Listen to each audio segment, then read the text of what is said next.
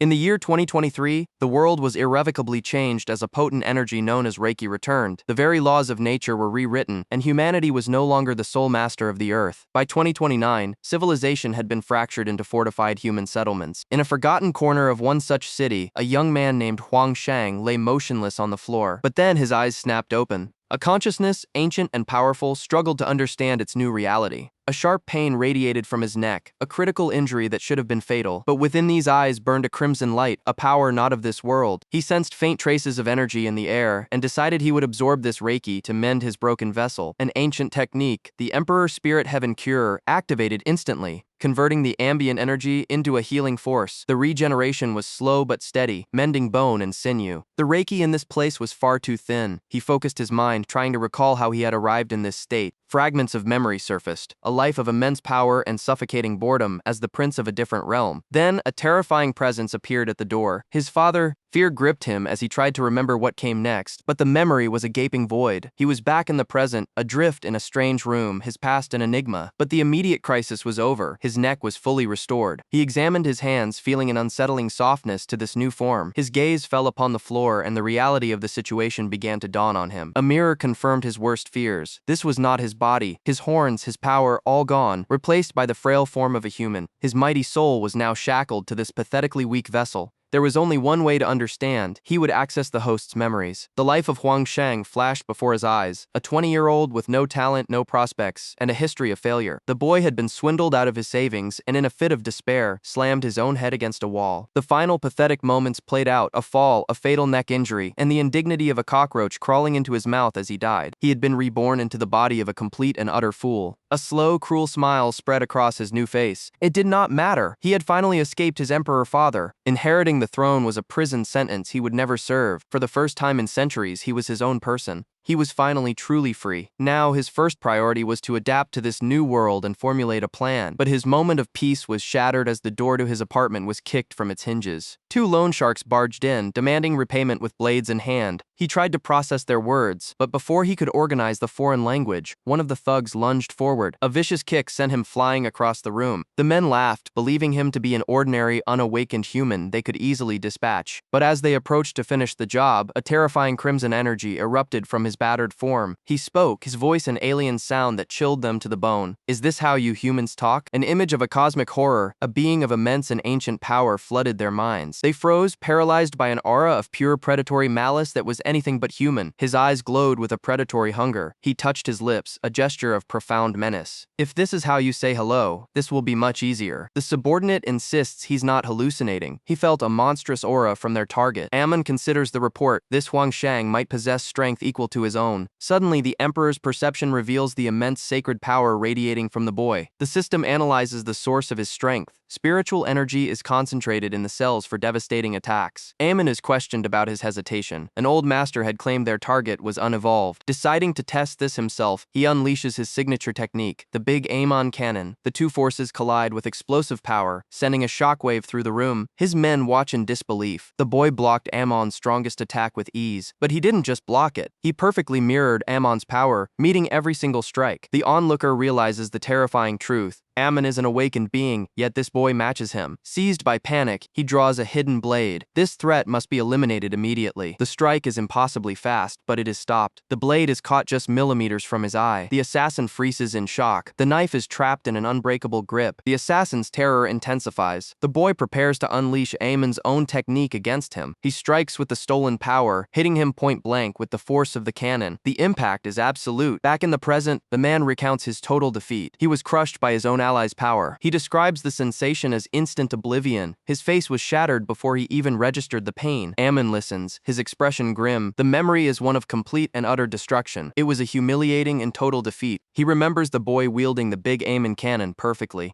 Ammon tries to check on his pulverized subordinate. The protagonist calmly states their power levels were equal. Ammon's rage begins to boil. He then warns Ammon not to feel bad when he's defeated next. Ammon realizes the danger and signals a retreat. The protagonist is merely confused by their sudden fear. He stands alone in the wreckage he created. He calmly examines the wound on his hand. This mortal body is far too fragile for his needs. A minor inconvenience, but a lesson learned. The blood loss is significant. He feels the weakness of a normal human physique. He activates a healing art to mend the wound, noting this shell's severe limitations. In this new era of Reiki recovery, humanity is no longer the dominant species. It is a backward race. His meditation is interrupted by a repairman. He pays the man for fixing the door he destroyed. The man offers his contact for future work, a mundane interaction in a chaotic world. He glances at the contact information he was sent. The profile picture immediately catches his attention. It's a girl he seems to recognize. He analyzes the photo of the previous owner's childhood sweetheart. From his cold perspective, she holds no strategic value. Suddenly, a phantom pain assaults his mind. This isn't a physical attack, but the residual emotional data left by the previous host. The psychological impact of human attachment is a bizarre and potent force. He finds these creatures fascinating. But this emotional vulnerability is a critical weakness. Power is the only true foundation. The current directive is clear: accumulate strength while remaining unseen. He begins to acclimate to his new life in the city, a metropolis built on decades of crushing debt for its citizens. All the modern comforts serve as a gilded cage for the masses. To him, this mundane existence feels like a strange form of captivity. He arrives at the Green Training Camp, a facility for cultivating the awakened. In this new era, those who can't awaken are left powerless. Immediately, he is confronted by insignificant thugs from the past. They mock his repeated failures to awaken. Their taunts about his financial status are irrelevant background noise. He ignores their meaningless provocations. The host's residual anger flares, but he easily suppresses the useless emotion. These awakened are pathetically weak. Their insults are nothing compared to the trials he has already endured. An unexpected physical assault. He's sent sprawling from a surprise attack he hadn't deemed worthy of attention. The aggressor, Cao Meng, boasts about his awakened superiority. The onlookers identify the bully as someone with powerful connections, a local tyrant.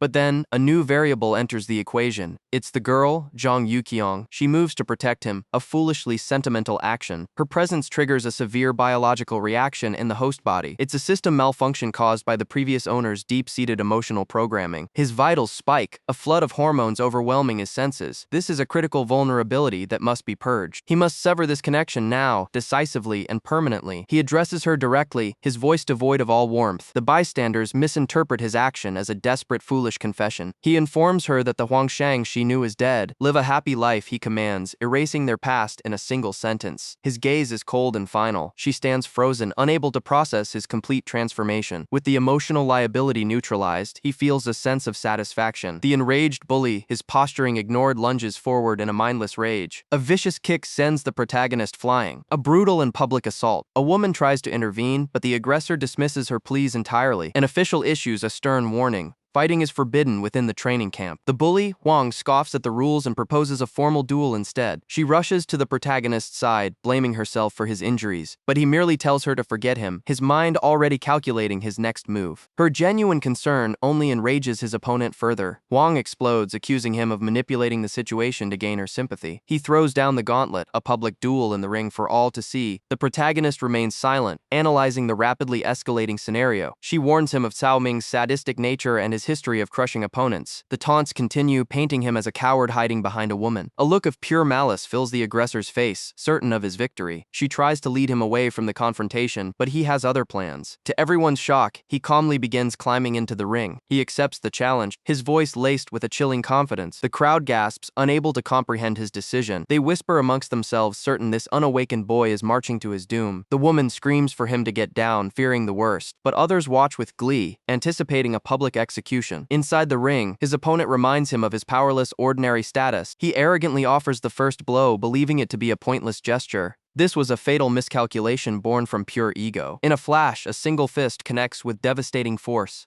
The impact resonates like an explosion, silencing the entire arena. The crowd watches in stunned silence as their champion collapses to the mat. The arrogant bully was felled by a single strike, unconscious before he even hit the ground. A terrifying realization dawns on the spectators. This was the power of an awakened. The protagonist stands over his fallen foe, utterly unfazed by the outcome. The onlookers are paralyzed with fear, their mockery turning to dread. Slowly, the defeated fighter begins to stir from his forced slumber. Consciousness returns along with the cold memory of his utter defeat. He tries to save face, pretending the blow was insignificant. The protagonist coldly asks if he is ready to continue the fight. The spectators dare not speak, terrified of the man in the ring. In a panic, Huang grabs a phone to see what happened. The humiliating truth is displayed on the screen, a one-punch knockout. His only thought is whether she witnessed his complete and utter disgrace. But her reaction is not one of pity or disgust. Instead, she seems entirely captivated by the unexpected turn of events. Seeing this, Huang's mind shatters, his reputation is destroyed. He erupts in a storm of pure rage, his energy flaring wildly. The protagonist simply observes the meltdown, his plan having unfolded perfectly. Enraged, Cao Meng unleashes a savage flurry of kicks on his target. He is determined to obliterate Huang Shang completely. The onlookers are stunned by the sheer ferocity of the one-sided assault. They remark that this isn't even Cao Meng's true power. Seizing a momentary imbalance, he delivers a perfectly targeted strike. He then launches into the air, preparing his signature finishing move. The crowd recognizes the stance of his most devastating technique, a kick fabled to fell a two-thun mutated beast with a single blow. The attack connects with unimaginable force. The very ground beneath them shatters from the impact. The crowd murmurs in horror, certain that Huang Shang is finished. Cao Meng stands over his victim, confident the fight is concluded. He walks away, absolving himself of any responsibility for the outcome. But then, a terrifying glare meets his back. Huang Shang rises to his feet, completely unharmed. The spectators are paralyzed with shock. That attack should have been crippling. Cao Meng feels a chill run down his spine. Something is fundamentally wrong. Huang Shang calmly explains the lethal force was nullified by his aura. He then offers to demonstrate true power. In a terrifying display, he perfectly mirrors his opponent's stance. Cao Meng recognizes the flawless muscle control and energy flow. It's an exact perfect copy of a technique he spent years mastering. Huang Shang unleashes the stolen ultimate move against its creator. The devastating kick lands with absolute precision. The arena floor fractures once more, but the roles are now reversed. Cao Meng is left broken and defeated in the crater's epicenter. The audience can only stare in stunned silence at the impossible reversal. Meanwhile, at the main training facility, an urgent report is being delivered. An official is briefed on the incident, labeling Huang Shang a troublesome element. A panicked subordinate rushes into the office. He reports that it's Cao Meng who requires immediate medical aid. Hearing the name, a high-ranking official's interest is suddenly piqued. With his opponent neutralized, Huang Shang coldly assesses the outcome. The crowd is stunned by his overwhelming power as he departs without a word. He lands softly outside the ring, his objective complete. His former adversaries tremble, expecting brutal retribution. But he simply glides past them, his mind already on other matters. He offers a calculated goodbye, a gesture to maintain his unassuming cover. His performance was a success. They suspect nothing of his true capabilities.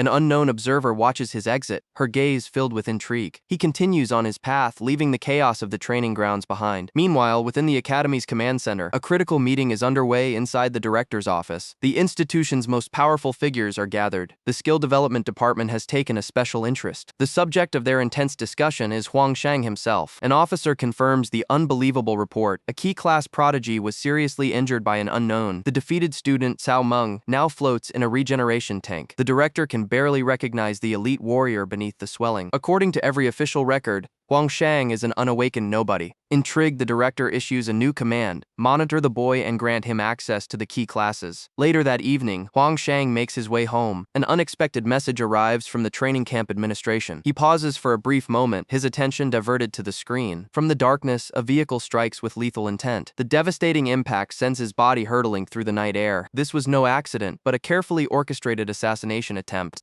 The orchestrators of the attack step from the shadows. They used the thugs he defeated earlier to confirm their target's identity. The leader, a kingpin of the city's underworld, gives a chilling order for his disposal. His subordinates celebrate their perceived victory, mocking the fallen student. But even as he lies bleeding, Huang Shang's focus remains unbroken, his mind analyzing the new data on his phone. The man known as Daddy was intrigued. Surviving that impact meant his fighting power was formidable. He extended an offer of employment, a chance to serve him and clear his debts. His underlings were stunned by the immediate acceptance. But it was a feint. The protagonist held up a hand, stopping the proceedings. He calmly refused the offer. His goals were different, and he preferred to remain unseen. The sheer audacity of rejecting the old man's invitation sent his subordinate into a rage. But he remained resolute. Coercion would never work on him. His will was absolute, an unshakable foundation. Enraged, another man lunged with a knife, only to be met with a brutal, disabling blow. He coolly declared it was merely self-defense. The old man finally gave the order. His enforcer, Wei Chu Wu, was given permission to act. The man revealed his true nature, activating a high-tech prosthetic arm. He had been waiting for this moment. Wei Chu Wu was a technology awakened, and being underestimated was his greatest trigger. His pride was fragile, masking a deep-seated insecurity about his strength. He had a reputation for making examples of those who misjudged his power. The protagonist's dismissive words only fueled his simmering fury. Wei Chu Wu's anger reached its breaking point. He activated his weapon's core, vowing to dismantle his opponent piece by piece. Using a powerful jet propulsion, he launched himself across the pavement at blinding speed. He reappeared instantly behind his target, confident in his technological superiority. A high-pressure jet erupted from his arm, aimed to tear through flesh and bone. But the protagonist was faster, intercepting the attack and delivering a counter that sent the cyborg flying. The immense exertion took its toll, forcing blood from his lungs. Wei Chu Wu rose from the wreckage. His own power level was far beyond initial calculations. He was stunned. How could his opponent be standing there, completely unharmed? His master's voice boomed, furious at his failure to secure a quick victory. Suddenly, the protagonist unleashed a flurry of concussive strikes, a technique called the Big Amon Cannon. The old man considered calling his trump card, but Wei Chu Wu frantically refused the help. He absorbed another devastating blow, promising he could handle this alone. He redirected all remaining energy into his prosthetic. This would be his final attack. The high-pressure jet punch descended, shattering the very ground beneath them. The aftermath was brutal. The protagonist lay broken and bleeding in the crater. Wei Chu Wu stood over the body, confident that the battle was finally over. His systems, however, were flashing critical warnings. His power was nearly depleted. The boss was livid. His prized enforcer had proven to be unreliable and inefficient. Wei Chu Wu revealed a critical error. His power cells had been drained for his boss's trivial affairs. Despite his immense power, he was still just a subordinate, forced to obey. But in the crater, a figure sat up. The mission was simple: defeat the enemy in front of him. He looked up, his eyes clear and focused, much to his opponent's confusion. Wei Chu Wu descended into sheer panic. This should have been impossible. The entire group watched in disbelief. The boy's resilience defied all logic. Terrified by this undead foe, the old man finally made the call. He needed his strongest asset. He desperately called for a man named Lu Guanzhang. Far away, his trump card answered, already en route to the battlefield. Elsewhere, a young woman paces her room, filled with a sense of unease. She picks up her phone, a decision weighing on her mind. She hesitates to contact Huang Shang, concerned he might have been injured. A moment of distraction, and the message is sent against her will. A single notification cuts through the silence. The alert appears on Huang Shang's phone, his hand bloodied. He recognizes the sender's name immediately. Surrounded by the wreckage of his apartment, he only considers how to push her away for her own protection. Meanwhile, the battle outside is not yet over. The enemy is completely drained of power, stunned that his opponent is still standing. Consumed by rage, he bellows his intent to end the fight now. He lunges forward, but his foot gets caught in the debris. His power completely spent, he tumbles helplessly from the building. The onlookers watch as the exhausted fighter falls from the sky. But a new threat is already approaching, speaking calmly on the phone. This imposing figure takes the elevator, ascending to the protagonist's floor. The doors slide open, and he proceeds down the hallway with lethal purpose. He introduces himself as Lu Guanzhang, shattering the remnants of the wall. Huang Shang looks up, his expression cold and analytical. The crowd believes this new challenger will be his end. Without a word, the battle begins. The sheer force of their collision sends shockwaves through the room. Lu Guanzhang unleashes a furious storm of punches. Under the relentless assault, Huang Shang feels his consciousness begin to slip. The enforcer prepares one final decisive blow, but the protagonist expertly evades and launches a devastating counterattack. His own fist connects with explosive impact. The force sends Lu Guanzhang flying backward through the building's exterior wall. Huang Shang is left standing, having sustained unprecedented damage but emerging victorious. The underling screams for the fight to stop, fearing the consequences of a fatality. But for our protagonist, this is merely a calculated state of near death. The enforcer, known as Fist, saw this as simple entertainment. He clenches his hand, ready to continue his brutal game. Suddenly, a notification chime breaks the silence. Fist narrows his eyes, intrigued that the boy has outside connections. The protagonist's hand trembles, seemingly broken and useless. The enforcer watches closely, waiting for him to finally break. But then an impossible green light envelops the wounds. The enforcer's disbelief is absolute. He cannot comprehend what he's witnessing. While his body regenerates, the protagonist calmly answers the message, unfazed. Fist's men are stunned, and he berates them for their uselessness. An unbreakable toy. The enforcer grins, his amusement growing. The protagonist maintains his facade, feigning a desire for a peaceful life, but his opponent isn't interested, delivering a brutal strike that sends the phone flying. Even as the beating continues, the boy pleads for it to end. Fist mocks his apparent terror, questioning his pathetic display. The act finally drops. With cold certainty, the protagonist declares, "You won't be able to kill me." The taunts continue, but the boy remains stoic and unmoved. The enforcer tries to provoke him again but gets no reaction. Another powerful blow lands, a test of his opponent's impossible durability, but this time the enforcer has a new idea, picking up the discarded phone. A cruel smile forms as he scrolls through the device. He has found a weakness, a person to be used as leverage. He confirms her name, the perfect pawn for his game. For the first time, a flicker of panic appears in the protagonist's eyes. The enforcer reveals his twisted plan: summon the girl to this very location. His philosophy is simple and brutal. The weak have no right to choose. He stands over him, holding all the power, but he has made a critical miscalculation. The protagonist's eyes ignite with crimson fury. Don't involve her. The enforcer smirks, finally getting the reaction he wanted. He scoffs at the idea, mocking such a trivial reason for fighting. He questions the very need for a reason to enter battle. For him, the answer is a resounding no. Chaos is its own reward. In a blur of motion, the protagonist shatters his composure, kicking the phone from his grasp. He follows with an explosive counterattack, a blast of force that rocks the enforcer to his core. His expression is ice. He despises involving others in his conflicts. The enforcer, bloodied but exhilarated, only smiles. Now that's an interesting look. Huang Shang had sent his location a silent invitation. She understood the implications immediately. This was no ordinary request. She gave the driver the destination, her heart racing with anticipation. The driver's casual question caught her off guard, a blush rising to her cheeks. But elsewhere, a far more brutal confrontation was reaching its climax. He was cornered, facing an opponent whose raw power was overwhelming. His internal analysis was grim. His aura reserves were at their absolute limit. Worse, he lacked the energy to copy his enemy's moves. His usual strategy was useless. The colossal man named Lu Guanzhang taunted him,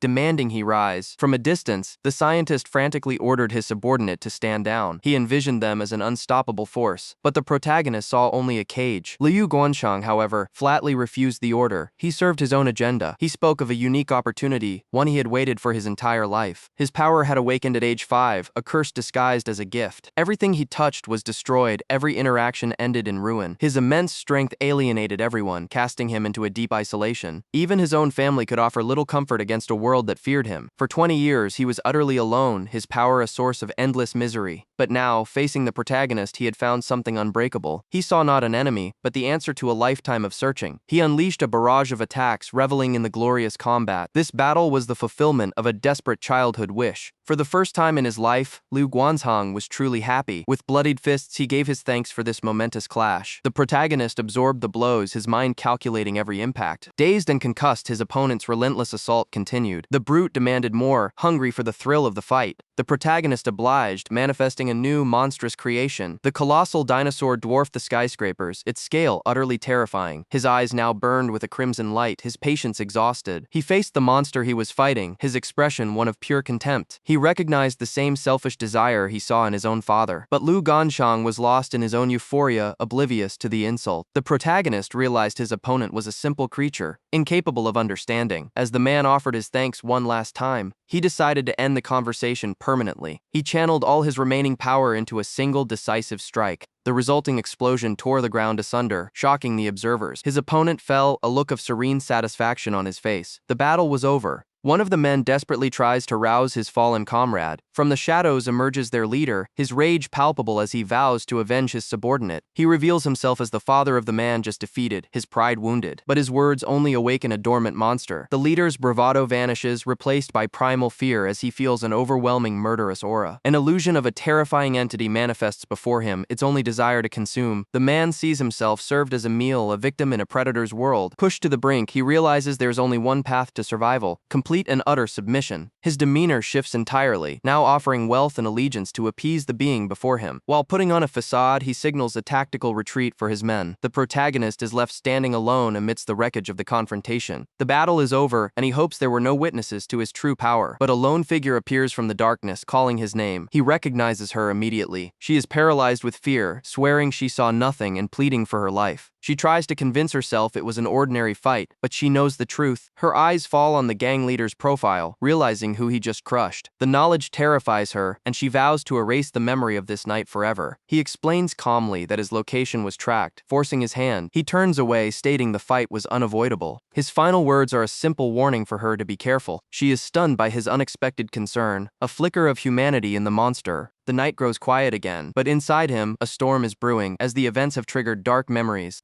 The selfish actions of his own father burn in his mind. He recalls the man's unforgivable crimes, a legacy he refuses to accept. He walks a solitary path, defined by his own choices. He will never become the monster his father was. His eyes burn with cold resolve, a promise forged in blood. Wounded but unbroken, he carries the weight of his past and his future. The Demon King introduces his son to a complex simulation of aerial warfare. The objective is simple: survive the onslaught and eliminate all rivals. He questions why his son's ally, the pink ship, refrains refrains from attacking. The ally is revealed to be Princess Zhenyi, but a moment of hesitation proves fatal. The Demon King misinterprets this failure as a deliberate provocation from another royal house. Consumed by rage, he launches a full-scale invasion, annihilating the entire Butterfly Kingdom. An entire civilization erased from existence over a simple mistake. The son vows to never repeat his father's catastrophic impulsiveness, but he recognizes the immense power gap. His current human form is fragile. He must leverage his new status and find a way to accelerate his evolution. Humanity, through constant conflict, has developed countless methods to break their limits. He analyzes his own unique traits, perception beyond mortal limits, and unparalleled regeneration. His opponent's strength lies in concentrating all his power into a single devastating instant. An exploitable weakness, he can absorb that kinetic energy, turning the attack into his own power. However, this ability has its own critical flaws that he must account for. To reach the apex, one must master their environment and force their own evolution. The resolve is set in stone. He must acquire absolute strength. His physical form must be honed to perfection to contain such power. The new day begins, and with it, a new stage for his plans.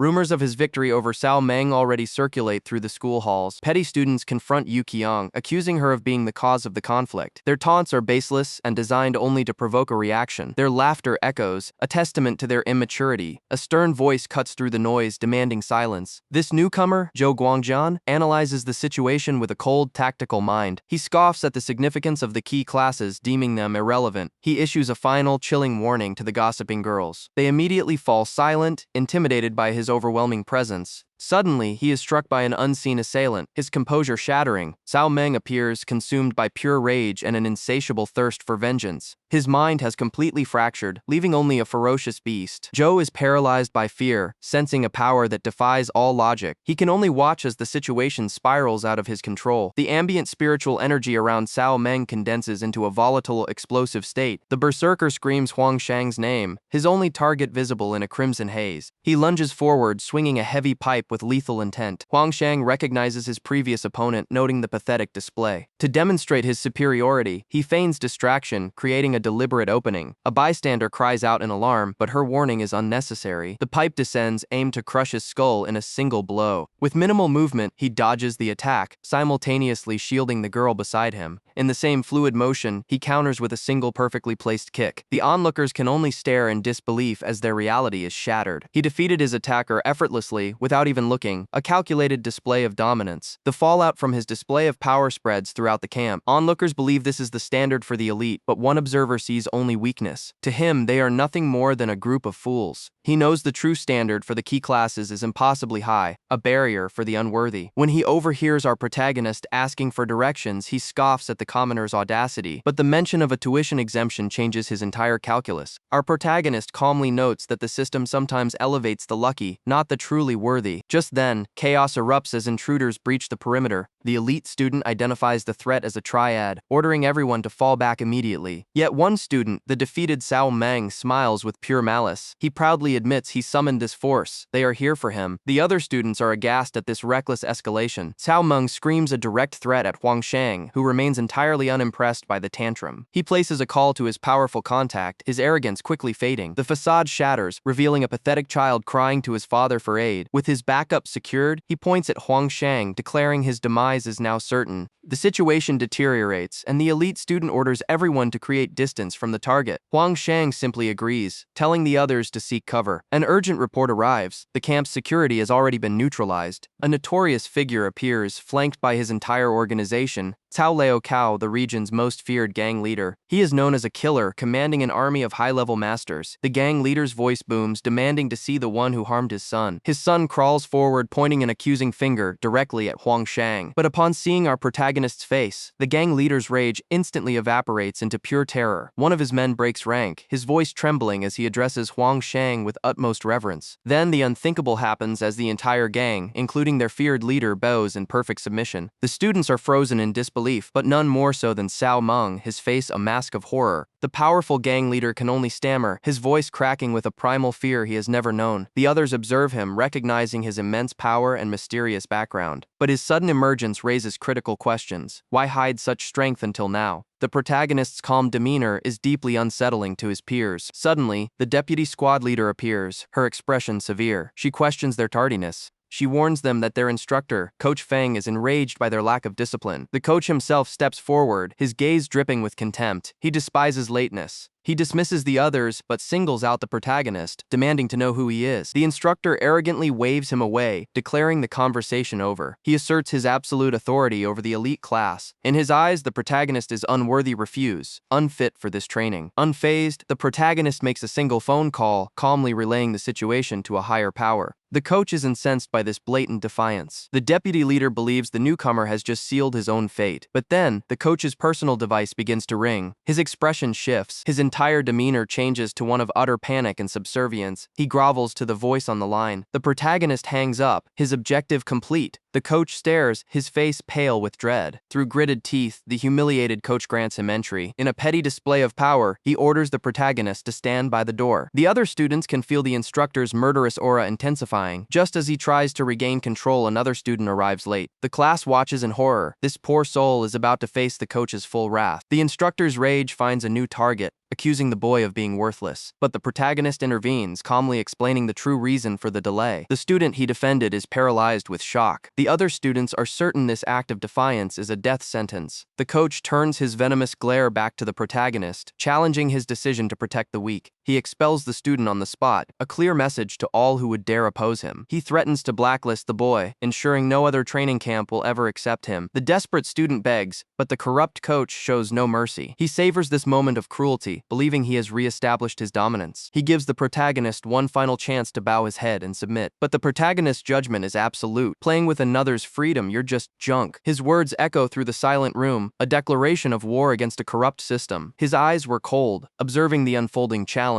The new coach, a supposed ace, immediately singled him out as worthless. He publicly called Huang Shang to the ring, intending to make a spectacle of him. The other students knew this was not a simple practice, it was an execution. The coach tried to pit him against the class's most violent fighter, Cao Meng. They knew Cao Meng was infamous for hospitalizing his opponents. But to everyone's shock, the fearsome fighter flatly refused the order. The reason was simple. Huang Shang was his uncle, a fact that stunned the arrogant coach. Huang Shang stepped forward, stating he had no interest in petty squabbles. The coach's ego was wounded, sneering that he was still vastly superior. He escalated the situation, threatening expulsion if Huang Shang didn't face him directly. Unfazed, Huang Shang flipped the script, asking what the prize for his victory would be. The coach erupted in fury at the sheer audacity of the challenge. Huang Shang laid out his terms, an end to the coach's tyranny over the students. The onlookers were speechless at his unyielding defiance. Blinded by rage, the coach sealed the deal, a decision he would soon regret. He revealed the trial, a machine designed to test raw defensive power. The other students were captivated by the advanced technology. The coach boasted that this was his personal training device, a clear intimidation tactic. He confidently set the impact force to a staggering 2 tons. He began to channel his energy, preparing a grand display of his power. But Huang Shang's perception saw through the facade, sensing no real spiritual depth. The coach activated his golden shield, enveloping himself in a brilliant aura. The students were in awe of the immense spiritual power on display. Yet Huang Shang's analysis revealed it was just a crude gathering of aura for defense. Realizing his own reserves were low, he began drawing ambient energy into himself. The machine's countdown began as the massive fist prepared to strike. The final second ticked away. It was time to demonstrate true power. The entire confrontation was being recorded by a stunned onlooker. The screen captured a moment that would shatter everyone's perceptions. The coach smirks through the blood, unfazed by the blow that sent his subordinate flying. He turns his attention to the true challenger, issuing a final warning. The coach is internally perplexed. His defensive arts should have nullified any attack completely. He offers an escape route, a chance to surrender, but the protagonist's silence is his only answer. Without hesitation, he steps onto the activation plate, escalating the challenge. The machine recalibrates to a devastating 3-ton strike, a death sentence for any normal student. His eyes flare with cold resolve. Don't forget our bet. The challenge begins, a trial of pure power. As the countdown starts, the protagonist assumes a familiar stance, shocking the coach. It's an exact replica of his own secret technique. A brilliant golden aura erupts around him, a sign of perfect execution. He has manifested the legendary Admiralty Golden Shield. The coach is horrified. A technique that took him years to master was stolen in a single moment. He frantically screams at the operator not to stop the sequence. He sees the potential for a miracle, betting everything on this newcomer's impossible talent. The 3-ton fist descends like a meteor. The impact shatters the reinforced floor beneath him. He feels his internal structure failing, but this physical pain is insignificant. It cannot compare to the trials he has already overcome. With sheer willpower, he holds his ground against the crushing force. He lands, battered but standing, leaving the entire room frozen in absolute silence. A profound stillness hangs in the air. He looks at his trembling hands, the victor of an unwinnable fight. The spectators can only stare, their minds unable to process what they have witnessed. The coach erupts with excitement, declaring him the undisputed champion. He immediately promises him unlimited resources, seeing not a student, but a prodigy. This preferential treatment defies all academy regulations, but the coach asserts his absolute authority, silencing all dissent. The protagonist rejects the offer. He fought only for what was rightfully earned. He then turns his attention to the boy with glasses. A promise must now be kept. The coach, now fully invested, asks for his name. He assures the protagonist that the boy is safe, as a winner's demands are absolute. His mind drifts to a core memory, a lesson burned into his soul about the cruelty of the world. A voice from his past warns against naive altruism. He remembers his father standing amidst an inferno, teaching him that weakness is the ultimate sin. His father's cruel philosophy echoes through time. Those who sacrifice for others are destined for destruction. But he has chosen a different path. He will act because he despises the regret of inaction. The memory of his father's twisted smile surfaces, an incurable idealist, yet possessing a will of iron. The world changed with the Reiki revival, turning ordinary people into superhumans. This new reality was presented as an infinite opportunity for glory and power. But Reiki's influence was not limited to humanity. All life began to evolve. Awakenings manifested in 3 core paths: physical power, mechanical aptitude, and the rare, potent supernatural abilities akin to magic. Society was now stratified into zones of escalating danger. This revelation of the world's harsh new structure shocked the unprepared recruits. The sheep zone was a sanctuary for the weak, while the wolf district was a proving ground for the strong. He immediately sought the requirements to enter this more dangerous, rewarding tier. His peers, still trapped in their ignorance, scoffed at his question. The coach explained the hierarchy of power, a ladder leading to the fusion period. A single warrior at this level possessed the power of 10,000 men. He cut through the noise with a single direct question: how does one attain such power?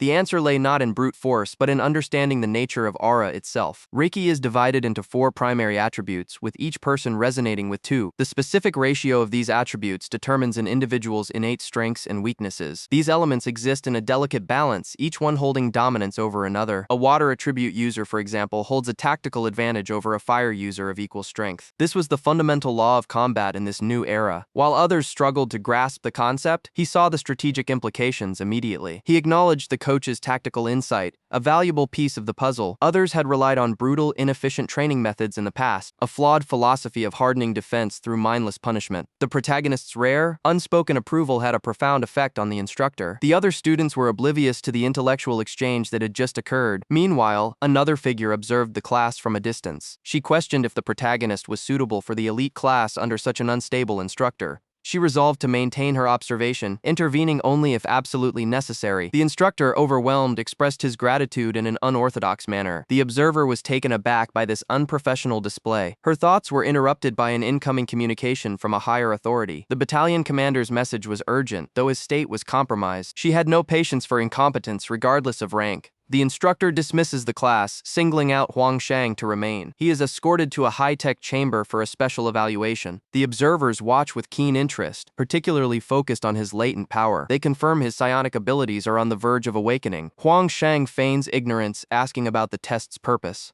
A senior explains that the initial value measures raw talent, the very foundation of a warrior's potential. With the explanation complete, the machine activates and seals him inside. 10 minutes pass with no results, causing the observers to grow anxious. A technician then points out a critical error. The activation switch was never pressed. Elsewhere, a high-ranking officer arrives at the battalion commander's office to report. Her expression is cold steel as she demands the reason for the summons. She finds the commander in his lavish office, projecting an aura of casual power. His attempts at small talk are met with silence. The commander continues his charade, feigning a gentle demeanor with his pet. He offers her a pair of walnuts, a bizarre and condescending gesture. She sees through his act immediately, finding his very presence repulsive. He finally reveals his agenda, the upcoming training camp league. She remains unimpressed, demanding he state his purpose for wasting her time. He shamelessly asks her to relinquish a student spot for his unqualified son. The commander offers her a bribe, a reward far greater than the prize for winning. He moves closer, his attempt at persuasion turning into a veiled threat. His presence is utterly revolting to her. Her patience finally snaps. Disgusted, she turns to leave, his offer rejected. As a parting gift, she unleashes a particle slash, shattering his prized aquarium. He screams in feigned anguish, but she knows it's just a performance. His pet mantis seems to mock his outburst. In a sudden, horrifying display of rage, he crushes the creature in his fist. Back at the testing center, the trial is finally underway. Huang Shang steps out, his expression unreadable. A senior attempts to explain the mechanics of the awakening. He boasts that his score and his peers are at the peak of human potential. Huang Shang listens intently, absorbing every piece of data. The senior smugly reveals his own initial value was 30, a score considered a once-in-a-century prodigy. Suddenly, the machine roars to life, projecting a blinding golden number, 99. The senior stares upward, his face a mask of pure shock. The number is impossible, a value that defies all known limits of human potential. The lingering psychic residue of the battle still haunts the puppet master's mind. Yet for Huang Shang, the incident is already a distant memory as a new message arrives. Elsewhere, Cao Meng sits contemplating her next move. She hesitates, weighing the consequences of contacting him. A slip of the thumb sends an unintended message, and her composure shatters instantly. The awkward exchange is now permanently recorded. Huang Shang's companions see the message, their expressions a mixture of shock and intrigue. For Cao Meng, this simple mistake has created a catastrophic social scenario.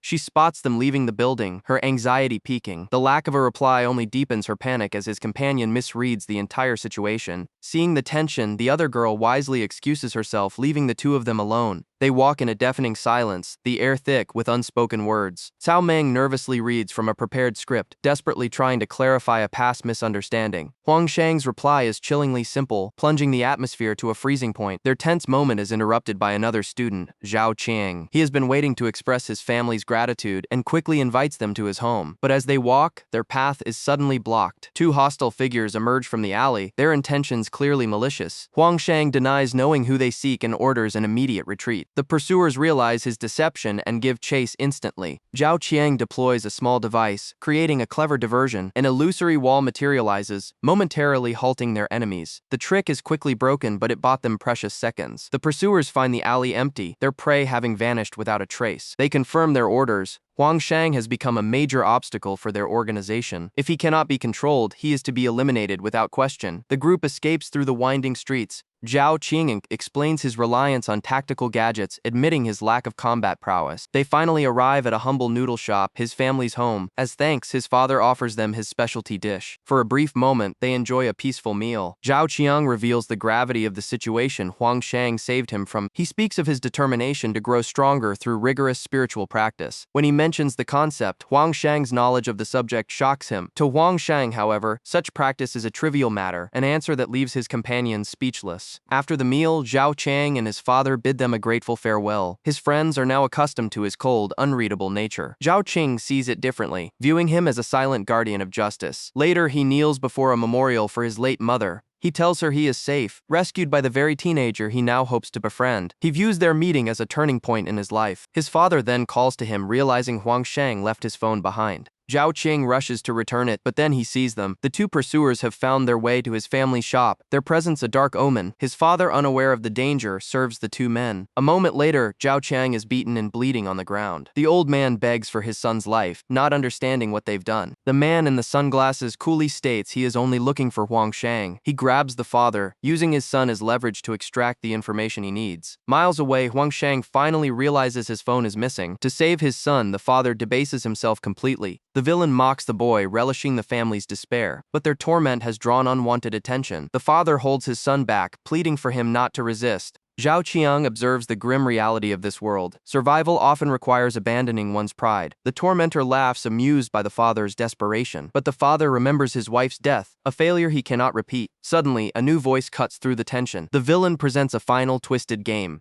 Step on your father, or you will both perish. The father, having already lost his wife, cannot watch his son die too. He begs his son to do it, to choose life over dignity. He insists the boy's mother would want him to survive. The son hesitates, trapped in an impossible choice. He thinks of his mother's memory and what she stood for. He makes his decision. He will not live in shame. He would rather die with honor. Enraged by this defiance, the villain attacks with a fiery fist. The boy is thrown back by the sheer force of the blow. The villain is shocked that he even dared to fight back. He declares the boy's fate sealed with no hope of rescue. The boy's final attack fails, and the villain lands a fatal blow. In his final moments, he apologizes to his father. He remembers his mother, a gentle soul stolen by a world without gods or fairness. The system is broken. Power is the only rule. He prepares to leave this disgusting world behind. With his last breath, he utters a final prayer to any entity listening, a plea to obliterate the wicked who thrive on suffering. Suddenly, a devastating kick shatters the villain's face. The attack is impossibly fast and powerful. The true protagonist, Huang Shang, has arrived. His presence commands the entire scene. Elsewhere at a testing facility, officials are in an uproar. They review the results of Huang Shang's evaluation in disbelief. Back at the scene, the broken villain demands to know why. Huang Shang demands a reason for his cruelty, a justification for his actions. The test results are absolute. 100% affinity with every known element. The villain's pathetic answer: it was simply for his own amusement. The dying boy tells Huang Shang to flee, but it's too late. For that answer, the protagonist declares he will pay the ultimate price. Two figures emerge from the shadows, introducing themselves as emissaries from a powerful organization. They've heard of Huang Shang's activities and present a chilling ultimatum: submission or annihilation. Huang Shang observes their arrogance, completely unmoved by the threat. His opponent's calm demeanor enrages the thug who brandishes a heavy cleaver. He lunges forward, aiming for a swift and brutal execution, but the blade clangs against an impenetrable golden shield, stopping it dead in its tracks. The onlookers are stunned. He can replicate the techniques of others perfectly. The thug laughs, believing he has analyzed Huang Shang's weakness, a fire and wind attribute. He mocks his opponent, convinced of his elemental advantage and imminent victory. But Huang Shang's gaze remains cold, calculating a future his enemy cannot comprehend. A memory surfaces, a test result showing an impossible reality: 100% mastery over all four elements. This anomaly, this perfection across all disciplines, had never been recorded in history. It was a power that defied all known logic and limitations. Back in the present, the ignorant thug unleashes his fire technique. Huang Shang counters with a simple wind shield, effortlessly neutralizing the fiery assault. The thug celebrates the shield's destruction, failing to see it was a meaningless victory. He immediately launches a powerful water-based attack to exploit the supposed weakness. Even his ally believes the battle is over, certain that no defense can stop this next blow, but they operate on flawed data. The full scope of his power is still unknown to them. With perfect elemental affinity, he can counter any opponent and suppress any martial art. Just as the water attack is about to land, Huang Shang reveals his third affinity, Earth. His eyes narrow as he prepares to deliver a swift, decisive judgment. A barrage of stone-hard fists impacts the thug's face with overwhelming force. The observers cry out in shock. A third attribute was thought to be impossible. The blows are relentless, each one shattering the thug's confidence and his bones. His own taunts and threats echo in his mind as his world comes crashing down. He recalls the innocent lives he destroyed, the very people he deemed weak and pathetic. But now he is the weak one, and judgment has finally arrived. As the final blow connects, the victim's pleas for justice are answered. The thug is launched through solid stone, his body broken by the overwhelming power. He lands in a heap, a testament to the fatal miscalculation he made. The witness stares at the bloody fist, seeing the power of a demon, but through the dust and light, he sees the silhouette of a savior. Huang Shang's expression is devoid of emotion, his duty fulfilled. He despises conflict, but he despises those who prey on the weak even more. The hooded figure regarded Huang Shang with cold, calculating eyes. His affiliation was now confirmed, the Shadow Organization. With the objective secured, he turned to leave. His business here was concluded. The captive, though beaten, spat threats with unearned confidence. He invoked the name of his powerful organization. His foolish rage echoed through the quiet street. The protagonist, however, remained utterly unfazed. The man continued to promise retribution and torture, empty words from a powerless position. A single precise kick silenced the pointless noise. The blow was swift and decisive. As dusk settled over the city, the confrontation reached its climax. A muffled scream was the only sound that broke the silence. The hooded man made his intentions clear. He was here only for the asset. The captive was now unconscious, his threats extinguished. The operative effortlessly slung the man over his shoulder and began to depart. He left with a final chilling warning: the organization does not forget. They watched the shadowy figure disappear into the growing darkness. He vanished into the fading light, another pawn removed from the board. Huang Shang, still processing the events, expressed his gratitude. He owed him his life again. But the protagonist offered no comfort. He stated his true intentions were not sentimental. His cold words cut through the relief, leaving only confusion. He delivered a brutal lesson on the nature of their world. The The weak are not saved, they are consumed. The path to survival was not through reliance, but through power. He turned his back, leaving the boy with a final ultimatum: evolve or perish. In that moment, a fire was ignited within Huang Shang. He would not remain weak. Later that night, the city slept, unaware of the battles waged in its shadows. The protagonist analyzed his own progress. The martial arts were changing him, forging him into a weapon. He recalled the tangible impact of his abilities, each strike a calculated application of force. He mentally cataloged his combat arts, categorizing them by elemental affinity. A strategic overview was necessary. He replayed the previous battle, realizing his rage had blinded him to a crucial water-based technique. It was a critical error. Calmness was paramount. Impulse was a fatal flaw he had to eliminate. His train of thought was broken by a trivial, yet irritating, oversight. The city buzzed with life, a world of connections he was momentarily severed from. Elsewhere, a powerful man made a call, setting new pieces into motion. His son received the news with decadent celebration, oblivious to the true stakes of the game. The elite Green Shade training camp was the next stage in the grand plan. A classmate approaches, handing him the phone he supposedly left behind, but the screen reveals a classified message exposing his true fire attribute. In class, the instructor announces the upcoming district league selections. The top students, Zhou Yuan and Misu, are chosen as expected. Then, the substitutes are named, with Huang Shang being one of them. The class murmurs in confusion, questioning why someone so powerful is a mere substitute. The instructor is evasive, simply stating the final slot is reserved. Suddenly, a campus-wide alert summons all students to the assembly field. Thousands gather, completely unaware of the event about to unfold. A commotion erupts as a shadow falls over the crowd. A colossal evolution raptor descends, its wings generating a terrifying vortex. The monstrous beast lets out a piercing cry. As students scatter in panic, one of the top recruits tries to organize an evacuation. From a brilliant light, a lone figure emerges from the chaos. He calmly addresses the panicked crowd, calling the terrifying entrance a simple greeting. The ferocious raptor is revealed to be his tamed beast. He announces his identity: Ma Lu, son of the battalion commander. With his introduction complete, he declares every student present to be utter garbage. The crowd is stunned into silence by his incredible arrogance. He doubles down on his insults, laughing at their perceived weakness. They whisper among themselves, believing his audacity stems only from his powerful father. Ma Lu smirks, having anticipated their exact reaction. Meanwhile, his father watches the proceedings from a remote command center. The commander observes his son's display of dominance with immense satisfaction. Ma Lu then throws a microphone into the crowd, challenging anyone to refute him. A terrified student catches it, frozen by fear. In a moment of desperation, he shoves the microphone towards Huang Shang. All eyes turn to our protagonist, thrusting him into the center of the conflict. The instructor watches with a malicious grin, eager to witness the confrontation. Huang Shang's response is a simple, disarming acknowledgement. His calm demeanor instantly shatters the tense atmosphere, confusing everyone. In the command center, the commander notes the abrupt shift in the field's energy. He turns to the instructor, who has just arrived, stating his timing is perfect. The instructor presents a gift from the commander, a blood jade pendant. It is a B-class treasure, an artifact capable of autonomously enhancing a warrior's power. But alongside the priceless treasure is a crude note, a dead gold paper. The commander explains it is his own creation. He calls it a death-free gold medal, an absolute guarantee of survival within the trial's borders. The instructor is stunned. Such a guarantee over a vast, dangerous territory is thought to be impossible. The commander's attention returns to the monitors, ready to watch his son's debut. The crowd senses a clash is imminent. To get a better view, the commander orders the 9 monitors to merge into one massive screen. On it, he witnesses a shocking premonition, his son being utterly decimated by an unseen force. He watches the vision unfold, his expression hardening. The raw display of power is beyond anything he had anticipated. His shock gives way to a grim understanding of the new variable on the field. The camp is buzzing with rumors about Huang Shang's fate. Even those who dislike him hope he survives the commander's wrath. A woman presents a death-free medal to the enraged battalion commander. She reminds him of his promise. This paper now belongs to Huang Shang, but the commander's rage is absolute. He roars, "I don't care." Unfazed, Huang Shang stands before the academy's most powerful figures.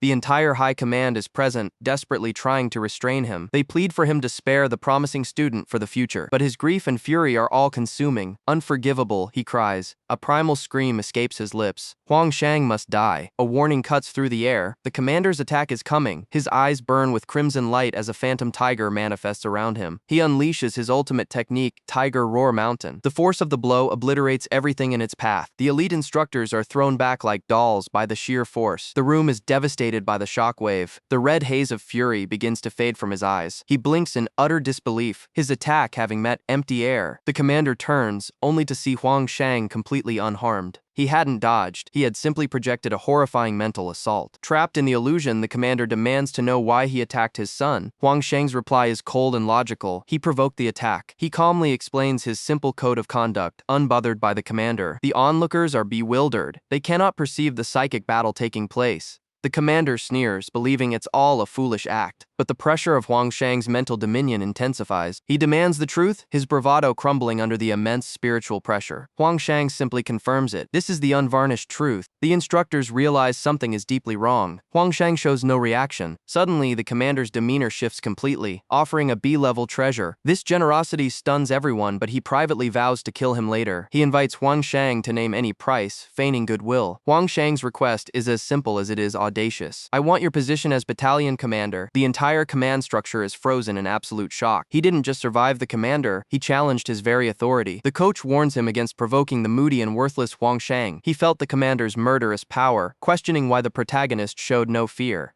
Huang Shang simply stated his own father's aura was on an entirely different level. Stunned, the coach demands to know the identity of this powerful figure. The protagonist recites a list of legendary names, a calculated mockery. Word of his defiance spreads like wildfire throughout the training camp. Students whisper about how he emerged unscathed after humiliating the battalion commander. His true background is now a subject of intense speculation and mystery. Some even believe he has the power to replace Commander Ma entirely. The other students are desperate for new leadership, seeing the current commander as a failure. He listens silently, the seeds of chaos he planted beginning to sprout. After class, the instructor gathers the 4 students selected for the league. The elite team assembles, a mix of anticipation and rivalry in the air. Their first training exercise is to complete nearby monster clearing tasks via an app. However, the app is malfunctioning. All the low-risk missions have mysteriously vanished. The only available quests are located in the dangerous border territories. The coach decides to investigate the anomaly at the Task Union headquarters directly. On their way, fellow students cheer for Huang Shang as their new camp leader. His influence is growing exactly as he predicted. They arrive at the Green Shade Town Task Union, the center of all mercenary activity. The coach presents his credentials, looking to secure a mission for his team. The receptionist notes the app shows all city tasks, but confirms something is amiss. He reveals all nearby low-rank missions have been cleared in a highly unusual pattern. He asks if students of their caliber can handle more advanced assignments. The coach selects a relatively simple task: clearing flamingo eggs. The mission is far from the city, in an isolated and vulnerable location. Meanwhile, a conspiracy brews in the battalion chief's office. The chief's son questions his father's failure to deal with Huang Shang. A dark, calculating expression settles on the battalion chief's face. The son falls silent, understanding the unspoken threat in his father's gaze. He storms out of the room, consumed by his own need for vengeance. His eyes burn with a cold, murderous fury. The team gathers at the high-speed rail station, ready to depart for their mission. They prepare to leave, completely unaware of the trap ahead. Suddenly, the commander's son appears, demanding they include him in the mission. The team is baffled by his sudden and unwelcome intrusion. He insists on joining them, forcing his way into their operation. A secret message confirms his own ambush is ready and waiting. He smiles, believing his plan to eliminate Huang Shang is foolproof. Back in his office, the battalion chief receives an update on his own scheme. He takes a call to confirm the final arrangements for the ambush. His subordinate reports that 5 E-class monsters are in position. The chief angrily overrides the plan, demanding a far deadlier D-class monster. He gives a single chilling order: ensure there are no survivors. He leans back, imagining the look of gratitude on his son's face. Aboard the train, the team travels toward the border, unsuspecting. Their journey is now a path to a double ambush, a fatal surprise. A rare prodigy appears, his latent psionic value measured at a staggering level. On a train to the borderlands, this very prodigy sits across from a rival. The rival's true objective is revealed in his thoughts: a covert assassination mission. Suddenly, the protagonist's head snaps around, his senses detecting the hostile intent. The would-be assassin is caught off guard by the piercing gaze, but the protagonist's focus is elsewhere. He's analyzing the boy's rare water elemental affinity. This intense scrutiny is deeply unsettling, a predator studying its prey. The protagonist applies silent pressure, a non-verbal challenge that terrifies his opponent. Their coach diffuses the situation, separating the two before it can escalate. The train arrives at Green Shade East Station, but their journey is far from over. They proceed on foot into the desolate outskirts where there are no witnesses. Their mission location lies on the border of the Wolf area, a dangerous, untamed land. The group reaches a heavily fortified checkpoint, the last bastion of civilization. Guards deny them entry, stating their power levels don't meet the requirements, but the coach simply presents his high-level credentials, proving their authority. The massive gates grind open, permitting their passage into the forbidden zone. They step out into the vast, barren wasteland beyond the city's protection. The harsh desert landscape is a stark contrast to the city they left behind. The coach explains that while the most powerful monsters have been cleared, danger still lurks. E-level threats can appear at any moment, so they must follow their combat protocols precisely. As if on cue, a beast attacks, and the team executes a flawless counter-maneuver. They move in perfect coordination, a synchronized strike against the charging enemy. The formation breaks the creature's momentum, leaving it vulnerable. Their coach is impressed, acknowledging their exceptional teamwork. But for the elite duo, mere praise is an insult. They demand a much higher standard. Their companion is baffled by this relentless drive for perfection. Nearby, they discover the corpse of a recently slain monster. The coach explains the economic value of harvesting materials from fallen beasts. A new directive suddenly appears. A D-class hunter has been dispatched to their location. The assassin panics. He has only 10 minutes to plant the monster bait on his target. He turns, but the protagonist is already staring, anticipating his every move. The protagonist offers a simple challenge to fight, which the assassin hastily rejects. Every attempt the boy makes to get closer is met with an unnerving stillness. The protagonist can feel the hostile energy. He will not miss this chance to acquire the water arts. His focus is absolute, his eyes locked on the assassin, waiting for the critical moment. The assassin's bizarre approach is a desperate attempt to close the distance unnoticed. The constant, predatory gaze is breaking him. This psychological warfare is unbearable. He knows if he fails to plant the bait, the incoming hunter will claim him instead. The plan required a specific catalyst, the Blood Witch airfighter. My system confirmed the assets were converging on the target's location. The fool finally realized his fatal miscalculation. But it was far too late. In his desperation, he switched to a crude contingency plan. He believed this simple diversion would somehow grant him victory. As the shadow blotted out the sun, my enemy celebrated his own demise. While his allies preached caution, Ma Lu screamed my name, oblivious to the truth. He deployed his flash bullet, aimed at my turned back. A classic error. The world was consumed by a blinding white light. In his haste, he had marked himself with the very bait meant for me. The team was thrown into chaos, completely disoriented. Ignoring all others, the beast descended upon its true marked target. Ma Lu was seized and dragged into the sky, his cries for help unheard. His protectors attempted a futile rescue, but the second phase of my plan had already begun. The ground erupted, revealing an ambush of D-class monsters. His team's leadership was swiftly incapacitated. The remaining students were no match for the beasts. Their coach could only buy them a few precious seconds. A desperate call for reinforcements went out, detailing their utter defeat. The message reached the Green Shade training camp. An officer reported the emergency to the battalion commander. He initially treated the report with dismissive arrogance. Then, a flicker of concern, believing this was a simple training exercise gone awry. He was assured a team was being dispatched. His concern immediately dissolved into perverse amusement. He was convinced this danger was his son's elaborate scheme for glory. The commander went to his son's room, expecting to congratulate him. Instead, he found only a note promising a big surprise. He read the message, still chuckling at his son's perceived audacity. Just then, the call from the front lines came through. He listened to the dire report of casualties with a smug grin. He condescendingly asked for the names of the victims. The voice on the line delivered the devastating truth. "It's your son." Suddenly, the words on the note took on a horrifying new meaning. The surprise was real, and the commander's world shattered into a million pieces. Reinforcements were dispatched via high-speed rail. The elite operatives discussed their mission parameters. They knew the situation was unusual, but not the full extent of the chaos. Suddenly, their sensors detected an immense power approaching from behind. It was the commander, his rage propelling him faster than the bullet train. A father's fury had been unleashed upon the world. An ordinary training exercise erupts into chaos. 2D-class monsters ambush the unsuspecting students. Ma Lu is captured by the beasts. The team leader orders an immediate retreat to save the others. But Huang Shang refuses to abandon a comrade. He will save Ma Lu, no matter the cost. His teammates protest, knowing a D-class monster is far beyond his current power level. But one ally, Huang Ling, offers her support. Her flight gear will allow them to track the target from a safe distance.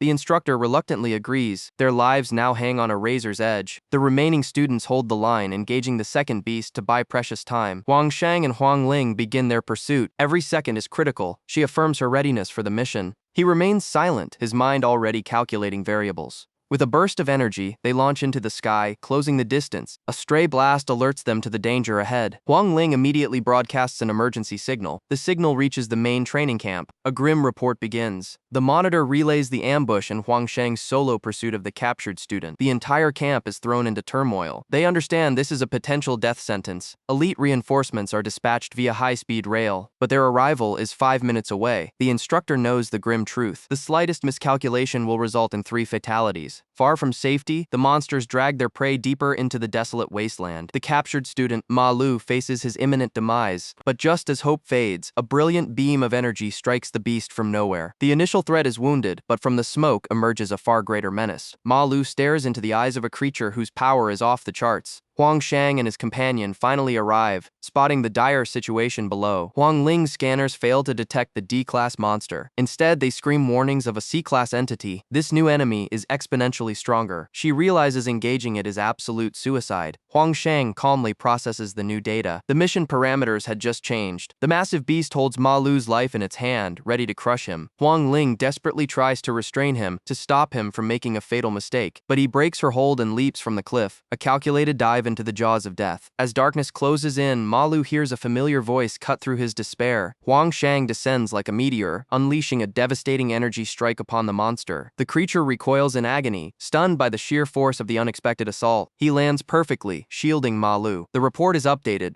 Huang Shang is engaging a sea-level threat. The reinforcement team arrives just in time to witness the impossible confrontation. Huang Shang stands firm before the colossal threat. His presence alone calms the terrified victim. For Ma Lu, this isn't just a rescue. It is the arrival of a true hero. The beast roared, preparing to crush its newly found prey. Cornered and out of options, the team hid in a small crevice. Panicked voices suggested waiting for rescue, but he was already analyzing the creature's weaknesses. It was hunting by scent, and it was closing in fast. Suddenly, the monster locked onto their position, charging a sphere of pure energy. He yelled a warning, but it was too late as the blast detonated their cover. The explosion decimated the cliffside, leaving them completely exposed. His companions were injured, but he took the brunt of the attack. Vision in his right eye was gone and his arm was useless, but his mind remained sharp. The girl's mech was damaged, but its flight systems were still operational. It was their only way out, but she couldn't carry everyone to safety. Even if she could, the monster's long-range attacks made escape impossible. He made the only logical choice. He would stay behind as a diversion. They protested, knowing it was a suicide mission against a sea-level monster. But he silenced them with cold reason. His sacrifice was their only path to survival. Emotional outbursts were a liability they could not afford. As the beast located them again, he ordered them to prepare for extraction. She asked if he would make it back alive. He turned to face the monster, his expression unreadable. "Trust me," was all he said, his voice devoid of fear. The spectators watched the monitor, unable to believe what they were seeing. He charged forward not to fight, but to create the perfect opportunity. The monster unleashed a furious roar, focusing all its attention on him. This was the opening they needed. She grabbed their companion and fled. He met the monster's energy blast head-on. From a distance, she could only watch as he faced certain annihilation. He was consumed by a blinding vortex of destructive energy. The light of the explosion filled her vision with horror and despair. The blast tore through the landscape, leaving nothing but a crater. She screamed his name into the smoky abyss. Amidst the silence, droplets of blood began to fall. From the dust, a battered figure emerged, a smirk playing on his lips as he whispered, "Interesting." The team scout locks onto the protagonist's coordinates. Huang Shang is facing a sea-level monster alone. An urgent request for first aid is broadcasted immediately. Reinforcements travel at maximum velocity. Thanks to his diversion, 2 key students are now out of danger. The commander demands a status update. Their arrival is 5 minutes out. The rescued student struggles to report the grim news. He can barely describe the brutal scene he witnessed. The commander listens with cold, unwavering focus. The devastating report comes in. Huang Shang has lost his right arm. A desperate plea is sent across the comms. No matter the cost, you have to save him. The news sends a wave of despair through the other students. The commander makes a solemn promise to rescue Huang Shang. Back on a different battlefield, the situation is just as dire. Coach Feng is about to be overwhelmed by a reptilian beast. Suddenly, a figure unleashes a devastating fist technique, obliterating the monster. The students can only watch in absolute shock. The powerful man is consumed by a singular furious thought. He roars into the chaos, searching for his son. He ignores the wounded around him. His only concern is his own bloodline. He finally spots the boy lying motionless on the ground. The commander rushes to his son's side, disregarding everyone else, but the injured girl pleads with him to save Huang Shang first. The commander refuses, his duty forgotten in favor of his son. His son awakens, not with relief, but with sheer terror on his face. He frantically screams at his father to rescue Huang Shang now. Meanwhile, at the true epicenter of the crisis, an eerie calm hangs in the air. The massive sea-level beast stands amidst the desolation. Its vicious eyes scan the battlefield for its opponent. Strange glowing orbs of pure energy float all around it. Huang Shang sits calmly, analyzing the immense purity of the aura. He begins to gather this raw power, preparing a countermove. A wave of golden, restorative energy emanates from his hand.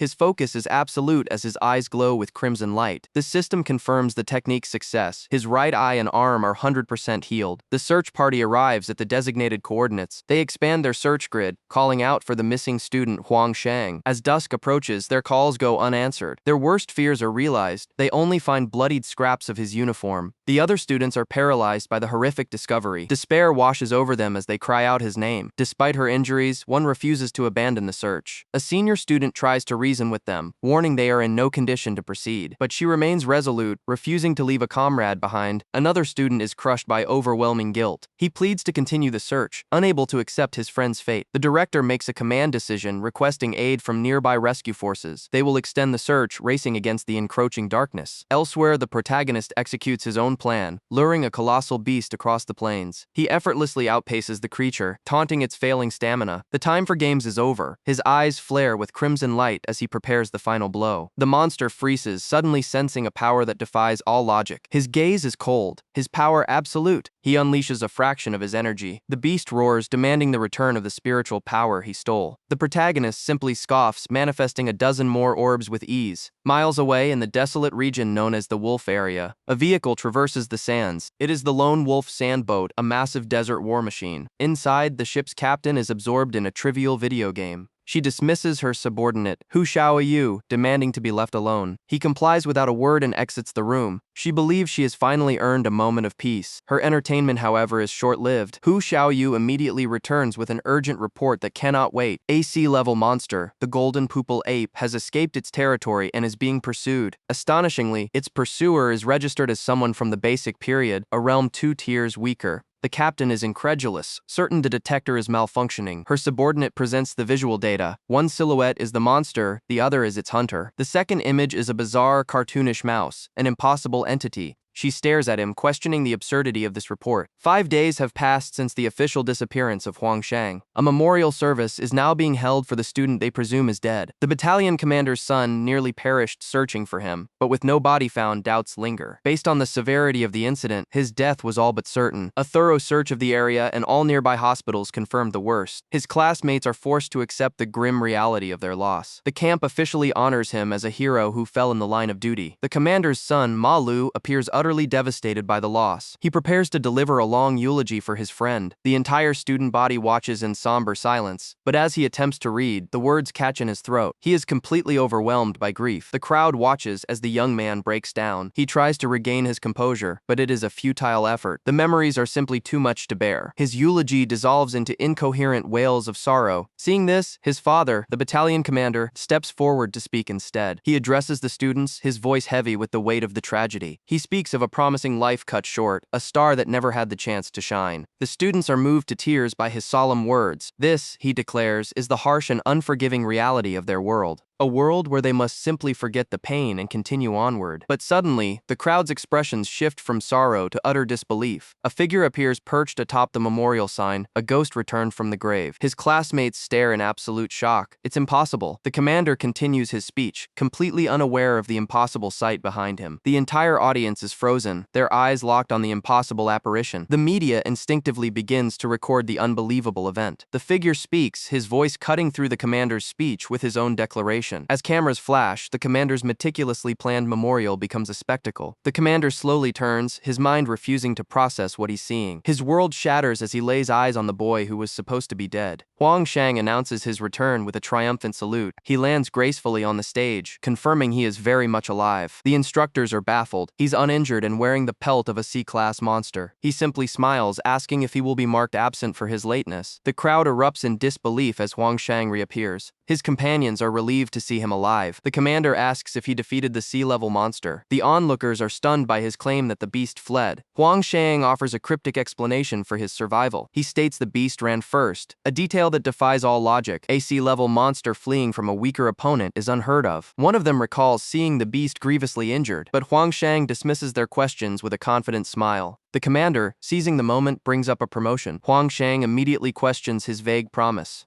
The crowd records the conversation, putting the commander on the spot. He tries to laugh off the commitment. He lists several reasons why the promotion is impossible. Sensing the crowd's dissatisfaction, he changes tactics. He makes an unprecedented offer, a direct advancement to the opening period. The students are shocked. Such a promotion is nearly impossible. Huang Shang processes the term, opening period. The commander confirms his monumental offer. He explains this level unlocks one's true potential and status. It is a realm few ever reach, requiring more than mere effort. The true key, he reveals, is the awareness of death. One must overflow their limits to break through to a new realm. This requires a mental and spiritual breakdown, a brush with true despair. He claims his experience can guide Huang Shang through this painful process. A legendary B-level treasure will also be used to aid the breakthrough. He guarantees a 100% success rate in under 30 minutes. The crowd is speechless at this display of immense resources. The commander declares that only he can grant this power. He frames it as a benevolent act, a gift from the strong. It is a demonstration of his absolute authority. The others begrudgingly accept that he is the only one capable. Huang Shang remains silent, calculating his next move. The commander warns him not to refuse such a generous offer. He quietly agrees to the procedure. They immediately begin, connecting him to a spiritual detection instrument. The skeptics watch, eager to witness this impossible feat. Breaking the barrier of 99 is a legendary challenge. The commander activates the machine, a smirk on his face. The entire crowd freezes in absolute confusion. Their minds cannot process what they are seeing. A wave of silent shock washes over everyone present. The impossible number is displayed for all to see. The commander stares in horror. The reading is 112. Before the process even began, he had already been promoted. The academy is in an uproar. Huang Shang has been promoted during the opening period. He feigns surprise, masking his true intentions. The others watch in envy as he dismisses his own monumental achievement. The instructor is baffled, knowing the promotion process is a trial by fire. He recalls the battle, a moment where his will to dominate ignited his dormant power. He faced an entity of pure malice, its aura suffocating. The instructor scoffs at his humble description of the event. Huang Shang remembers channeling his energy, preparing to shatter the beast's attack. In that critical instant, he broke through his limits, achieving a legendary promotion mid-combat. The other students are deluded, believing such power is easily obtained. Seizing the opportunity, Huang Shang makes a calculated request of the stunned instructor. He demands the Holy Jade Pill, an artifact reserved for the highest echelons. Flustered by this display of talent, the instructor immediately surrenders the prize. Huang Shang accepts the tribute as the man flees in a panic. The remaining students are left bewildered by the entire exchange. They swarm him, desperate to understand the source of his power. Elsewhere, a keen observer documents Huang Shang's return, sensing a shift in the balance of power. This young analyst recognizes him as a star of freedom, an unpredictable force of nature. Suddenly, Huang Shang appears behind him like a phantom. He criticizes the boys' lack of security, a subtle reminder of the dangers they face. He warns that the shadows are always watching, and protection is paramount. Having established his dominance, he reveals the true purpose of his visit. He requires a custom device, a machine to store vast quantities of spiritual power. His friend asks for the required capacity, unaware of the scale of the request. Huang Shang states a number that shatters his friend's perception of what is possible. A storage of 500 spiritual power is a monumental task, equivalent to a mid-level warrior's entire reserve. The young inventor is intrigued by the challenge. But Huang Shang's ambition is limitless. He demands 10 of them. Their quest for materials takes them to the city's most exclusive district. They arrive at the prestigious Green Shade Store, a hub for the wealthy and powerful. The staff are occupied, fawning over a rich client. An arrogant employee glances at their simple attire and immediately dismisses them as vagrants. His friend confirms this is the only place with the necessary components. They approach the dismissive employee, who looks down on them with contempt. She rudely orders a junior attendant to deal with them. The younger girl, Xiaoyan, politely greets them. She agrees to show them the rare metals section, much to her superior's annoyance. Once in the secure vault, she asks what specific material they need. Huang Shang's companion requests fully extended and refined spiritual copper. The attendant freezes in shock. This is a legendary material of immense value. She excuses herself and rushes to get the manager. The senior employee scoffs, certain they are merely jesters wasting her time. She decides to summon the duty manager. Hoping to see the two humiliated, she eagerly awaits the spectacle, knowing the manager is infamous for his explosive temper. This man, known as the Golden Lion King, is notoriously volatile. He storms out, furious at being disturbed over what he believes are peasants. He roars at the junior employee, threatening to fire her on the spot. The senior employee smugly points toward Huang Shang. The manager's eyes lock onto him, and his fury instantly evaporates, replaced by sheer terror. He rips a sofa from the ground, frantically carrying it over for them to sit. He bows deeply, welcoming his distinguished guests with the utmost respect. He introduces himself, his voice trembling as they take their seats. The senior employee is speechless as the Golden Lion King screams at her to serve them. He recognized the cloak Huang Shang wears, a priceless artifact made from golden pupil ape fur. Its value is astronomical, easily over $500,000. Huang Shang casually remarks he simply found it, a statement of such immense power it leaves the manager breathless. Inside the exchange, the staff offers a perfunctory greeting, but the protagonist has a specific target in mind, demanding the other receptionist. The young woman with glasses looks up, startled by the request. The first attendant is visibly annoyed, but has no choice but to comply with the client's wishes. He immediately confronts her, exposing her earlier refusal to serve them. He then addresses the new girl, Xiaoyan, commending her professional attitude. She quickly scurries over, ready to assist them. Without a word, he presents his first item, a bar of fully refined spiritual copper. He follows it up with a large exotic fur, demanding an immediate appraisal. The appraiser's eyes widen in shock. It's a golden pupil ape fur worth $500,000. The rude attendant is stunned, unable to comprehend the sum. The protagonist is offered a barter of 5 purified spirit copper for the valuable fur. The attendant scoffs, certain that this is the limit of his wealth. He then unveils 2 more artifacts, an ominous eye and a mysterious potion. The attendant laughs condescendingly, mocking their seemingly worthless trinkets. But the appraiser freezes in terror. He recognizes the B-level treasures, worth millions. The sheer value overwhelms him, his mind reeling with the possibilities. The protagonist coldly asks if 4 million is a sufficient display of his resources. The transaction is completed instantly, his immense wealth securing the materials he requires. He calmly signs the necessary paperwork for his new treasure account. He then poses a piercing question about the nature of their service. The appraiser is left speechless, sweating under the intense scrutiny. Suddenly, the glass behind him shatters as a projectile rips through his chest. He collapses in a heap, and the room erupts into chaos. Armed intruders storm the building, taking the kind receptionist hostage. Security forces attempt to intervene but are immediately neutralized by advanced weaponry. His companion recognizes the modified firearm, a product of a technology awakener. While everyone else drops to the floor in fear, the protagonist remains standing, unbothered. He instead directs his attention to the groveling attendant on the ground, questioning her hypocrisy. She can only stare in disbelief at his detached analysis during a life-or-death situation. The lead assailant screams at him to get down, threatening the hostage's life. The protagonist simply states that the ground is a bit cold. His absurd comment leaves the hardened criminals completely bewildered. The enraged leader presses the barrel of his weapon against the protagonist's temple. Staring directly into his assailant's eyes, he issues a simple challenge, "Then you can try it." He follows with a chilling command, asserting his dominance over the entire room. A low-level thug presses a gun to his head, believing he holds all the power. His accomplices grow nervous, urging him to end this quickly. The fool makes his decision, choosing a path of no return. But his bullet meets an impenetrable golden barrier, a power he cannot comprehend. The sheer kinetic force of the deflection sends the attacker flying backward. Confusion spreads through the criminals' ranks as their simple robbery descends into the unknown. They demand an explanation, but the protagonist is processing the event himself. His silence only fuels their panic and disbelief. A second attacker opens fire, but the result is the same. The shield holds without effort. He calmly analyzes the new development. His defensive skill has become an automatic passive ability. His recent awakening has unlocked latent powers, allowing him to reuse his most potent techniques.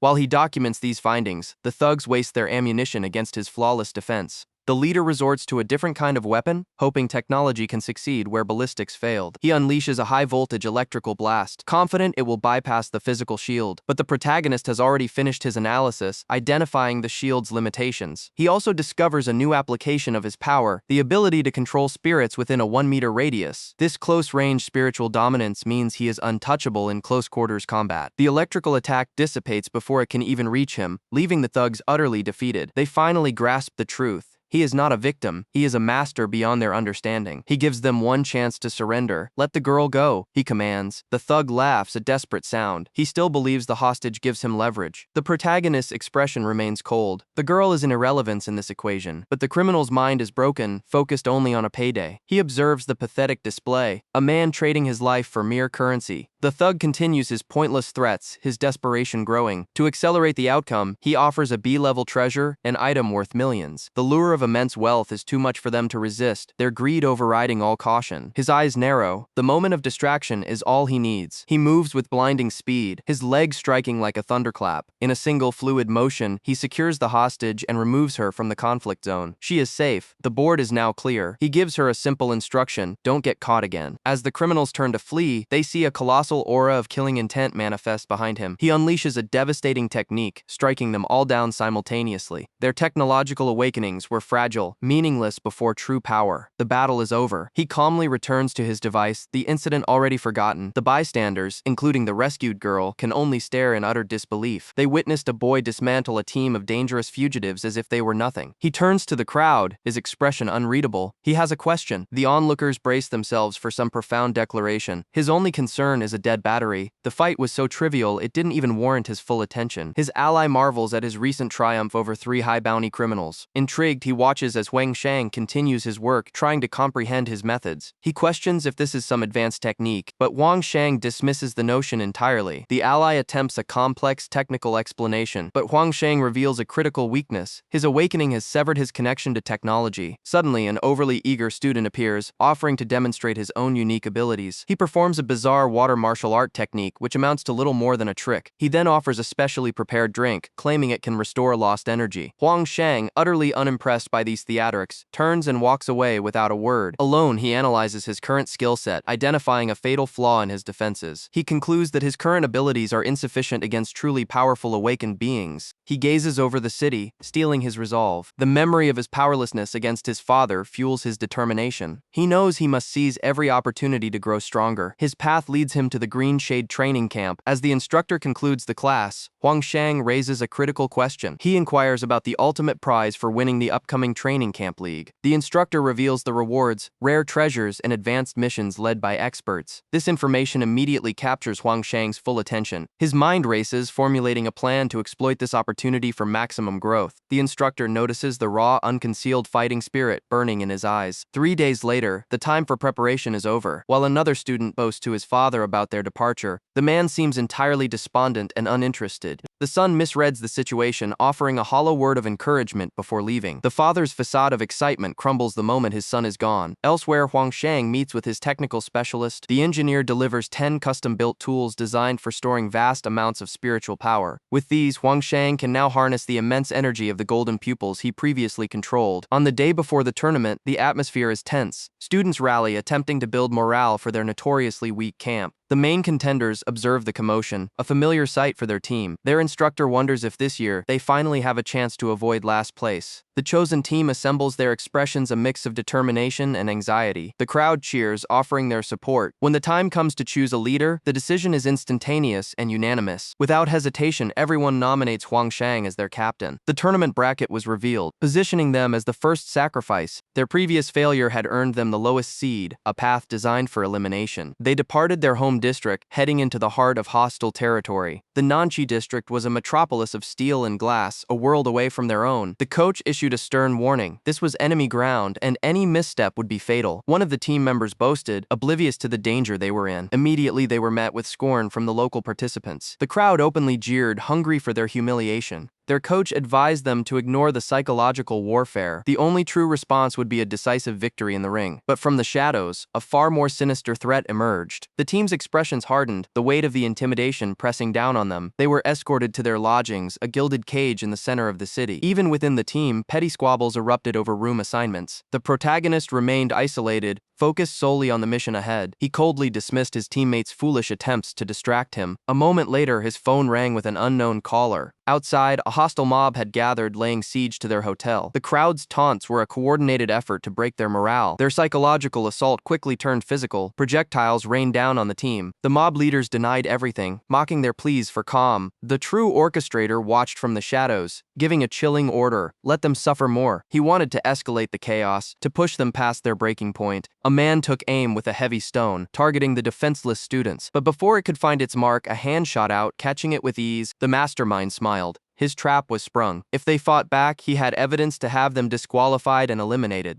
A sniper took aim, preparing to neutralize the protagonist with a non-lethal round. The crosshairs settled directly on Huang Shang's unblinking eye. With imperceptible speed, he flicked a pebble into the air. The sniper's high-powered scope shattered into pieces. The mastermind watched in disbelief as his asset was blinded. The entire mob fell silent, stunned by this impossible feat. Huang Shang then raised his hand, pointing directly at the mastermind's hidden location. It was a direct warning. The prey knew exactly where the hunter was hiding. The mastermind, shaken, ordered an immediate retreat. His subordinate delivered the intel report on their target. The report was a fatal miscalculation, listing the protagonist as a low-level fighter. Convinced it was a fluke, the villain's fear turned to arrogance, vowing to crush him in the ring. The next day, the arena buzzed with energy. The tournament was set to begin before a massive crowd. But just before the match, Huang Shang's entire team collapsed. Victims of food poisoning, the enemy had resorted to sabotage, crossing a forbidden line. Even their designated seating area had been tampered with, a petty and insulting gesture. The Nanchi captain entered the ring, delivering a hypocritical speech on sportsmanship. He immediately recognized Huang Shang from the night before. Believing Huang Shang was defenseless, he prepared for a public humiliation. The captain seethed with rage, promising a slow and agonizing defeat for his opponent. The tournament rules were announced for the final match. Suddenly, the protagonist's team collapses, clutching their stomachs in agony. Their coach realizes what's happened, crying out that his players have been poisoned. The opposing leader simply sneers, mocking their incompetence for falling into such an obvious trap. From the sidelines, Coach Lu's top fighter watches, unimpressed by these crude tactics. Her killing intent flares, but the coach restrains her, warning that any interference means disqualification. The enemy captain, Tui, openly taunts Huang Shang, promising retribution for a past humiliation. Huang Shang's expression remains cold, but his friend notices a dangerous anger brewing beneath the surface. On the stage, the first fighter is pale and terrified, weakened by the poison. The corrupt referee starts the match instantly, giving no time to prepare. The fighter immediately tries to forfeit, begging for a substitution. Even his opponent is stunned by the blatant attempt to withdraw, but the referee declares a new rule: no substitutions are allowed in the first 5 minutes. With the rules twisted against them, the opponent lunges, striking the defenseless fighter down. Ma Lu is instantly knocked unconscious, and the enemy team laughs at their easy victory. As the next fighter steps up, she viciously attacks Huang Shang's teammate, but just as she strikes, she suddenly falters, collapsing to the ground. Her teammate rushes to her side only to fall as well. They both writhe in agony, a delayed poison taking effect. Tui's team is horrified, realizing Huang Shang reversed their own underhanded tactic against them. Their last standing member attacks in a rage, screaming about his advanced awakening. Tui remains unbothered, laughing at the accusations of foul play. He boasts that in this world, only the results matter. The methods are irrelevant, only power grants one the right to speak. He declares that history will only remember him as the winner, backed by his powerful uncle. The manipulated crowd roars in approval of his dominance. He continues his speech, claiming the powerful rewrite the rules to their liking. He is the king and his victory is absolute. The coach's fighter can't stand it anymore, ready to slaughter them all. But a calm voice cuts through the noise. Huang Shang steps forward, informing his coach that the 5-minute restriction has passed. The coach warns him against this reckless path, but Huang Shang is only interested in the final reward. He simply turns and says, "Trust me." With no emotion, he tosses his fallen teammates from the stage. Tui scoffs, mocking the idea that one person could challenge his entire team. Huang Shang simply agrees with their philosophy, stating that history only cares for the victor. The enemy charges, swinging a bat at his head. A brilliant golden shield materializes, blocking the attack completely. The attacker smirks, confident his own wraith shield is unbreakable by someone of Huang Shang's level. But then he feels it, an overwhelming surge of power radiating from his target. Huang Shang's energy has shifted, now burning with the attribute of fire. The wraith shield shatters like glass upon impact. The fighter is sent flying, the entire arena stunned by this display of force. He is left spinning helplessly in the air, utterly defeated. Huang Shang closes the distance, unleashing the golden pupil app big cannon fist. The blow connects with devastating force, sending a shockwave through the stadium. The attacker is left embedded in the far wall, neutralized. Huang Shang turns to face the remaining opponents, his expression unchanged. He calmly lists their crimes, poisoning his team and colluding with the officials. He understands they did this for victory, but now they must understand his anger. His eyes glow with crimson light as he issues his final challenge. Together, he states, "I will tear up your selfish pride." Tui laughs, still blind to the danger he is in. But a moment later, his face twists in pure terror as he finally comprehends the abyss between them. Bai Tong, renowned for his impenetrable defense, is neutralized with a single strike. The spectators are in an uproar, but Huang Shang remains entirely unfazed by the commotion. Even the expert observers are stunned, questioning the level of power he just displayed. The man realizes Huang Shang altered the attack's properties mid-strike, a truly masterful technique. Enraged, the enemy captain orders his next fighter, Huang Tao, to enter the ring. He believes Huang Shang overextended himself, seeing a prime opportunity to strike. Huang Tao eagerly accepts, ready to seize this moment for his own fame. He rockets towards Huang Shang, confident in his technological advantage.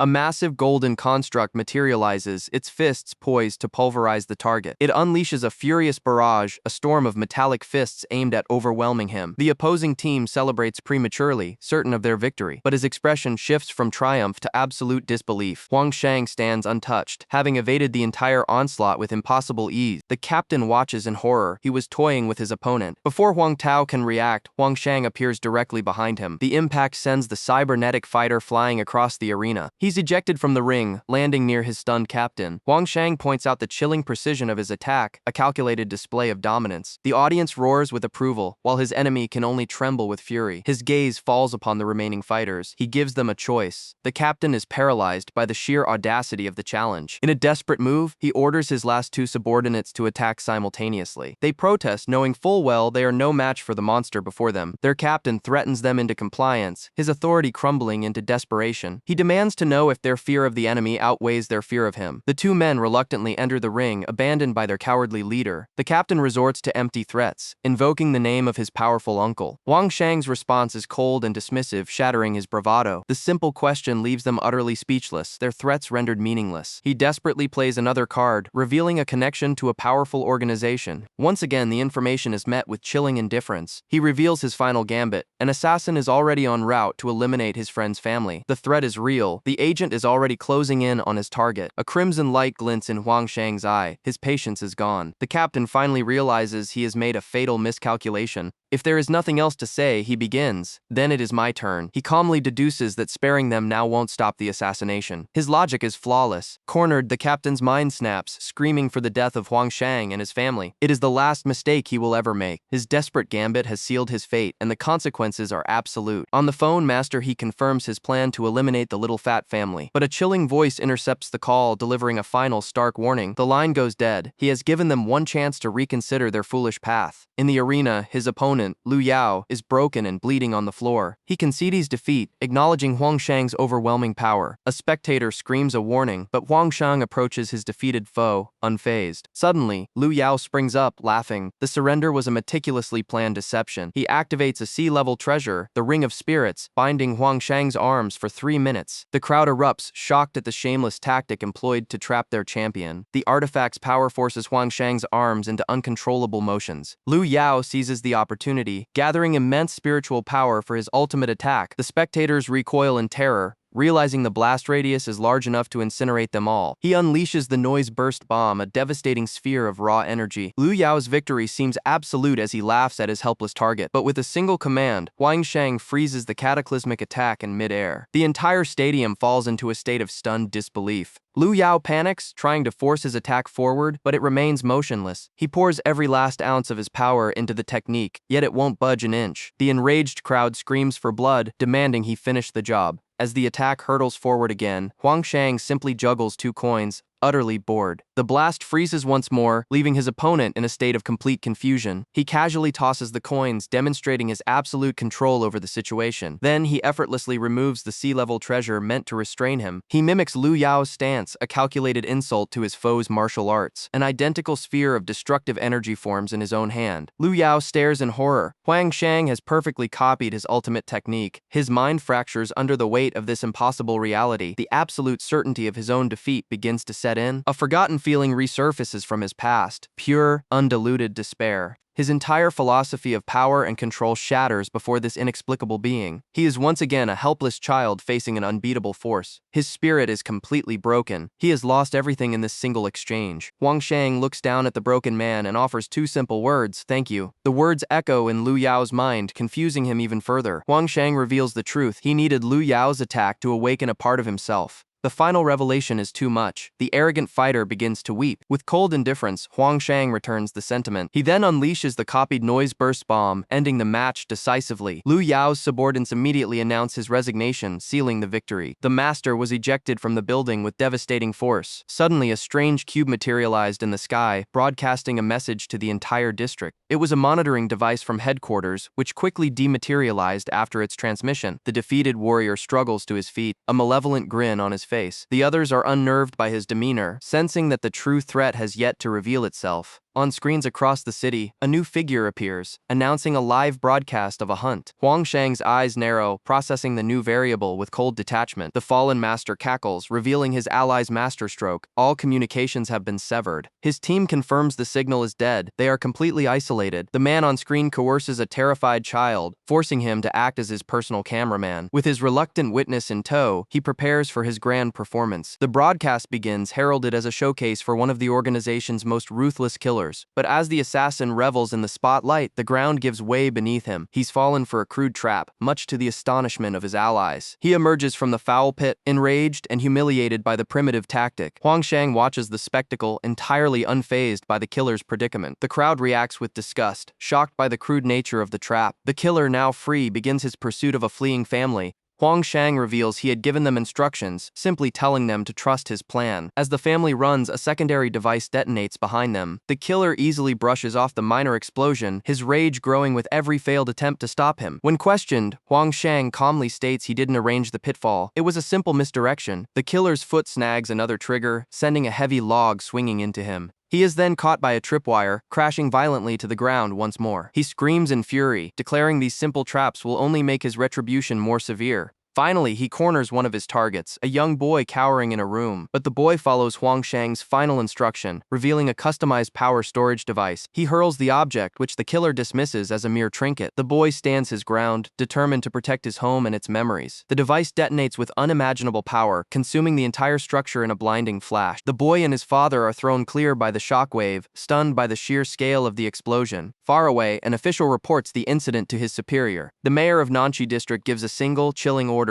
do not interfere. The broadcast feed cuts to static, the public spectacle abruptly terminated. His teammate turns to him, asking if this was all part of his intricate design. He simply affirms it was. The others can only stare, realizing the boy's calm demeanor hides a truly visionary mind. Overwhelmed by his strategic brilliance, she makes an impulsive declaration. The woman makes a bizarre proposal which Huang Shang dismisses without a second thought. Her confusion is irrelevant. His will is absolute. They reach the border of Nanchi district, the final checkpoint of their tour, but Lu Xiaoyan's advanced sensors detect a hidden presence. The leader of Nanchi's organization, Ji Shengyu, emerges from the shadows. His forces are analyzed instantly, revealing a mix of fusion period experts and lesser warriors. Shengyu warns them, invoking the name of Yongle City and the threat of war, but his superior is resolute, declaring that war is preferable to failure. The order is given, and his soldiers move to capture their targets. The enemy forces swarm them from all sides, believing victory is assured, but they failed to account for one critical variable as a monstrous shadow falls over them. A massive blue raptor descends, scattering their ranks with a powerful beat of its wings. The enemy leader panics at the sight of a sea-level monster and makes a desperate lunge for Huang Shang. He grabs the boy, thinking he has secured a hostage. A fatal miscalculation. A crimson blur flashes behind him as Lu Xiaoyan moves with blinding speed. She unleashes her signature technique. Her blade arcs through the air, effortlessly intercepting the attack. The man is stunned by her immense power. Realizing she is far beyond his level, she issues a chilling ultimatum: to touch Huang Shang is to invite death. Her declaration leaves the enemy forces completely bewildered. Ji Shengyu attempts to regain control, posturing about their numbers, but his bluff is transparent. The outcome of this fight is already decided. Just then, Huang Shang steps forward, calmly deconstructing the enemy's flawed logic. He points out their strategic disadvantage. It was never a 3-on-3 engagement. Capturing them would cost more than they could possibly gain. The enemy commander is speechless, while Lu Xiaoyan approves of the cold analysis. But Huang Shang's true gambit is yet to be revealed. He opens his coat, displaying an arsenal of explosives capable of leveling the entire station. The choice is theirs: surrender or face total annihilation. Enraged, the leader believes it's a bluff, refusing to be intimidated. Suddenly, his communication device rings with a priority call he cannot ignore. He argues with the voice on the other end, stunned by the order he's receiving. The true power behind the call is revealed. A higher authority has intervened. The message is clear, reinforced by the scene of devastation around the operative. With the situation resolved, she departs, leaving the man to face the consequences. He watches her leave, unable to comprehend the power he just witnessed. She pays him no further mind, her mission complete. Meanwhile, her superior tries desperately to contact her, but he has other plans, having discovered an intriguing new variable in the field. His attention is fixed entirely on one person. He sees the potential in Huang Shang to completely alter the balance of power in the district. A new player has entered the game, and the board is about to change forever. The Green Shade camp celebrates their overwhelming victory. A subordinate reports that elite forces intervened, securing their escape, but the commander is unconcerned with such details. He seeks out Huang Shang. He presents a bizarre and unexpected challenge to the young prodigy. Huang Shang ignores the strange display, instead demanding a promotion he has earned. The commander departs as Huang Shang is debriefed on the aftermath of the explosion. The noodle shop's destruction was a necessary, albeit complicated, part of the plan. Huang Shang confirms that the underworld leader, Cao Liaokao, has been dealt with. The Shadow Organization's operatives were captured and swiftly interrogated. Back at the academy, the instructor dismisses the class for spiritual practice. Huang Shang's ignorance of the concept shocks his classmates. The instructor arranges for a private lesson to resolve this knowledge gap immediately. That night, he is introduced to the cultivation of Reiki.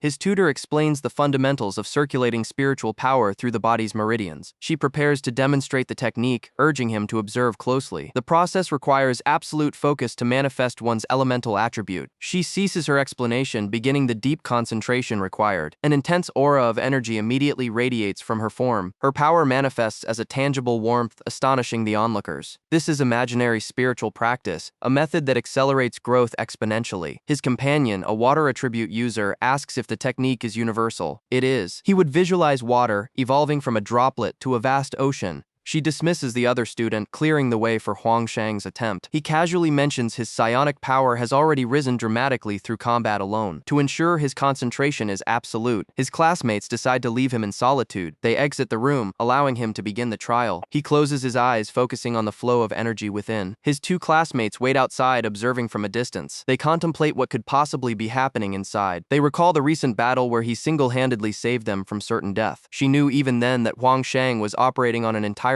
different level. He has a history of shattering every known limitation and expectation. They speculate on what a prodigy like him will manifest on his first attempt. Even for someone extraordinary, manifesting a simple flame would be a great achievement. But she raises the stakes, predicting he will manifest an immense firestorm. They quietly peek inside, preparing to witness his first spiritual practice. What they see is not a flame, but the birth of entire galaxies. He is meditating at the center of a cosmos he created in an instant. His elemental affinity isn't fire, it's the universe itself. Their minds shatter, unable to comprehend the scale of his power. Within his meditative state, he could feel the universe itself swirling inside him. The observers were stunned by his mastery of 4 separate attributes. Later that night, the city fell silent. But for Huang Shang, there would be no peace. He collapsed, his consciousness dragged into a recurring nightmare. In this dark realm, a desperate escape was underway. A figure ran through a corridor, panting in terror. But a shadow loomed, its voice dripping with malice. The entity promised a punishment for this attempted defiance. A desperate scream echoed through the darkness. He awoke with a gasp, the dream's cold grip still on him. Was it merely a memory, or a premonition? This was the first true rest his new body had experienced. He clenched his fist, the power of his father a chasm he could not yet cross. Meanwhile, at the development department's headquarters, a subordinate reported to the director. The director considered reassigning a task due to an operative's temper, but a fiery presence manifested, demanding to continue the mission without delay. Back at the academy's key class, an instructor reviewed the team's progress. He noted Huang Shang's immense spiritual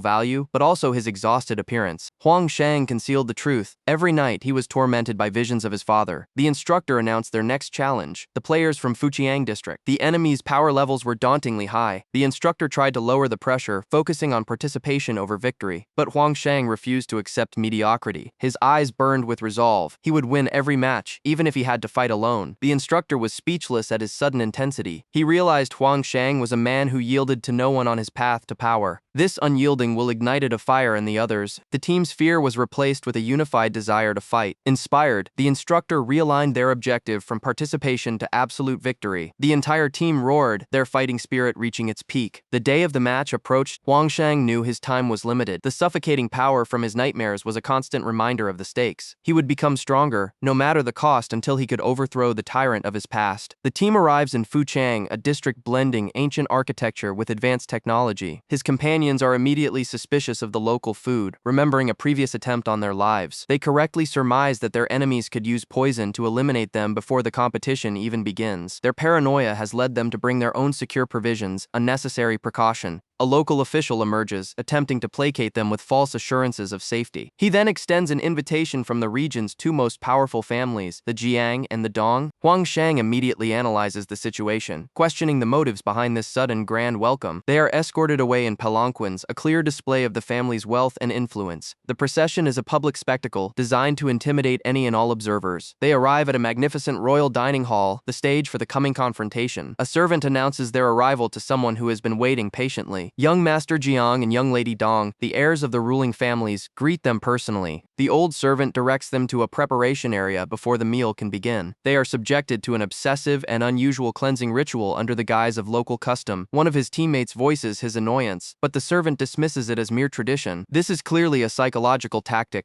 a way to establish dominance from the very start. They are finally seated, but the power dynamics are already made clear by the seating arrangement. His teammates whisper about their hosts, recognizing them as the titans of Yongle City. The Jiang and Dong families control critical industries and possess immense hidden power. They are a dangerous force, and any interaction with them is fraught with peril. The team's concerns about the upcoming match grow, but they are told to simply enjoy the meal. The young lady Dong breaks the silence, her focus solely on one individual, Huang Shang. She acknowledges his growing reputation, feigning a polite interest in his famous deeds. Then she makes her move, an audacious request designed to be an insult. She demands he change his name, claiming it conflicts with the title of their supreme ruler. Huang Shang sees through the facade. This is not a request, but a test of submission. His allies erupt, unable to tolerate such a blatant act of disrespect. Huang Shang calmly interjects, his words cutting through their anger with calculated precision. He silences his own team, taking complete control of the negotiation himself. The young master seizes the opportunity, feigning outrage at their outburst to escalate the pressure. Their supervisor attempts to mediate, but he is hopelessly out of his depth. The hosts reveal their true objective, a thinly veiled threat to withdraw from the competition for a reward. Huang Shang dismisses their supposed powerful fighters as insignificant, a truth that shocks the arrogant nobles. His team is thrown into a panic, believing he has just sealed their doom. The young lady's smile vanishes, replaced by a cold analysis of her opponent's strength. She predicts he can only win a single match out of 5, a severe underestimation. Her brother adds that even if Huang Shang wins, his weaker friends will surely be defeated. Huang Shang's confidence is unshaken. He states plainly, "They will defeat your friends." The nobles are stunned into silence by his absolute certainty. The young master's shock turns to amusement. He has finally found a truly interesting adversary. Unbothered by the rising tension, Huang Shang calmly states he was only speaking the truth. The challenge is set. The young master declares he will make Huang Shang regret his arrogance. With the pleasantries concluded, he furiously orders his guards to throw them out. But Huang Shang delivers the final blow, completely ignoring the command. He calmly asks a waiter to pack up the uneaten food, a calculated act of ultimate disrespect. The young master's rage reaches its peak while the team's supervisor despairs at the chaos Huang Shang creates. The city's power structure is a carefully constructed web controlled by the Jiang and Dong families. Their influence is absolute, enforced by the figurehead known as Emperor Li. This emperor demands unwavering obedience, with any sign of disrespect met with severe punishment. His very name is a taboo, a symbol of his untouchable authority. On the eve of the tournament, the enemy makes their move. A broadcast airs featuring the Dong family's heiress, Dong Li. She speaks with immense arrogance, mocking her future opponents as a disappointment. She declares their actions unforgivable, vowing to personally eliminate them for their transgressions. Watching the broadcast, Huang Shang remains unfazed by the threats. He simply announces he will formulate a counter-strategy. Meanwhile, at the Dong family estate, news of his movements arrives. A servant reports to Dong Li in her private chambers. The report states Huang has purchased a large quantity of Shanshui Zengling pills. Dong Li smirks, recognizing the elixir's properties. She knows the pill is useless for anyone whose power is already at the promotion threshold. Confident in her assessment, she dismisses him as a fool, eagerly awaiting his failure. Back at the base, Huang Shang returns to his team with the elixirs. He reveals a handful of pills worth millions, stunning his comrades with the casual display. He states he needs a volunteer to test a dangerous theory for breaking through the limit. One of his teammates steps forward without hesitation, her trust in him absolute. He hands her a pill, repeating the common knowledge that it is useless before promotion. He insists she consume it, and she obeys without question. He then activates his unique perception, identifying critical energy blockades within her body. He moves to manually adjust the flow of her spiritual power. A sudden jolt of energy courses through her as the process begins. He explains he has merely located the meridian points that are restricting her growth. From a distance, his team can only watch, completely baffled by his methods. The other members are equally perplexed by the unconventional technique. To prevent involuntary movements from disrupting the delicate procedure, he has her restrain her arms. He pinpoints the final blockage, preparing to shatter it. With a precise application of force, he channels his energy into the critical point. The resulting surge of power is immense, shocking the distant onlookers. They cannot comprehend the violent nature of his breakthrough method. He instructs her into a new position to target the final, most stubborn blockage. Focusing his power, his eyes glow with an intense light. He strikes with a concentrated burst of psionic energy. She feels the raw power overwhelming her senses. This is the final critical step. The blockage shatters completely. The explosive release of her pent-up energy sends her flying, but the procedure is a success. The team rushes over, horrified by the brutality of his methods. But their instruments tell a different story. Her power levels are surging. Against all logic, she has successfully been promoted to the next stage. They look on in disbelief. He has achieved the impossible. The immense effort leaves Huang Shang drained, but his plan has worked perfectly. Now seeing the results, his other teammates plead for him to use the same method on them. He can only sigh at their eagerness to endure the ordeal. The two men were desperate, begging for a promotion they could not earn. He offered a priceless Zengling pill to the first candidate. The young man's spiritual energy was critically blocked, a fatal flaw. To clear it, he initiated a brutal and unorthodox method. He spun the man at impossible speeds, generating a massive centrifugal force. The onlookers could only watch in horror at the cruel display. He saw the man's wrist reaching its absolute limit. Releasing his grip at the perfect moment, he sent the warrior flying. The impact against the solid rock was immense, but as the stone shattered, the man's spiritual power broke through to the next level. The others could only stare in awe. This was the work of a true master. The second warrior now stepped forward, ready to endure any trial for this power. The protagonist diagnosed his condition as far more complicated. A dangerous spiritual blockage was spiraling downwards from his upper body. He instructed the man to assume a precise, calculated posture. This would align his energy channels for the violent procedure to come. He warned the warrior to brace for a series of percussive spiritual shocks. The first blow sent a wave of force directly into the blockage. The pain was beyond anything the warrior had ever conceived, but the protagonist was relentless, pushing him past his limits. The warrior screamed as his spiritual pathways were forcibly torn open. He prepared for one final decisive strike. He channeled his energy into a single critical impact. The spiritual blockage was instantly shattered. A unique imprint was left, a sign of the technique's success. He demonstrated the residual power by obliterating a massive tree with a single touch. The second warrior had also been promoted, but the ordeal had shattered his will. Our protagonist's shadow fell over him, his voice like ice. He assured him the trial was almost complete. The warrior steeled his resolve, trusting the master's plan completely. He prepared himself for whatever came next, but the final trial was not what he expected. To truly awaken his power, he would have to face a monster. Huang Shang returns to find his team defeated by a spiritual power assault. The manager is stunned by the cost of the elixirs and the trainee's sudden promotions. One of his loyal subordinates offers her assistance, but is quickly silenced. Night falls over the training grounds. The next day, the Fujiang district competition is set to begin. The crowd roars with anticipation for the brutal contest where anything goes. As the first contestants enter, a scanner reveals their spiritual realm to all. A grand fireworks display erupts, but it's for the rival team. The announcer is baffled, as he has already used the entire supply of fireworks. This was a psychological tactic. The rival team enters to absolute silence. Their leader is enraged by the move and notices a critical flaw in the registration data. Huang Shang reveals her assumption is incorrect. He was the only one who falsified his report. She calls him a fool, believing he has just revealed a fatal weakness. The woman vows to make him pay for his perceived arrogance on the battlefield. The tournament is a best-of-5 contest between the two teams. One of his allies foolishly volunteers to fight the most unassuming opponent, but the scholar-like fighter reveals a monstrous physique, shattering all expectations. The challenger immediately loses his nerve, forcing Zhou Qiwan to take his place. The battle begins with Zhou Qiwan facing a significant power deficit. The rival master watches with contempt, certain of her warrior's triumph. With a roar of determination, her champion charges forward at blinding speed. He lands a powerful strike, launching Zhou Qiwan into the sky. The brute pursues him, seeking to press his advantage in the air. But this was the plan all along. Zhou Qiwan unleashes a blinding sword technique. He knows that raw power is meaningless against superior strategy. A precise strike incapacitates the muscle-bound fighter, securing the first victory. Qi Guanyin realizes he was manipulated and lured into a perfectly executed trap. Zhou Qiwan demands his opponent's surrender, as the wound is too severe. However, the rival master intervenes, threatening the fighter's family if he concedes. With no other choice, the warrior resorts to a desperate life-threatening measure. He consumes a lethal cocktail of enhancement drugs, pushing his body past its limits. His power explodes uncontrollably, his muscles distorting into a monstrous form. Zhou Qiwan warns him to stop, but the berserker is now beyond reason. The enraged fighter tells him the only way to help is to die by his hand. He unleashes a final earth-shattering blow, overwhelming his opponent completely. Zhou Qiwan is thrown back, critically wounded and defeated.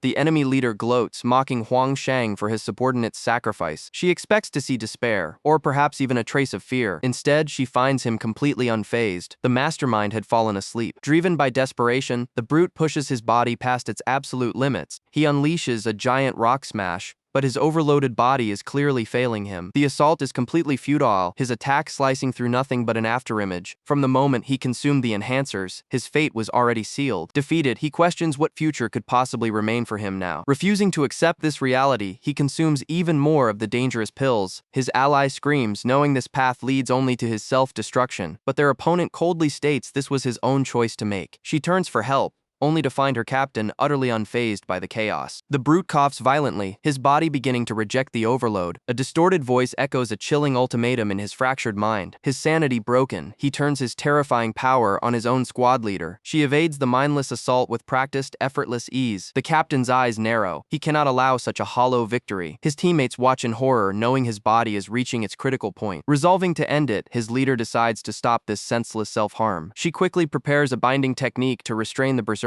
Energy chains erupt, completely enveloping the rampaging warrior, but he still struggles, roaring that he cannot admit defeat. Apologizing, she prepares a final blow to end his suffering. In a last desperate move, he reveals yet another vial of enhancers. He forces the last of the dangerous pills down his own throat. She screams in fury, knowing his meridians are now permanently destroyed. His body is on the very verge of total and utter collapse. The enemy sponsor simply smiles, goading her to finish the job. Her face contorts with rage at the woman's sheer cruelty. Fueled by the final dose, the brute rises for one last attack. Seeing the emptiness in his eyes, she prepares to grant his death wish, but at the last second, she stops her attack, seeing him falter. Instead of a fatal blow, she unleashes a controlled, non-lethal strike. The impact sends him flying out of the arena for a knockdown. The match is over. Qi Guanyin is declared the victor. His body begins to shatter, a final thank you escaping his lips. He dissolves into dust, the price for his temporary power paid in full. Our protagonist approaches his injured teammate with a healing elixir. He tells her to rest, assuring her he will handle the rest of the match. Across the arena, the sponsor callously mocks the fallen warrior's state. She dismisses his sacrifice, asking where the trash can is for his remains. The protagonist turns, calmly stating that both of them are correct. The true flaw was never his allies, but the corrupted rules she designed. Therefore, he concludes, she is the problem that needs to be corrected. Unfazed by the threat, the woman simply smirks, daring him to try. The announcer calls for the second match of the game to begin. A new opponent enters, disrespectfully kicking the fallen player's remnants. A teammate shouts an unusual nickname, eager for the next battle to start. The odd monikers leave both the opponent and his friend completely bewildered. The captain's energy channels are shattered, his future as a fighter now uncertain.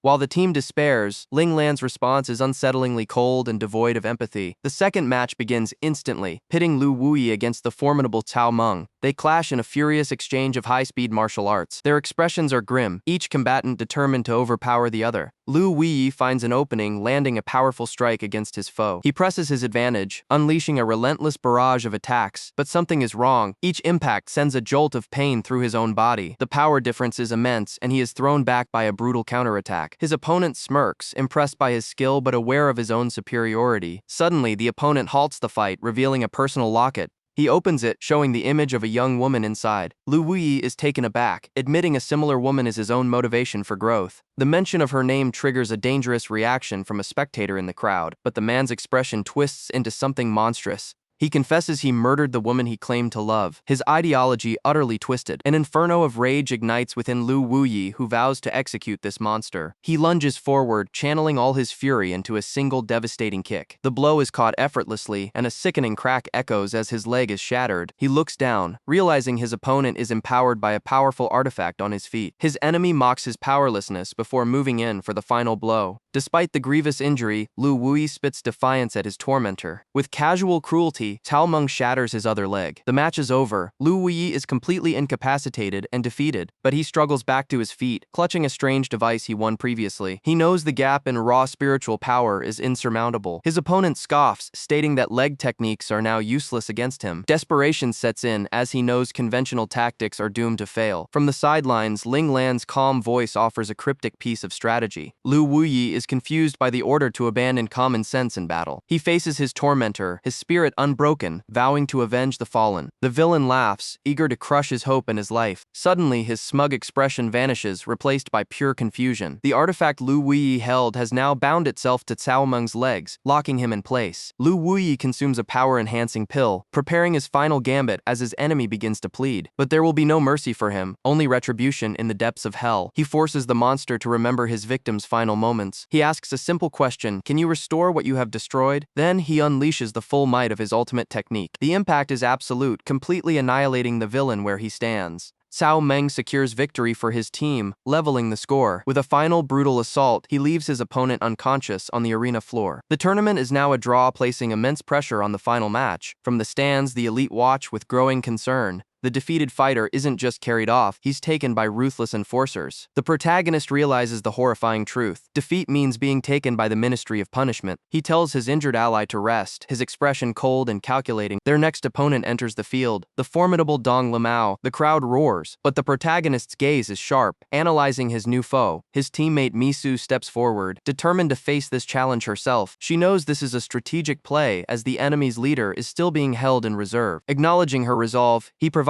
her with 2 spiritual storage units, a calculated gambit. The third match begins. Dong Limao versus Misu. An immediate analysis reveals a terrifying disparity in power. Misu knows she is facing an opponent with more than double her own strength. Dong Limao approaches, her eyes filled with predatory confidence. She moves with impossible speed, a blur across the arena. Misu can barely react to the blinding velocity. The assault is immediate and overwhelming. Dong Limao's kicks are precise, easily bypassing Misu's defenses. She acknowledges her opponent's skill with the mecha, but knows it is ultimately futile. Misu unleashes a hail of fire, but Dong Limao dodges effortlessly, appearing behind her in an instant. The spectators understand, the gap in speed is simply too great. Misu is already showing signs of damage, struggling to keep pace. Dong Limao mocks her, stating that neither speed nor strength can save her now. She lands a crushing blow, driving her opponent back. Standing over her fallen foe, she begins her psychological assault. She preaches that only strength can maintain one standing. Misu realizes with dawning horror that none of her techniques can even touch this enemy. Dong Limao's words are designed to shatter her will to fight. While the crowd cheers, a brutal dismantling is taking place. Pushed to her limit, Misu refuses to break. She activates the device the protagonist gave her. A massive surge of energy is unleashed in a final desperate attack. The smoke clears, but Misu is stunned to see her opponent completely unharmed. Dong Limao reveals her internal strength protects her from such ambushes, but the blast had an unintended consequence that leaves the crowd speechless. Dong Limao looks at her reflection, seeing her pristine hair has been destroyed. Her composure shatters, replaced by incandescent fury. A terrifying aura erupts from her as Misu realizes her opponent had not even been trying until now. The opponent rages, furious at being ignored during the match. She questions Misu's worth, only to receive a powerful blow to the face. Misu unleashes a relentless barrage of kicks and rocket-powered punches. The impact sends her adversary reeling backwards, completely off balance. Dong Limao is thrown across the arena, unable to recover from the assault. Believing she has the upper hand, she taunts Misu, who simply launches another devastating kick. The spectators lose hope, seeing Misu completely suppressed by her opponent's power. With the mecha's arm destroyed, Dong Limao demands Misu reveal any final desperate moves. But Misu remains composed, stating that true beauty lies in the appearance of hard work. Her opponent scoffs, slicing off her hair with a beam, but the result is stunning. The crowd murmurs in surprise, captivated by her unexpected new look. The audience's attention shifts entirely to Misu, their admiration growing. Dong Limao's fury builds, unable to comprehend why the crowd favors her enemy. The praise for Misu's new style echoes through the stands, fueling her opponent's rage. Consumed by jealousy, she lunges forward for the final blow. Her attack shatters more of the mecha's armor, a desperate show of force. She declares victory, believing Misu has nothing left to fight with. She poses for the crowd, expecting their adoration for her supposed triumph. Misu calmly points out her opponent's pathetic need for external validation. She can see the fragile, empty world behind Dong Limao's arrogant facade. The psychological blow sends Dong Limao into a blind rage. On the sidelines, the team captain remains eerily still as Misu faces the onslaught. The berserker charges, but Misu's expression remains one of perfect control. She pulls the pin on a device, deploying a classic misdirection tactic. The smoke clears to reveal an empty battlefield, leaving her enemy utterly confused. Misu reappears from above, dropping a second device into the arena. A massive explosion rips through the stage, shattering the very ground they stand on. Her opponent thinks the attack was aimed at her, but Misu's target was far grander. With the arena floor gone, Dong Limao has nowhere left to stand. Misu hovers effortlessly while her opponent dismisses her strategy as mere tricks. Dong Limao activates her own flight ability, matching Misu in the air. But Misu unleashes her true weapon, a single perfectly chosen word. The psychological attack shatters her opponent's focus, causing her power to vanish. As Dong Limao falls, Misu delivers her final lesson on the nature of beauty. True beauty, she declares, is the shining light of wisdom in one's eyes. The match concludes with a single overwhelming strike. The victor offers no comfort, only cold disdain for the vanquished. Humiliated, the loser demands a rematch, her composure completely gone. Her tantrum summons Huang Shang, whose gaze is utterly chilling.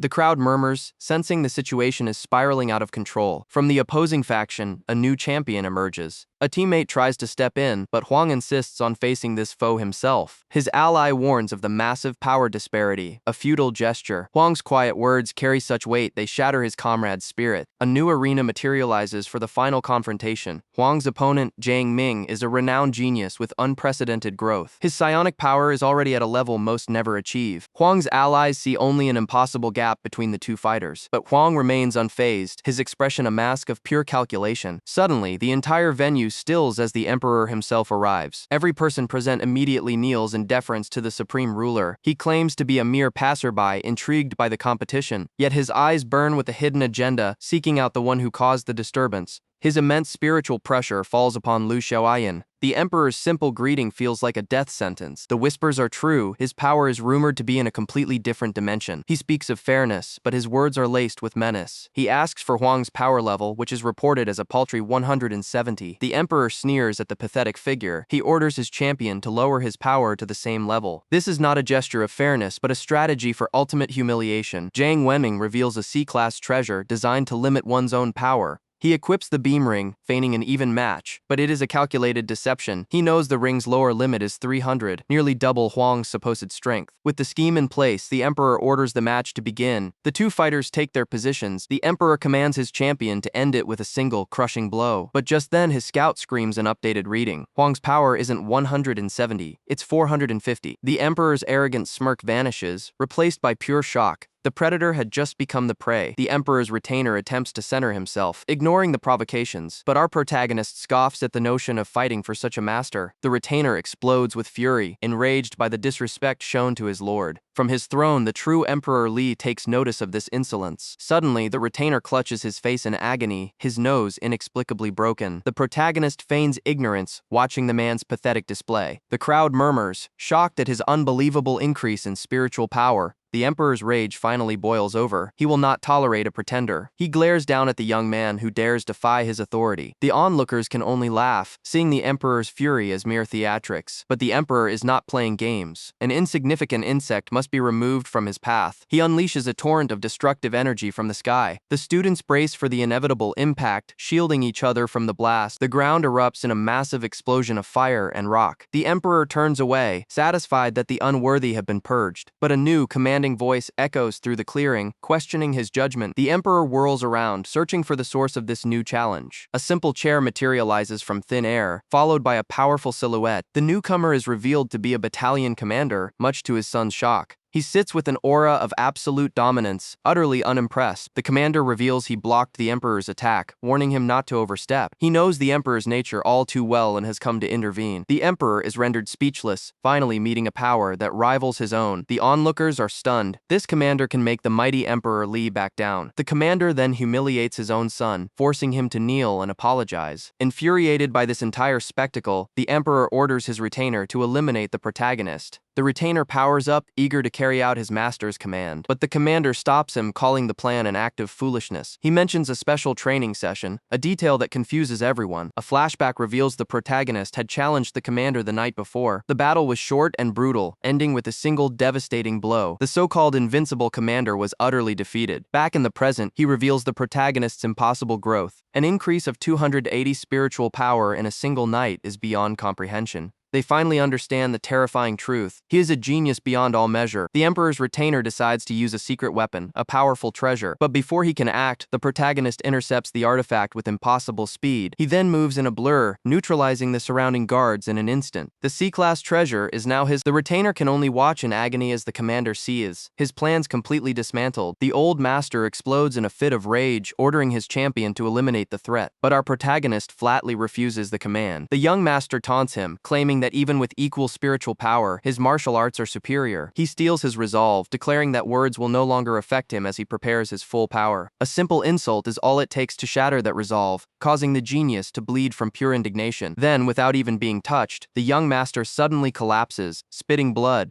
Utterly humiliated, he screams out a death threat, his composure completely gone. He lunges forward, channeling all of his energy into a single desperate attack. But our protagonist moves like lightning, unleashing a flurry of soul-destroying strikes. strikes. He is a phantom, weaving through the attacks with impossible speed. The spectators can't believe their eyes. His velocity is simply on another level. He appears behind his foe, asking a simple question about his wasted potential. He explains the flaw in his opponent's power, a vast reservoir with only a minuscule outlet. Driven mad by the lecture, the young master creates two spiritual clones to attack from all sides. They unleash a combined assault, trapping their target in a pincer movement. The onlookers observe that his strikes are not just fast, they are devastatingly powerful. Even under a three-pronged assault, our hero remains untouched, a testament to his true genius. He launches a single counter fist, a blur of golden light. The impact is absolute, a devastating hammer strike that connects perfectly. His opponent is sent flying across the arena, defeated by one clean blow. The elders are certain the fight is over, that no one could recover from such an attack. The young master tries to save face, but he can barely breathe from the impact. Meanwhile, our protagonist activates a healing spirit, his own minor injuries vanishing instantly. The crowd is stunned by this display of a high-level technique or a priceless treasure. He acknowledges his opponent's talent, stating it's finally time to become serious. He probes deeper, questioning if his foe is hiding other abilities out of fear. He offers the first move, a gesture of paramount dominance that pushes the young master over the edge. Ignoring a casual comment, the enraged fighter lunges forward mindlessly. He screams, consumed by his own fury. A 20-hit combo is unleashed, a storm of spiritual energy meant to annihilate. Yet his opponent stands there, blocking every single strike with contemptuous ease. The truth of the moment shatters his mind as he sees the impossible reality. Watching from the sidelines, the princess feels a cold dread wash over her. She understands now. He is not a fighter, he is a monster. The crown prince seethed with rage, his pride completely shattered, but our protagonist merely explained his goal was self-improvement, not arrogance. The prince lunged, enraged by this calm lecture, but he was met with his own signature technique, executed flawlessly. A devastating blow landed, cracking bone and shattering his confidence. The prince envisioned his own bleak future, chained in a dungeon for his failure. It was all part of the plan. He had been tricked into teaching his enemy. The emperor's advisors confirmed the impossible. The technique was a perfect replica. Desperate, the prince revealed his hidden power, a fire wind attribute. He unleashed a storm of fire meteors, certain of his elemental advantage, but a defensive cocoon of energy materialized, nullifying the entire barrage. The protagonist revealed his own secret, a water-based art, the perfect counter. The emperor was stunned. The boy had concealed his true abilities all along. He launched into the air, initiating another stolen technique. A flurry of kicks overwhelmed the prince, leaving him utterly defenseless. An advisor whispered the terrifying truth. He wasn't copying, he was learning instantly. The defeated prince was blasted out of the arena. The emperor roared, accusing him of an unforgivable crime, but the young man calmly denied the accusation. This was not a copy. He explained that true mastery is about improving what is learned. His eyes narrowed. He would demonstrate what he had truly absorbed. He directed a cold stare at the prince's master. Your subordinate forced my hand. With a flicker, he activated another of the prince's signature skills, the clone technique. The prince's mind fractured. A skill that took him months to learn was stolen in minutes. As the emperor raged about another's betrayal, our protagonist prepared the final blow. His clones mirrored his movements, gathering immense energy. They unleashed a low version of the dragon ceremonial cannon. The spectators watched in awe at the incredible display of power. 3 beams of concentrated energy descended upon their target. The resulting explosion rocked the entire imperial palace. When the smoke cleared, the prince stood defeated, his power and dignity stripped away. He fell to his knees, utterly broken by the overwhelming difference in strength. His spirit was crushed, forced to acknowledge a power beyond his comprehension. The emperor watched on his monitor as the defeated prince was flung into the sky. His view glitched, unable to process the sheer magnitude of what he had just witnessed. His combat analysis reveals a frightening array of abilities he can master instantly. The elders are stunned by his rapid comprehension of multiple martial disciplines. An emperor extends an offer, promising unparalleled resources to recruit him. But a new contender arrives, staking her own claim on the prodigy. The powerful men are taken aback by her sudden interference. The emperor erupts in fury, his plans now contested by the battalion commander. But the commander stands his ground, calling the emperor incompetent. The insult strikes a nerve, and the emperor's killing intent fills the air. He silences his men, having already summoned his ultimate weapon. A colossal war machine materializes, its cannons casting a shadow over the field. The onlookers recognize the high-level awakening of a cardiac period expert. They realize this mech isn't for show, it's here to eliminate all witnesses. The emperor's face twists with rage. If I can't have him, no one will. The machine's core glows as it prepares to unleash a devastating attack. The emperor and the commander launch their own ultimate techniques simultaneously. Two apocalyptic beams of energy collide with world-shattering force, yet the commander stands firm, facing the epicenter of the blast without fear. He endures the full force of the cataclysm, his body absorbing the impact. The Emperor's own machine is caught in the devastating crossfire. The protagonist and his allies are barely shielded from the lethal shockwave. The Emperor's aide questions what level of strength the commander possesses. Everyone is in disbelief. He blocked the combined assault with his physical body alone. As the smoke clears, the commander stands defiant and victorious. But his triumph is momentary as blood erupts from his face. His body gives out and he collapses onto the shattered ground. The Emperor roars with laughter, mocking his rival's arrogant overexertion. With his opponent neutralized, he gives an ultimatum, join him or die. But the farce is over. A new figure steps onto the battlefield. Let them go, she commands, her voice cutting through the tension. The Emperor scoffs at her audacity, threatening her life. But she reveals her leverage with chilling precision, detailing the location of his family. She describes the agent's position to strike his wife, and his arrogance shatters. Terrified, the Emperor immediately concedes and begs for his family's safety. The Emperor flees as the mysterious girl dismisses the entire confrontation. She informs the wounded commander that their leader is furious with him. He simply states that he is staying behind to train new talent. Her eyes flare, revealing the colonel's rage at his insubordination. The protagonist interrupts with a cryptic warning about fire and water. She is not amused by his words, but another voice expresses intrigue. A new challenger appears, brandishing a massive chainsword and issuing a deadly threat. He challenges the coach directly, questioning her awareness of his true power. The camp leadership is stunned by his audacity, questioning his sanity. Lu Xiaoyan notes his current rank, labeling his challenge as pure recklessness, but he possesses a unique ability to master even the most dangerous impulses. His instructor, however, is left to deal with the fallout of his provocative actions.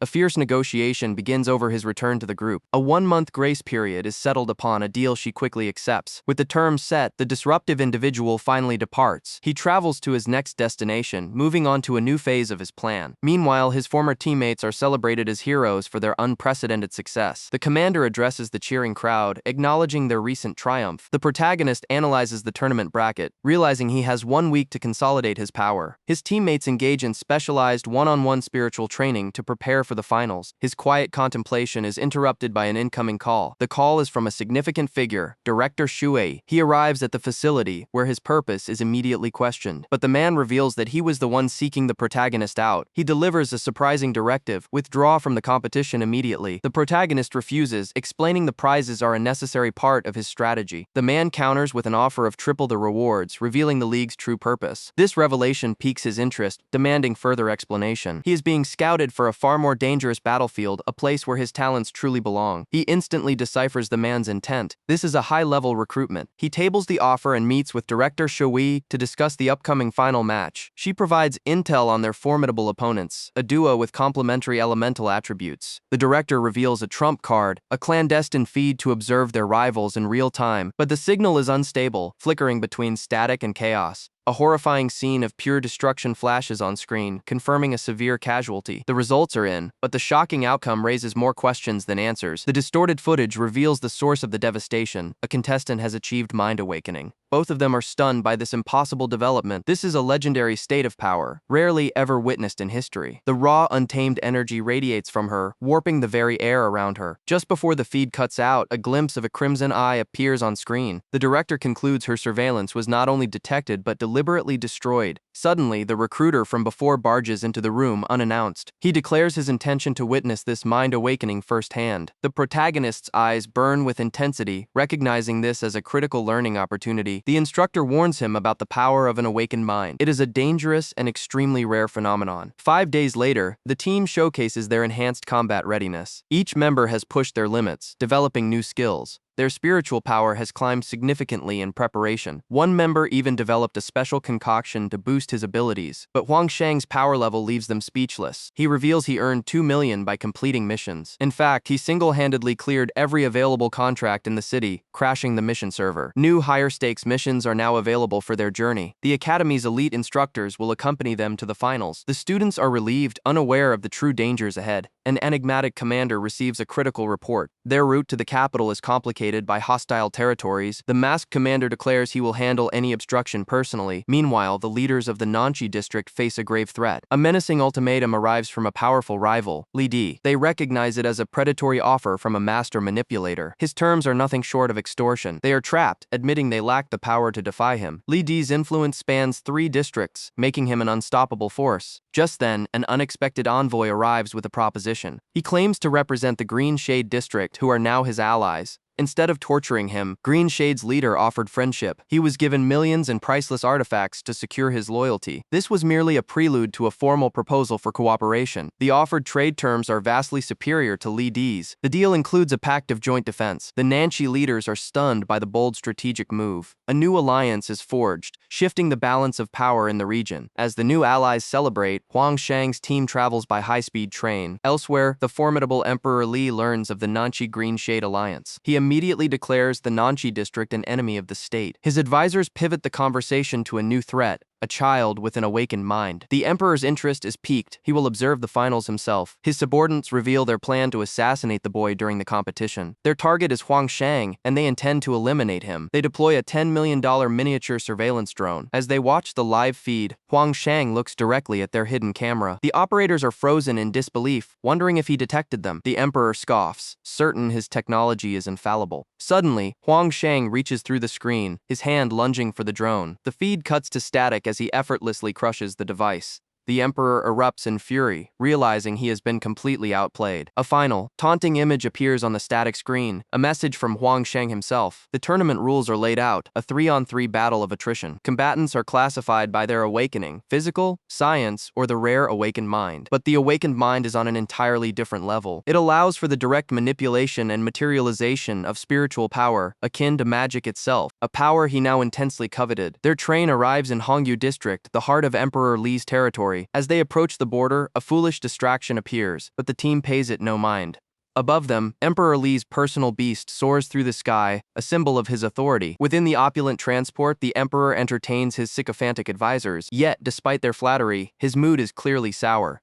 A call comes through, and his simmering rage is barely contained as he discusses a critical commission. Elsewhere, a lone operative accepts her new assignment. She is unconcerned with her destination, focused only on the mission and its payment. This is Hu Xiaoyu, the infamous Lone Wolf Sand Captain, a specialist in lethal force. Her deputy confirms their orders are in place. She redirects their entire convoy, a new target acquired for a buy-and-sell operation. The massive land crawler changes course without hesitation. Later that night, the strategist sits with his mentor. He asks why their opponent, the girl, weeps even when she wins. His mentor suggests tears of joy, but he knows the truth is far darker. He envisions her agony, the source of her tears. He understands now. Her victories are forged in pure pain. The grand arena erupts with energy as the tournament begins. In the stands, the emperor's men watch with cold calculation. The coach gives his team one final instruction: face their fear head-on. They stand united, ready for the confrontation. Then, their opponents arrive, a group of slaves led by a small, shackled girl. She is brutalized by her handler, dragged forward in chains. He threatens to kill her if she doesn't put on a good show. The team can only watch in silent fury at the horrific display. The handler whispers his vile command: eliminate all of them without mercy. He offers her a sliver of hope: win the championship and she will be free. Her eyes, empty and broken, hold a universe of suffering. She stands alone in the arena, a broken weapon waiting to be unleashed. The heavy shackles are a grim reminder of her enslavement. The match is about to begin, and the team prepares for the worst. From his seat, Emperor Li spots the protagonist and his face contorts with rage. His advisor smirks, eager to see the power of the boy who angered an emperor. A nearby spectator attempts to taunt the protagonist. With a mere thought, the man's drink erupts in his face. A silent and chilling warning. The final battle of the training camp league is about to begin. Powerful spectators watch from the shadows, their investments on the line. High above, another faction waits for the perfect moment to intervene. The stadium erupts as the final match is declared underway. Her supposed teammates make it clear she is to fight alone. Our protagonist immediately senses a powerful, unstable energy emanating from the girl. He sees flashes of her traumatic past, the source of her immense power. Her eyes flare with a chaotic spiritual force. He understands the trigger. Her power surges when she closes her eyes. She attacks without moving, unleashing a devastating psionic wave. Her opponents are instantly trapped within a psionic prison. They struggle against the invisible walls, completely powerless to escape. One of them attempts to shatter the psychic barrier with raw force. Her efforts are utterly futile against the girl's absolute defense. She begins to rotate the very energy within the prison itself. A psionic siphon drains their strength, leaving them incapacitated. She then channels their own power into a devastating psychic explosion. Their allies scream warnings, but it is far too late. The energy is transferred, converted into high-pressure force against her second target. In a single overwhelming display of power, both are instantly neutralized. The Emperor is pleased with his new weapon and orders her to execute them, but she defies the order, refusing to take a life. Her handler furiously reminds her of her duty to her new master. Sensing this injustice, our protagonist decides to intervene from the stands. The handler attempts to manipulate her with a false promise of freedom. She rejects his disgusting promises, knowing the truth. She understands her role, a disposable tool, never to be free. With newfound resolve, she declares she will no longer fight for them. Enraged, the handler reveals a remote, a device for punishment. He activates it, and a spike erupts from her shackle, torturing her. He sadistically threatens to cripple her permanently for her defiance. She can only endure the excruciating pain, but even in agony, her will does not break. The handler hesitates, realizing a broken tool has no value. He changes tactics, ordering her own teammates to threaten her instead. One of the brutes delivers a vicious kick, demanding her obedience. He prepares a lethal blow, his own survival tied to her compliance. But before the strike can land, our protagonist intervenes with blinding speed. He effortlessly blocks the attack, saving her from her own team. His eyes burn with cold fury at the sight of this injustice. The psychic backlash of his interference strikes the handlers from afar. "Isn't that too much for a little girl?" he asks, his voice cutting through the arena's noise. The crowd murmurs, sensing an unexpected shift in the game's power dynamic. But a powerful figure dismisses him, claiming even her death is his right. The girl pleads with him to stop, but her cries only fuel his rage. The man explodes. "You're just a student. Who do you think you are to order me?" His friends watch in horror, knowing he just challenged a city official. She tries to warn him of the man's power, but he cuts her off. "This is my own business," he states coldly. "Stay out of it." He then turns to the official with a disarming smile. "Actually, I can understand you. But your personal humiliation is no reason to harm other humans," he declares. Shocking the crowd, the official snaps, his composure shattering. "You don't understand anything. You're the monster." Huang Shang offers a mock apology, a calculated move that only enrages the man more. "You're a human?" he asks with feigned shock, landing a brutal psychological blow. The targeted words strike like a hammer, and the mayor suddenly coughs up blood.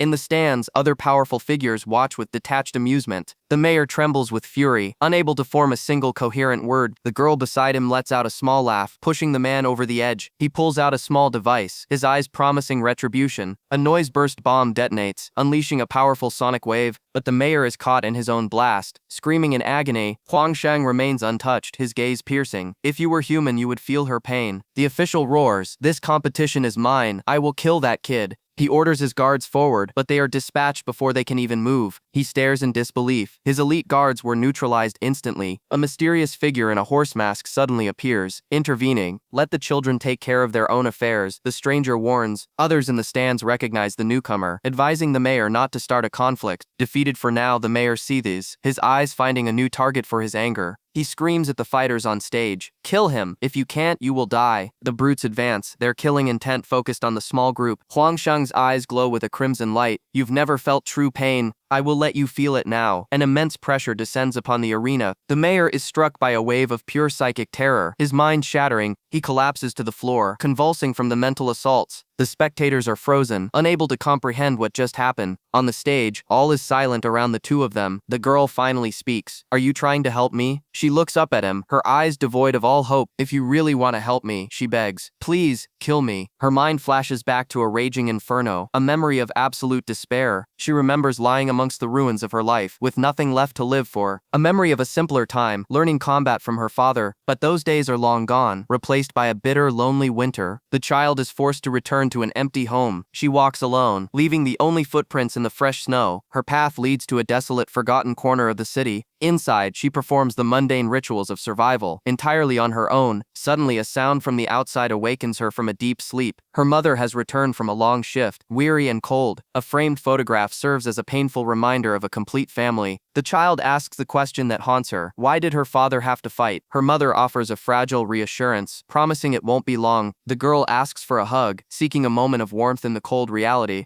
For a brief instant, she feels safe in her mother's embrace. With her energy restored, she prepares to sleep, but a deep-seated fear of abandonment surfaces once more. She clings to her mother, terrified of being left alone again. The next morning, the inevitable farewell arrives. Her mother offers advice on making friends, but the child is already isolated. She insists that companionship will make life better. With one last hug, she promises that everything will be fine, but that promise is shattered as her mother suddenly collapses. In the sterile confines of a hospital, their final hope drains away. The mother, knowing her time is short, asks for forgiveness. The child can only watch as the life support machine sustains her last moments. Her mother tells her to never give up on finding happiness. She places a hand on her daughter's head, a final fading gesture. Her last breath is a whisper, a final lie to protect her child. The girl tries to believe her, clinging to the last words she will ever hear. Far away, on a desolate battlefield, another life is extinguished. A blood-soaked hand clutches a shattered photograph of the family that will never be whole again. In a life before the tragedy, she wondered if things would truly be okay. She called her mother, overjoyed with the news of a full scholarship,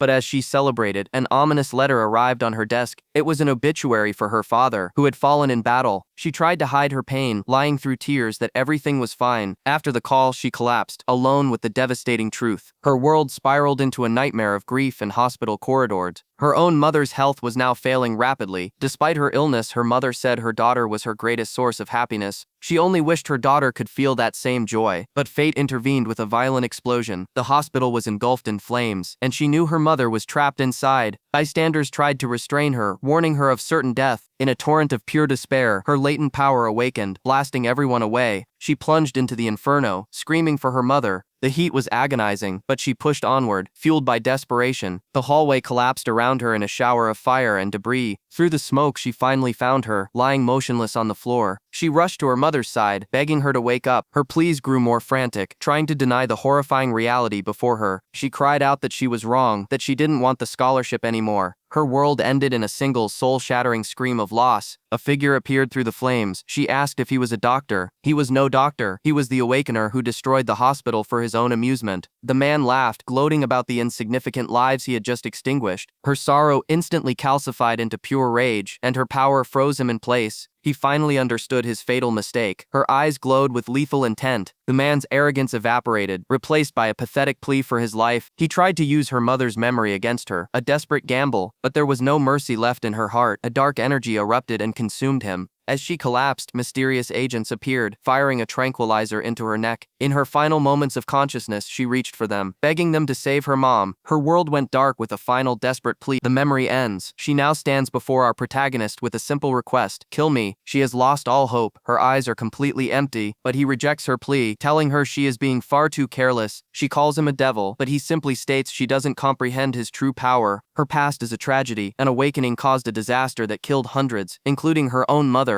Framed for the crime, she was imprisoned while the true culprit walked free, protected by bribes. Her torment continued as corrupt guards tried to assault her in the dead of night. She knew they were inhuman demons, and her awakened ability was her only defense. The mastermind behind it all interrogated her, intending to steal her power for himself. He made his intentions clear, threatening to torture her to death if she defied him. To prove his cruelty, he crushed her hand, her screams echoing in the cold darkness. Her will was broken. She tells the protagonist that she is utterly powerless. Unfazed by her story, he simply asks to see the injury. He examines the cruel, heavy shackles locked onto her wrists, a symbol of her torment. He identifies her tormentor, the corrupt mayor, and vows to eliminate him personally. A flicker of hope ignites within her eyes. She can't comprehend it. Is he truly going to help her? The protagonist turns to the cowering official, his cold gaze piercing the man's pathetic facade. He tells Chuya that she will be the one to show this man what true powerlessness feels like. He reveals the man's pathetic scheme to get him disqualified by provoking an attack. His intricate strategies leave everyone, including her, completely bewildered. Fearing for his safety, she tries to refuse his help, unwilling to drag him into her nightmare. He cuts through her hesitation with a sharp, demanding question. Her resolve finally shatters. She begs him to strike down her oppressor. With her consent secured, he calmly makes his move. I declare that I surrender. His teammates had already been defeated, a calculated sacrifice in his grander strategy. With his surrender, the match is over. Her team is declared the victor by default. The tournament now concluded. He focuses on the true objective, demanding the results be announced. When the corrupt official hesitates, a mysterious figure in a horse mask seizes the opportunity. He takes the microphone, preparing to make an official declaration to the entire stadium. In his capacity as the true mayor, he announces Greenshade District as the champions. The corrupt official's allies are outraged, realizing they have been completely outmaneuvered. The protagonist signals that his part is done. His own forces have arrived to handle the rest. Cornered, the official activates a shield and reveals a detonator. Taking Chuya hostage, the vice mayor is stunned, realizing the official would sacrifice anyone to escape justice. The villain mocks the protagonist's attempt at heroism, believing he holds the final card, but another of the protagonist's allies makes their move, launching a surprise attack. A powerful jet of water slams into the official, drenching him in the detonator. The remote circuits spark and die. The protagonist reveals the flaw in his plan. Enraged, the villain screams empty threats as the protagonist summons a sphere of immense energy. He states that death holds no fear for one who has already experienced it countless times. In a final desperate act, the official orders his personal guards to attack, but it's too late. His guards are already being effortlessly dismantled by an elite team. He finally understands. He wasn't fighting a boy. He was challenging a shadow organization. Chuya remembers a promise that one day she too would have friends to protect her. A vivid memory of a powerful and kind figure surfaces in her mind. A promise that no one would ever dare to harm her again. The mayor's elite reinforcements finally arrive, and he commands them to eliminate his foe, but the protagonist's allies form a line, blocking their path completely. One of them taunts the guards with bizarre, unpredictable behavior. Before they can react, the mayor is struck down by an unseen force. He activates a powerful defensive artifact, a shield that repels all spiritual attacks. From within his barrier, he attempts a psychological assault on the protagonist. He tries to sow discord, claiming the hero is only using the girl for her unique abilities. But the protagonist ignores the pathetic taunts. Turning to his companion, he tells her that he did this for her freedom. Only by defeating the mayor can she truly choose her own path. She looks at her own hands, understanding what must be done. With newfound resolve, she declares her intent to defeat the tyrant herself. The protagonist agrees, but the mayor laughs, confident in his impenetrable shield. He boasts that his defense can negate even the most advanced technique. In response, the girl unleashes her own power. Psionic Siphon, a sphere of condensed energy, hurtles towards the barrier. The so-called perfect shield shatters into a million pieces. The mayor's arrogance instantly evaporates, replaced by pure terror. The high official watching from above roars, ordering them to cease their assault. But the protagonist simply states that not even the immortals can intervene now. He unleashes a devastating flurry of blows. The relentless assault cracks the very arena floor. The force of the impact is absolute. The mayor is launched into the air, utterly broken by the overwhelming power. The protagonist stands calm, his work complete. The result is a grotesque display of punishment. The girl thanks him, smiling for the first time. She feels the warmth of having a true partner by her side. They stand victorious over their fallen enemy, but their defiance has enraged the supreme authority. He summons his most powerful assets to the field. Elite geniuses from every major district descend upon the arena. They surround our heroes, promising a swift and brutal end. His allies realize the scale of the forces arrayed against them. The protagonist warns the girl to be careful as a new figure appears beside him. An old debt is about to be repaid on the battlefield. The blade sinks deep as the assassin whispers her apology. Huang Shang collapses, his lifeblood spilling onto the arena floor. His sister rushes to his side, her cries echoing in the silence. The enemy leaders celebrate their victory, believing their primary target is eliminated.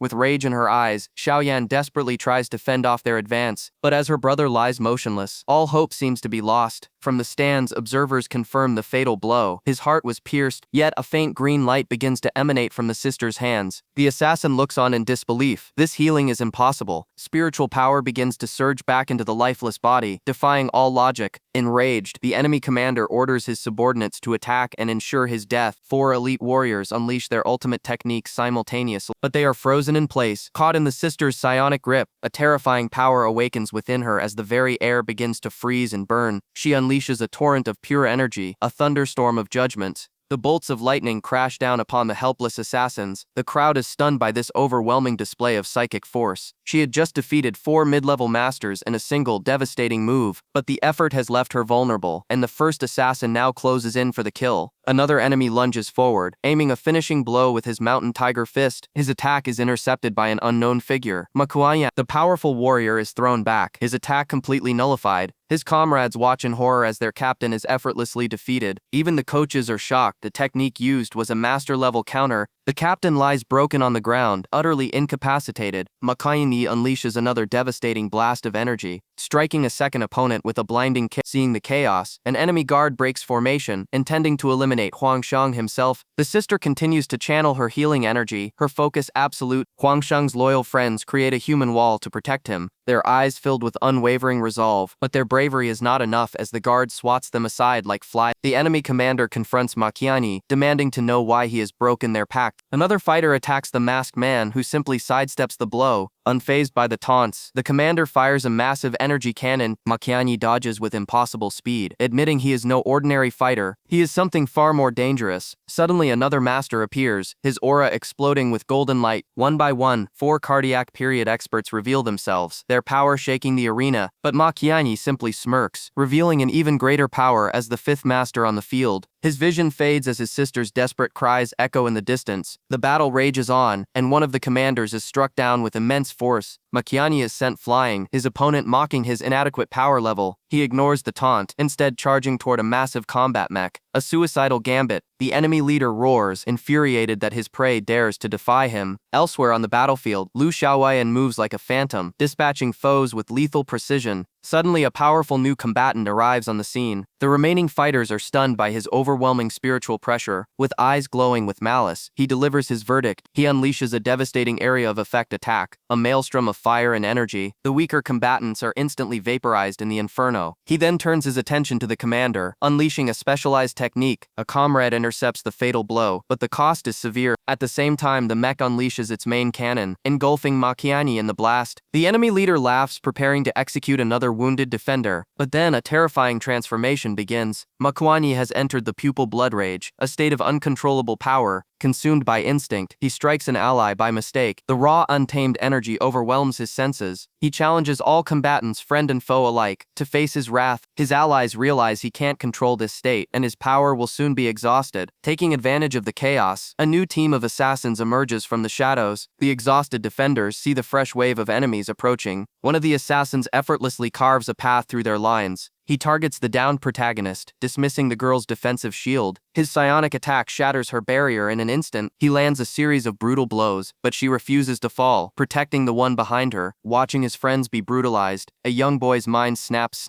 He screams that the protagonist is his benefactor, and his own blood begins to boil. He unleashes a forbidden life-draining technique, a torrent of corrosive blood. The assassins cry out in agony as the acid melts their flesh and blinds them. The boy is sacrificing his own life force to create this opening, but one of the assassins recovers and moves in for the kill. He brings his weapon down on the girl, protecting the protagonist. The other combatants watch in disbelief. She's still fighting despite her catastrophic injuries. With her last ounce of strength, she declares that none shall pass. Just then, a lone figure appears on the horizon. Observing the battle, the enemy leader's blood runs cold. This is not the reinforcement he expected. The newcomer reveals her mission: to personally eliminate a disobedient subordinate. The leader pleads for his life, but she unleashes her power without hesitation. She is merely an instrument of her master's will, devoid of mercy, but the boy stands firm, erecting a shield to protect his friend. The remaining survivors rally together, forming a final desperate line of defense. The assassin declared her mission to eliminate Huang Shang. She noted the immense power gap between them. Their efforts were utterly in vain. A defender lunged, activating twin chainsaws in a desperate attack, but the assassin parried with ease, drawing first blood in an instant. She analyzed her opponent's weakness. A body based on technology is inherently fragile. Her gaze was cold, calculating, and devoid of emotion. Another guardian intervened, projecting an Admiralty golden shield to halt her advance. She merely whispered dark matter string burst, and the barrier shattered into 1,000 pieces. She noted his power was a physical awakening specializing in defense, but it was not enough. The first defender renewed her assault with a flurry of kicks. The assassin simply walked through the attack, her presence sowing terror among the protectors. She acknowledged their training was adequate, but their coordination was flawed. They defiantly stated their skills were their own, not from Commander Ma. She dismissed the thought, stating she had no more time to waste on them. With a single gesture, she activated dark matter position, rooting them to the spot. She gathered dark energy, preparing another attack while they were immobilized. With no one left to block her, the blast sent them flying. She placed a hand on the last conscious defender, ending her struggle. The girl collapsed, and the assassin acknowledged her as a worthy opponent before moving on, but their coach stepped forward, becoming the final line of defense. He apologized, knowing he would have to unleash a forbidden technique to stop her. He formed his strongest defensive triangle, but it was shattered in an instant. The assassin unleashed a colliding ion explosion, an attack beyond what mere effort could stop. Her one attack neutralized every remaining fighter in the arena. Now only her primary target was left. She stood over the boy, the very center of the entire conflicts. The leader's order was absolute, and it was time to end this. Suddenly, an immense force intercepted her strike. The coach, now radiating a terrifying power, unleashed a devastating punch. For the first time, the assassin's expression shifted to one of surprise. The blow connected with overwhelming force, shaking the very ground beneath them. Onlookers knew this power was temporary. His red-eye state was already fading. An enemy commander seized the opportunity, firing a massive cannon at the weakened coach. He made no attempt to dodge, absorbing the blast with his own body. The enemy commander watched in disbelief, unable to comprehend his durability. Steam poured from the coach's skin as the enemy's will to fight evaporated. He stood bloodied, laughing in the face of certain death. An observer finally understood the legends about this man. He was more than a coach. He was a human fortress, a one-man army, built to fend off all enemies on the front lines. The battered warrior roars in defiance. He will not yield this ground. His allies watch in horror. His body cannot sustain this level of combat. Onlookers are stunned. He single-handedly held back 4 masters of the cardiac period. The enemy commander gives a vile order. He will break the warrior's will by targeting his son. A mechanized unit taunts the father, promising to pulverize the boy into dust. Enraged by such dishonorable tactics, the warrior unleashes a furious, desperate assault, but the commander simply smirks, charging a forbidden art. The Dark Dragon crude cannon, he unleashes a torrent of pure destructive energy across the battlefield. The blast engulfs the warrior in a cataclysmic explosion. His enemy laughs, certain of his victory. From the smoke, a figure still stands. The commander is shocked he survived. Suddenly, an unknown combatant appears, restraining the exhausted warrior with an energy lock. Her gaze is ice. One step closer, she warns, and she will flay them alive. The sheer killing intent radiating from her paralyzes the other fighter.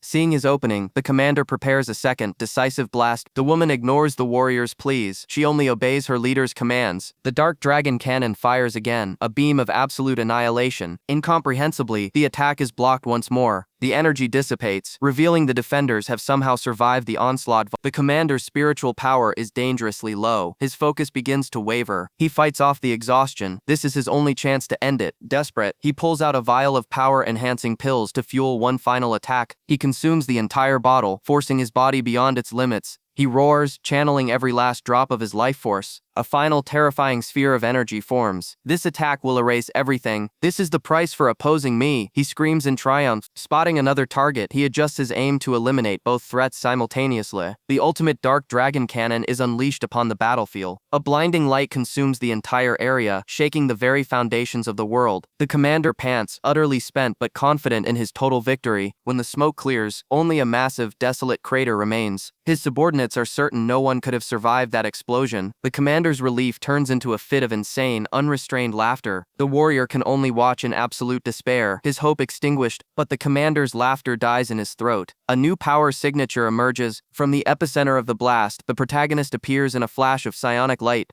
He lands without a single scratch, completely unfazed by the chaos. The warrior stares in disbelief. He had survived. How could he have recovered so quickly from a direct hit? The commander freezes in terror. He recognizes the legendary technique, psionic flash and flashes. The protagonist calmly explains this is the power of his spiritual martial art. He raises his fist, preparing his counterattack. Psionic siphon. A violent impact rocks the commander. His own energy is being torn from his body. The protagonist redirects the stolen power, creating a devastating psionic siphon blast. Everyone is horrified. He wields 2 different types of awakening martial arts. It was a power thought to be a myth. The double awakening, the commander is utterly broken, his power and pride stripped away in an instant. The protagonist identifies his foe's true nature. He is an evil spirit. The onlookers are stunned. He possesses 4 attributes and masters martial arts instantly. The assassin hesitates to strike, recognizing his immense talent. But her commander is resolute. Such a threat cannot be allowed to grow. The other aggressor agrees. This potential must be extinguished immediately. Realizing he is the sole target, he pushes his companion to safety. His opponent mocks him, boasting of a power gap between their realms. He unleashes a blinding technique, a powerful but draining martial art. But our protagonist responds with a cloning technique, creating perfect duplicates. All 3 clones execute a synchronized attack, baffling the enemy. He swiftly dispatches 2, believing them to be simple illusions. With a cry of victory, he strikes what he assumes is the final real target. But it's another feint. All 3 were decoys, a strategic misdirection. The enemy's composure shatters, replaced by pure rage. He unleashes his psionic flash again, targeting the one who spoke. But once more, he is met with 3 identical copies. The same coordinated assault begins anew, draining the enemy's stamina. Even his allies are stunned by this flawless execution of psychological warfare. The repeated high-level techniques are depleting his opponent's energy reserves. But she worries his own spiritual power won't last much longer either.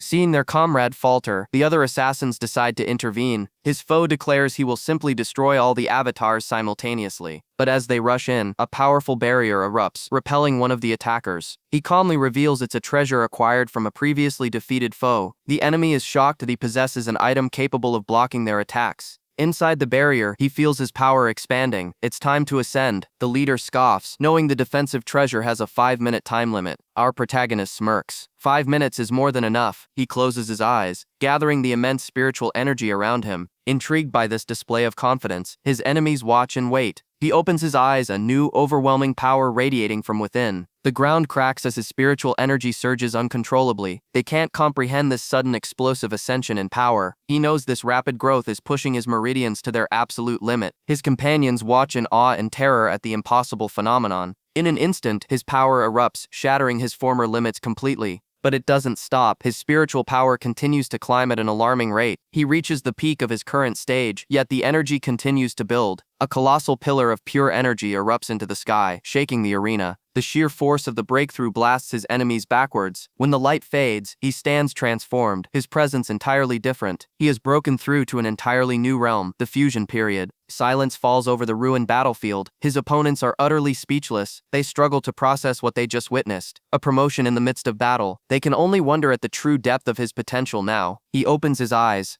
I'm ready. I told you it wouldn't take 5 minutes. To them, he seems less like a man and more like a mythic hero. For the first time, they understand the true magnitude of the threat before them. Any one of these abilities would forge a legend. But together, they create something far greater, the King of Kings. My promotion to the fusion realm has vastly increased my spiritual reserves. Even while unconscious, my mind was absorbing and learning new techniques. This new level of power unlocks a higher tier of martial arts. It is time to reveal my latest acquisition, Different King's Replication. My energy has stabilized. The test can begin. The enemy charges forward, utterly oblivious to the trap being laid. I manifest a perfect duplicate, instantly dividing his focus. My replicas unleash a synchronized assault, overwhelming his senses. He dismisses it as a mere trick, convinced every technique has a flaw. I remain perfectly still, observing his predictable reaction. He strikes a replica, only to trigger a blinding flash of psionic light. While he is disoriented, I create another. My allies are unable to comprehend the strategy. These replications are intangible, designed only for misdirection. She finds the display amusing, completely underestimating its tactical value. I clarify for her. This is not simple division, it is replication. The technique allows me to copy anything I have physically touched. The Emperor, arrogant and impatient, strikes one of my clones. A fatal error. As planned, he is immediately incapacitated by the resulting psionic burst. Even blinded, he is forced to acknowledge the technique's brutal effectiveness. He rages against the illusion, but I calmly correct him once more. To demonstrate, I turn the technique on him, creating perfect replicas of the Emperor. His imperial pride is shattered. He cannot tolerate this mockery. The copies perfectly imitate his every move, a reflection of his own powerlessness. They even replicate his injuries, a direct assault on his psyche. Enraged, he attacks his own images, blinding himself with each desperate strike. The spectators are stunned by the sheer brilliance of the humiliating tactic. The Emperor's fury reaches its absolute peak. For years, none have dared challenge his authority. This is an unforgivable insult. But the situation shifts. The enemy reveals their true leverage, holding an ally hostage. She warns me that any further action will result in Mokiani's immediate execution. Simultaneously, her partner prepares a devastating attack to annihilate my friends. Refusing to be a pawn, Mokiani begins channeling a suicidal technique. Even his own allies are terrified. He would sacrifice them all for his pride. He screams for me to stay hidden, intending to take everyone to the grave with him. His partner tries to stop him, knowing their efforts will be wasted if they all perish. In his final moments, Mokiani acknowledges my potential, urging me to survive. He unleashes the full force of his life energy in a final, desperate act. My allies and I watch as the situation escalates beyond control. But I will not abandon someone who fought for me. I reveal myself. The enemies are shocked, but the Emperor smiles. I understand the logic of sacrifice, but I do not accept it. My decision to face these impossible odds shatters his hardened resolve. The enemy laughed, gathering a cataclysmic sphere of dark energy. He vowed to obliterate them all. A torrent of destructive power erupted from his hands. Huang Shang was blasted back, the ground cracking beneath him. The villain mocked his ranged abilities, preparing to detonate his own power to end the fight. Let them go, Huang Shang stated calmly, offering himself as the sole target for his enemy's wrath. But the man sneered, revealing he was sacrificing a decade of his life for this final inescapable attack. A sinister sigil burned in the air, channeling forbidden energy.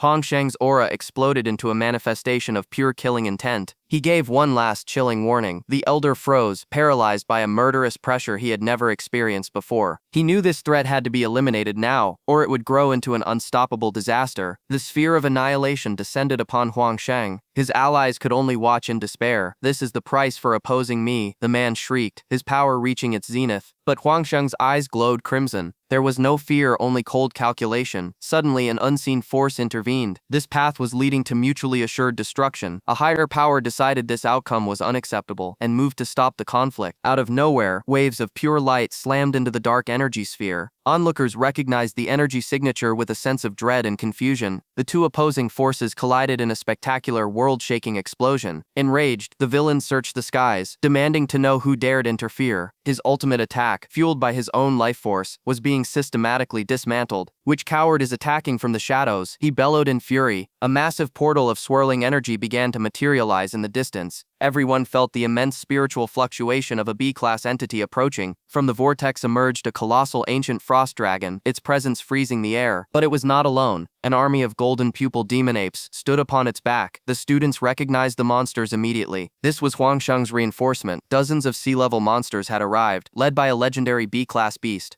The dragon let out a deafening roar, its gaze locked on the enemy. Atop its head, a figure of immense power began to manifest from pink light. A woman of otherworldly beauty appeared, surrounded by ethereal lotus blossoms. Her name was Hua Jianlei, a being of immense stature and power. She looked down at the battlefield, her eyes finding their target. "Huang Shang," she asked with concern, "are you all right?" A new figure emerges, radiating immense power that stuns the onlookers. She stands before Huang Shang, an enigmatic and overwhelming presence. "You don't know who I am," she states coolly. "Just remember the name Hua Jianlei." Huang Shang remains silent, his gaze fixed on this unexpected adversary. A local guard challenges the newcomer, declaring her presence illegal in this restricted zone. Enraged, she demands her captain eliminate the intruder immediately. The captain complies, channeling fiery energy into his fists. For a devastating blow, he unleashes his signature technique, a storm of explosive energy projectile. To their astonishment, Hua Jianlei makes no move to evade the attack. The entire barrage passes through her as if she were a phantom, leaving her untouched. He realizes his mistake. She's standing in the attack's only geometric safe zone.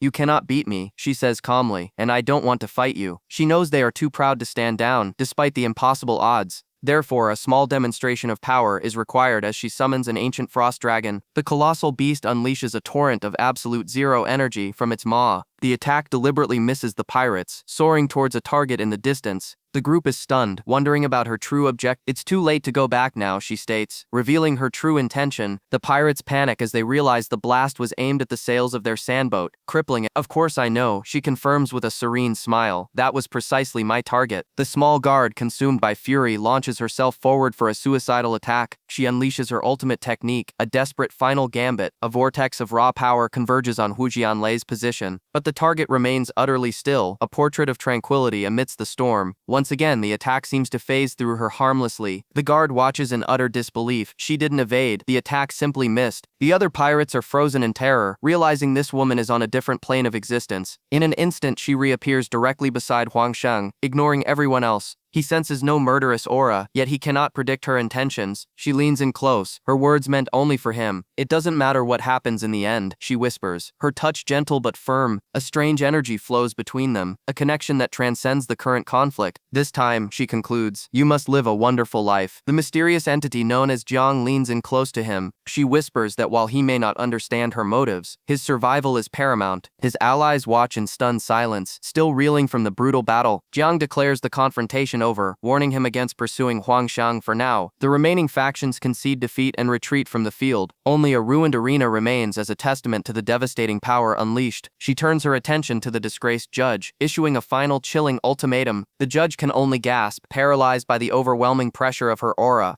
Staring at his broken reflection, he sees not a man, but a monster. He realizes he was merely a pawn, blinded by rage and manipulated by a greater power. His ambition shattered, he accepts his failure and awaits the rise of a new power. But our protagonist steps forward, his voice cold as ice, promising to remember this treachery. Forced into submission, the judge declares the protagonist's team the victors. Though the battle is won, the spoils of war are a grim reminder of the larger conflict. His ally questions him about the girl who single-handedly shifted the balance of power. Jiang evades the question, leaving them with a cryptic message about their true enemy. She reveals she has been dormant for ages, her words shocking his companions. The protagonist processes this new, impossible variable in his calculation. Suddenly, one of her monstrous guardians appears, demanding the return of a stolen artifact. He casually reveals he repurposed the legendary C-class treasure as a mere floor mat. Ignoring the beast, he directs a piercing question at Jiang about a past incident. He confirms his own deduction, proving his intellect is always one step ahead. She smiles, impressed by his ability to connect the disparate pieces of the puzzle. He silences the others with a single command, asserting his absolute authority. Jiang's attention then shifts, speaking directly into the mind of the brute, Makiani. She plants a seed of doubt, warning that betrayal often comes from the most trusted sources. The man's eyes glow with a sinister red light as paranoia begins to consume him. Her voice echoes in his mind, a final plea to his weakening will. But the poison has taken root. He brands her an enemy for concealing her identity. Within his mindscape, he confronts her projection, ready to eliminate the perceived threat. Overcome by the dark influence, Makiani unleashes a furious assault. Yet, Jiang remains perfectly serene, entirely unfazed by his primitive rage. The brute lunged forward, unleashing the full force of his mountain tiger fist. But the attack met only empty air. She hadn't blocked it, she simply wasn't there. As he landed, flowers bloomed from the ground, a sight completely alien to this battlefield. He was utterly bewildered by her impossible movements. She calmly revealed her secret, the ability to predict his every action. Enraged, he unleashed a storm of blows, creating countless after-images.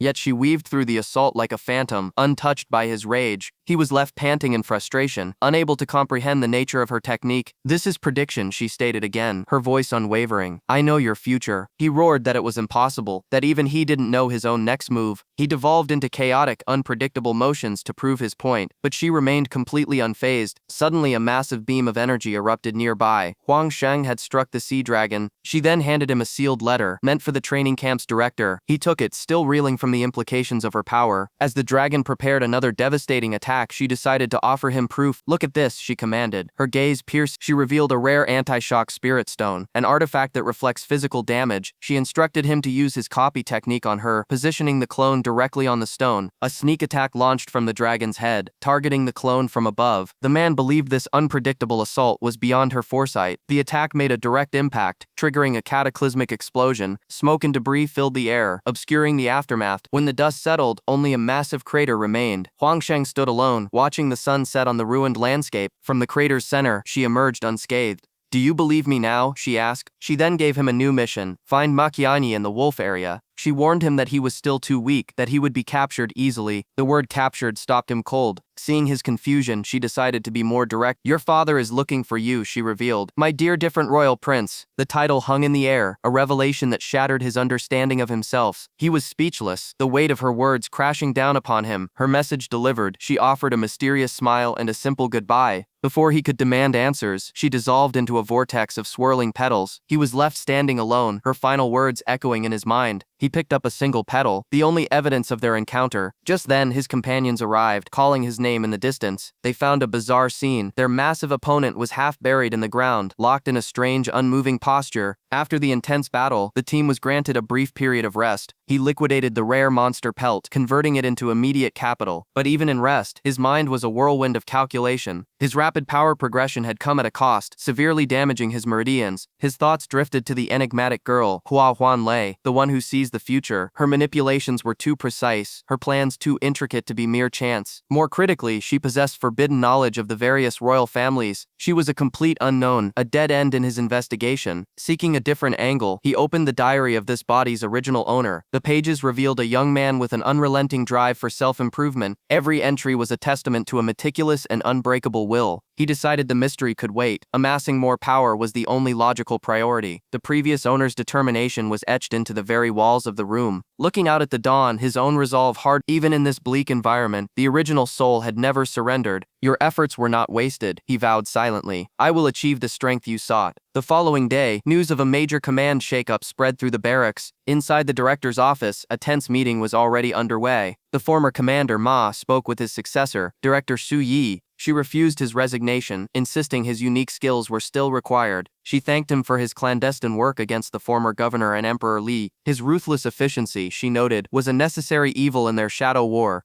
The conversation then shifted to the next high-risk operation in the Wolf Zone. Commander Ma nominated only 2 operatives, his son and Huang Shang. He could sense her true motive, a deep anxiety pushing him back into the field. She erupted, demanding he stop the delays and focus on dismantling Emperor Li's power base. Her anger faded, replaced by a quiet question: was he afraid he wouldn't return? They both understood this was a final farewell. A letter from the Oracle, Huang Lei, dictated their next moves with chilling accuracy. Su Yi was hesitant, questioning the girl's true power. Commander Ma admitted her physical strength was mediocre, but her strategic mind was flawless. He entrusted Huang Shang's future to her before preparing to leave. A final silent acknowledgement passed between them. The commander then walked out into the raging storm, his fate sealed. He planned to leave at first light, hoping the boy had no lingering attachments. He took a final moment of calm, sipping his tea. Suddenly a figure appeared at his window, moving like a phantom through the storm. It was Huang Shang, anticipating his every move, ready for what was to come. With preparations complete, the team departs for the perilous Wolf Zone border. The leader is eager for the mission, and his companion is ready for the challenge. Suddenly a young girl intercepts them. She declares she has no one else and pleads to join their party. He grants her request, though her familiarity with him is unexpected. The blue-haired subordinate reveals his habit of assigning bizarre codenames to his comrades. This earns him the immediate ire of their new member, followed by swift retribution. The team leader interjects, reminding them of the gravity of their situation. They are entering the Wolf Zone, a lawless territory where the old rules no longer apply. It is a crucible that forges the strong and breaks the weak. A new world of peril awaits. The grueling journey begins, and already one member is reaching his physical limit. His lack of stamina earns him a sharp rebuke from the leader. Consulting the map, they find they are nearing a key location, a mystery store. However, a critical error is discovered. They have been moving away from their objective. The leader is stunned by this severe navigational failure. He attributes the mistake to his headgear, a fatal flaw in his disguise, but he quickly reframes the blunder as an opportunity to complete a secondary task. The store requires specific monster parts for trade, not currency. A new hunt begins. Their first target is the Hell Scorpion, a highly aggressive and territorial creature. The team engages, dispatching the swarm with coordinated efficiency. Next, they face the vicious monkey-eating finches, which immediately swarm their weakest link. Though the objective is nearly complete, the relentless combat has taken its toll. But the protagonist raises a crucial question about their mission's parameters. The horrifying realization dawns on them. They failed to collect any of the required materials. The sun begins to set, their window of opportunity rapidly closing. By the time they finish the task correctly, the entire day has been squandered. Finally, under the cover of dusk, they arrive at the mysterious outpost. He trades their hard-won materials for a vehicle, their only means of transport. A moment of doubt arises. Can their leader even operate this machine? The leader dismisses his concerns with a sharp command, ordering them inside. Their journey resumes in a terrifyingly chaotic fashion. Meanwhile, back at the Green Shade area, others have noticed their absence. His former comrades are shocked to learn he has entered the Wolf Zone alone.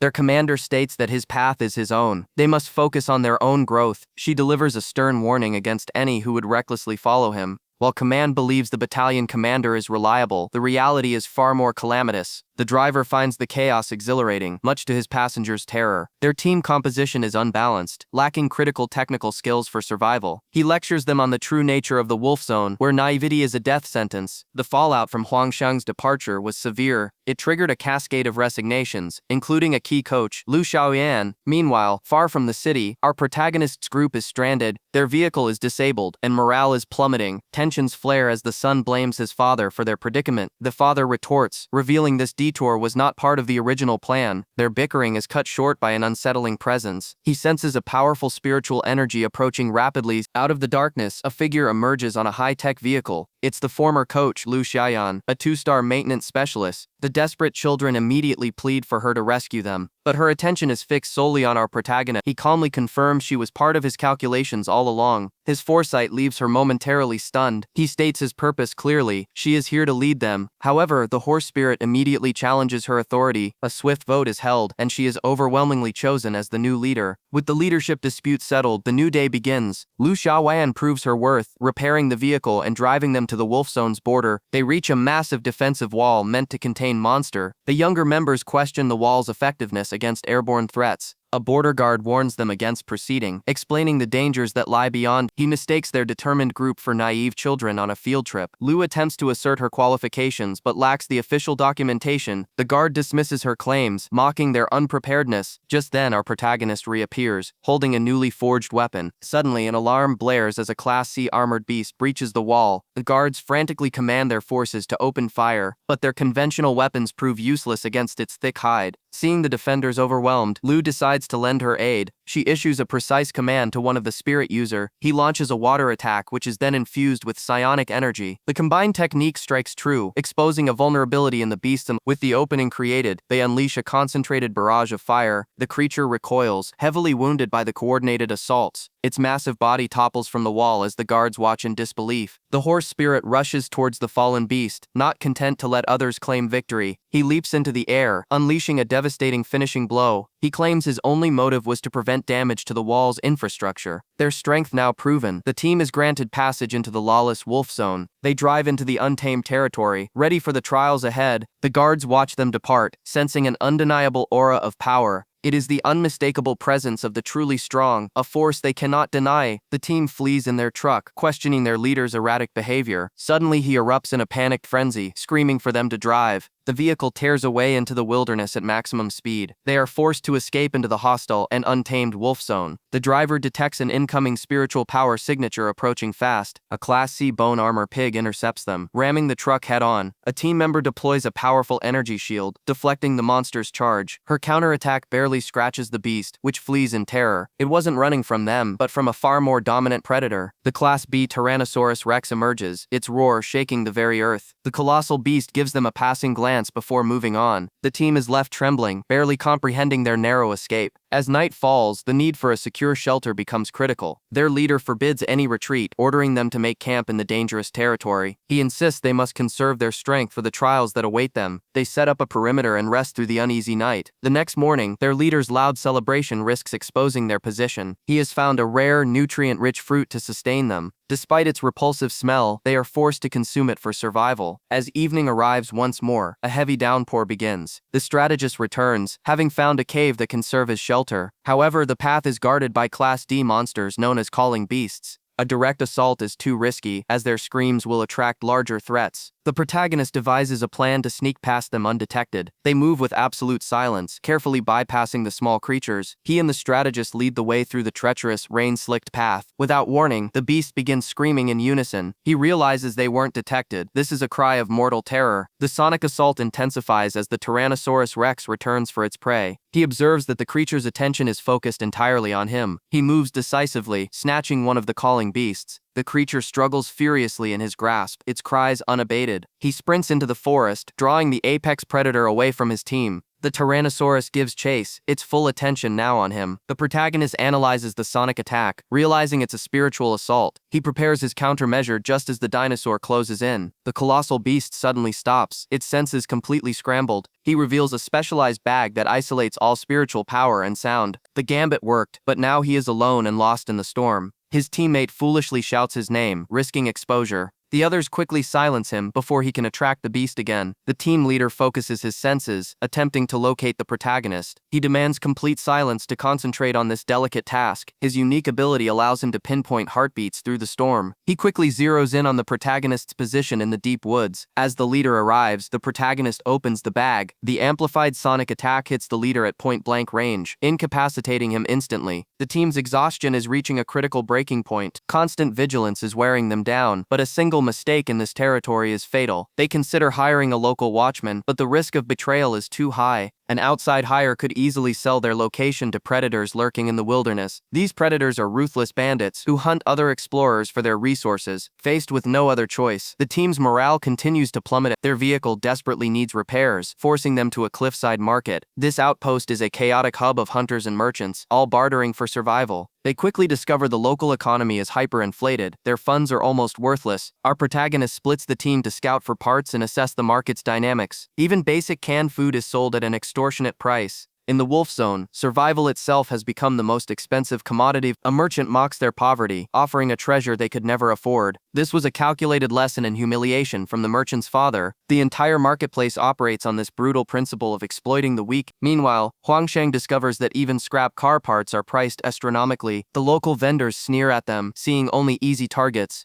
As his team endures the ridicule, his eyes lock onto a critical vulnerability. A plan begins to form. His teammates are still focused on the insult, but he is already calculating his next move. Suddenly, Huang Shang takes the stage and commands the crowd's attention. He addresses the exhausted night watchmen, highlighting their miserable, low-paying work. His rivals believe he's simply trying to undercut their prices, but then he reveals an invention that will make them obsolete. He demonstrates its simple operation, a single button press before sleep. The device is a biological alarm, a caged creature that emits a piercing shriek at any sign of danger. It offers perfect security, eliminating the need for untrustworthy outside guards. He announces the price, with a steep discount for the first 50 buyers to create a frenzy. Immediately, a man cries out, his health destroyed by the stress of constant guard duty. He is only 23, but the sleepless nights have aged him beyond recognition. His plight ignites the crowd, and a wave of demand surges forward. The marketplace erupts into chaos, as everyone fights to buy his product. The lesson in humiliation was just turned into a masterclass of economic warfare. The arrogant merchant can only watch, utterly defeated by the protagonist's gambit. The team celebrates their recent success around a campfire, but Ling advises they depart soon, as their wealth is attracting unwanted attention. Suddenly, a strange sound echoes from the darkness. It's a calling beast, but our protagonist sees this not as a threat, but as an opportunity. Huang Shang presents his part of the strategy. The protagonist immediately recognizes the plan's genius and agrees to execute it. While the others are left in the dark, the two masterminds set their trap into motion. The next day, they arrive at a bustling bazaar. Two merchants are selling cheap imitations of their nightwatch technology. Ling is furious at the blatant plagiarism, but the protagonist remains unfazed. The crowd, lured by the low price, eagerly buys the counterfeit goods. The merchants count their gold, oblivious to the fact they've walked into a snare. Huang Shang casually strolls into the crowd. He dons a simple disguise, preparing for the next phase of the operation. He approaches the merchants, loudly complaining that the beast he purchased refuses to eat. He then reveals a critical flaw. The creatures only eat camphor leaves, which grow exclusively in District B6. Panic erupts as the buyers realize they've been scammed and demand their money back. Just as chaos peaks, the protagonist takes the stage, presenting himself as the sole solution. He reveals their proprietary method for processing the rare leaves into a sustainable food source. He unveils the final product, a highly concentrated food cube that can last for a week. He then offers a complete care package, turning their problem into his profit. The crowd, once hostile towards the merchants, now desperately flocks to buy his product. A buying frenzy ensues as he completely dominates the market he just created. His team can only watch in awe at his business acumen. The original merchants, now bankrupt and humiliated, plot their revenge. They attempt to turn the crowd against him, exposing his role in the earlier scam, but the protagonist is already steps ahead, revealing the next stage of his plan, market expansion. The crowd ignores the desperate merchants, continuing to purchase from the only reliable supplier. As the day ends, the operation is a resounding success. The very merchants who tried to copy him are now his employees, having generated a staggering 120,000 gold. He explains that mutual benefit is the only path to true power, securing their loyalty. They are so grateful they even gift him a modified vehicle. The team marvels at their newfound fortune, but a warning comes too late as a vehicle barrels towards them. An ambush. The enemy's power levels are dangerously high. A monstrous armored truck thunders into view, kicking up a cloud of dust. The merchants recognize the vehicle with dread. It belongs to the infamous predator, Wang Dani. A brutal-looking gang disembarks, their leader stepping forward with menace. It is indeed the Predator, a warrior at the absolute peak of the fusion periods. His men size up the group, their intentions violently clear. While his team sees a fight for survival, the protagonist sees only his next acquisition. The market manager attempts to enforce order, warning the intruders to leave. The brute leader simply tells him to look behind him. A devastating strike sends the manager flying through the wall, instantly neutralized. The gang laughs at the display of overwhelming force. His companion recognizes the threat. Their enemies are all at the fusion period level. The leader gives his orders, sees everything of value in the bazaar. Suddenly, an old acquaintance of the brute appears, trying to intervene. The leader recognizes the man, telling his subordinate to stand down for a moment. The old man pleads for mercy, offering all his money to spare his son, but the brute isn't interested in gold. His gaze is fixed on a far greater prize. He issues a final chilling ultimatum to the old man. His aura explodes with killing intent, revealing the terrifying power of a peak fusion period master. Just then our protagonist steps forward, seemingly offering to surrender his possession. In a flash he scoops up his companion, a move that confuses everyone. He orders his friend to gather their valuables, feigning complete capitulation. He calmly states that survival is more important than any treasure. He then tosses everything they own towards the gang, a perfect display of cowardice. The brutes mock his pathetic surrender, completely underestimating their target, but their leader is no fool. He reveals his true plan to execute them all, regardless. He analyzes the protagonist's cowardly actions as a sign of a treacherous nature that must be eliminated.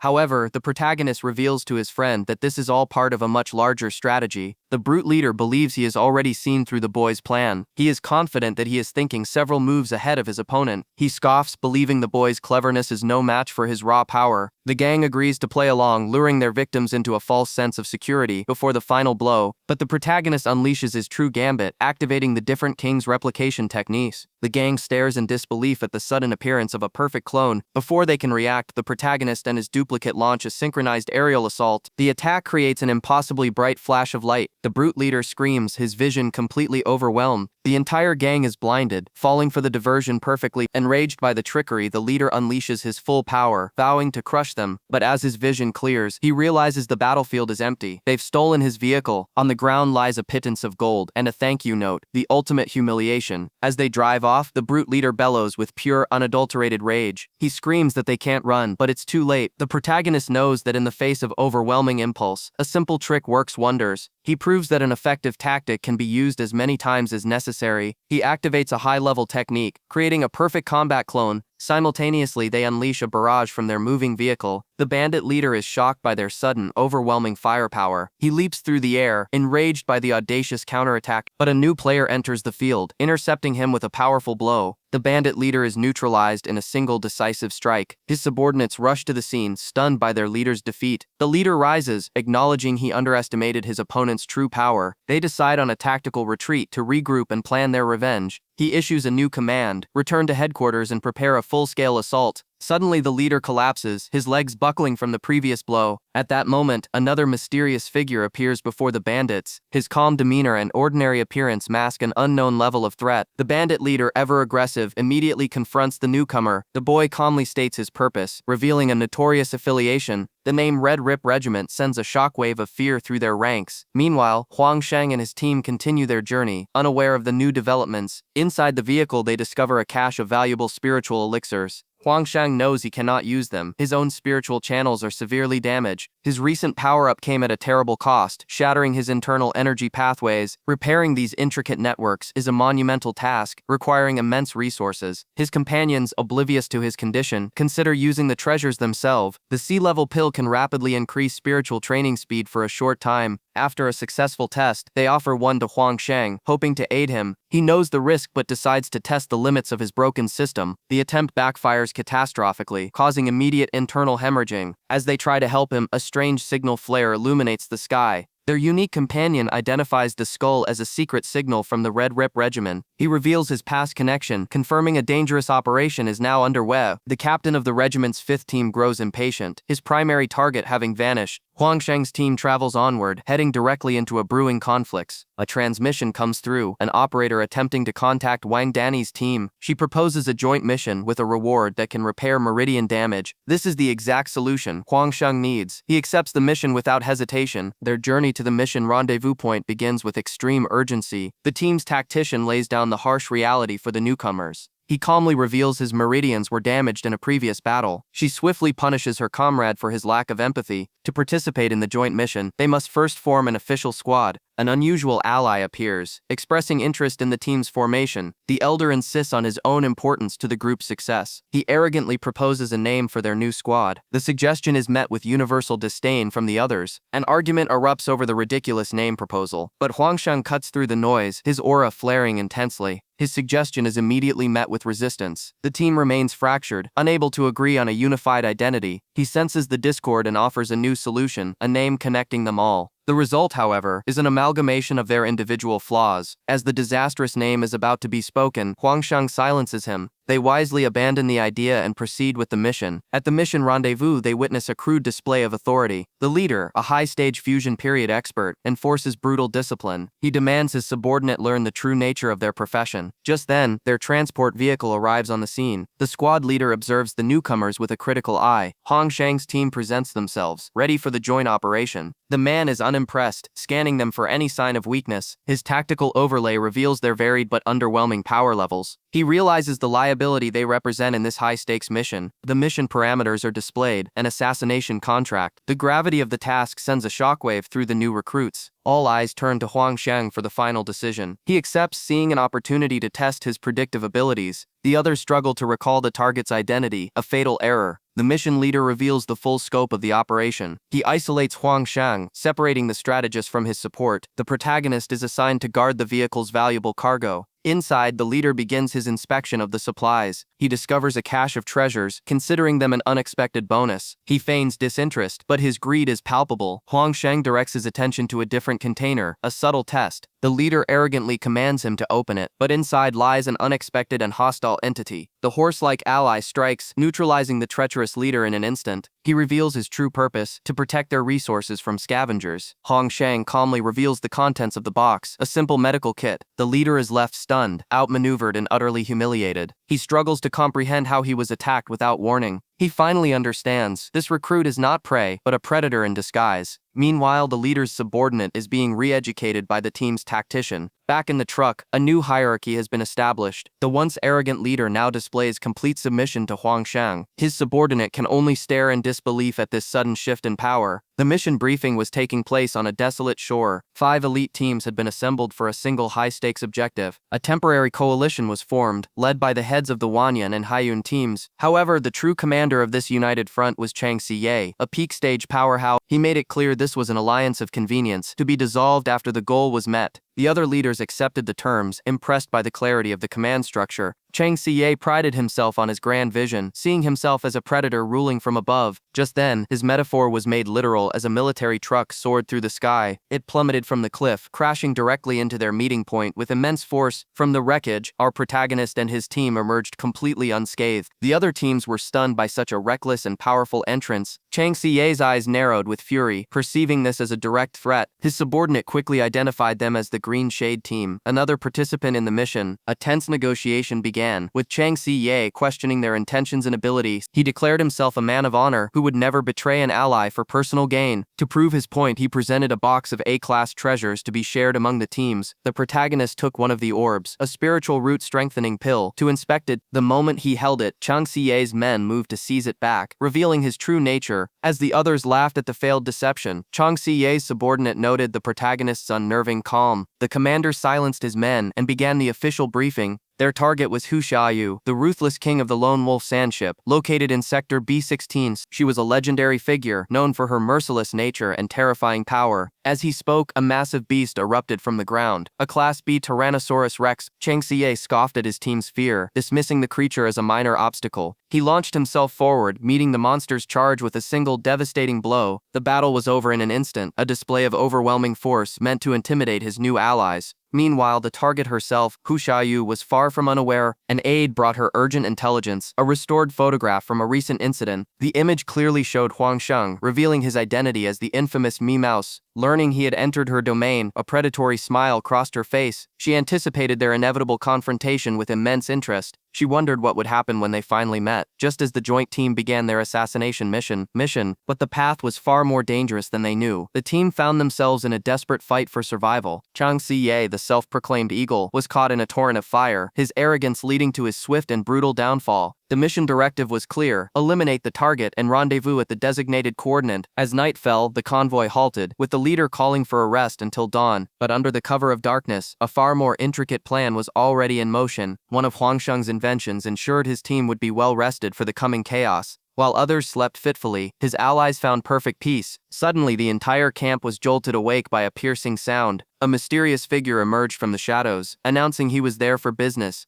He presented a hidden message, intended only for a select few. The proposal was audacious: betray the joint team and seize the treasures for themselves. The team was stunned by the sheer gravity of this new variable. The broker laid out the cold logic: eliminating their current allies was the most profitable path to victory. An agreement was reached in the shadows. With a new alliance ready to strike at dawn, the broker vanished, leaving them with a final chilling warning. His teammates were oblivious, but Huang Shang simply told them to conserve their energy for the battle ahead. He had already seen through every layer of deception and knew exactly what had to be done. His allies could only guess at the true depth of his strategy. The sun rose on the day of betrayal. The convoy resumed its journey, each faction believing they held the advantage. The enemy leader pressed his forces forward, desperate to reach his objective. But just as planned, a critical vehicle ground to a halt. Feigning concern, the broker stepped forward to offer his assistance. He gave Huang Shang a subtle signal. The counterplan was a success. The broker made contact with the unsuspecting target, sealing his fate with a handshake. A surge of energy crippled the operative instantly. The trap was sprung. The convoy's commander erupted in fury, attacking his supposed ally. He brutally subdued the man, believing his own treachery was still a secret. The commander revealed his twisted intentions: to kill everyone and claim all the glory. He had allied with a clan notorious for preying on other criminals, a fatal miscalculation. His team finally saw the truth, but Huang Shang remained unburdened by the chaos. He revealed his own purpose: to dismantle this entire network of thieves. The enemy commander realized he'd been completely outmaneuvered. Huang Shang launched himself into the fray, a whirlwind of calculated violence. The commander's desperate counterattack was nullified by an impenetrable energy shield. With the enemy in disarray, the exfiltration began. Huang Shang had already secured the objective, even taking key assets hostage. He was bundled into the getaway vehicle. As the plan reached its climax, they sped away from the scene, leaving their former allies to their fate. Enraged at being so thoroughly defeated, the commander ordered a full pursuit. The enemy vehicles closed the distance with unnatural speed. They were using spiritual energy as a propulsion system, a powerful and rare technique. His panicked teammates pleaded for assistance from their own specialist. Their pleas were useless. They had already alienated their most powerful asset, but the specialist's arrogance was his weakness, a flaw Huang Shang was about to exploit. He handed over his communications device with a simple yet devastating instruction. The enemy driver gloated, utterly confident in his superiority. Huang Shang's agent uttered a carefully chosen insult, a single psychological trigger. The taunt landed perfectly, shattering the driver's focus with pure rage. He lost all control, pouring his energy into a blind, vengeful acceleration. The sheer force of his own rage overloaded his vehicle, which began to tear itself apart. The convoy is brought to a violent halt, ambushed in the desolate wasteland. The bandit leader issues his ultimatum, threatening total annihilation. His forces surround them, demanding they surrender their cargo, but Huang Shang makes a strange request for a single elixir. The leader is enraged by this audacity, forcing them all to line up. He denies the bargain, asserting his absolute authority. He turns his attention to the other captives, reminding them of their mortality. To survive this world, he preaches, one needs a cruel and unforgiving heart. His ambition is to occupy the pinnacle of the food chain forever. He reveals that this ambush was a perfectly designed trap to ensnare them. But Huang Shang's mind recalls an ancient strategy, a legendary tale of deception. The bandits inspect their prize, a large wooden horse. One of the raiders senses a strange power emanating from the object. A quick scan confirms his suspicion, detecting a massive spiritual response. The energy signature is off the charts, indicating an incredibly powerful entity. The wooden horse begins to transform, revealing a Class B monster. The bandits are oblivious, continuing to unload the cargo. Their leader issues a final warning, threatening death for any sudden moves. Huang Shang's seemingly foolish question is met with immediate dismissal. As his men move the cargo, the leader notices something is wrong. The Trojan horse is now placed directly beside him. He turns to his men but doesn't recognize their faces. They tell him to run, pleading for him to save his own life. The construct declares its deception is over. It stands before the bandit leader, a silent, imposing figure. It raises a single powerful arm. Then, it casually twists its own head with a sickening crack. It feigns injury, toying with its prey one last time. Its eyes glow with crimson light. The time for games is over. With a single devastating blow, the bandit leader is obliterated. His body is launched into the sky, a final flight toward the heavens. As his consciousness fades, he soars among the clouds. He finally meets the eagle he always dreamed of becoming. The true master of the sky simply claims its prize. With the threat eliminated, the team secures their new resources. The priority is Huang Shang's recovery, but he seems entirely unfazed.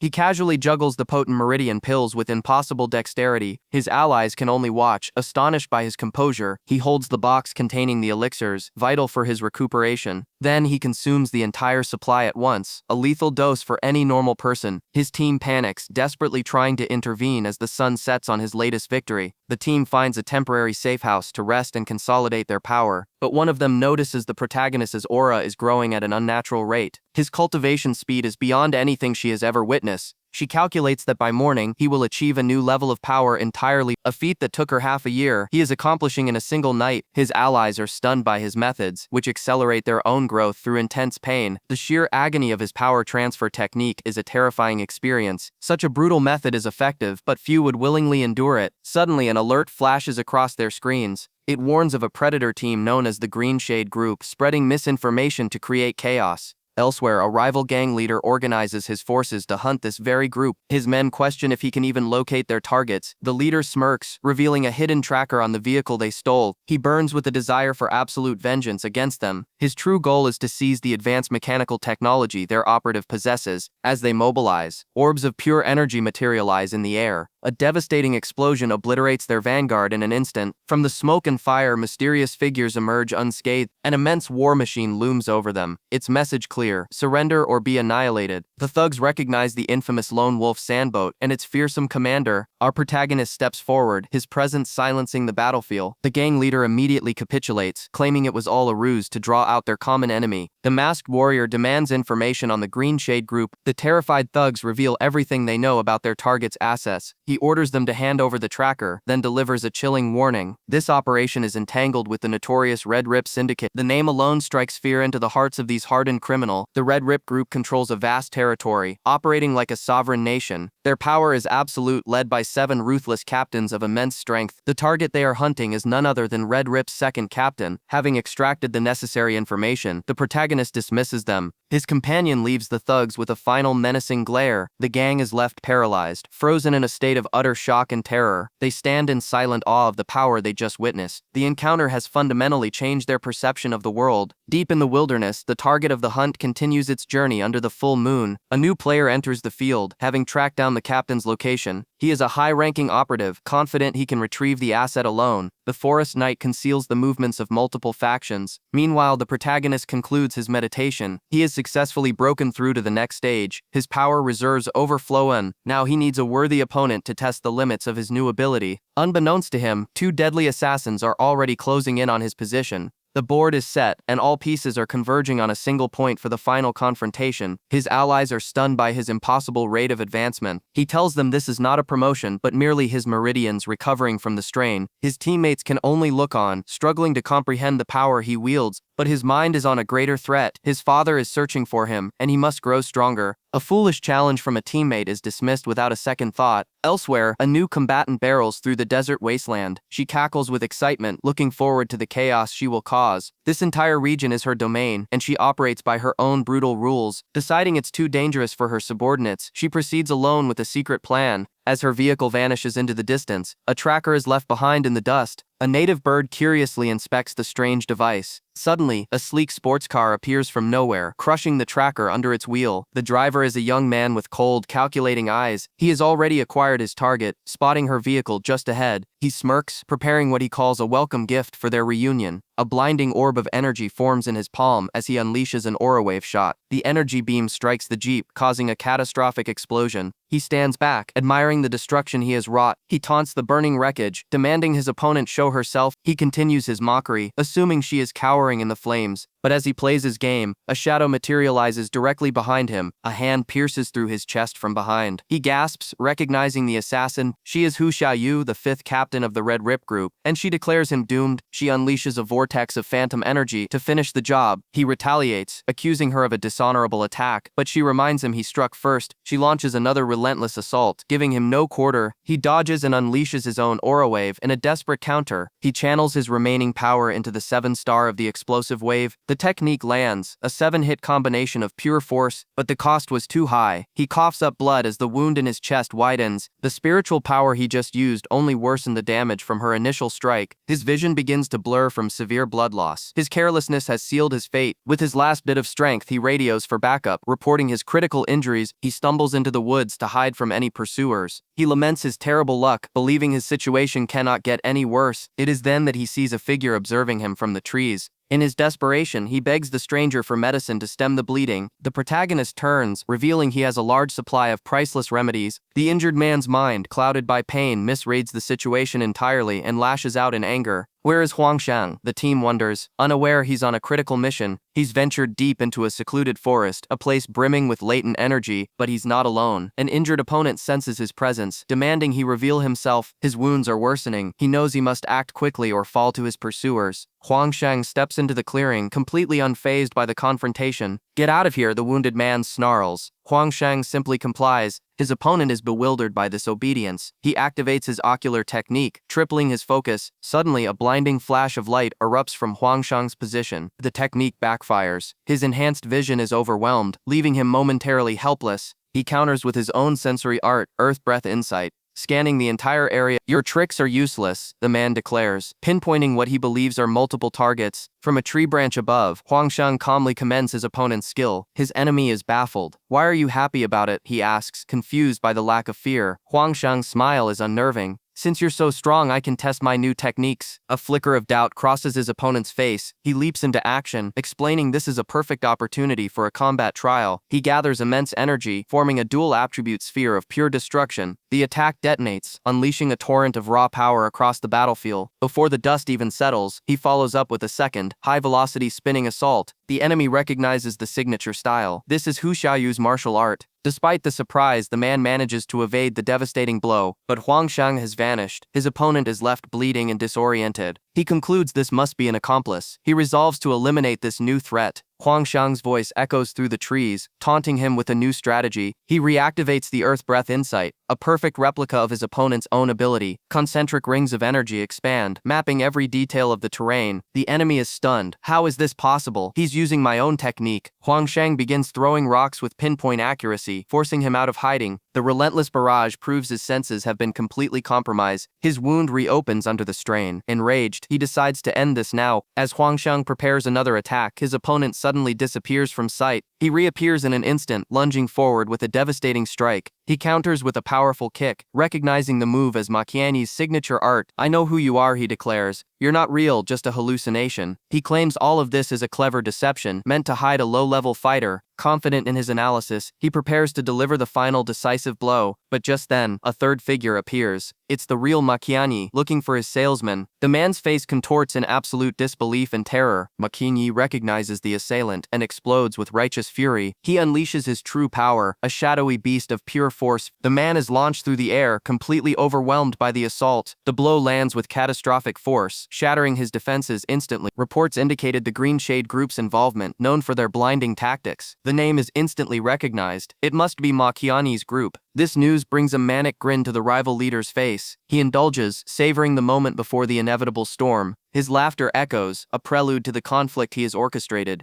"Prepare a grand welcoming ceremony," he declares with theatrical flair. Shen Tuyi Quan, leader of the Red Rip Group, is ready to make his move. He smirks, inquiring about a special message he sent. His subordinate confirms its delivery with feigned enthusiasm. But the message was a chilling threat disguised as a pleasantry. The recipient is panicked, realizing the gravity of the warning. Shen Tuyi Quan's true intentions are revealed. He orders an assault on the Ghost Flag Group. "Once my forces assemble," he sneers, "we will bury them all." Meanwhile, across the city, a different plan is set in motion. Xiao Jun awakens within his regeneration chamber. His consciousness returns, his mind already processing the unfolding crisis. His eyes snap open, filled with cold, calculating fury. An explosion rocks the command center. The enemy has struck first, but Xiao Jun is already 5 steps ahead, declaring Makiani a traitor to the entire fleet. The base is engulfed in flames as the internal conflict erupts. In the sky above, his personal flagship, a colossal war machine, descends. Its shadow falls over the city, a testament to his overwhelming power. Shen Tuyi Quan observes the chaos, intrigued by Xiao Jun's decisive move. On the bridge, Xiao Jun wastes no time. He designates the target area for his crusade. His subordinate is horrified. Attacking an internal command is the ultimate taboo, but Xiao Jun is beyond such rules. His warship unleashes a devastating barrage. Shen Tuyi Quan watches with utter glee. The two captains are finally at war, far from the urban warfare, deep within a secluded forest. A small squad is on a routine reconnaissance mission. Their leader urges them to stay focused on their objective. One operative, Huang Shang, remains deep in tactical thought. Suddenly, their leader senses a massive energy signature. "Everyone, take cover now." Xiao Jun's warship descends from the clouds, blotting out the sun. His voice booms from the vessel, an ultimatum delivered with chilling calm. The ship's primary weapon begins to charge. The countdown to annihilation has begun. The squad is paralyzed by the overwhelming show of force. From the bridge, Xiao Jun's gaze is unwavering. He will purge all threats. A warrior bursts from the forest, challenging him directly. Fight to the death. A second, smaller ship appears, moving to intercept the colossal flagship. It strikes with surprising force in a calculated tactical assault. The squad on the ground can only watch the aerial battle in disbelief. Xiao Jun's suspicion is confirmed. So Ma Qianyi has allied with the Red Rip Group. The battle begins in earnest, a cataclysm of fire and steel. Observing from the ground, Huang Shang analyzes every move, formulating a counter-strategy. Team 5's vessel is obliterated in a surprise attack. The culprit, Hu Xiaoyu, taunts them from above, promising their demise. She descends like a whirlwind, effortlessly cutting down their forces. Her rampage is a blur of calculated destruction. The team's captain can only watch as his squad is annihilated. His defeated men point him toward her last known position, but suddenly another unseen force throws more of his team into the air. Enraged, he demands his opponent face him directly. Hu Xiaoyu ignores his challenge, continuing to dismantle his subordinate. Simultaneously, a second, more powerful enemy emerges, unleashing devastating explosions. The remaining soldiers are thrown into chaos. Unable to withstand the two-front assault, Hu Xiaoyu continues her own attack, unfazed by the new arrival. The captain realizes he has been played. He unleashes his ultimate technique, Mother Earth's Wrath. The very ground cracks and shatters under his command. Both attackers are caught off guard, their footing lost in the violent earthquake. Miles away, the true mastermind is revealed, calmly observing his plan unfold. The captain's ability traps everyone in a massive seismic field, paralyzing them completely. With his enemies immobilized, he declares the battle concluded. He vows that none of his targets will escape judgment. Using his Earth Breath insight, he pinpoints every combatant's location. He unleashes his power not at the attackers, but at Huang Shang's vessel. Hu Xiaoyu is stunned, unable to comprehend the apparent betrayal. The captain fires a condensed energy blast directly at the protagonist. The sandboat erupts in a massive explosion. Huang Shang is thrown from the wreckage as the crippled vessel begins to fall from the sky. The massive husk of the ship plummets directly towards his position. The others can only watch in horror as it crashes down upon him. His allies scream his name, certain of his death. Darkness. Huang Shang awakens, finding himself pinned down and immobilized. He deduces his location and prepares a small fire spell to see. The light reveals not wreckage, but the injured face of his enemy. He realizes Hu Xiaoyu had shielded him from the impact. They are trapped together beneath the debris. The opposing captain is left staring in disbelief at this unexpected outcome. Trapped beneath tons of rubble, Huang Shang steadies his companion. As she regains consciousness, her confusion is palpable. She panics, but he warns her to remain still. The slightest vibration could trigger a complete collapse. He tells her to hold on, his focus absolute. Her composure breaks, but he remains unfazed by her reaction. He coldly assesses her condition, mistaking her panic for a fever. Suddenly, a communication link opens with his team on the surface. The rising heat and distorted audio causes a critical misunderstanding among his allies. They misinterpret the dire situation, assuming the worst. While some panic, others grow impatient with the rescue effort. Above ground, a relentless assault begins. One of their own, Luo Yan, unleashes a storm of blades against the strange sandboat. She attacks again and again, determined to carve an entrance. A new strategy is formed. One will teleport in to locate the entrance. Luo Yan agrees, but her patience is clearly wearing thin. Another ally uses a unique psionic ability, tracing the flow of water. He perceives the hidden inner space through the infiltration patterns. Luo Yan continues her destructive barrage, ignoring the sandboat captain's pleas. Just as his crew is about to break, their leader makes a dramatic return. The psionic user shouts, having pinpointed an entrance. He leads them to a hidden hatch in the ground, but as he descends, Luo Yan's continued assault triggers a fatal vibration. The ceiling gives way entirely, burying Huang Shang deeper within the wreckage. The team member can only watch in horror, realizing his tactical error. He falls into the darkness below. He lands directly in the grasp of an unknown individual. He is stunned to recognize the face of his target, Xiao Jun. His immediate reaction is a swift, desperate punch. The attack is effortlessly blocked by the green-haired strategist. Xiao Jun claims to read minds, revealing he knows their true objective. The boy is frozen with terror at this impossible ability, but it was a calculated bluff, a simple deduction from his reaction. Xiao Jun then activates a powerful sensory technique. He scans the earth, pinpointing Huang Shang's exact location. He looks on, only to see an unbelievable sight. Huang Shang is not only alive, but shielding multiple allies from the collapse. The strategist is completely blindsided by this unexpected development. The The sheer shock of the scene overloads his senses, leaving him staggered. The protagonist finds himself ambushed by allies. Their leader demands to know how he arrived. His proximity sends one of them into a state of utter distraction. He remains unfazed, processing the tactical situation with cold indifference. The woman is completely captivated, her combat focus shattered. Their petty squabbles are beneath his notice. She sees a fleeting opportunity in the chaos, but hesitates, knowing his power is superior. A strategic retreat is proposed to protect the target, but the red-haired woman refuses, clinging to him as a shield. She defies the order, enjoying the chaos she is creating around him. Elsewhere, a new conflict is brewing. An operative is paralyzed by a sight he cannot comprehend. He is immediately threatened, reminded of a debt that could cost him his life. He retaliates instantly, striking his captor with decisive force. Suddenly, their chamber begins to flood. The trap has been sprung. They are submerged in seconds, the situation escalating rapidly. He struggles for air, realizing his opponent possesses specialized abilities for this environment. To his shock, his target is completely unaffected by the water. The blue-haired man mocks him, revealing a mind-reading capability. Enraged by the taunt, he attacks, only to be neutralized by a precise counter technique. His opponent apologizes, having only meant to disarm him. He knows all his enemy's tactics. He moves in for the final maneuver. He forcibly expels the water from the man's lungs, a brutal but effective method. The rescue is performed with cold, calculated efficiency. The confrontation ends. An uneasy truce forms in the silent chamber. The green-haired operative is left defeated, contemplating his adversary's superior skills. Far away, the vessel carrying the protagonist has crash-landed. A hardened commander addresses his elite unit, demanding a report. He deduces that such destruction could only be the work of their primary target. His soldiers are unsettled. The commander's reputation for ruthlessness is well known. His eyes burn with lethal intent. He will let nothing happen to his son. The sheer pressure of his aura terrifies his subordinates. An operative approaches, questioning the commander's orders. He demands an explanation, suspecting betrayal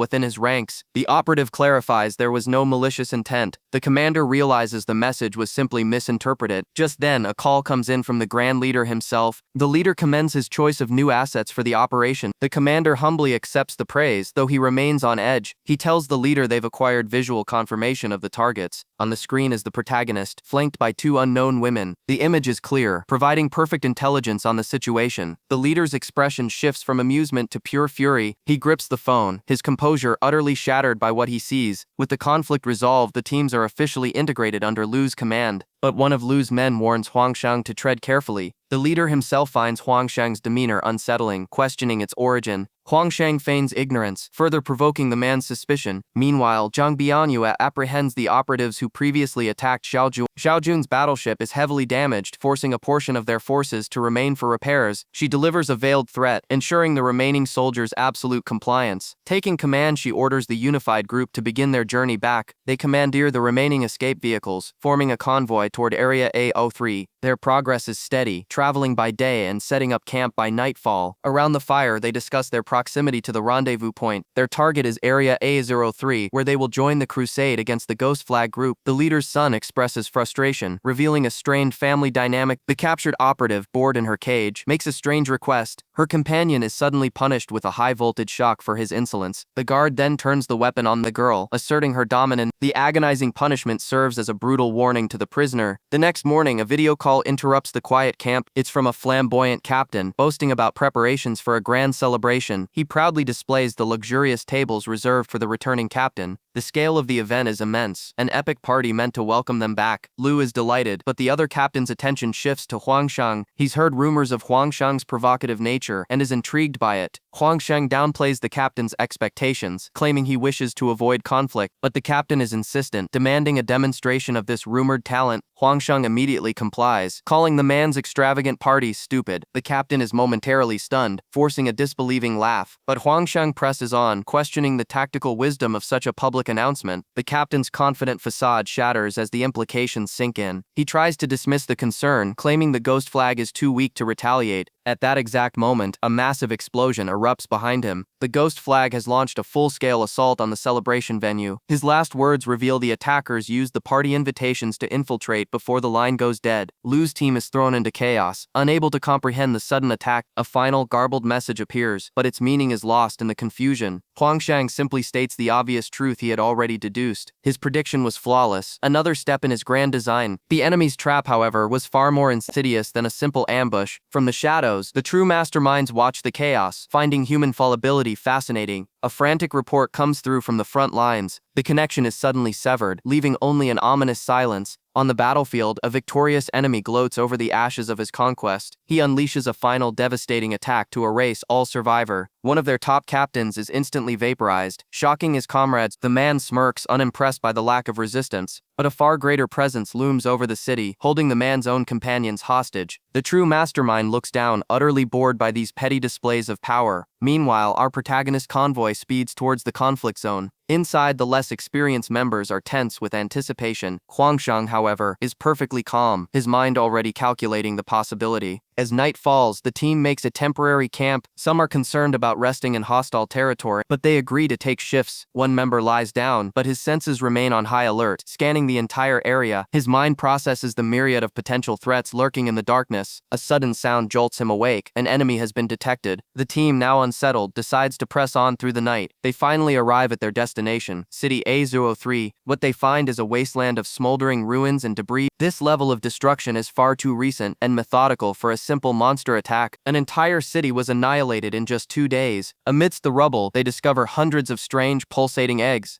The sheer quantity of them is unnatural, a clear sign of artificial deployment. This was not a monster nest, it was a man-made infestation. Without warning, an egg hatches, releasing a vicious creature. It lunges at a team member, but is intercepted just in time. He reminds her that in this zone, a moment of hesitation is death. The creature's fangs sink into his arm, but he feels nothing. He obliterates the worm, but realizes the sound was a trigger. All around them, the ground begins to churn as the entire swarm hatches at once. These C-class worms are drawn to sound and vibration. The team prepares a ranged assault to thin the horde. This bioweapon is unmistakably the work of the Ghost Flag group. They formulate a plan to attack from a distance and control the swarm, but the ground suddenly collapses beneath them. The worms were merely bait for a much larger predator. A colossal maw rises from the earth, consuming its own brood. This is a B-class overlord monster, capable of inducing psychic terror. The team realizes it was deliberately planted here as a trap. Panic begins to set in as they face the overwhelming threat, but Huang Shang steps forward, silencing their fear with a single command. The creature's relentless assault batters the young warrior. His allies question why a Class B monster possesses such overwhelming power. They fail to grasp that this beast's strength is innate, not cultivated like an awakened human's. It launches another devastating attack, forcing the squad to scatter. A desperate counterattack barely grazes the monster's hide. Suddenly, another entity of the same type appears, confusing the defender. The protagonist calmly explains this is his own split, a technique he's recently mastered. His teammates are incredulous, but he remains entirely focused on his objective. He orders his split to execute a precise flying kick, a seemingly absurd command. The strike connects, but another smaller creature emerges from the chaos. The main beast unleashes a blinding light, disorienting everyone. With his injuries healed, the protagonist is ready to rejoin the fight, but his teammates, enraged by his unorthodox methods, order him to stand down. The monster screams in agony from the previous attack, spewing blood. A torrent of highly corrosive fluid follows, forcing the team on the defensive. One of them deploys a force field, trapping the beast and slowing it down. Their energy blasts, however, deflect harmlessly off its hardened shell. Ignoring the plan, the brawler leaps in with a Tiger Mountain fist. The reckless attack connects, shattering the monster's external armor. Seeing the critical opening, the team prepares a combined energy assault. Their coordinated strike obliterates the now vulnerable creature. With the immediate threat neutralized, they celebrate their hard-won victory. Immediately, the bickering begins, with blame being thrown for the chaotic fight. The brawler, enraged by their lack of gratitude, storms off, but a glint of light signals a new unseen threat. A high-velocity projectile pierces through one of the warriors. The team is stunned, unable to identify the assailant. The brawler catches his falling comrade, a look of horror on his face. The attack came from outside their sensory range. A sniper, a smoke bomb is deployed instantly, providing cover for a tactical retreat. They fall back into the ruins of the industrial complex. The wound is critical, the warrior's back is broken. This was no ordinary soldier, but a high-level cadre from the Ghost Flag Regiment. From a high vantage point, the assassins confirm their 3 hits. Their hunt has just begun. The enemy is a 3-man cell, each a specialist in their deadly craft. The 2 consecutive strikes to the same wound were catastrophic. The injury was spiraling out of his control. Huang Shang extended his hand, channeling a healing aura. He urged his companion to remain still. But the radiant light only healed Huang Shang's own hand. His unique ability was useless for others. As his allies argued, he was already focusing on the next threat. He had a plan to locate their hidden enemies. They stood exposed, searching the horizon, but he knew exactly how to draw them out of hiding. From a distant tower, an enemy sniper took the bait.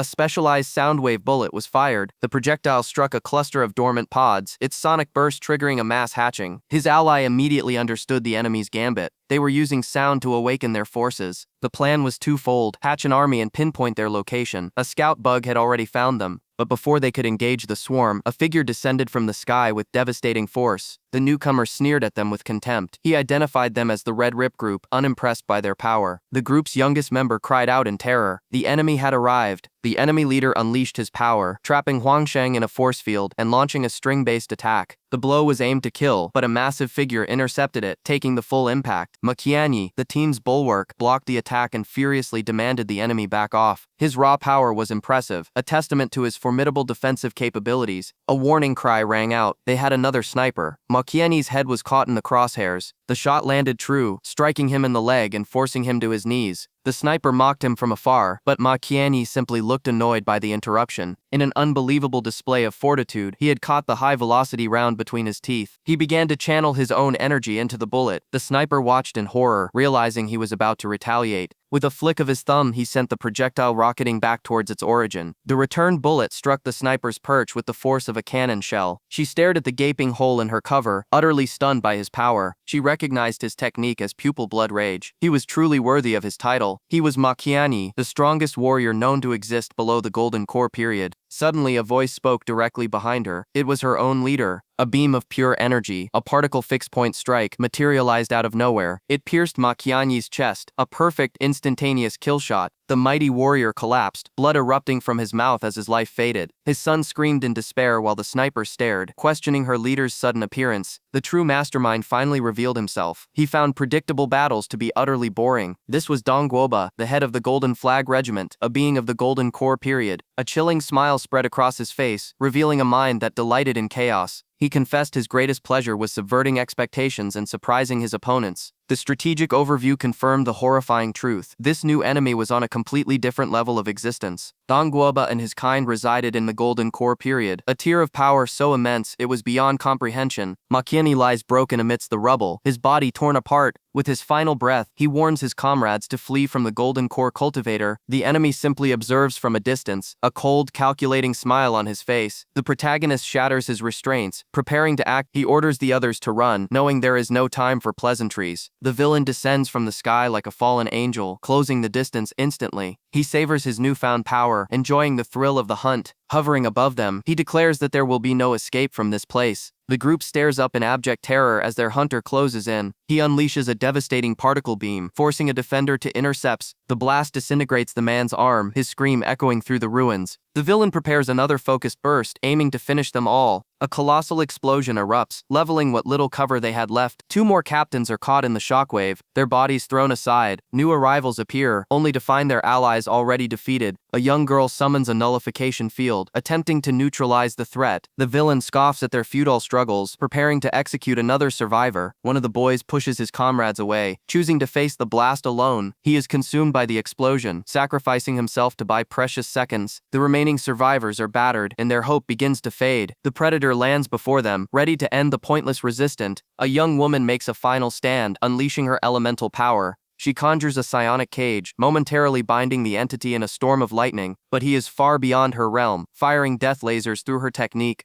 She falls, and another warrior charges forward in a blaze of desperate glory. His attack is utterly meaningless as the next lamb approaches the slaughter. Suddenly, a massive impact sends the villain flying backwards. He is stunned, disgusted by the sensation of his own blood. The force of the blow sends him reeling, completely caught off guard. The blue-haired boy presses the attack, ramming the enemy with everything he has. Cornered, the villain grins through the pain and asks for any last words. The boy smirks back, his mission complete. His sacrifice guarantees their escape. The villain glances up, confused, only to see multiple aircraft taking to the skies. He realizes the deception instantly, and orders his forces to intercept the decoys. His subordinates confirm target lock on the 4 fleeing vessels. But far below, a lone truck speeds away, unnoticed through the dust. At the wheel is the true mastermind, his expression calm and controlled. The real survivors were never in the aircraft, they were with him all along. His captured allies, however, believe their comrades have been taken. They are bound by spiritual power suppressors, unable to fight back. Yet even in defeat, they place their absolute faith in one person. They know that as long as their leader escaped, he is their one true hope. His reckless escape maneuvers are risky, but they are finally clear of the battlefield. Yan unleashes a devastating kick, his arrogance on full display. He revels in his newfound power, leaving his defeated enemies for dead. The team finds temporary refuge in the skeletal remains of a forgotten city. His allies are grievously wounded, and a deadly fever has set in. Without medicine, their deaths are not a question of if, but when. The infection is spreading rapidly through their bodies. Surrender is not an option. He will find the antibiotics himself. Their only hope lies within a derelict hospital, now a den for high-level monster. He will not allow his comrades to perish on his watch. She understands the mission's gravity and agrees to protect the others. With a final warning, she watches him leap into the dangerous unknown. The clock is ticking. His friends only have hours before the infection consumes them. He has defied impossible odds before, but this challenge is different. He now stands alone in the flooded ruins, ready to orchestrate a miracle. Wading through the desolate landscape, he begins his search, but he is not alone. Yan and his hunting party have entered the area. An anomaly catches his eye, flower petals floating where none should exist. Yan recognizes a submerged vehicle, a cruel smile spreading across his face. He orders his subordinates to move in and investigate the wreckage. Suddenly the water erupts as a monstrous fin slices towards them. An aquatic beast lunges from the depths, its jaws wide open. It strikes with lethal force, dragging its victim into a bloody torrent. The thugs are frozen in terror before the B-class monster. His second-in-command urges a tactical retreat, but Yan's ego refuses. Drunk on his power, he openly defies the direct orders of his own leader. The subordinate desperately tries to reason with him, but his pleas are ignored. Yan answers the insubordination with a single brutal strike. The rest of the crew watches in horror as their comrade is executed. His bloodied fist makes his message perfectly clear. He stares down his remaining men, challenging anyone else to question him. Fear ensures their total obedience. Dissent is a death sentence. He coldly orders them to loot the body for supplies. His words are a chilling reminder of this world's unforgiving nature. From the shadows above, the protagonist watches the entire scene unfold. He remains perfectly concealed, analyzing their every move. His eyes glow with cold calculation. The enemy has just revealed a fatal weakness. The girl struggles to breathe, her body racked with pain. She's trying to save two others, but without proper medicine. Their wounds fester. As the leader of her unit, this responsibility falls entirely on her. She remembers her debt to Huang Shang, deciding to see this mission through. This act of aid is also a calculated move, a future asset to be leveraged. Suddenly, a sea-level monster emerges from the shadows. It was not alone. An entire pack of dire wolves materializes, surrounding the lone girl. The odds are insurmountable, yet she stands her ground, ready to fight. Meanwhile, another group ventures into the desolate ruins. The team's dynamics are fractured, with the leader using his subordinates as pawns. He forces the youngest member forward with a threat, using him as bait. The boy is cast out, a disposable scout for their selfish expedition. He ventures into the suffocating darkness, utterly alone. From the depths, a horrifying creature ambushes him. He reacts instantly, striking the monster with a powerful kick. His supposed allies watch in terror from a safe distance. As he tries to retreat, a new figure blocks his path. Huang Shang appears, his eyes glowing with cold intensity as he demands the medical supplies. The boy complies, wondering if this man is the true master of the dark. Huang Shang examines the advanced medicine, unfamiliar with its application. His former comrade emerges from the cave, recognizing him instantly. Blinded by rage, he executes his own subordinate for failing him. The man's cruelty knows no bounds. Huang Shang closes the distance in an instant, unleashing a devastating blow. The impact sends the man flying. He's disoriented by a psionic flash, a clever diversionary tactic. He screams into the darkness, unable to locate his assailant. His threats are empty, a sign of his growing desperation. Then the man sees an exact copy of himself. Huang Shang has perfectly replicated his form. Using the leader's own voice, he commands the remaining underlings to drop the supplies. They comply without question, placing the medical kit on the ground. The replica walks away, completing the flawless deception. Once they are gone, Huang Shang emerges from the shadows to claim his prize. Having secured the medicine, he races back to the makeshift infirmary. He finds the girl exhausted but victorious against the wolf pack. She knows the scent of blood will draw more predators to their location. The poison from an earlier fight begins to take hold, her vision blurring,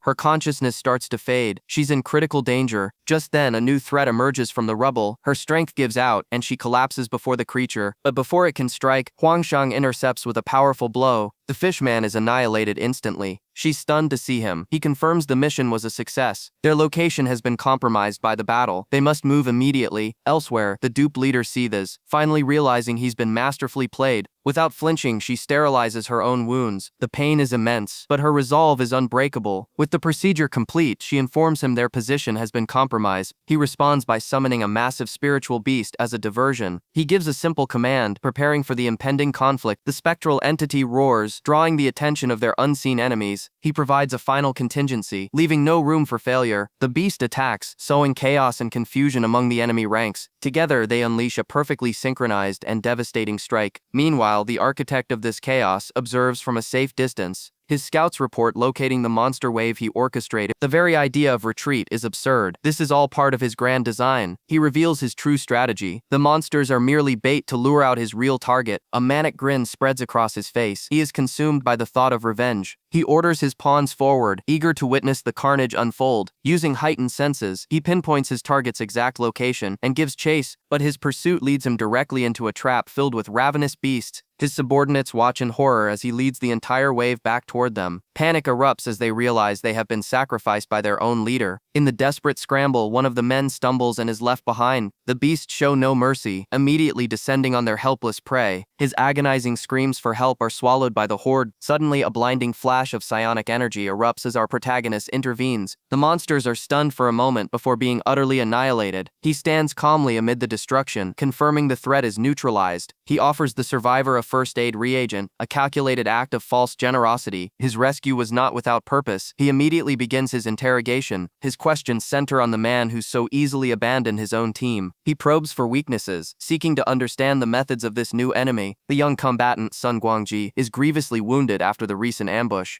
An unexpected figure approaches, offering to treat his wounds. The boy is wary, as he knows this man is his enemy. Despite being saved, his loyalty to his organization is absolute, and he refuses to leave with him. He even offers his life as repayment, but our protagonist has no interest in such gestures. As he turns to leave, the boy throws a small object toward him. It is an intricately carved wooden dragon. He calls it a VIP invitation to a sculpture exhibition he plans to hold one day. It's a promise he made to his mother, a dream of a future without war. He reveals his parents were casualties of the conflict, but taught him to live without hatred. His goal is not to be a soldier, but a sculptor, just like his father. Our protagonist is silent for a moment, processing the boy's unexpected conviction. He then makes a solemn promise to attend the exhibition, should that day ever come. A deal is struck between the two unlikely individuals. The pact is sealed. Meanwhile, the other survivors cower in a ruined building, wounded and desperate. Their leader, Yan, reveals a rare spatial storage ring. His subordinates are stunned by the priceless artifact. He retrieves a first aid spray, using it only for his own injuries. The others plead for him to share the medicine, their wounds growing critical. He coldly denies their request, showing his true nature. Just then, Sun Guangji stumbles back into the hideout. His supposed allies immediately blame him for their near-fatal encounter. Ignoring their accusations, the boy offers them his own limited medical supplies. Their gratitude is cut short by the sound of a gunshot. Yan has destroyed the boy's offering, wasting the precious medicine.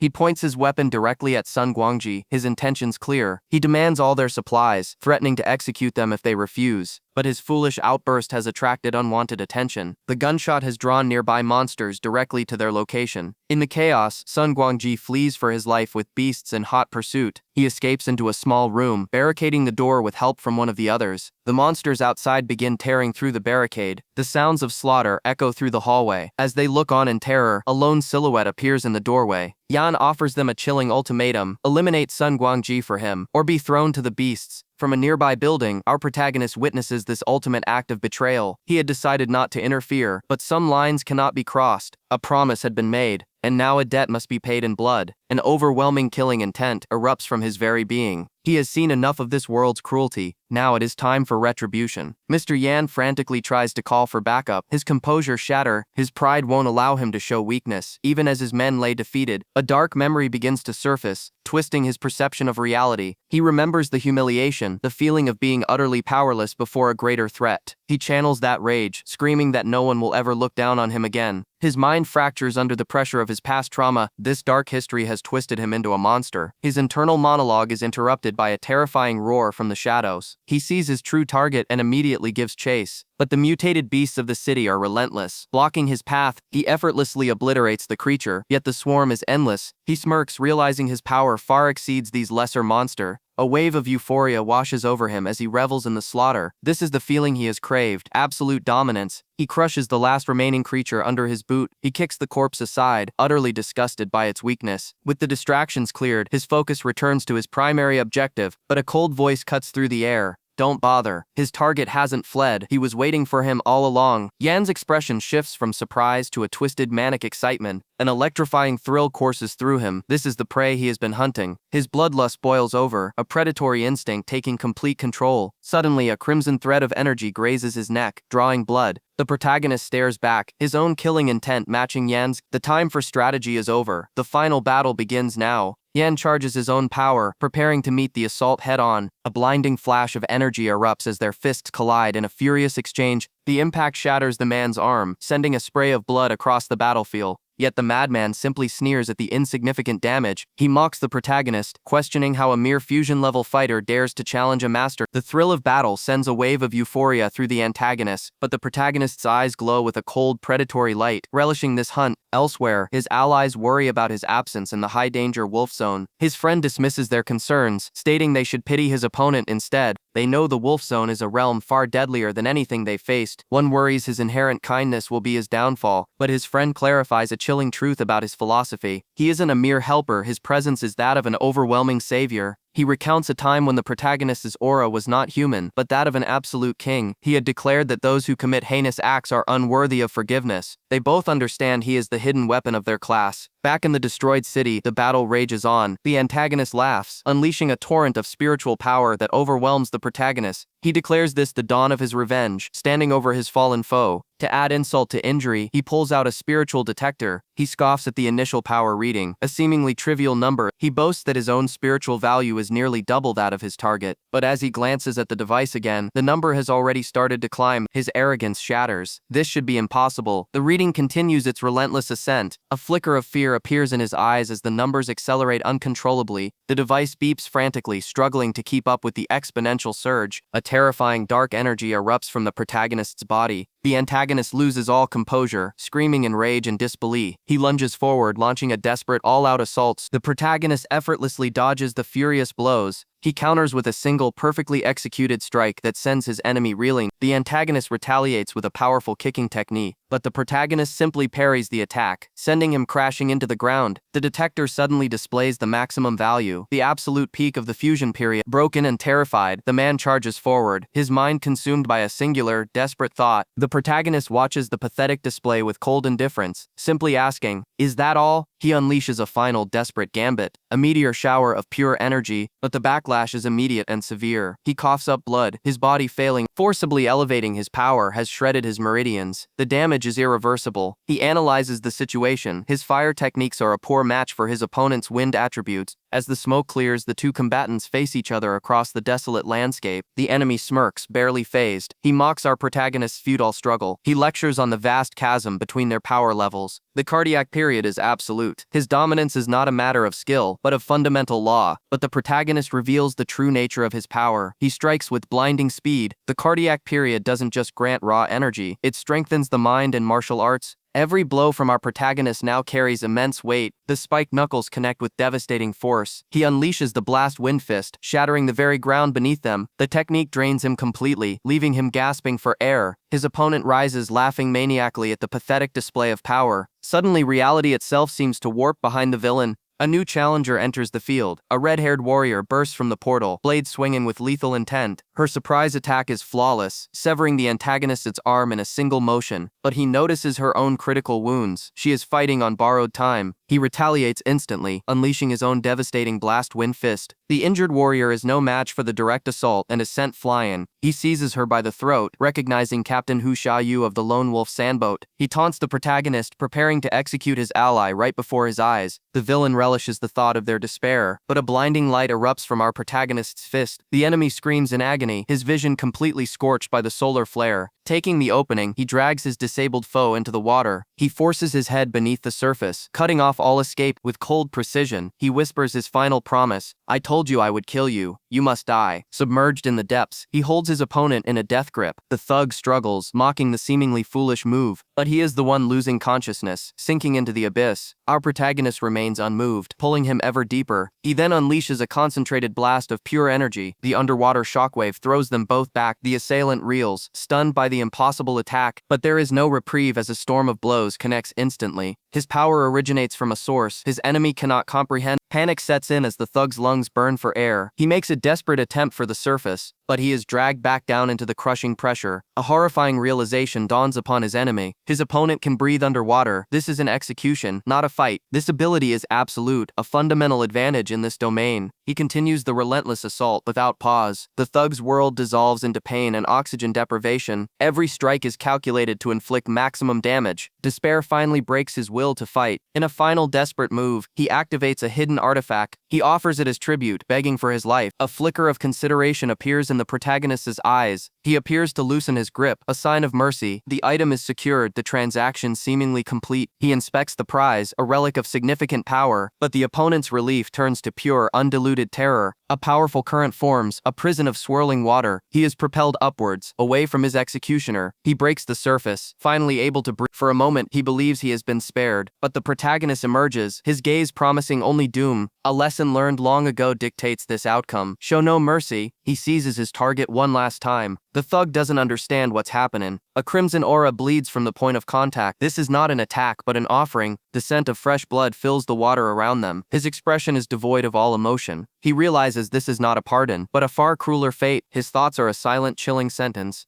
He has summoned the true predator of these depths, a hunter drawn by the promise of an easy meal. The jaws of the Leviathan become his tomb. Locked in a fatal embrace, their blood now summons the ocean's true predators. His opponent chose a path of mutual destruction, a final, desperate gambit. But even facing certain death, his mind remains unnervingly calm. His foe's resolve crumbles, choking on his own rage in the unforgiving sea. The shark strikes without hesitation. The water erupts in a crimson cloud. He surfaces victorious but severely wounded. His spiritual power is dangerously low. He drags himself from the water, every step an exercise in pure will. His companion is waiting, wounded but alive. He supports her without a word. She stares at the bloodied water, asking the obvious. He offers no reply. Her safety is now the primary objective. He offers to carry her back. She expresses his gratitude but insists on walking, a gesture of strength, but her injuries betray her words. She collapses in pain. He analyzes their position. They are close to Qian City, a potential sanctuary, but sanctuary is a fantasy. Qian City is a war zone. Invaders from the Wolf area are terrorizing the populace, killing indiscriminately. They revel in the chaos, viewing the slaughter as mere entertainment. Simultaneously, a broadcast overrides all channels. A hostile takeover is announced. The Red Rip Regiment has been annihilated. The Ghost Flag Group claims dominion. He turns to a caged prisoner, the former leader of the Red Rip, but Shentu Yuquan is not broken. He greets his captors with defiant laughter. His bizarre theatrics only serve to enrage the Ghost Flag members. The new regime issues its first decree. All symbols of the old guard are to be purged. This entire coup is being broadcast live, a masterclass in psychological warfare. The leader of the Ghost Flag, Dongguo, appears before the cage. Shentu remains unimpressed. He declares this territory will always be his. Dongguo scoffs at the claim. The transfer of power is already complete. But Shentu is merely stalling, hinting that other players are yet to arrive. He begins a tactical breakdown of their forces, a veiled threat. Dongguo counters with his own intelligence. The numbers are not in Shentu's favor. Shentu's confidence is unshaken. He implies this capture was intentional. He reveals the truth. His capture was a calculated move to test his subordinates. His captor dismisses it as a bluff, but the challenge hangs in the air. Just then, an aide reports a significant discovery, a large cache of supplies. The man is forced to leave, abandoning the interrogation for now. Alone, Shentu's demeanor shifts, his frustration barely contained. The commander enters the control room seeking a status report on a key operative. Xiaoma, a high-ranking cadre, delivers grim news about the operative, Yan Shou. Her analysis indicates a disastrous outcome. All evidence points to a critical failure. The commander cuts through the speculation, declaring Yan Shou dead. He dismisses another suspect. The culprit is the boy who escaped the ocean. A new kill order is issued. Find the survivor and eliminate him immediately. Unaware of the new manhunt, he rests, observing the city's descent into chaos. The girl asks if this is the first life he has taken. He reflects, realizing he has walked the same path as his father. A flicker of doubt crosses his mind, but she sees no issue with his actions. He avenged the fallen and protected the innocent. It was a necessary execution. In this chaotic world, eliminating such a threat is the highest form of justice. He contemplates her words in silence, his expression unreadable. A moment later, his resolve returns, a weight lifted from his shoulders. She smiles, knowing her words have steadied his spirit. She reminds him that morality is not a simple matter of black and white. In nature, survival is the only law. Predator and prey follow their destiny. She tells him to act on his convictions without hesitation. Her wisdom provides a crucial anchor in the storm of his thoughts. Her logic is simple and brutal. Meet lethal force with lethal force. He processes this grim but necessary truth. His spirit solidifies. He now understands the path he must walk. With his internal conflict resolved, his power resonates with a new clarity. His focus shifts to the next objective, his determination now absolute. A mysterious entity watches over him, pleased with his development. She smiles, knowing the true trial has only just begun. As dawn breaks, a new phase of his plan is set into motion. The battle's aftermath surfaces as a severe fever, his body reacting to the strain. While tending to his partner, he discovers an object from his fallen foe. It is a spatial storage ring, an invaluable piece of equipment. The ring is an exceedingly rare artifact, a massive tactical advantage.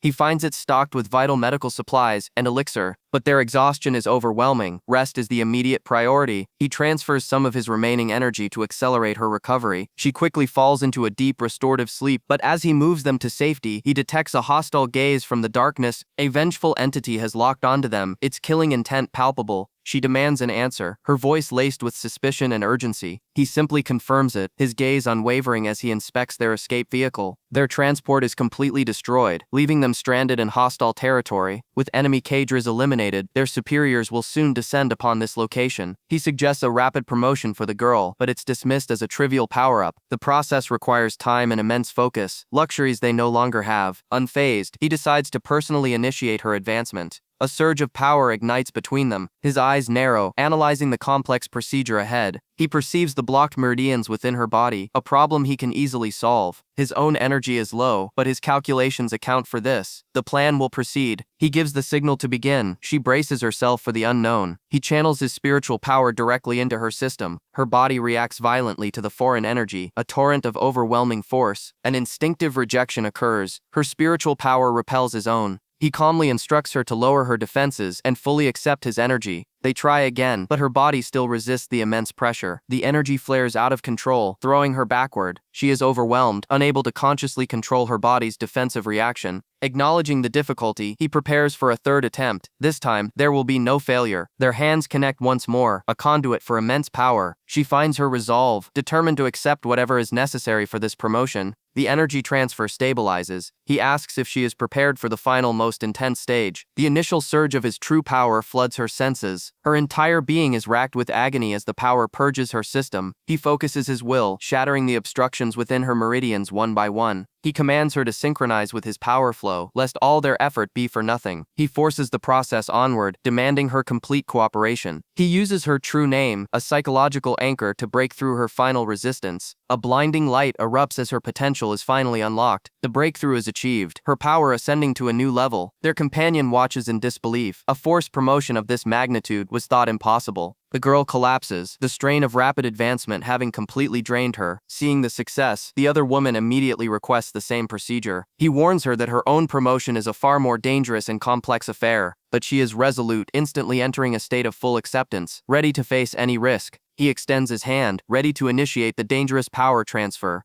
She steels her resolve, knowing the immense trial that awaits her. The moment their hands connect, the process begins. A torrent of spiritual power floods her system for the first time. The energy surges violently through her meridians, testing her limits. He intensifies the flow, warning her that the true ordeal is just beginning. An overwhelming force slams into her consciousness, pushing her to the brink. She screams as the purification process becomes an agonizing trial by fire. Her mind, unable to cope with the overload, fractures into a bizarre illusion. This strange vision is merely a symptom of her consciousness breaking down. But the hallucination shatters as the harsh reality of her situation returns. Her own spiritual power is depleted, threatening to cause a catastrophic failure. He immediately forces potent elixirs into her system, a high-risk maneuver. The raw energy of the elixirs ignites within her, a desperate gamble for more power, but her will is absolute. She glares back, unafraid of the agonizing pain. He acknowledges her resolve. He will no longer hold back his true power. He unleashes the full, unrestrained torrent of energy directly into her core. Through the agony, she begs him not to stop, demanding he push her further. Her body is at its breaking point, but her spirit refuses to yield. Her meridians have reached their absolute limit. The very peak of the fusion period, a memory surfaces, a past filled with scorn for her ambition. She was constantly told that her pursuit of strength was improper. Every dismissive word only forged her will into something unbreakable. Their doubt became her fuel, driving her obsession to become the strongest. He asks if she's afraid of destroying herself from this overwhelming power. "Take me to the top," she demands, her ambition eclipsing all fear of death. He grants her wish, pushing her beyond the known boundaries of cultivation. To achieve the impossible, one must risk complete and total annihilation. The final surge of power is unleashed in a cataclysmic wave. There is no hesitation, no regrets, only the singular goal of transcendence. A pillar of pure energy erupts as she shatters her former limitations. She has seized a new level of existence through sheer indomitable will. She collapses, reborn in the early stage of the cardiac period. He observes coolly. Her determination was indeed impressive. Then, he feels a powerful shift within his own spiritual core. The resonance from her breakthrough has triggered his own, a legendary double promotion. The young woman finally awakens, asking how long she was unconscious. Lingering pain and hunger are her first sensation. She then questions why the others haven't woken up yet. She's bewildered by their peaceful expressions, wondering if something happened while she was out. Meanwhile, miles away, a high-speed transport cuts through the sky. Its destination is the ruined city, carrying agents of the Ghost Flag.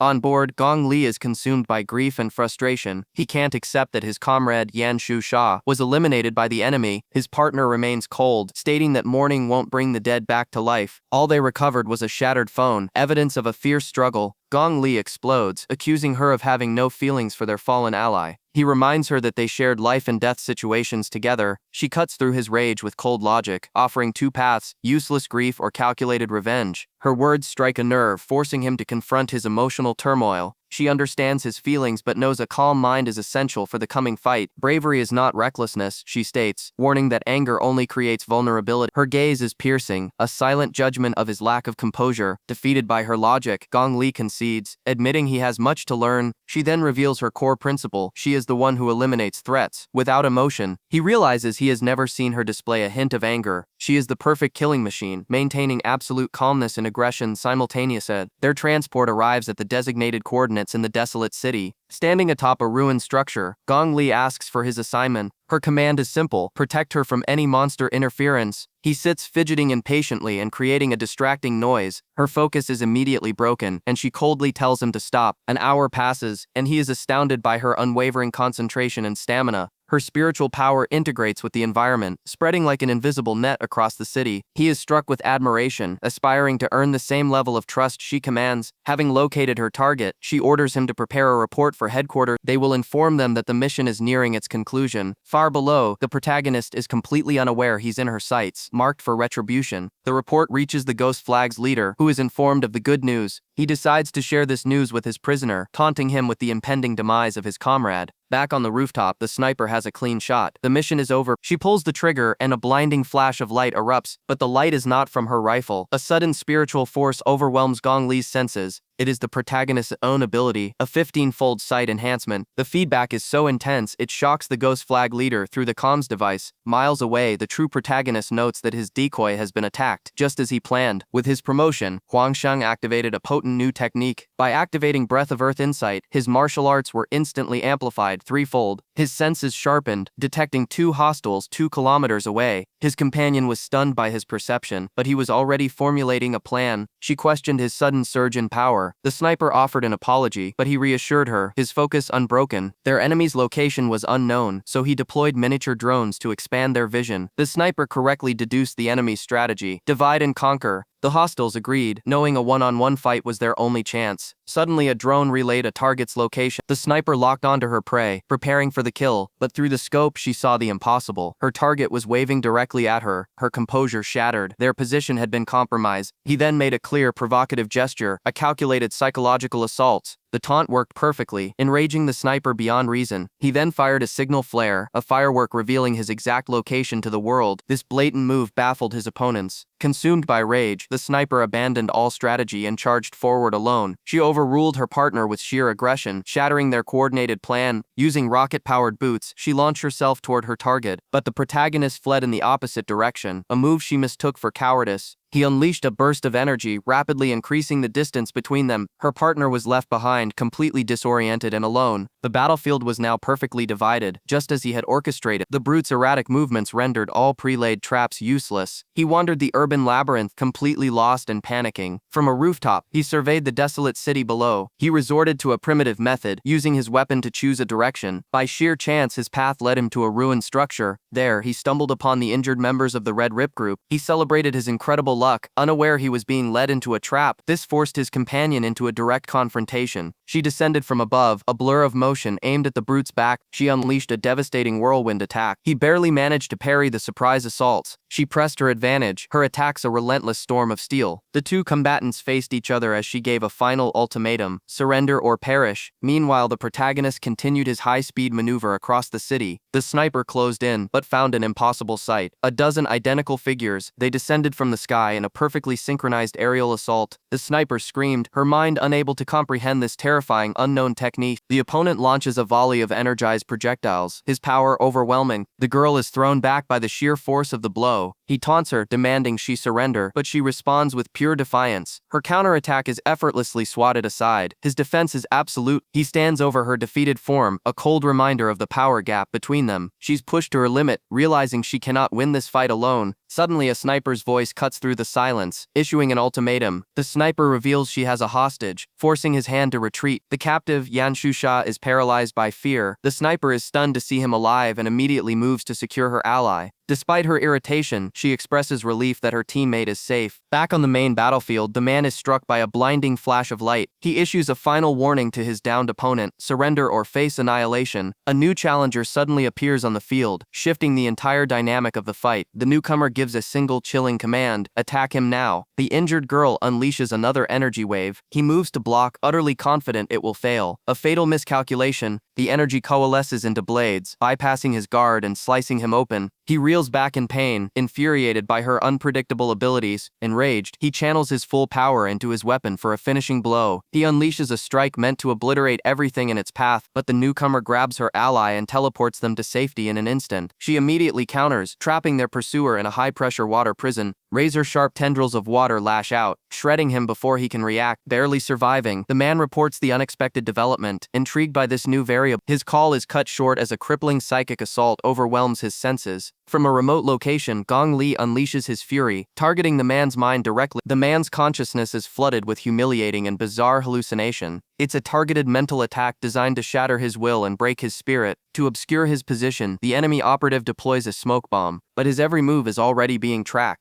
The blast erupts, offering no concealment. Liu Xiaoyan's perception has transcended normal limits. His detection skills are absolute. While the enemy is distracted, his comrade on the ground frantically calls for backup, but their reinforcements are preoccupied, making excuses over the comms. The situation on the ground is dire. The fused warrior is facing an overwhelming threat alone. His patience exhausted, the ally vows to end his own fight within 5 minutes. A new combatant arrives on the scene with blinding speed. He immediately locks onto his target, unleashing a devastating strike. The fused entity stands her ground against the imposing foe, but the strain of their fusion is beginning to show. They are reaching their limit. Their opponent smirks, sensing their exhaustion. He has identified their weakness. Their coordinated attacks are impressive, but they lack the power to deliver a fatal blow. Suddenly, a new challenger emerges from the shadows, confirming his assessment. She declares she will take the lead, ordering the others to provide cover. The fused warrior protests, believing this new ally is no match for their powerful enemy, but she reveals a terrifying modification to her personal weapon. Her body ignites with a volatile energy, coursing through her entire being. Wielding a massive psychic chainsaw, she proclaims her own invincibility. She lunges forward, her power erupting with an intensity that stuns her adversary. He desperately parries the relentless assault, thrown completely off balance. The screech of psychic energy echoes through the battlefield. The man is thrown back, realizing her power far exceeds that of the fusion period. Just as a final blow is about to land, a voice calls for a halt. The 5 minutes are up. Over the comms, Liu Xiaoyan calmly states that he has a plan. Their ally, however, is now in a desperate situation of his own. Overwhelmed by 3 powerful opponents, his equipment has been destroyed. Even the ground soldier is in peril. Blaming the entire operation's strategy, Liu Xiaoyan takes command, instructing his frantic teammate to activate his locator. As enemy reinforcements swarm the area, he reassures his panicked ally. From his sniper's nest, the mastermind prepares to eliminate all threats. But the soldier on the ground has attracted some unwanted attention. He screams in terror as the endless tide of clones closes in around him. Within the system's analysis, Yan Shusha is a high-level threat, but his arrogance and lack of discipline are fatal flaws to be exploited. The plan is therefore absolute. After rendezvousing with Xingyu, he will activate the nuclear device. The objective is to raise the entire sector, leaving nothing but dust and ash. Meanwhile, at a remote command center, a new figure monitors the escalating conflict. His tactical AI, Xiao Ma, materializes to deliver a critical battlefield update. The report is illogical. Their asset Gong Li is being pursued for dozens of kilometers. The enemy commander finds this absurd, bursting into derisive laughter, but the leader is not amused by this chaos, as the objective remains incomplete. The AI clarifies that Xing Yuyu was also suppressed by 3 of Huang Shang's elite operatives. He processes the data, realizing he gravely miscalculated his opponent's strength. He openly admits his tactical error. His rival commander seethes, unable to comprehend Huang Shang's bizarre success. The outcome defies all battlefield projection. Back on the streets, the engagement continues. The target is still fleeing, moving at maximum speed. He is vexed that his pursuers are operating with such flawless coordination. He forces himself to remain cold and logical. They are combatants, nothing more. Using the environment, he launches a wave of debris to halt their advance. The sudden powerful assault catches the operatives by surprise. He uses the resulting cloud of dust and rubble as cover to vanish. For a moment, they've lost him. He has successfully broken contact. From a concealed position, he observes their search patterns, planning his next move. With the martial artist defeated, he believes he has the advantage. His strategy is simple: wait for the psionic user's ability to enter its cooldown phase. He is certain his counterattack will be flawless. The moment the psionic energy flashes, he sees his opening and strikes, but it was a feint. He walks directly into a far more dangerous trap. An entirely new combatant has entered the field, blocking his path. The target is paralyzed, his mind unable to process the sudden appearance. The powerful stranger neutralizes him with a single devastating blow. The man looks down on his defeated foe, mocking his confusion. The familiar energy signature reveals the truth. Makiani's agents are awake. Gong Li recalls his past, a time when his innate talent first manifested.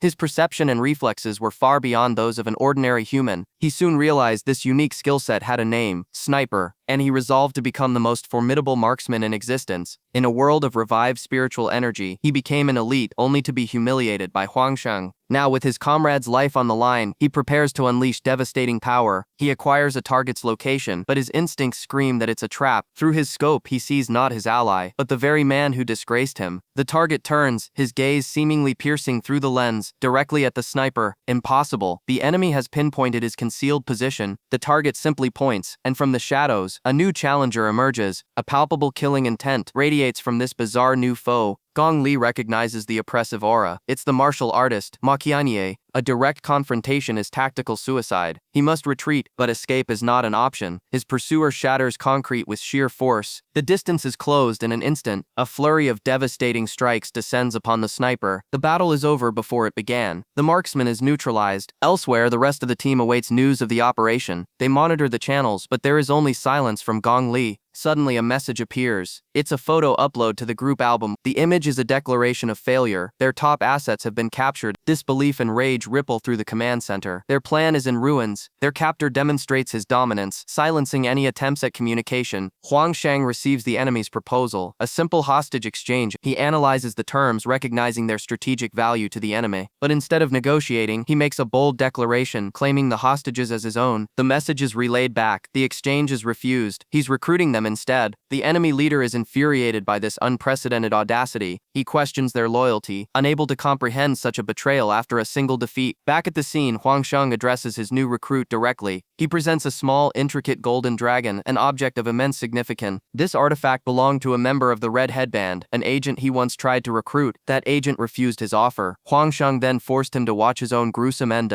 This isn't a bluff. His allies know the chilling truth of his methods. He delivers a final, unspoken threat: join him, or suffer the same fate. The captive understands immediately. Defiance is not an option when facing this monster. Their former leader scoffs, believing their loyalty is absolute. Then he receives the final proof, a picture of his men, now wearing the enemy's colors. The Red Rip captain makes his position clear. The hostage exchange is non-negotiable. He roars that his son's life is his only priority, a personal quest above all else. Huang Shang dismisses this emotional plea, stating his own partner's life is equally valuable. His supposed ally is confused by this sudden display of loyalty, questioning his motives. He ignores her, covertly communicating a new plan to the other captive. The man warns her of Huang Shang's sadistic nature, recounting how the last man who defied him was mutilated. He reveals that Huang Shang himself told him the story of a man called Red Headband. The name is unfamiliar. She finds no record of such a person in their database. They conclude he must have been an insignificant, undocumented target. Suddenly, she freezes as a horrifying realization dawns on her. She tells her partner to think about the name not as a title, but as a description. They understand the grim meaning. Red Headband refers to a man who was decapitated, now gripped by terror. They agree that feigning surrender is their only path to survival. Huang Shang's companion asks about the cryptic story he just told. He simply notes how effective the psychological threat was in securing their compliance. The captain, however, is driven by a singular purpose and ignores their scheming. Huang Shang stands firm, refusing to exchange his partner for certain death. The two leaders are locked in a tense standoff, neither willing to concede. His companion proposes a more direct solution: pretend to trade, then seize all assets by force. To everyone's shock, both Huang Shang and the captain instantly agree to the violent plan. The captives are aghast, realizing their lives are being discussed with utter contempt. Huang Shang then taunts them, asking for their tactical advice on the matter. The stage is set for the deadly encounter. The enemy's terms are relayed, a two-person exchange, with any extra personnel triggering the hostage's immediate execution. A high-ranking commander scoffs, confident that two of her elites are more than enough to annihilate the enemy. The operative in the cage taunts her superior, asking to be unleashed. The commander merely smirks, enjoying the power she holds over her subordinate. Two specialists are chosen for the mission, Suo Wan and Wang Mengmeng. Despite her appearance, the younger operative assures them she is a seasoned killer. She stands ready, completely unfazed by the life-or-death stakes of the operation. One of the leaders is asked if the Red Rip group should be kept alive for negotiation. He gives his chilling reply, authorizing lethal force under the guise of an accident. The commander's smile widens. She has received the order she was waiting for. She issues a final threatening command to her own cadre, establishing her absolute authority.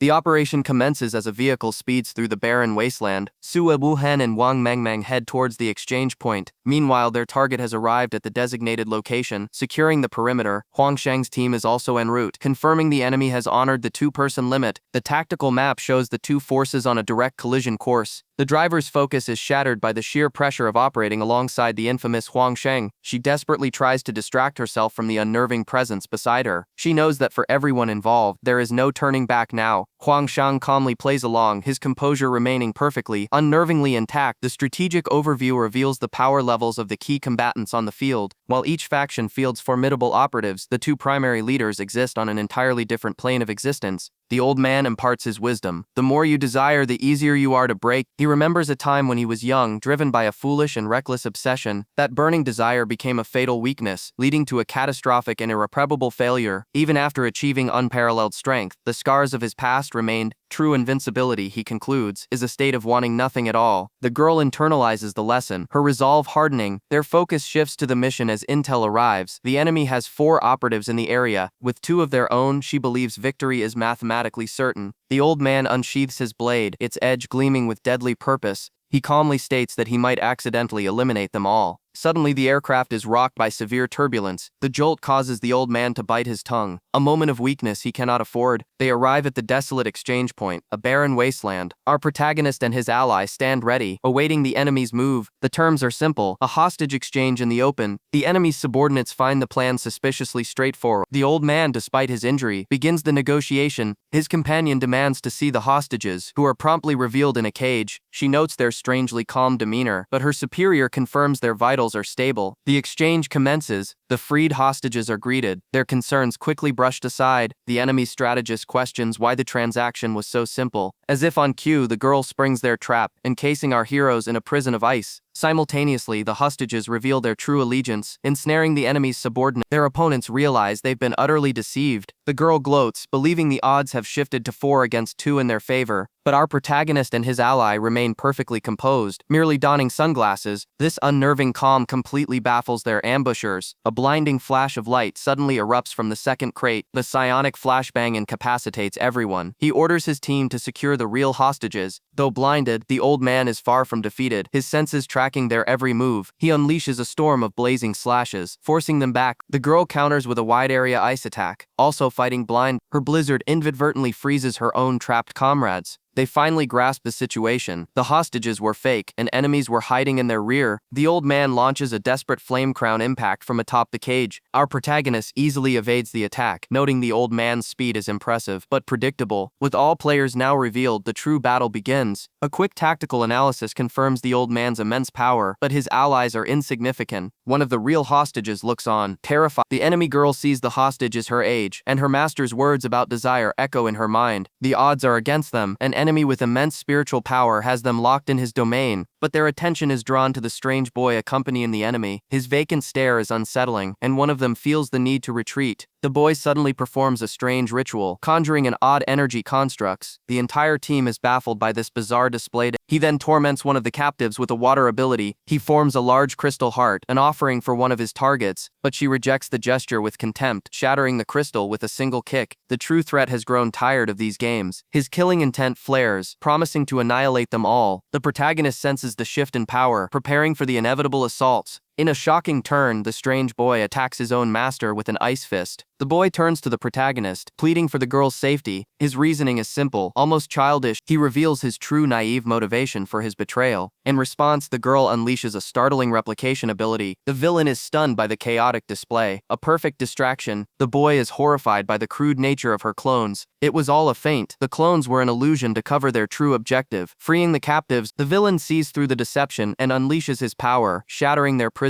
His speed is immense, nearly cutting them down as a new alert blares. Their sensors confirm the worst. Their foe is at the peak of the cardiac period, but facing a peak-level master does not shake the protagonist's resolve. His team stands with him, ready to face the overwhelming power. Then he makes a calculated decision, giving the order to retreat. The villain scoffs, believing their escape to be futile, but something massive descends from the sky, casting a shadow over the battlefield. It's a colossal mecha, far larger than anything they've encountered before. Its weapon systems activate, unleashing a devastating volley of firepower. The team scatters, desperately evading the overwhelming assault. Far away, a high-level operative monitors the battlefield data. The order is given: eliminate the targets before a new player arrives on the scene. Meanwhile, another part of the plan unfolds elsewhere. A high-stakes psychological game is in progress. One player reveals a seemingly unbeatable hand, a final decisive move, but the agent refuses the gambit. This was never about the cards, it was about buying time. Suddenly, a massive explosion rocks their location. The team is caught in the shockwave. The enemy's power is far greater than before. Doubt creeps in. His comrade asks if this chaos is still part of his grand design. He simply smiles. He never acts without absolute certainty of the outcome. A devastating missile strike obliterates the battlefield. The first wave of the assault is overwhelming, but their defenses are met with an equal terrifying force. A psionic blast rips through the air. The ultimate flame incinerator is unleashed upon them. There is nowhere to run from this attack. The shockwave alone is enough to turn bone to ash. Evasion seems utterly impossible, but in the last possible moment, Huang Shang appears. He moves with impossible speed to intercept. He risked everything to secure the asset. Her survival was paramount to the mission. He confirms her status. The immediate danger has passed, but they are not yet safe. From their control room, the enemy watches with amusement. They believe their victory is assured. He mocks the captured agents, enjoying their despair. Their resistance only fuels his cruelty. Their main operative remains focused, his concentration absolute. The control room is completely sealed. The technician grins, confident in his lockdown protocol. He believes his system is impenetrable. The order is given to eliminate the remaining hostages. There will be no survivors this time, but one of the captors hesitates, creating a distraction. This momentary chaos is an opportunity. The outburst creates a fatal crack in their discipline. The chain of command begins to break down. As they argue, the supposedly sealed door is breached. The impossible is happening. The technician frantically tries to re-engage the lockdown, but it is already far too late. He stares at the monitor in disbelief. The prisoners have vanished without a trace. His perfect system has been shattered. His failure is absolute and infuriating. The mission commander is enraged by his subordinates' incompetence. The hostages were their only leverage. He turns his attention to the remaining captive. She might still have some strategic value. He attempts to intimidate the prisoner, to break her will, but her defiance is unwavering. He resorts to brute force, a sign of his desperation. Suddenly, the other captive speaks. He reveals he is an awakened one, immune to such attacks. Believing the situation contained, the commander declares the operation over. They prepare to depart. He issues a final threat to the remaining prisoners. Any disturbance will be met with lethal force. The technician promises to return. He intends to extract whatever information she possesses. Meanwhile, the rescue team surveys the landscape. They have escaped, but are stranded. Returning to the enemy base is deemed too great a risk. They are cut off from support, but Huang Shang is never without a plan. He prepares to enact the next phase of his strategy. He unleashes a psionic flash, a move unseen by his enemies. It bypasses all physical barriers. Inside the prison, the team leader blames herself for the failure. She believes all hope is lost. In that moment of despair, Huang Shang appears before them. He has infiltrated the enemy's sanctum once more. She panics, thinking it's another enemy attack. She struggles to remain silent as instructed. The old guard stands watch, convinced his post is impenetrable. But even the most stoic veteran has moments of quiet reflection. He contemplates a past choice, a minor pain in the face of his duty. He believes enduring such trivialities is the mark of a true adult. Deep inside the facility, the true test is about to begin. The other participants are incapacitated, helpless before the automated defenses. He silences them, knowing that their powers are sealed and any sound is a death sentence. He gives a silent command to the machines, a gesture they seem to understand. She is horrified, realizing her spiritual abilities have been completely neutralized. He then presents a written message, an unexpected proposition. She immediately interprets this as a demand for betrayal. Before she can process it, he seizes her as automated turrets lock on. He then reveals his leverage, images of her comrades, seemingly defected. They are not prisoners, but appear to be living in harmony and peace. He shows her a vision of a future free from conflict. The psychological assault on her loyalties is meticulously crafted. His calculated maneuver begins to shatter her resolve. The final offer is presented, a choice with impossible consequences. She fights the logic of his proposal, refusing to become a traitor. Every option leads to ruin. A call for help means instant execution. The clock is ticking, and her time to choose is running out. The vision of a peaceful life floods her mind once more. She despairs, believing she will die branded as a traitor. Suddenly, an unauthorized sound breaks the tense silence.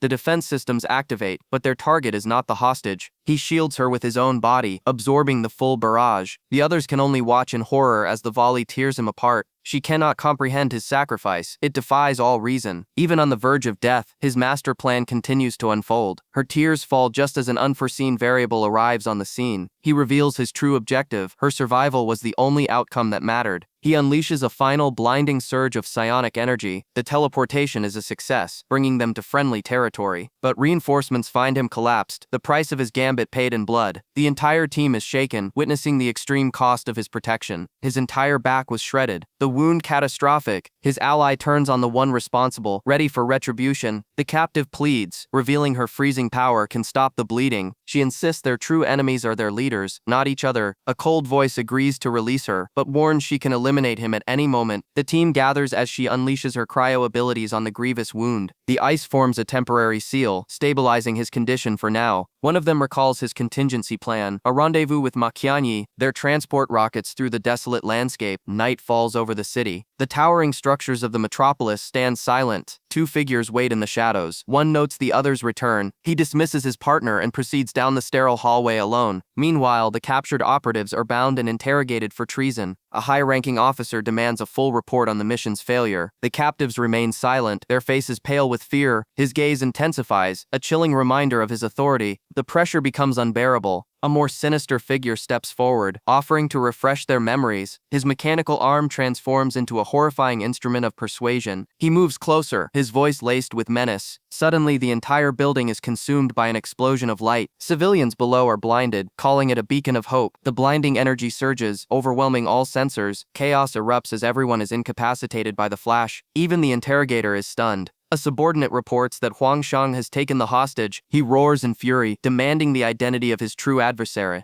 Under the cover of darkness, their escape vehicle flies onward. The hostage is in prison but worries for her rescuer's safety. The day's events have left her utterly drained. A sudden noise awakens her. A dark figure stands in her cell. It is Huang Shang, covered in fresh wounds. He confirms her decision was correct. She recoils in terror, believing him to be an apparition. He tells her to ignore his ghastly appearance, but as he drinks, the water pours directly out of a gaping wound in his neck. The operative posing as a medic gives his grim diagnosis. He panics under questioning, revealing he is no doctor at all. The others are in disbelief. They saw Huang Shang moving just yesterday. Meanwhile, the observers analyze the team's reactions, noting a particularly convincing performance. The group descends into chaos, believing their leader is truly gone. The observers, however, sense that the display is too perfect, suspecting a deeper motive. His vitals are checked. There is no heartbeat, no breath. He is declared dead. Lu Xiaoyan shoves her away, refusing to accept the outcome. She screams in denial, her faith in the man she chose completely shattered. As the team fractures under the weight of despair, the reality of their unforgiving world sets in. One of them shouts that in this life there are no miracle, but then, an impossible surge of energy erupts from Huang Shang's body. The entire team stares in stunned silence, unable to process the event. A powerful, forgotten healing art begins to manifest around him. The ethereal light intensifies, mending his fatal wounds as he floats in the air. It's impossible, his heart had stopped, yet his spine and tissue are regenerating at an incredible rate. This man has consistently defied all logic and expectation. No matter the crisis, he always possesses a strategy to overcome it. In a world consumed by darkness, he represents a concept they had forgotten. He is the miracle they no longer believed in. Their reality is one of unending conflict and loss, yet he is the one variable who rebuilds, who grows, who offers them hope. As if waking from a simple nap, Huang Shang stretches and lets out a yawn. He sits up, his body completely restored from the brink of death. The team can only stare, their minds struggling to comprehend the resurrection. He looks at their shocked faces and casually asks what's wrong. Overwhelmed with relief, they swarm him in a desperate embrace. Even the observers are moved, though the suspicion of a traitor remains. The silver-haired girl's entire perception of him has been rewritten. He is the key. With his team restored, Huang Shang immediately rallies them for the next phase of his plan. But one of them realizes they've been swept up in his momentum. Forgetting their primary objective, the Red Rip leader gloats over his captive, mocking his depleted forces. But the prisoner's spirit is far from broken, his laughter echoing with defiance. Elsewhere, his subordinate realizes the situation is more complex than it appears. The team questions our protagonist's motives for saving a stranger from another group. He refuses to force a rescue, deferring to the will of his team. Their immediate response is a resounding rejection of the plan. However, the captive's subordinate insists her vote to save him must be honored. The protagonist simply concedes, acknowledging her point. He then proposes a formal vote, a move that infuriates his opponent. The results are clear. The neutral party holds the overwhelming majority. With the vote decided against the rescue, the girl is stunned by the outcome. She lashes out in frustration, unable to comprehend the political maneuvering. He calmly reminds her that this entire democratic process was her own initiative. The leader of the Red Rip group is defeated. A testament to his own group's disunity, the Ghost Flag group observes, noting their new, unparalleled strategic advantage. They immediately propose another vote, an alliance with our protagonist's faction. His allies recognize the move, a flawless provocation designed to test their loyalty. Unfazed, our protagonist agrees to another democratic decision. The Ghost Flag members celebrate, confident in their 3 votes for the alliance. They declare victory, a narrow margin that enrages the Red Rip remnant. But our protagonist reveals his own vote was against them, a calculated move of dissent. The final tally reveals their crushing defeat as the alliance is rejected. Internal conflict erupts within the Red Rip group as old tensions flare. He reminds her of her past betrayals, revealing the deep fractures within their own team. As the chaos settles, the protagonist is asked about his next move. His focus is singular, self-strengthening and acquiring new resources. Desperate, the girl makes an offer, a fortune in A-level treasures for their leader's rescue. Her own faction is stunned, but another group immediately doubles the offer. She scoffs, claiming such a treasure trove is impossible for them to possess. But the Ghost Flag member counters, revealing their source of immense wealth. They propose sending a message to retrieve the payment, a process our hero's team will oversee. The message is sent without incident, the terms seemingly genuine. The captive leader receives the request for a massive payment and a report of troop movement. But our protagonist reveals the truth. The message is a code, a hidden tactical report. The leader is baffled by the message's true meaning, a reference he cannot decipher. His own subordinate spells it out. It is a notice of betrayal and a demand for severance pay. The 2 faction leaders received a critical update simultaneously. Their rival's arrogance was infuriating. All their planning was for nothing. Inside his cell, one leader's rage began to fester, craving personal vengeance. His associate agreed, a simple death would be far too merciful. Their minds aligned on a single brutal outcome, relentless torture. The prisoner declared his intention to leave, but his captor simply scoffed. Suddenly, the cage erupted with a blinding electrical charge. It was a masterwork of containment, nullifying all spiritual energy nearby. Yet through the agony, a chilling smile formed on his face. He found it exhilarating. He mocked their primitive technology, meant for beasts, not a sovereign. With a roar, he gripped the electrified bars, ready to shatter their control. Immense power surged from him, battling the cage's overwhelming current. His captors watched, certain the cage would drain his very essence. While his allies feared the worst, the leader suspected a deception. For a moment his will faltered. Was this truly the end? A memory surfaced of unfulfilled promises made to his comrades.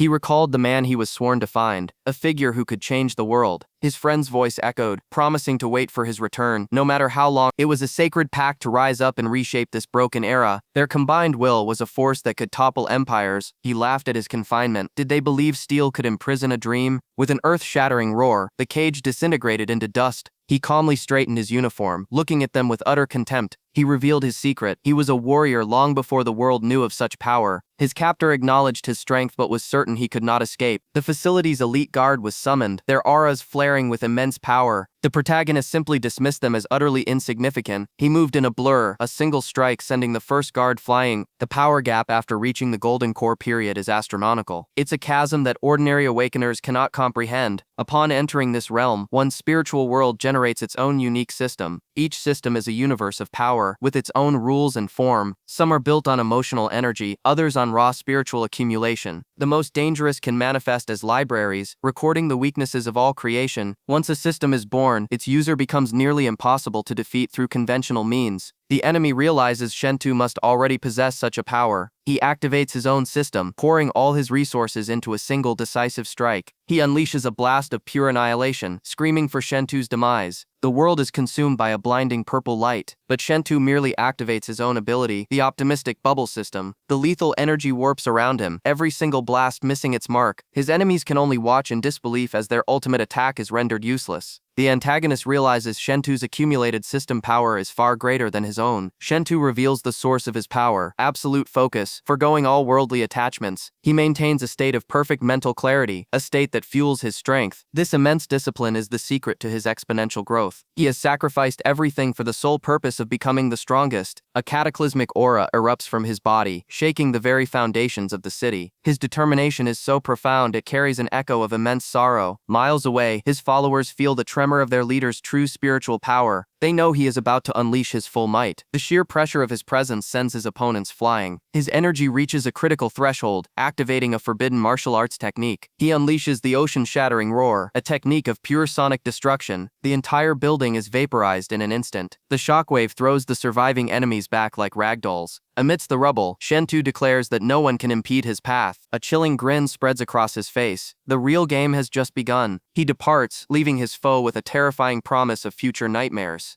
Elsewhere, a new pawn enters the chessboard. Huang Shang receives an unexpected call from an unknown number. It is Shentu Yuquan, leader of the Red Rip group, personally contacting him. Before he can process this, another call comes through. The leader of the rival Ghost Banner group is also on the line, demanding to speak with him. Trapped between two titans, Huang Shang makes a calculated move. He pulls both faction leaders into a single unprecedented group chat. Then he simply waits, forcing their hands. The two rivals are immediately consumed with incandescent rage. Through his manipulation, Huang Shang has orchestrated their fated reunion. The enemy leader tries to maintain composure, assessing his losses. He declares that the situation is still manageable, an illusion of control, but a sudden notification shatters his confidence. Huang Shang has initiated direct contact, a move that is both a threat and an invitation. The negotiation begins, a cold exchange of value for power. The leader realizes he's not the only one being courted. Huang Shang is orchestrating a bidding war. Meanwhile, Huang Shang's own team can only watch his high-stakes game unfold. They begin to grasp the sheer audacity of his strategy. He continues to leverage one offer against the other, leading both factions for every possible resource. When asked where his loyalty lies, the choice is coldly logical. He will side with whoever provides the greatest advantage, a principle of pure self-interest. His enemies are left seething, outmaneuvered by his cunning intellect. Having secured his terms, he concludes the operation for the night. The scene shifts to the remote outpost of Haishui City. It is a fortified bastion against the wilds, standing alone in the darkness. On the walls, sentries keep a lonely vigil. One guard refuses a drink, his focus entirely on his duty. His comrade insists there is no danger here. Their sector's low energy concentration makes it an undesirable target for monsters. They laugh, oblivious to the fate about to befall them. But the vigilant guard remains uneasy, his senses on high alert. A low rumble breaks the silence, and he spots something on the horizon. Through his binoculars, an unthinkable horror reveals itself, a colossal army of monsters. Their path is a direct line to Haishui, having already bypassed the neighboring Tianlun city. A frantic call for aid goes unanswered. The line to Tianlun is dead. The chilling implication sinks in. The city has already been annihilated without a sound. The alarm is raised, a desperate message sent to their superiors. The guards are stunned by the unnatural sight. The lead sentry realizes these disparate monster species would never cooperate unless they were being commanded.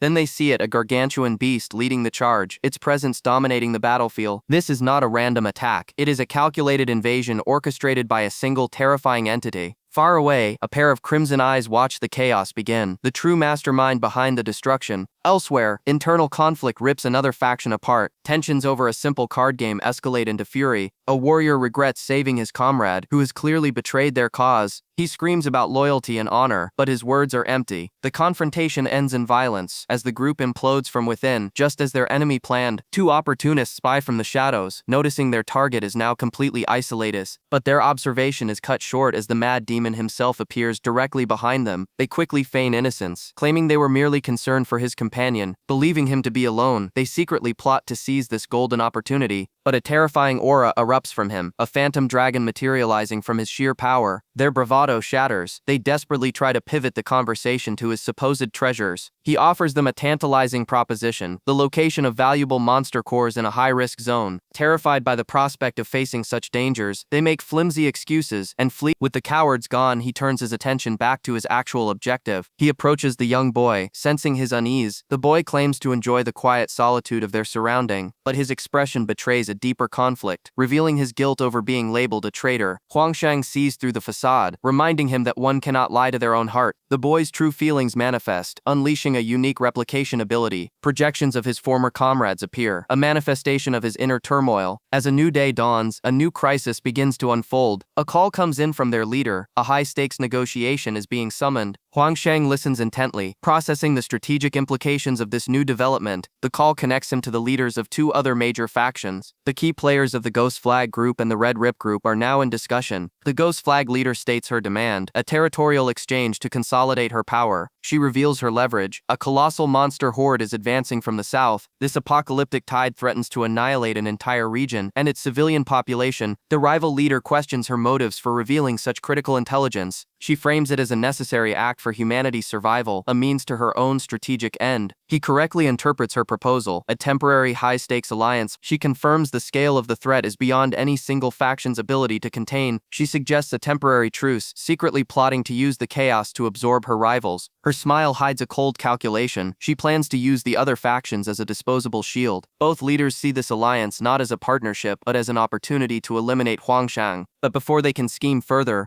Huang Shang accepts the terms and abruptly ends the call. He immediately declares their new objective, a direct assault on the front lines. The three factions mobilize, their forces converging on the impending battlefield. They arrive at the Broken Sky Pass, a final bastion against the encroaching darkness. One of the captains assesses the situation. The sheer number of monsters is overwhelming. She accepts the grim reality of their mission, preparing to evacuate the civilians. But she makes a solemn vow to hold the line, to become the unbreachable wall herself. This is Jin Chen, the third captain of the Red Rip Group, and this is her final stand. An emergency broadcast echoes across Broken Sky Pass. A monster tide is approaching, and the city has 1 hour to evacuate. The chaos violently awakens a man from his slumber. He opens his eyes to a scene of absolute horror and carnage. The city's main defense is Broken Sky Pass, a massive fortress. Its towering walls were built for exactly this kind of siege. Atop the fortifications, the seventh captain, Jin Chen, arrives. She gives the order to seal the southern gate and prepare for total war. A swarm of monsters darkens the horizon, a scale she has never witnessed. Suddenly, her men report a critical error. Citizens are trapped outside the gate. The situation is dire. The gate requires 15 minutes to reopen, but the first beast will arrive in 5. For the trapped civilians, it is a death sentence. Captain Jin Chen's eyes narrow, her resolve hardening. A monstrous wolf leaps from the horde, lunging toward a mother and her child. The woman braces for impact, shielding her daughter from the inevitable. But just before the creature strikes, it's consumed by a violent explosion.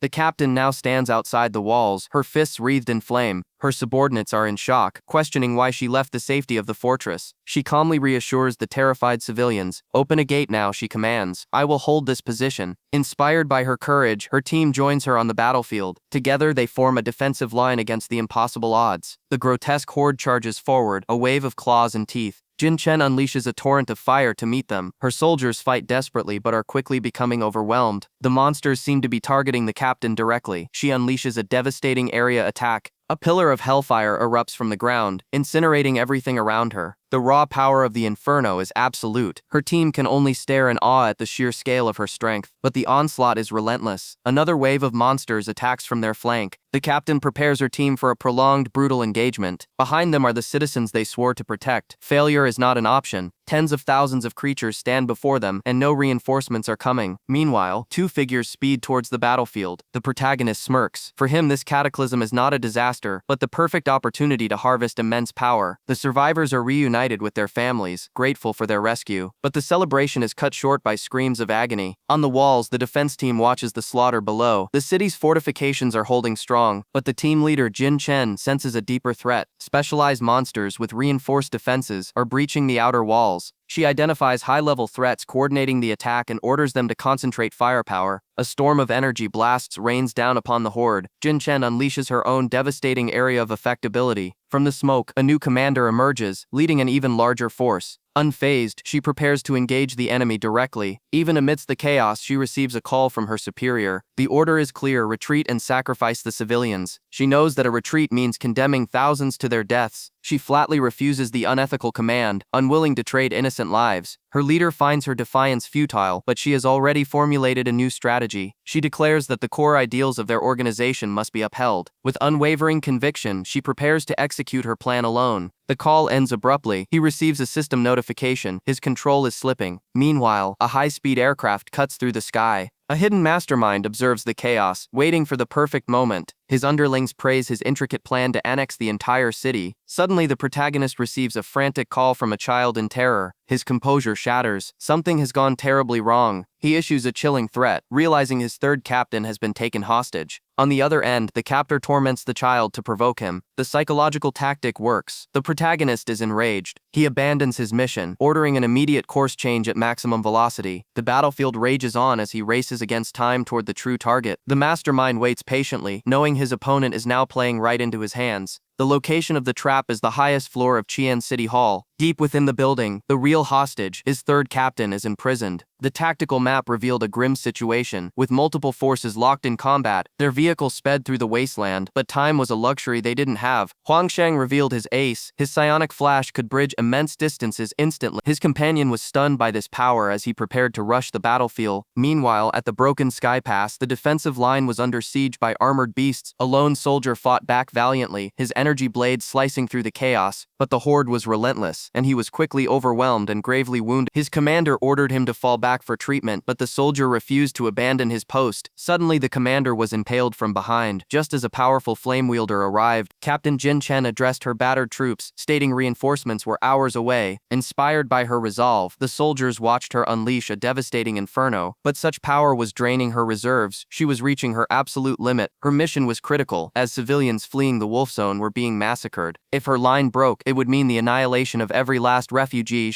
In the nearby wolf area, the evacuees were unaware of the closing threat. Their procession was halted by a corrupt official demanding personal protection. He declared his own life was more valuable than the students he was meant to protect. The bureaucrat even pulled a weapon on the guards, threatening their lives. His cowardice peaked as he aimed his gun at the innocent children. To force compliance, just then, monstrous creatures erupted from the earth below. The official's arrogance instantly dissolved into pure terror. Panic consumed the group as everyone scattered for their lives. In a despicable act of self-preservation, the man shoved a child into a monster's path. The small girl fell, helpless before the approaching beast. The others could only watch in horror, unable to intervene. The creature's maw opened wide, ready to deliver the final blow. In a blinding flash of psionic energy, Huang Shang appeared from nothing, teleporting the children to safety. The survivors were stunned by his impossible arrival. He calmly ignored the beast, ordering his team to proceed to the front lines. The rescued civilians stared in disbelief, wondering who these saviors were. The monster that had lunged at them began to convulse violently. An unnatural frost spread across its body, freezing it solid in an instant. His companion burst from the icy shell, neutralizing the threat and saving the fallen guards. The cowardly official could not comprehend what he had just witnessed. As more beasts emerged, his companions prepared for another assault. One commanded the frost while the other channeled raw, destructive energy. The bureaucrat tried to grab one for protection, but she was busy incinerating another monster. He was caught in the blast wave. His fate was of no concern to them. A soldier on the front line reported the arrival of powerful awakeners from the north. Captain Jin Chen was shocked as Huang Shang commandeered a motorcycle. Forging a direct path, she watched him approach, a single individual moving with unwavering and terrifying purpose. He used the vehicle for as long as it was useful, then discarded it without a second thought. The reinforcement squad arrived, bracing for a massacre, but instead of a battlefield, they found a marketplace selling fresh monster meat. The fleeing civilians were not screaming in terror, they were setting up food stalls. The captain was utterly bewildered by the impossible scene. Elsewhere, our protagonist was on the move, sprinting with purpose. He ran against the tide of evacuees, heading directly into the heart of the conflict. At the city's main gate, the defenders were on their last legs. The monstrous horde was moments from breaking through the final barrier. The soldiers desperately tried to hold the gate, their lives on the line. The commander ordered them to hold their ground, even unto death, but their strength failed. The gate was utterly destroyed. As the beasts poured through, a massive explosion ripped through their ranks. It was Captain Jin Chen, unleashing a torrent of fire into the breach. She stood alone, a solitary bastion against the overwhelming tide. Her soldiers watched in awe, but the captain was already succumbing to her wounds. A potent venom was coursing through her system, paralyzing her. With her spiritual power nearly exhausted, she knew she couldn't last. Facing the horde, she resolved to use a forbidden soul-burning technique. Her master had warned that it would grant immense power at the cost of her future. With no other option, she ignited her very soul. The pain was immense as her life force became a raging inferno. Her men watched in horror as she apologized for breaking her promise. She could not let millions perish for her own sake. "Die, all of you," she screamed, unleashing her final attack. Sentimentality was her greatest weakness, but she would use it to fuel her sacrifice. A colossal wave of fire erupted from her body, incinerating everything in its path. A single tear fell as she accepted her fate. Her power spent, her body plummeted from the sky. As she fell, a monster lunged to devour her. Suddenly a figure appeared, shattering the beast with a single, thunderous blow. The creature exploded as our protagonist stood unfazed. He caught the falling captain just before she hit the ground. She stared up at her mysterious savior, completely stunned. He glanced at the fading aura around her. "That soul-igniting technique," he said. "I will try it." His calm declaration of suicide left everyone speechless. The power coursing through him is immense, but his body is failing. His ally reveals the terrible truth. This is a self-destructive art, a forbidden technique. He asks how to stop the rampage, and she confirms his meridians are already too shattered to sustain it. She has no answer for how to control it. She's never witnessed such a reckless maneuver. Before he can recover, the next wave of monsters breaches their defenses. He ignores his critical state and leaps directly into the fray.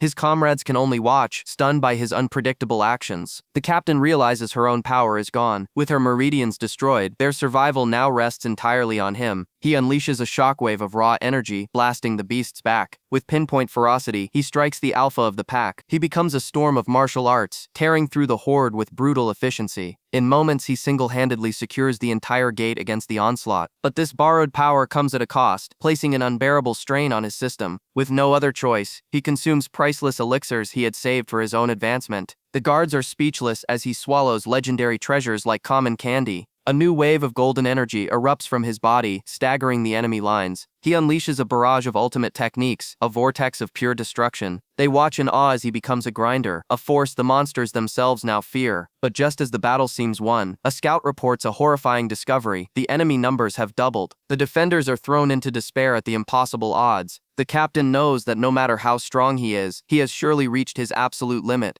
Ignoring them, he ascends to the highest point of the fortress wall. He recalls an old memory, a forbidden area of effect technique he once witnessed. Untested and lethally dangerous, he decides it is now time to unleash it. He begins to gather a terrifying dark energy, forming a miniature black sun above him. His allies try to intervene, but they are too weak to even approach the overwhelming pressure. The orb grows to a colossal size, a swirling vortex that seems to warp reality itself. The sheer scale of the attack leaves everyone breathless with terror and awe. Even the monstrous horde freezes, paralyzed by a primal fear they have never known. As the technique drains his very life force, his consciousness begins to fade, a memory surfaces, a master's lesson on the futility of defying fate. To change the era, his master said, is nothing more than a stone hitting an egg. But watching this display, his ally sees the truth. She realizes this man is not the stone, he is the cataclysm that shatters worlds. She screams for him to wake up, to unleash the attack before he collapses completely. With his last ounce of will, he hurls the orb of annihilation toward the enemy. The command center receives a dire report. A monster tide is crushing two separate fronts, simultaneously. Failure to hold the line means the entire sector will be annihilated. They believe Huang Shang is safe, operating in a distant, quiet zone. But on the battlefield leaderboards, the kill data reveals a shocking truth. Huang Shang's name is in the top 10. Deep within the carnage, unwilling to believe it, they assume the system is malfunctioning. Meanwhile, at the Great Wall, the siege is relentless. Huang Shang has collapsed, his body pushed past its absolute limit after unleashing a forbidden technique. The unit's captain is also in critical condition, her vital energy pathways nearly destroyed. Just as they falter, another wave of monsters surges towards them. With reinforcements on the way, the captain orders a last stand at a single choke point. Her subordinates refuse, urging their wounded leader to rest. They know she has sacrificed enough and step forward to hold the line. It is now their turn to protect her and the ideals they all share. With a final war cry, the Red Rip group prepares for their end. They charge headfirst into the overwhelming enemy horde. Every soldier fights desperately, knowing how short their lives will be. The captain recalls a past defeat, a chilling conversation with a powerful foe. He had claimed his brutal methods were for the true survival of humanity. In her weakened state, she feels she has failed her own group's cause. She resolves to use her final art, a self-detonation, to obliterate the enemy. But before she can act, a new class of elite monsters tears through their ranks. Her soldiers are slaughtered instantly. As a beast lunges for a survivor, it is suddenly vaporized from existence. The captain freezes, shocked by the impossible intervention.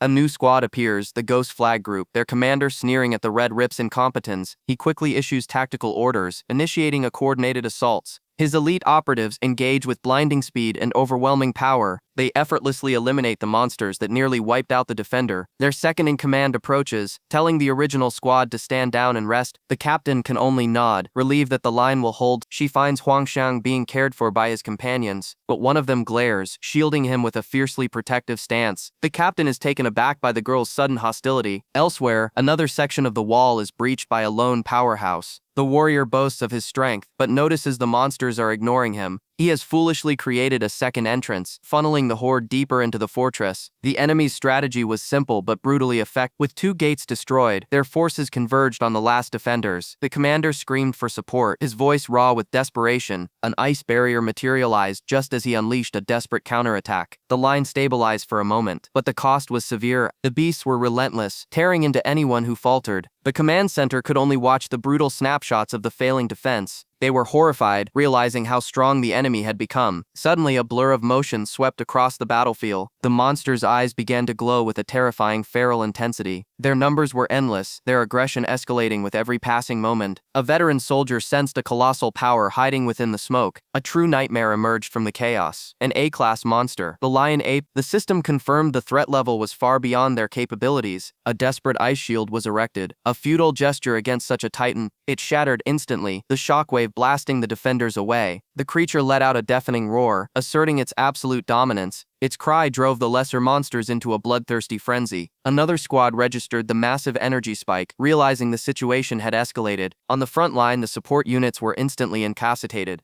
The defenders were grievously wounded and scattered across the field. The report confirmed the worst. Gate A was facing an A-class threat. Enraged, the gate's commander unleashed his full power. He met the beast head-on in a brutal clash of raw strength. His allies coordinated their attacks, landing a critical shadow-based strike. The monster was knocked down, a feat that seemed impossible. But it was merely enraged. It swatted a soldier into the wall with contemptuous ease. The lion ape began its rampage, tearing through the exhausted lines. The grim news reached the command tent. The defenses had fully collapsed. One last warrior stood before the behemoth, her battle at its end. She had no regrets, only sorrow for her unfinished dream. On the other end of her comms link, her commander roared in absolute fury. The monster's claw descended, ready to deliver the final blow, but it was stopped cold. Ensnared by a strange, cracking purple energy, a new figure appeared within the void, effortlessly restraining the A-class beast. He revealed he was also planning to avenge the monsters. He turned his cold gaze to the lion ape. "Was it you who destroyed my sheep zone?" Then it is time for you to pay the price. The strategist extends his hand, preparing his next calculated move. The beast's roar shatters his defensive barrier with pure force. He scoffs at such a primitive display, unleashing a barrage of precise energy blasts. He sacrifices a portion of his power, amplifying his next attack exponentially. The concentrated particle beam strikes true, piercing the monster's eye. As the creature screams in agony, he orders his pawns to press the advantage. The strategist closes the distance with blinding speed. He impales the beast, but receives a grievous wound in return. They both laugh, locked in a battle of attrition and sheer will. The exchange of blows continues, each strike shaking the battlefield. A final, explosive punch connects, shattering the beast's defenses. The resulting blast engulfs even his own men, a necessary sacrifice. He channels his remaining energy, preparing a final decisive strike. The second beam finds its mark, destroying the beast's other eye. The monster is now completely blind, thrashing in a mindless rage, but the strategist's power is depleted. He can no longer fight. Suddenly the beast's fury intensifies as a third eye opens on its forehead. Hope turns to despair. The monster's true power is revealed. The strategist can only try to buy time, knowing he must recover his strength. The remaining fighters realize the overwhelming gap in power. One by one, they are struck down, their efforts meaningless. It becomes clear that even with their sacrifices, victory is impossible. But then, a new figure appears on the battlefield. The protagonist apologizes for the chaos. Observing the fighter's broken states, he reveals that a short rest was all he needed for a full recovery. He surveys the fallen warriors, understanding the gravity of the situation. He walks forward calmly, declaring his intention to resolve this. With cold determination, he proclaims he will end it all. The exhausted strategist notices that the boy has finally awakened. The protagonist appears before the beast, effortlessly deflecting its attack, but instead of striking the monster, he lands a devastating blow on the strategist. Just then, reinforcements finally arrive to support their leader. They engage the beast, unaware of the shocking betrayal that just occurred. The beast responded to his words with nothing but pure fury. Its relentless pursuit was centered on him, a consequence of his initial attack, but this predictable rage presented a tactical opportunity. His ally, however, was paralyzed by fear. Unable to face such a foe, he explained that he needed time to accumulate power for a decisive strike. To buy that precious time, the protagonist began a game of misdirection. He effortlessly tracked the beast's movements, far beyond his ally's senses. The creature emerged, pulverizing the stone decoys in a mindless rage. He pointed to a new, seemingly impossible location, shocking his partner. With just enough power gathered, his ally was ready to unleash his ultimate technique. The monster instantly detected the massive energy spike. The grotesque clone served its purpose, drawing the beast's lethal attention. A brilliant flash of light engulfed the enraged creature. It roared in agony, bracing against the searing energy, but the monster raised a powerful defensive barrier, weathering the blast. Seeing the beast occupied, the other teams launched their own coordinated assaults. As the creature thrashed, he issued a new command: cripple its mobility. A teammate with a devastating chainsaw moved to execute the order. She struck deep into the beast's leg, aiming to sever its tendons. With the monster staggered, their true attack could begin. They synchronized their power, preparing a devastating joint technique. A colossal beam of energy erupted, striking the creature's cores. The sheer force of the blast left all onlookers completely stunned. The creature was momentarily paralyzed, its mind overwhelmed by the impact. The ally confirmed its primary defense was shattered. He launched his charged particle beam directly at the monster's wounded eye.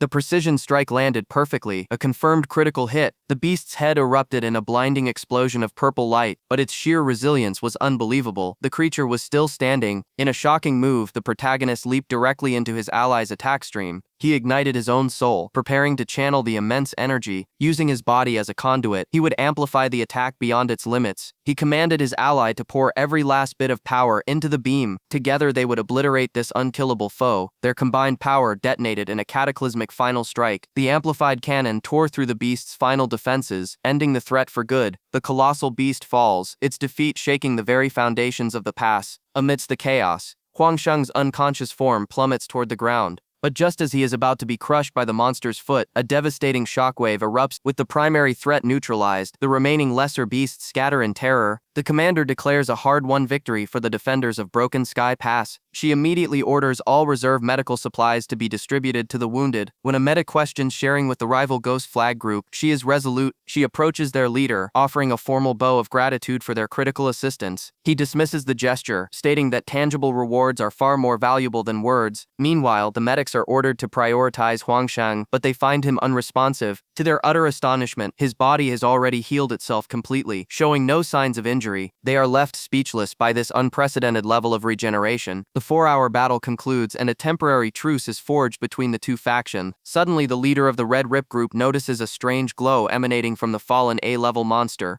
The creature's corpse erupts in a brilliant flash of light, a rare phenomenon known as a spirit explosion. He explains this event releases the monster's residual spiritual power, a potent boon for the awakened. The Ghost Flag leader can only watch, realizing the immense fortune his rival has stumbled upon. The energy intensifies, gathering into a blinding light. The explosion culminates in a massive orb of pure power that stuns all onlookers. This energy then condenses, forming dozens of smaller, shimmering spirit orbs. The Red Rip leader cautiously inspects one, confirming its perfect condition. He consumes it, feeling an immediate and potent surge of power, strengthening his internal pathways. He warns his men to wait, but the power is too volatile. The immense energy overwhelms him, causing him to bleed from his mouth and nose. He collapses to the ground, his body unable to contain the violent surge. Having survived the ordeal, he quickly calculates the safe dosage for his men. He announces that every survivor of the battle is entitled to this A-grade treasure. Warriors from both factions rush to claim their reward, consuming the orbs eagerly. A veteran warrior appears, claiming their method is inefficient for true enhancement. He demonstrates what he believes is the correct way, devouring multiple orbs at once. The result is catastrophic. His body overloads and he collapses in violent convulsion. Meanwhile, Huang Shang awakens, having been unconscious for only 4 hours. He reflects on his Ignite Soul technique, a high-risk gambit that nearly destroyed his own meridians. He understands this power as a double-edged sword, demanding even greater control and fortitude to master. To achieve true strength, he knows he must push beyond all known limits. His allies bring him the spirit orbs, explaining they are a reward from the fallen monster. They warn him of the strict dosage limit, as exceeding it has proven disastrous for others. The two faction leaders observe from a distance, noting even the strongest warrior collapsed after consuming 14. The Ghost Flag leader advises his rival not to watch Huang Shang's attempt, but the Red Rip leader is intrigued, wondering if this newcomer could possibly surpass his own limits. Their shock is absolute as they witness Huang Shang devour nearly 100 orbs, his body becoming a vortex that passively absorbs all surrounding spiritual energy. The captain is stunned by his immense consumption of energy cores. Our protagonist is entirely unfazed by the ordeal. An invitation is extended to join their ranks. He coldly rejects the offer. His only priority is recovery. They wisely do not press the matter, asking him only to consider it. Just then, another figure steps forward to address him. She offers a deep, formal bow of gratitude for his intervention. She thanks him on behalf of her group, the Red Rip. At that moment, heavy reinforcements finally arrive on the scene. The newly arrived commanders realize 2 of their own were forgotten in the chaos. The abandoned soldiers remain imprisoned, their fate an afterthought. As the city's defenses are restored, a new power structure begins to form. He secures a temporary residence for his party to recover. The toll of the battle is evident on his companions. They await the processing of valuable monster cores. They settle into a nondescript apartment, a perfect urban hideout. But this moment of peace is destined to be short-lived. He allows his exhausted allies a moment of respite. From an adjacent building, their arrival has not gone unnoticed. A nosy neighbor has spotted the new occupant. She recalls the previous tenants were killed by monsters. Seeing an opportunity, she incorrectly assumes they are squatters and begins to plot against them.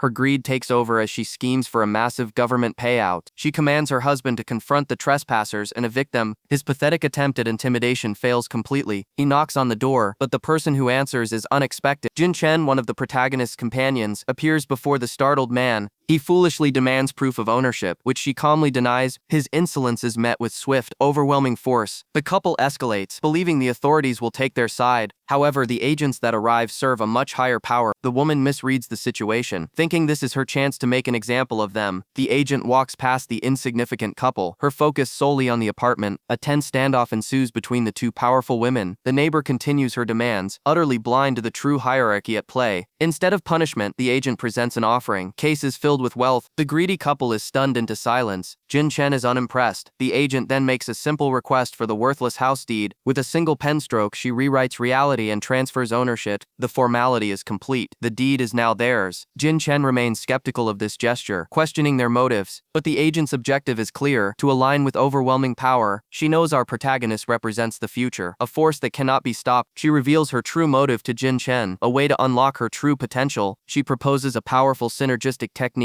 a fusion of their abilities. A new alliance is being forged, one that could shift the city's balance of power. The guards stood ready, knowing a delicate procedure was about to commence inside. Xiaoyan had proposed a dangerous technique known as double repair, a method he himself was not certain would work. The Lord's meridians were so catastrophically damaged that any repair would be temporary, lasting only during the initial opening. The gap in power was immense. The odds were impossibly low. With her options exhausted, she placed her trust in him completely. He agreed without hesitation, his mind already calculating the variables. He explained the core problem. Her meridian walls were too fragile to contain his spiritual power. A new strategy was required, demanding precise contact and synchronization. He quickly realized a two-person repair was insufficient. A third power source was needed to stabilize the energy flow. This was no longer double repair. He was improvising a legendary technique on the spot, triple repair. The machine coach would serve as a conduit, mirroring his spiritual commands precisely. The initial energy transfer began, a strange sensation coursing through the Lord's body. He gave his final command. There was only one attempt, and failure was not an option. Stealing her resolve, she gave the signal to begin. His focus became absolute. The sudden influx of power was overwhelming, a volatile energy she could barely process. A superheated spiritual force flooded her system, far beyond what her own attributes could handle. He directed the machine coach to force open the meridian channels. The strain was agonizing, but she could feel the impossible happening. Her meridians were slowly being healed. Just as they reached the most critical phase, an external disturbance shattered their concentration. A call came through, a report from the front lines about a devastating attack on the city. He was incensed. The slightest interruption could cause the entire spiritual structure to collapse. The city was facing a crisis, with broken walls and insufficient materials for repair, but that disaster was nothing compared to the catastrophe that would unfold if this procedure failed. She quickly ended the call, urging him to continue, but the damage was done. Her subordinate was left in stunned confusion. The machine coach issued a grave warning. If they stopped now, her potential would be sealed forever. With everything on the line, she found a new reserve of strength, begging him not to stop. He pushed the energy flow harder, ignoring the frantic calls from the phone. Outside, the guards sensed the immense power fluctuation and braced themselves, vowing to protect the Lord with their lives. It was time for the final gambit. He initiated the ultimate technique, Ignite Soul. The three distinct psychic powers merged into one, a perfect integration of force and will. A new origin of power ignited within her, feeling like 1,000 needles rewriting her very existence. New roots of power began to grow, branching deep into her spiritual foundation. Her ruined body was being reborn from the ashes as a flame of unimaginable potential burned brightly once more. The triple repair technique was taxing, but it yielded incredible results for everyone. I can now use the Ignite Soul technique, while my meridians heal simultaneously. This process not only repaired Firegirl's core, but also greatly advanced my own spiritual power. The risky maneuver paid off, catapulting all three of us into the middle stage of the cardiac period. Our team's collective strength has now ascended to a new tier on the power spectrum. We now stand among the elites of the cardiac period, a realm few ever reach. With our new strength, it was time to acquire the necessary resources for the next phase. Our destination was the Broken Sky Metal Store, the only supplier capable of meeting our demands. The establishment was overwhelmed with fortification orders, a sign of escalating conflict. The staff, preoccupied with large military contracts, barely noticed our arrival. An attendant finally approached, unaware of the scale of our impending transaction. We requested K550 magic gold, an exceptionally rare and strategic alloy. The dealer stated it was only sold in bulk, a test of our financial power. I revealed our payment, requesting not 10 kilos, but half a ton of the priceless metal. The store's entire staff immediately bowed, their shock replaced by profound respect. After being escorted home by a private convoy, the coach began her modifications immediately. My next objective was to acquire rare alchemical treasures, so I contacted a trusted informant. He confirmed a new batch of artifacts had been unearthed from the lion ape's corpse.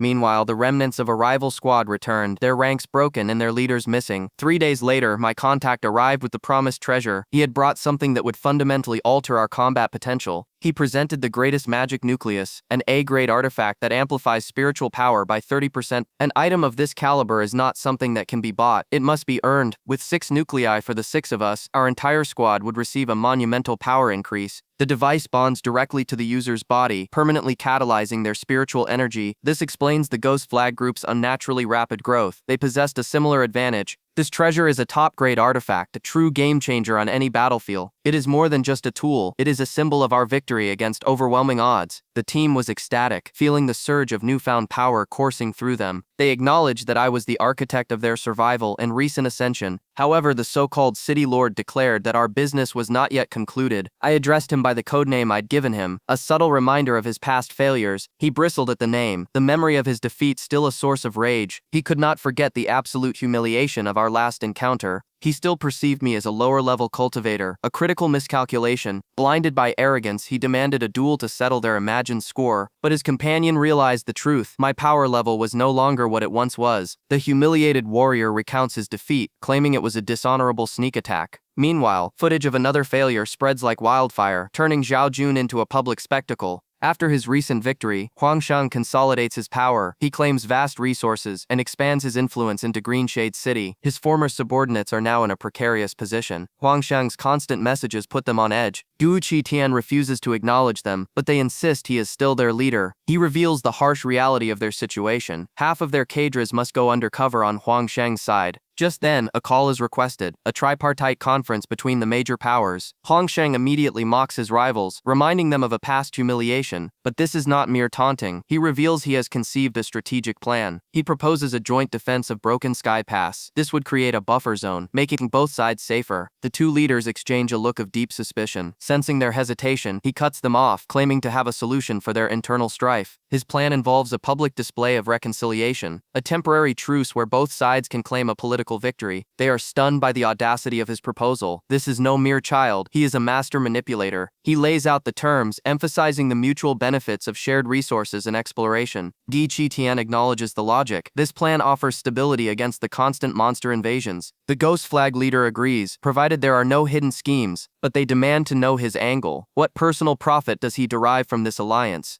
He finally reveals his true objective. He needs an escort to Area C, as the journey is too dangerous alone. The plan is so perfectly constructed they cannot find a flaw. It is a masterful gambit. Dui Qitian is the first to concede. He agrees to the plan and is ready to move at any time. As the other leader agrees, Huang Shang stops him. There is one more condition. One of the operatives asks when they can return to their team. Di Qitian agrees to arrange it, but to his shock they refuse. They will not pledge allegiance to the Ghost Flag group. Di Qitian sees an opportunity in this defiance. He will send one of them to infiltrate Huang Shang's group. He selects Wang Mengmeng for the mission, giving her a chilling warning against betrayal. The operative arrives at the designated location, finding Huang Shang waiting for her. He explains that he anticipated her arrival, sending the others away so they could speak privately. The other operatives are left isolated, a necessary sacrifice for the larger mission to succeed. Back at the temporary base, one of the members offers a simple comfort, a moment of calm before the storm. Meanwhile, Di Qitian has already infiltrated the group. He moves like a phantom among them. With supplies delivered, it is time to depart. He promises to find a cure for a comrade's injury. His actions have earned him unwavering loyalty. She pledges to use a self-destructive art if he is ever in danger. She now owes him a life debt, offering to fulfill any request he makes. He immediately puts her loyalty to the test, asking to witness the forbidden martial art she mentioned. The vessel charts a course for the heart of Zone C, the Black River. The students are captivated by the scenery, unaware of the dangers lurking below. Their trivial banter is a stark contrast to the tension in the air. An older instructor tries to lighten the mood, but his efforts are wasted. The ambient energy in this area is unusually potent, accelerating their cultivation. The red-haired girl realizes her rival has already surpassed her in power. She learns of a secret advanced training method she was never privy to. The revelation of this hidden technique leaves her completely stunned. Her peers offer to share the secret of their rapid advancements. The method is described as an intense but highly effective ordeal. They urge her to experience the power boost for herself. She remains skeptical, unable to comprehend the nature of this training. Her pride gets the better of her, and she vehemently refuses the offer. The conversation shifts to the team's powerful Ghost Flag treasure. Despite its low grade, it was instrumental in a recent high-level monster hunt. They recall defeating a Class A spiritual python and absorbing its immense power, but their victory came at a great cost, with most of their squad perishing. As they reflect, a new threat emerges from the depths. Suddenly, massive tentacles erupt from the water, ambushing the vessel. The crew is thrown into disarray as the creature's spawns swarm the deck. The red-haired warrior immediately launches a counterattack. Our protagonist intervenes, effortlessly saving a comrade from the assault. The creature retaliates, spewing a viscous substance across the deck. One of the students is immediately ensnared by the adhesive fluid. The tentacles begin to constrict, attempting to crush the ship's hull. The horrifying maw of the deep-sea leviathan is revealed. Panic ensues as the beast begins to drag the entire vessel underwater. An instructor lands a powerful blow, but it has little effect. A calm, collected leader emerges, completely unfazed by the B-class threat. From his mechanized chair, he unleashes a devastating particle beam. The blast vaporizes the monster's head. He steps onto the corpse with disdain. He coldly informs them that such encounters are the norm in Zone C, but then he prepares a final devastating attack. His maniacal grin reveals a hidden, far more sinister agenda.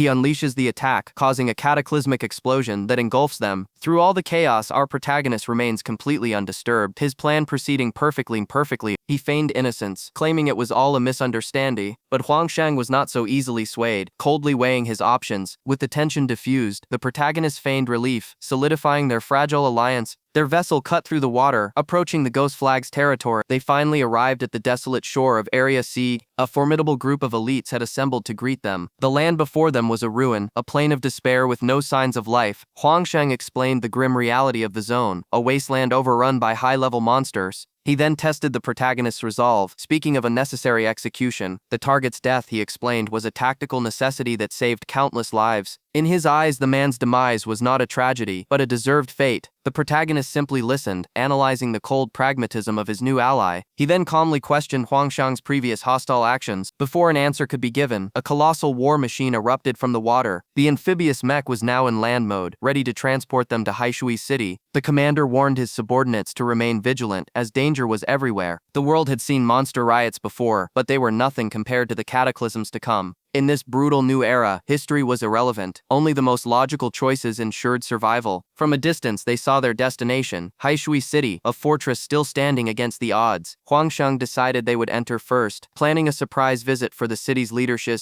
but the city's defenses responded first, launching a missile at their mech. An enormous explosion engulfed their transport as the city opened fire on the unknown target. Their welcome was far more hostile than they could have imagined. Inside the walls, the city's garrison assembled with perfect discipline. It was a misunderstanding, and the citizens of Haishui now formally welcomed the Ghost Flag group. The commander, however, was clearly irritated by the entire ordeal. High above, the city glowed, a lone bastion in the encroaching darkness. But deep in the surrounding waters, a primordial entity began to stir. A mysterious woman, sensing his arrival, knew her moment had come. She deemed it the perfect time to make her move. Her long-awaited plan was finally set into motion. News of the Ghost Flag's decisive victory spreads across the region. The city celebrates the arrival of their new protectors. But this victory presents a new monumental challenge. Over 100,000 civilians now need to be relocated. The refugees, however, travel with few possessions. Their lives have been uprooted by conflict far too many times. Zhang Nao's technology is repurposed for the evacuation. His mechs become high-capacity transports for the populace.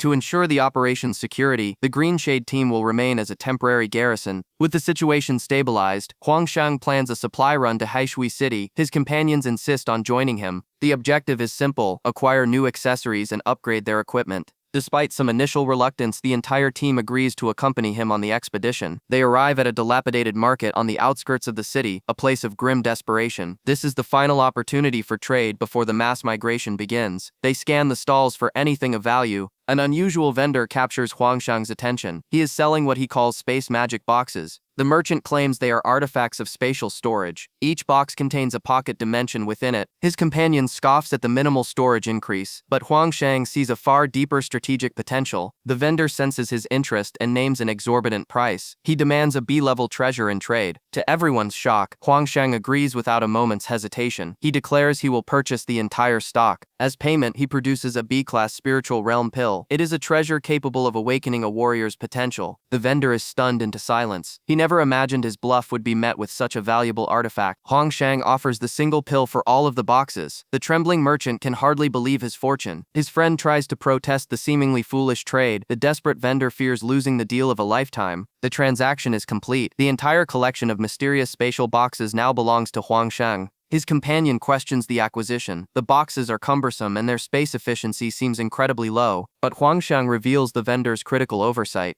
The boxes can be nested within each other. He demonstrates the principle, placing one box into the next. Each layer compounds the spatial compression effect. Dozens of massive crates are systematically condensed into a single 2-meter cube. Then he reveals the final piece of his masterful plan, a high-grade storage ring. The entire cube disappears into the ring. His friend is left speechless by this incredible display of foresight. He has just acquired a vast, almost limitless amount of mobile storage for a negligible price. His companion can only offer a weak joke, still processing the immense tactical advantage they just gained. Continuing through the city, they witness a grim scene. A family of beggars starves in an alleyway. This sector of the city is clearly destitute. The children are gaunt and weak from hunger. Without a word, Huang Shang approaches them, offering a tray of steaming hot food. The starving family devours the meal in an instant. It is the first kindness they have known in days. As he turns to depart, one of the young children grabs his sleeve, pleading. She begs him to help the others. There are 10 more orphans just like them, starving elsewhere. His expression remains cold, but his actions speak louder. He tells them to prepare to move. Overcome with emotion, the beggars begin to sing a song of gratitude for his charity. He silences their song. He has no time for thanks, only for action. The children bow in deep respect. He simply tells them to rise. He explains his simple philosophy to his friend. One must help when and where one can. Suddenly, their conversation is shattered by the screech of tires on pavement. A luxury vehicle plows through the street, striking one of the children without slowing down. The driver emerges, enraged. He is furious about a minor scratch on his car's paint. He screams at the innocent civilians, citing his status as a first-wave immigrant as a mark of superiority. Huang Shang does not tolerate such arrogance. He sends the man flying with a single precise kick. The infuriated driver attempts to threaten him. He boasts of his connections to the city's powerful families.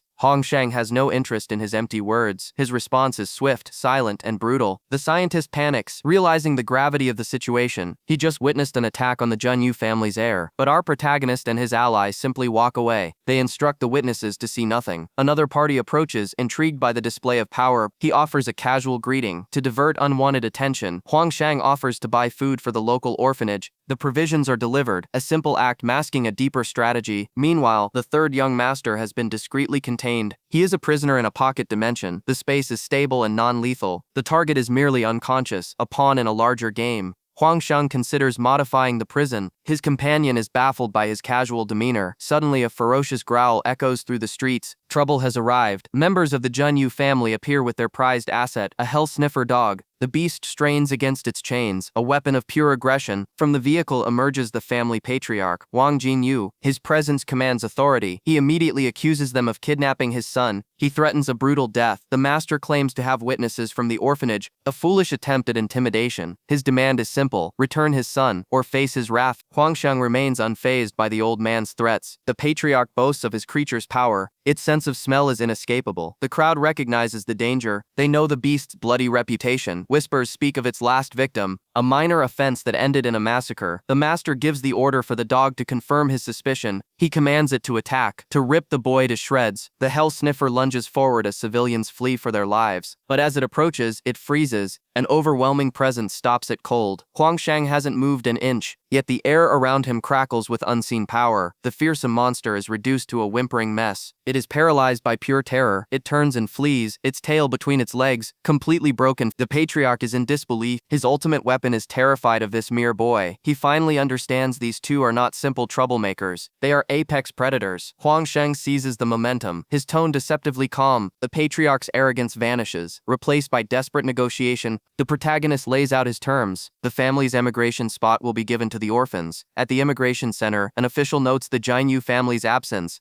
He's informed that Huang Shang has intervened. The family's quota has been reassigned. The official smiles, amused by the protagonist's audacity. He lets events unfold. He has complete faith in Huang Shang's ability to control the situation, and that control is absolute. The Jinyu master now shares a cell with his son. Having established a temporary foothold in Broken Sky Pass, the team recovers their strength. New alliances are forged with the survivor. They confirm their shared objective, to safeguard what remains of humanity. It is a goal they all agree upon. With logistics secured, plans are made to relocate waves of civilians to this new sanctuary. Meanwhile, the protagonist begins his next operation in the desolate Haishui city. He reassures the captured family heads, promising a peaceful transition of power. When he emerges, his subordinate is waiting. The timing, as always, is perfect. Just as planned, they are immediately surrounded by the city's ruling elite. The leader of the Kuifei family steps forward, making his demand. He is joined by the head of the Shizuan family, who controls the city's power. The Jinhuang family, masters of the food supply, completes the blockade. They declare their unified control, intending to crush any outsider. The protagonist remains utterly unfazed by their local power games. He bypasses their authority entirely, issuing direct orders to their men. Enraged by this defiance, one of the leaders lunges forward to attack. With a flick of his wrist, all three are slammed into the ground by an invisible force. The remaining elders stare in absolute terror. A new player emerges from the shadows, a true master of the Karsiak period. Before she can act, another powerful entity appears, a magician named McJack. He reveals his formidable power level. Here to settle a score with the Jianyu family, the protagonist simply delegates the fight. He is all yours. Intrigued, McJack decides to display his power for the new arrival. He unleashes his signature illusion magic, but this is all part of the protagonist's plan to gauge the city's threats. McJack explains his wind attribute, a technique that can displace a target instantly. He traps his opponent inside a wind cube, confident in his victory. Suddenly his expression turns to one of pure shock. The spell activates, and the target vanishes, but not as he intended. The old family heads are completely bewildered by the event. Even his allies are left confused by the strange disappearance. The magician is left speechless, his ultimate ability having failed. He finds his target in a nearby bathroom, having already secured the two young masters. The entire confrontation was a diversion to capture the family heirs. The protagonist halts his team, stating he still needs the family heads alive. Suddenly, a child from the Ghost Flag group appears, radiating immense power. He instantly freezes one of the old men solid for a minor offense. With a single frozen fist, he demonstrates a terrifying level of strength. A frantic call comes through to the leader. She confesses to losing control and disrupting the city's delicate power balance. He calmly assures her it is of no consequence. Their corruption meant their downfall was already sealed. Her attention then turns to Huang Shang, curious about his current operation. The mastermind is giving a lecture to the city's former elite. One of the disgraced nobles expresses his outrage, questioning the boy's authority. Huang Shang responds with overwhelming force, a brutal but necessary demonstration. He explains the immigration plan to ensure efficiency. The terrified nobles now take meticulous notes. Back on the call, the leader is entirely unfazed by this report of extreme measures. The city begins its grand evacuation.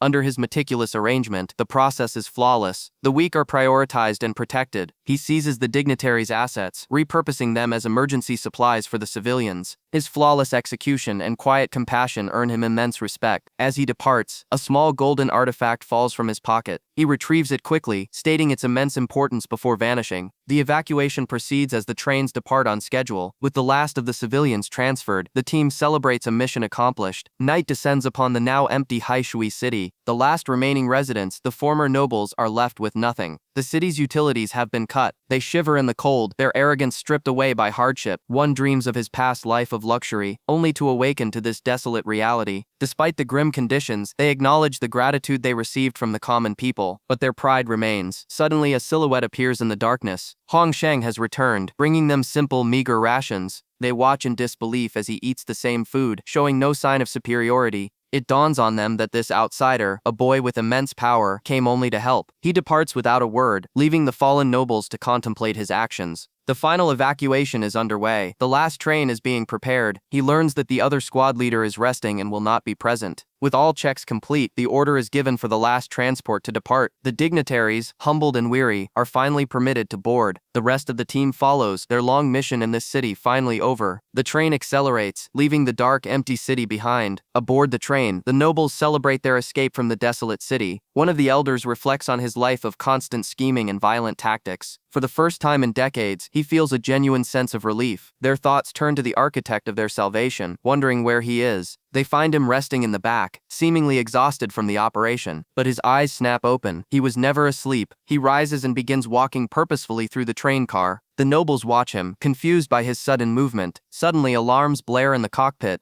The radar shows a terrifying anomaly. An emergency alert is issued. A massive horde of monsters is closing in fast. The operator realizes Huang Shang's intelligence was accurate, but the reality is far worse. The boy stands at the vanguard, his expression grim. He delivers the chilling truth. Among the horde are 2 A-level threats. The official is stunned by the new intelligence. 2 A-level monsters, he asks. Huang Shang reveals his analysis. The monster wave will intercept them in half an hour. Panic erupts throughout the train as the grim news spreads over the radio. The team despairs, admitting their current fighting force is completely insufficient for the threat. Reinforcements have been summoned, but they are over an hour away. The soldier dismisses any notion of luck and prepares to outline their dire options. Her first proposal is a grim one: sacrifice a group of fighters to cover the withdrawal. The second, more ruthless option is to abandon the civilians to increase the train's speed. The civilians overhear and begin to riot, pleading not to be left as bait. The soldier coldly insists it is the most logical solution, despite their protests. She argues that if they fail here, millions more will perish at the broken sky pass. The elders reject her cold calculus, declaring their lives are not numbers on a spreadsheet. As the situation deteriorates, Huang Shang steps forward, demanding a time estimate for the mission.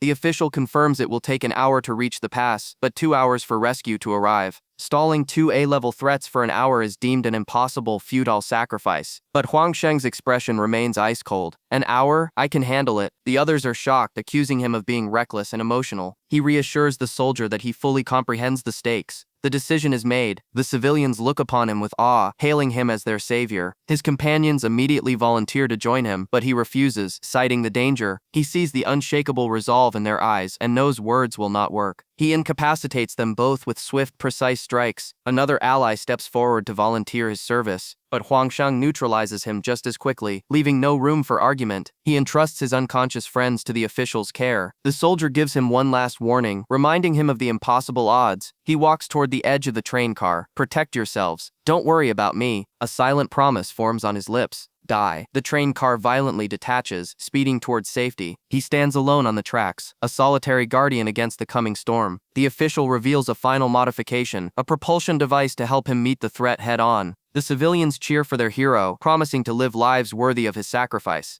The train carrying thousands of survivors speeds toward the broken sky pass. Huang Shang waits in the desolate landscape, a lone figure against an overwhelming tide. But he is not alone. The soldier has remained behind, refusing to abandon him. He orders her back to safety, but she calmly states her choice is already made. She offers an alliance, a final stand to be made together. As their hands meet, a strange energy materializes between them. Suddenly, playing cards materialize out of thin air. His storage space reveals its hidden occupants, several masters waiting for their moment. The soldier is utterly bewildered by this impossible development. The train car lurches forward, racing towards the enemy horde. He realizes the truth. This attack is merely a diversion. The real battle is elsewhere. A powerful intuition grips him, a sudden moment of chilling clarity. He knows the answer to this entire conspiracy lies just ahead. She screams into the communicator, furious at the command structure. She overrides the call, declaring his survival is paramount for humanity's future. The coordinates are sent, but her destination is far from the battlefield. Elsewhere, reinforcements race to the scene, but their fastest arrival is 90 minutes away. Meanwhile, the high-speed train carrying civilians continues its desperate escape. Standing alone, Huang Shang watches as the monster horde approaches. His mind calculates the threat, multiple waves, culminating in 2 A-class monster. Conserving his spiritual power is the only path to victory against such overwhelming odds. The command center receives the terrifying update. The news of 2 A-class threats sends a wave of shock through the operators. Unfazed, Huang Shang leaps directly into the tide of monster. He lands with tectonic force, sending a shockwave to halt the ground assault. Expanding his senses, he instantly analyzes the composition of the entire enemy legion. The first wave is confirmed, low-level flying creatures, a mere distraction. He unleashes a precise spiritual beam, piercing through the vanguard with ease. The initial wave is culled, but he knows this is only a prelude. With a sweeping arc of energy, he carves a path through the ground forces. He becomes a whirlwind of destruction, systematically eliminating every beast in his path. Each strike is perfectly executed, clearing vast swathes of the battlefield. He unleashes an anti-particle explosion, a technique far beyond conventional power. The attack fragments into a meteor shower, devastating the enemy ranks. A heavily armored beast is shattered before a field of dark matter crushes its remain. He follows up with a crescent blade of energy, bisecting a larger monster completely. He moves like a phantom, a blur of fury against an endless tide. A colossal beast lunges, but is met with an impenetrable golden shield. The shield expands, a bastion of light protecting the escape route. The entire horde crashes against the golden formation, their assault rendered useless. A monstrous 3-headed hound roars, as Huang Shang begins to channel immense heat. He unleashes a cataclysmic explosion, 1,000 suns burning across the field. The front lines of the monster army are instantly vaporized in the inferno. Behind him, the train continues its journey, its passage secured by his sacrifice. The commander watches the tactical display in disbelief, admitting he misjudged the boy. Overcome with emotion, he prays for the young hero's survival. He vows to honor his incredible bravery upon his return. The rescue team knows they are in a race against time. They debate his chances, knowing it's impossible to block 2 A-class monsters alone. But the captain smirks, for he knows Huang Shang is no ordinary warrior. He declares that if Huang Shang is to fall, it will not be in a skirmish of this scale. Yet this small scene is a sea of abominations stretching to the horizon. The strain is beginning to show, but his will remains unbroken. He clenches a bloodied fist, knowing the entire horde has focused on him alone. His eyes burn with golden light as he addresses the monsters with utter contempt. To face the coming storm, he prepares to unleash his ultimate power, soul ignition. He counters the icy assault with a devastating barrage of dark energy, but his spiritual reserves are dwindling faster than he can replenish them. Vicious predators emerge from the chaos, lunging at him from all sides. Their claws tear through his defenses, wounding him severely. Meanwhile, his allies are still en route, unaware of his desperate struggle. They analyze the situation from afar, noting the overwhelming odds against him. The power gap between him and the B-class monsters is immense. Even with his explosive power, observers predict his inevitable fall. The battlefield is already soaked in his blood. He is pushed to his knees, his body screaming in protest. Suddenly, a massive B-class Tyrannosaurus descends upon him.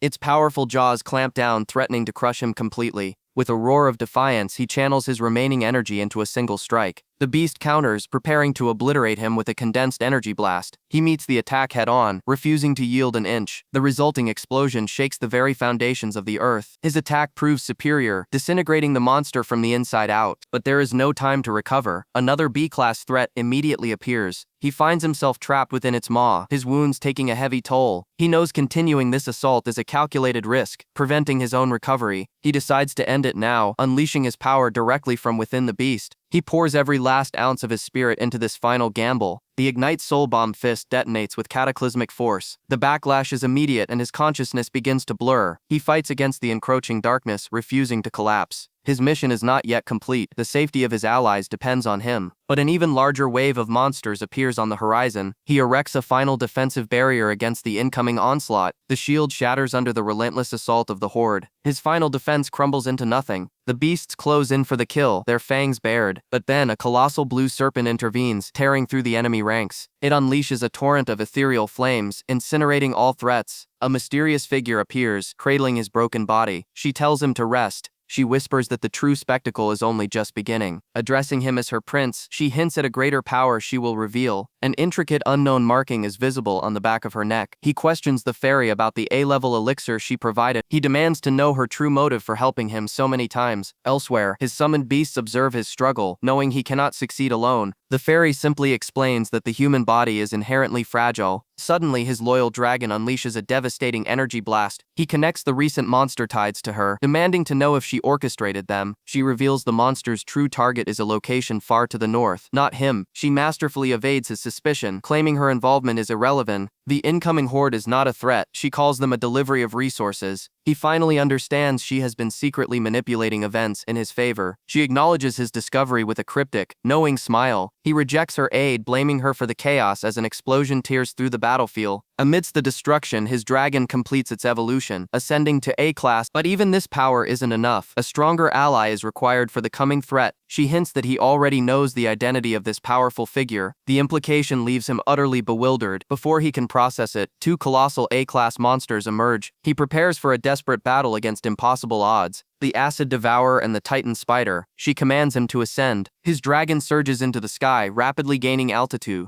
It circles high above, positioning itself for a new strategy, but this height is insufficient to escape the senses of an A-class monster. She then proposes a different objective, hiding from his own father. He cannot comprehend the meaning behind her cryptic words. Far away, within a volcanic caldera, a cataclysmic power begins to stir. The mountain itself trembles as raw energy builds to a critical point. Deep within the molten core, a demonic figure awakens from its slumber. Its eyes glow with immense power, a being of pure destruction. It reaches out, gathering the ambient energy of the volcano. A blinding light emanates as it prepares a devastating attack. With a single motion, it unleashes this power, firing a beam into the heavens. The energy tears through the atmosphere, traveling at impossible speeds. It descends upon the battlefield, targeting the two A-class behemoths. The impact is absolute, vaporizing everything in a blinding flash of light. The resulting shockwave is so immense it can be seen from orbit. A blinding flash of energy erupted, signifying a catastrophic failure. A world-spanning grid materialized, a cage of cosmic proportion. He immediately recognized the technique, a colossal azure dragon. It was his father's exclusive martial art. The fairy confirmed his fears. The king of the different royal family was now hunting him. She revealed her purpose was to help him evade this coming disaster. He questioned her motives, but she claimed her reasons were a secret for now. This tracking art was ancient and relentless, a testament to his father's power. The king's search meant only one thing: his uncle's coup had failed. This was a flashback to that earth-shaking rebellion. In the past, the young prince confronted his uncle, who was caught mid-betrayal. He held a poisoned cup, his treacherous plan exposed. The uncle admitted that such simple poison was useless against the king, accidentally forging an alliance. The prince then revealed his own intricate plan to usurp the throne, a foolproof strategy built on his father's arrogance. A deal was struck between the two conspirators. The coup began, the timing perfect. The rebel army stormed the capital, while the king was distracted. The prince, trapped in his quarters, demanded to be released to join the battle. He shattered his confinement, only to face the imposing shadow of his father. The king declared his brother a traitor,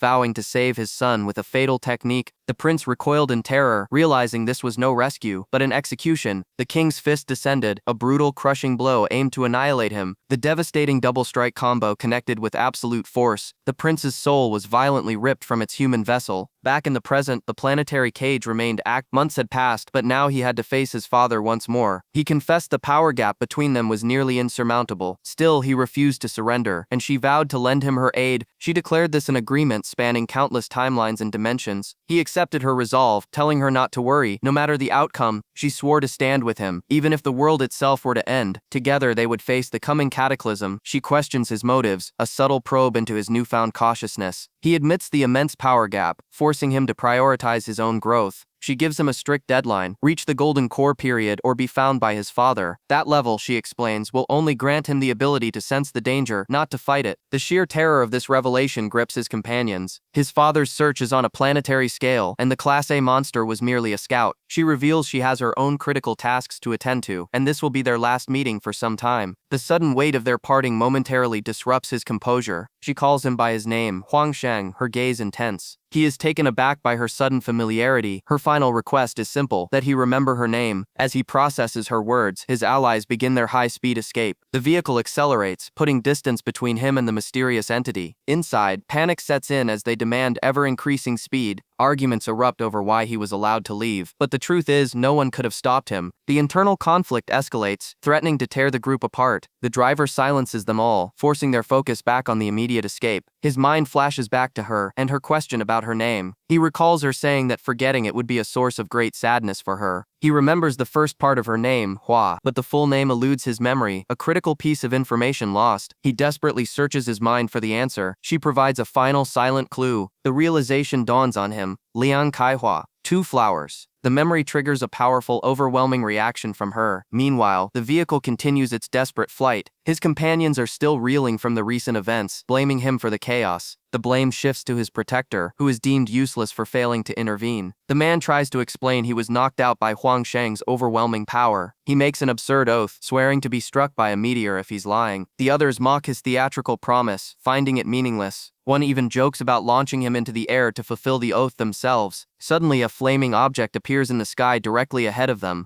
It's not a meteor, but a person moving at impossible speeds. Fate delivers on the oath as Huang Shang himself slams into the vehicle. The transfer of Haishui City's civilians was a calculated success. Their leader calls him the city's hero, a title he never sought. He dismisses the notion, stating the true savior was another, but she insists on celebrating their joint victory with a banquet. Suddenly, he remembers a loose end from his previous battle. He releases the powerful family heads he had sealed away. He explains their confinement was a necessary measure for their own survival. The elders concede, understanding the vast gulf in their power and intellect. Meanwhile, his intricate plan for civilian resettlement unfolds flawlessly. The other leaders can only watch, stunned by his foresight. A new sanctuary is being established, rich with resources. With the northern defense line secure, this area will become a bastion. His vision of a true haven for humanity is rapidly taking form. This is not just a shelter, but a new home. His followers look on, ready for the next phase of his plan. The celebratory banquet is now underway, but the two he subdued are still trapped in nightmares of their defeat. They are tormented by an unknown force, a consequence of defying him. That evening, the feast begins. A grand meal is presented to honor the victors. They gather to toast Huang Shang, the architect of their new reality. One leader attempts to force a bond of friendship. He pleads for past aggressions to be forgotten, a desperate move. His subordinate immediately strikes him down for his insolence. Huang Shang sees through their pathetic attempts to test him. They press him to drink, attempting to find a weakness. He calmly refuses, uninterested in their games. Even the homebrewed wine of Broken Sky Pass is of no consequence to him. An elder foolishly forces the drink upon him. They watch intently, hoping to see a crack in his composure. For a moment, he appears to be affected by the alcohol. He feigns intoxication, luring them into a false sense of security. Then he slams the cup down with force. His allies watch, knowing the facade is about to drop. His eyes clear, the act now over. He reveals a hidden truth. He is no mere survivor, but royalty. His comrades are stunned by his sudden mention of royalty. He feigns confusion, a calculated move to gauge their knowledge of his past. They whisper amongst themselves, unable to comprehend his true identity. They recall only his humble origins, unaware of the lineage he conceals. His erratic behavior is dismissed as simple intoxication, a perfect cover. The squad's technician tries to silence him, fearing he'll expose a critical secret. He continues the charade, demanding more wine to fuel his feigned delirium. He tests her further, referencing an arranged marriage tied to his royal status. To his surprise, she plays along, calling him prince as she pours the drink. He slams the cup down, the sound echoing with unspoken finality. The facade cracks as agonizing memories begin to surface. He mutters names of fallen kingdoms and a promise made to his father. The team watches, realizing this is a glimpse into a tragic past. A vow of vengeance escapes his lips, cold and absolute. He laments his current weakness, a temporary state he intends to shatter. He swears an oath before the mental strain proves too great. He falls into a deep slumber, his mind processing the torrent of information. His allies are left to ponder the massive implications of his words. Suddenly the celebration is interrupted by a thunderous voice. The sixth captain, Suda Hang, makes his formidable entrance. He questions their idleness, having just returned from a brutal mission himself. He boasts of his own victory, a stark contrast to their quiet gathering. The captain had expected a triumphant return, a hero's welcome. Instead, he finds them attending to an unknown youth. Enraging him, the commander defends the boy, revealing him as the savior of their entire division. Suda Hang scoffs, claiming the boy's methods caused unnecessary suffering. She warns the captain to stop, knowing he is dangerously ignorant of the truth. Her defense of an outsider wounds the captain's pride, fueling his fury. Ignoring all warnings, he marches toward the sleeping protagonist. He grabs the boy, attempting to wake him with brute force. He mockingly questions the boy's newfound status within the elite group. Without opening his eyes, the protagonist instinctively pushes the brute away. The captain is stunned by the boy's strange, half-conscious ramblings. He speaks of a rare allergy, a coded message only he understands. The captain of the Red Rip group rages over the sleeping protagonist's insolence. He vows to teach him a lesson today. His subordinates watch in alarm, questioning his sudden aggression, but the captain is consumed by fury, determined to strike. Suddenly, an unexpected figure intervenes, pinning the protagonist down. Suda Qiao freezes, bewildered by this interference. His own commander questions the sniper's loyalty, but she calls him an idiot. With her rifle aimed true, she makes her threat clear. The captain quickly tries to defuse the situation, claiming it was a joke, but his allies are not convinced. Condemning his recklessness, the commander's eyes burn with contempt as he orders the captain to withdraw. Seething with rage, Suda Qiao retreats, reminding them of his connection to the leader. He smirks, confident his new achievements will secure his authority. The rest of the team can only watch, their expressions grim. They observe the volatile captain depart, leaving a trail of tension. They murmur amongst themselves, noting this dark change in their comrade's demeanor. Their attention, however, returns to the true mystery. They wonder about the secrets hidden behind the boy's closed eyes. Night falls, and within his mind, a battle rages. He runs through endless corridors, pursued by a relentless shadow. A sinister presence ensnares him, a nightmare from which there is no escape. He awakens with a start, the morning light a stark contrast to his inner turmoil. A teammate sits by his side, questioning him about words spoken. While he was vulnerable, she reveals a dangerous flaw. When his guard is down, the truth emerges. She asks about his crusade for a fallen kingdom and the secrets he harbors. He remains silent, the weight of his past a burden he carries alone. She understands his hesitation and vows to find a way to help him, but she asks for a single promise in return. She pleads with him to stop fighting his wars alone and trust his allies.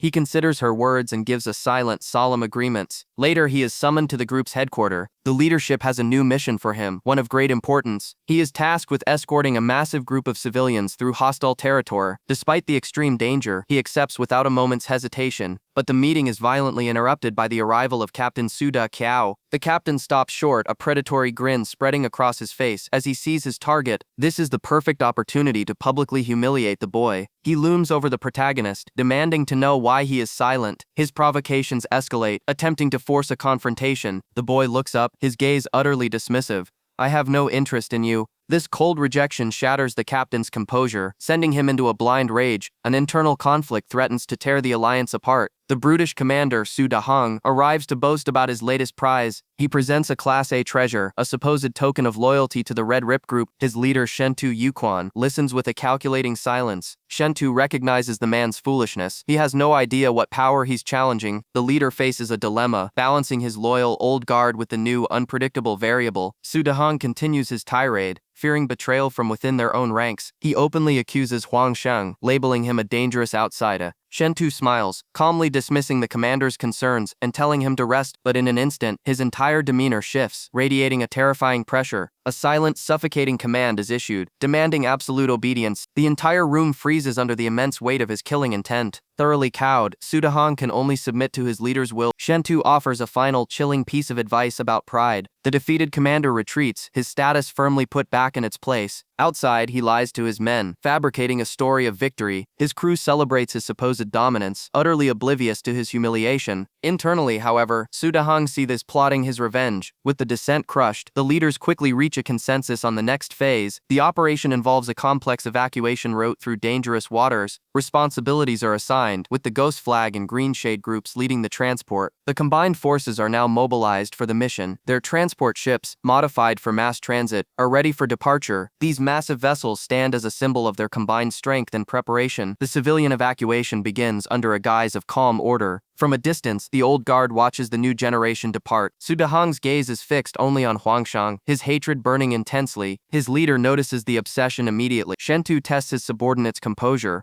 He explains that Huang Shang is not a liability, but an asset of unimaginable value. As the ships prepare to leave, the final pieces are set in motion. Shentu cryptically states that with Huang Shang present, something incredible is bound to occur. Huang Shang simply watches the water, already anticipating the chaos to come. On cue, a massive Class B nightmare octopus erupts from the depth. The others see it as a disastrous stroke of bad luck, but before the monster can even attack, it's vaporized in a blinding flash of energy. The creature detonates in a massive, unnatural explosion. The crew is left in stunned silence. Such an event is statistically impossible. Shentu turns to his subordinate, completely unfazed. "Did you believe it now?" he asked. A massive B-class monster erupts from the water, overwhelming the fleet's defenses. The Vanguard crumbles under the immense pressure, her barrier shattering instantly. On another vessel, an officer questions the need for reinforcements against such a foe, but before they can act, Lu Xiaoyan descends, bisecting the beast with a single brutal strike. Her allies watch in shock, realizing her intervention was all that prevented a massacre. With the immediate threats neutralized, the army continues its relentless advance, but one of them, Hong, rushes to Xiaoyan, demanding to know the source of her newfound power. She had just witnessed the effortless execution of a monster that nearly wiped them out. Xiaoyan calmly reveals her spiritual power has ascended to a completely different dimension. Hong is stunned by this impossible growth rate, suspecting a treasure given by Huang Shang, but she recalls the treasure only offered a 30% boost, not the 50% Xiaoyan now claims. Xiaoyan offers no explanation, her expression cold and unreadable. The other members realize the boost they received from Huang Shang varies significantly. Hong discovers with dismay that her own power enhancement is the lowest of them all. Xiaoyan then reveals the hidden truth of the system.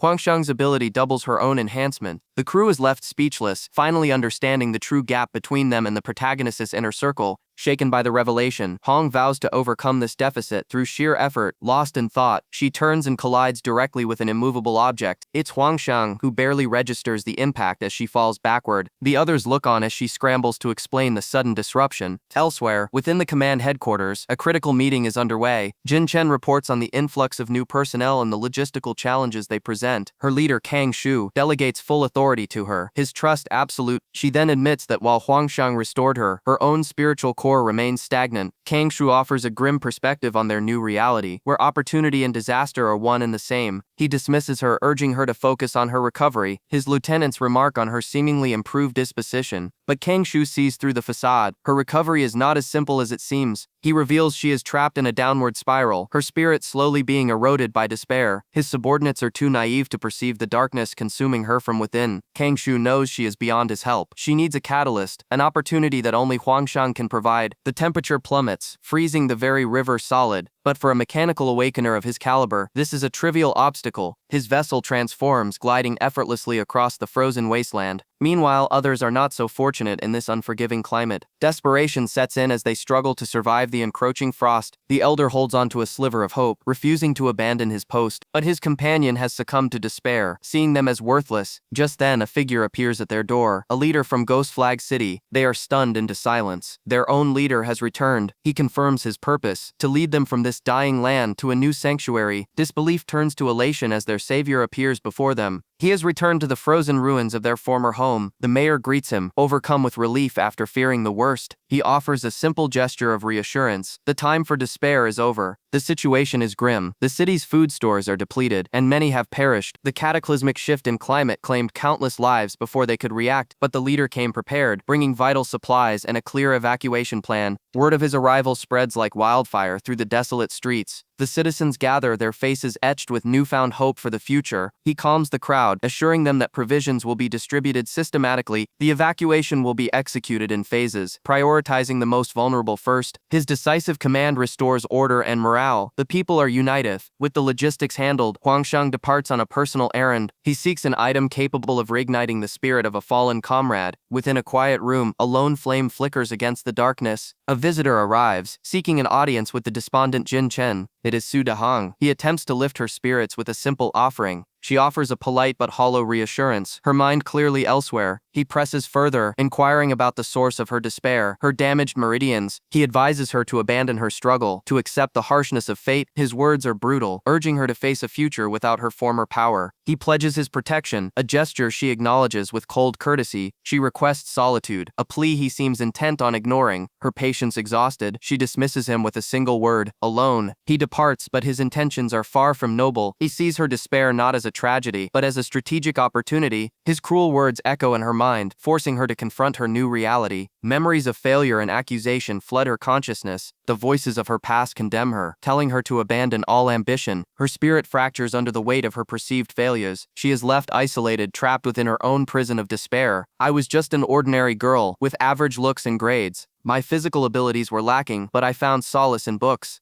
I was captivated by the biographies of legendary heroes. I resolved to be ready for my own moment of greatness. Then my brother was born. My mother devoted herself to him. My father carried the weight of the entire family. The pressure shattered their patience. My attempts to help were met with rage. He cast me out, severing our bond completely. A wall of silence grew between us. My mother focused solely on my brother's future success. Her words revealed a chilling truth. I was nothing more than a burden. The house grew cold and dark. I couldn't even read the books that were my only escape. Despair consumed me. There was nothing left. The days bled into one another, an endless cycle of neglect. I resolved to excel in my studies, to earn their approval, but my success only made me a target. My attempts at compromise were met with escalating violence. When the school finally intervened, I was blamed for my silence. My mother was furious at the inconvenience. She abandoned me to attend my brother's performance. The event was cancelled anyway. Some people, no matter how they strive, are destined for failure. I walked home in the storm. The cold and a subsequent infection nearly claimed my life. My recovery was an ordeal of physical and mental torment. I began to question why I was even saved from that nightmare. Why grant me hope, only to destroy it time and time again? And so I walked into the frozen wilderness. Two figures traversed the blizzard, their path uncertain, but one of them detected an anomaly. He reached out, amplifying the storm's fury with his own power. The ground fractured, revealing a brilliant light from the abyss. It was the source of the disturbance. A new power was awakening. They stand over the frozen expanse, surveying the aftermath of the previous battle. An anomaly below the ice captures their attention, a fire burning with immense spiritual power. He immediately announces his intention to investigate the energy source alone. Disregarding her warnings, he prepares for the sub-zero dive. His companion can only agree to assist by monitoring his route from the surface. He confirms he will descend first to assess any potential dangers. Without another word, he plunges into the frigid depth. The freezing temperature immediately begins to take its toll on his body. He descends further into the dark, silent abyss, navigating a maze of razor-sharp ice formation. He scans the darkness, searching for the glowing spirit he sensed. Suddenly he detects movement from a cavern deep below. He unleashes a sensory technique to probe the area for threats. His pulse immediately reveals an entity of incredible power. An A-class monster, the Mountain Devourer, has been awakened by his intrusion. The colossal beast fixes its many eyes upon him. He realizes the creature is drawn to his spiritual power and quickly suppresses his aura. He spots a glowing cave entrance, his only path forward. Inside, the water grows warmer, confirming this is the source, but something is already waiting for him within the light. A primordial fire spirit, crowned with flames, materializes before him. The creature observes him for a moment, before erupting with furious heat. The temperature spikes to a lethal degree, threatening to boil him alive. He activates a powerful propulsion art to make a swift escape, but the cave's exit is now blocked by the massive eye of the Mountain Devourer. Trapped, he unleashes a furious two-fisted assault. The attack strikes the creature's eye, resulting in a concussive blast. On the surface, his companion loses contact and begins to panic. She remembers he cannot speak while submerged, recalling their emergency-coded signals. She sees 6 bubbles rise, the signal for extreme imminent danger. A horrifying shadow rises from the depths, and the ice cracks beneath her feet. From the icy depths, his silhouette emerged, radiating an immense power. He descended on a golden construct, a machine his ally had never seen before, but their reunion was cut short as a massive beast of pure ice erupted from the water. The A-level monster lunged, its maw wide enough to swallow the girl whole. Just as its jaws snapped shut, he snatched her from the brink of death. He struggled to pilot the device while securing his passenger, the balance precarious. Their escape was a chaotic, spinning descent, a desperate flight from the monster below. Meanwhile, a waiting retrieval team grew impatient with the delay. Suddenly, they spotted a bizarre shape speeding down the snowy mountain. Through their binoculars, they saw the girl, her face streaked with tears. She collapsed before them, pleading for them to save Huang Shang. They found him completely encased in a block of ice, a frozen statue. A foolish attempt to thaw the ice only made the situation more absurd.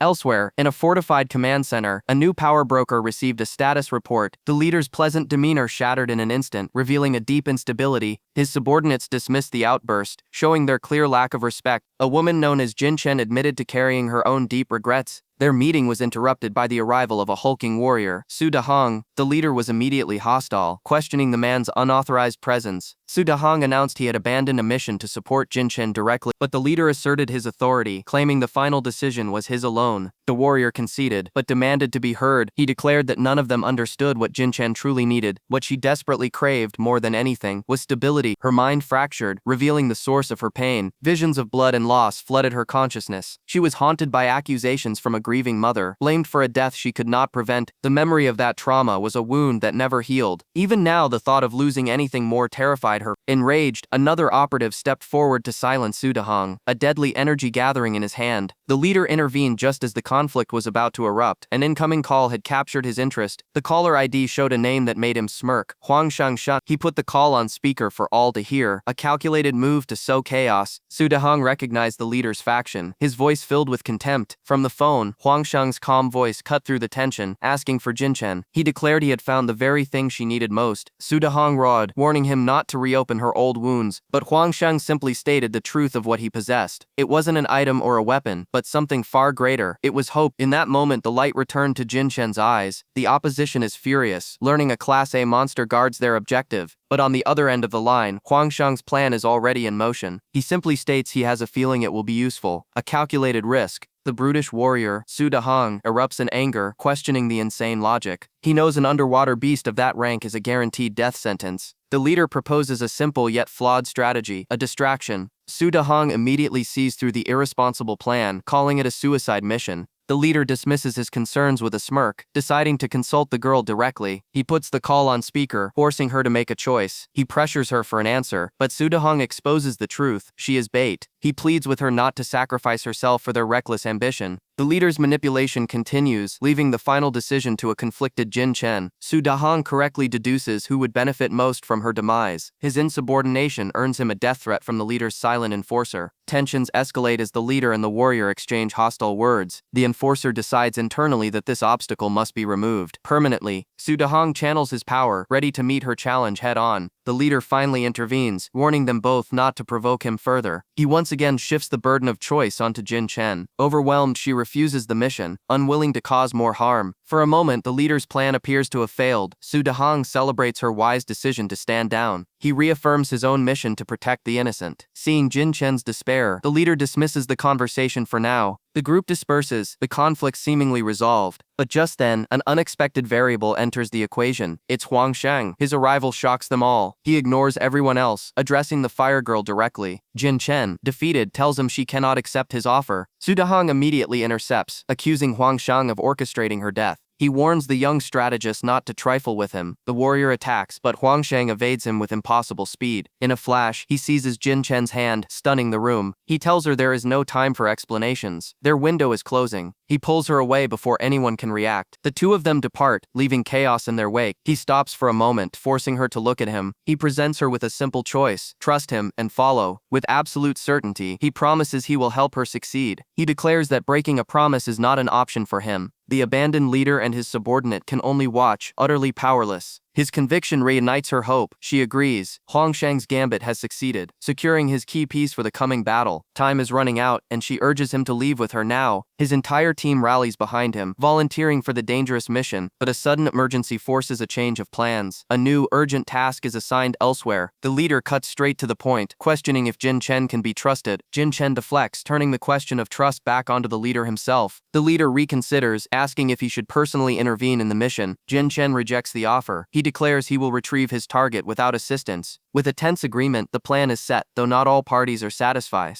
Aboard the vessel, the mission parameters are laid out. Every second counts. He exudes calm confidence, assuring the team they will not be late. He begins to brief the team on his meticulously crafted plan. The strategy involves him locating the entity underwater first. He will then signal its position. Technological support is offered to extend his underwater operational time. A teammate asks for clarification on the nature of their otherworldly target. The distinction is explained. Monsters are simply creatures warped by a powerful energy source. He warns of the extreme danger posed by the underwater Class A threat. The overeager teammate is immediately shut down. His abilities are useless in this environment. Suddenly, an alarm sounds. A hostile vessel is on an intercept course. On its deck stands the brash warrior from before, demanding to join their operation. His presence is an unwelcome and irritating complication for the team. Contacting command, they are given a green light to deal with the interloper permanently. Without warning, the enemy ship unleashes a barrage of cannon fire. Their vessel is hit, and the warrior's ego is bruised. He roars in fury. He prepares a devastating counterattack, ready to show them his true power, but his volley of missiles impacts harmlessly against an unseen energy shield. The winged operative reveals himself as the source, challenging the warrior's claim of superiority. The warrior attempts to de-escalate, shifting from bravado to cautious negotiation, but his opponent has no time for words. Unleashing a powerful particle beam without hesitation, the warrior is instantly neutralized, sent flying into the ocean. Amidst the team's scorn, his purpose served, the operative departs, leaving the mission in Jin Chen's hands. From the water, the defeated warrior accuses Jin Chen of orchestrating this internal conflict. He then tries to manipulate the fire user, dredging up a past she cannot bear to remember. His words strike a nerve, and her composure begins to crack. Jin Chen intervenes, commanding her to ignore the enemy's psychological warfare. He warns that dwelling on vengeance will only lead to greater suffering. He reveals a personal truth. His own path is fraught with even greater loss and pain. He questions the logic of abandoning a goal for fear of losing it. In a world that doesn't care for loss, one must always press forward. His profound insight resonates with her, shattering her doubt. The others are stunned by his wisdom. He quickly dismisses their concern, concealing his own history. The target's energy signature is located deep within the submerged ruins. His allies watch with concern, one issuing a dire warning to the others. He is equipped with a high-frequency transmitter to track his descent. Without hesitation, he plunges into the abyss. Above, his team marvels at the impossible city frozen beneath the ice. His life sign descends rapidly as the temperature plummets. The freezing conditions begin to affect the surface team's morale. One member uses their unique abilities to erect a temporary shelter. With their survival secured, they can only wait for a signal. Deep below, the pressure builds. Huang Shang navigates the silent, frozen ruins of a forgotten era. He finds the absolute silence unsettling. An apex predator has cleared this territory. Suddenly, the reason for the silence reveals itself. He reacts instantly, evading the crushing jaws by a mere fraction of a second. Though he escaped, the attack has drawn blood, leaving him wounded. The scent of his blood drives the creature into a frenzy. Miles above, his team remains completely unaware of the life-or-death struggle, but then a sensor specialist detects a massive energy spike. Panic grips the team, powerless to intervene at such a depth. One member offers to descend, but his power level is insufficient for the threat. As feudal arguments erupt, their desperation grows. Just then, a powerful figure arrives. Silencing the commotion, he declares his intent to help. Charging a devastating amount of energy, he unleashes the attack directly into the fragile ice sheet. His reckless solution is brute force on a terrifying scale. The beam beam of pure energy vaporizes everything in its path. Huang Shang is caught directly in the cataclysmic blast wave. The resulting shockwave obliterates the ice field above. The team's leader appears, apprehending the attacker for his catastrophic decision. His recklessness is met with immediate, decisive force. On the monitor, the protagonist's signal flickers and vanishes. A chilling realization dawns on his closest ally. The tracking device, now severed, sinks into the darkness. Huang Shang is gone. The Elder's fury erupts, demanding vengeance for the fallen warrior. Gudaning lies broken, bearing the full force of their blame. A specialist activates his earth-scanning technique, searching for a life signal. He can only detect the spiritual power of monsters below. The worst-case scenario is confirmed. Huang Shang has been consumed. The team's rage redirects to the man they deem responsible. They deliver a merciless beating, believing all is lost. An attempt is made to console Jin Chen, but the words are empty. Her world fractures, consumed by absolute despair. Meanwhile, a different group marches through the brutal, freezing wilderness. One by one, they begin to collapse from the extreme cold. The lone rescuer is overwhelmed by calls for help from every direction. Suddenly, his device dies, severing their connection to the outside world. From a command center, a technician monitors the rapidly dropping temperature. He offers his own specialized communication equipment to pierce the interference. But he reveals a grim truth. The temperature has not yet reached its lowest point. A superstorm is forming, and its epicenter will bring an unfathomable cold. His calculations are precise. Any civilians on the expedition will freeze to death. The leader demands to know the best-case scenario. Any alternate path? The technician's answer is chilling. What he described is the best they can hope for. His superior is stunned into silence by the brutal finality. The heating systems on the main vessel have failed, dooming everyone aboard. Back with the others, their monitoring screen cuts to static. The environment is too extreme. Their technology is failing. A young woman grabs an oxygen tank, resolved to find Huang Shang herself. She insists on following his plan, reserving the second tank for Jin Chen. But Jin Chen interjects, demanding they save Huang Shang at any cost. The group's strongest warrior steps forward to take the tank for the rescue mission. Jin Chen collapses, begging him to save Huang Shang's life. She pleads with everything she has, her voice filled with desperation. She will pay any price, so long as he is brought back. In that moment, a massive pillar of light erupts from the ice below. They immediately recognize the technique as one of Huang Shang's martial arts. He is still alive, fighting in the depths of the abyss. Jin Chen approaches the light, understanding this was his true purpose. A golden energy floods her vision, resonating deep within her. She feels a powerful warmth, her very soul connecting with the phenomenon. This is the power he spoke of, the key he left for her. It is a signal, a path for her to follow into the darkness. Her teammate warns her that the location is too deep for a single oxygen tank. Before they can argue, a second, more powerful blast of energy erupts. Huang Shang had fired again, ensuring his message could not be missed. An ally provides Jin Chen with high-capacity oxygen tanks for the deep dive. With a final resolve, she plunges into the freezing abyss. Her support team monitors the mission, watching the temperature drop to lethal levels. As she descends, other survivors above ignore their stranded comrades. Jin Chen focuses only on the path forward, refusing to be trapped by the past. She steels her resolve, vowing that this time, she will not back down. Suddenly, a colossal deep-sea predator lunges from the darkness.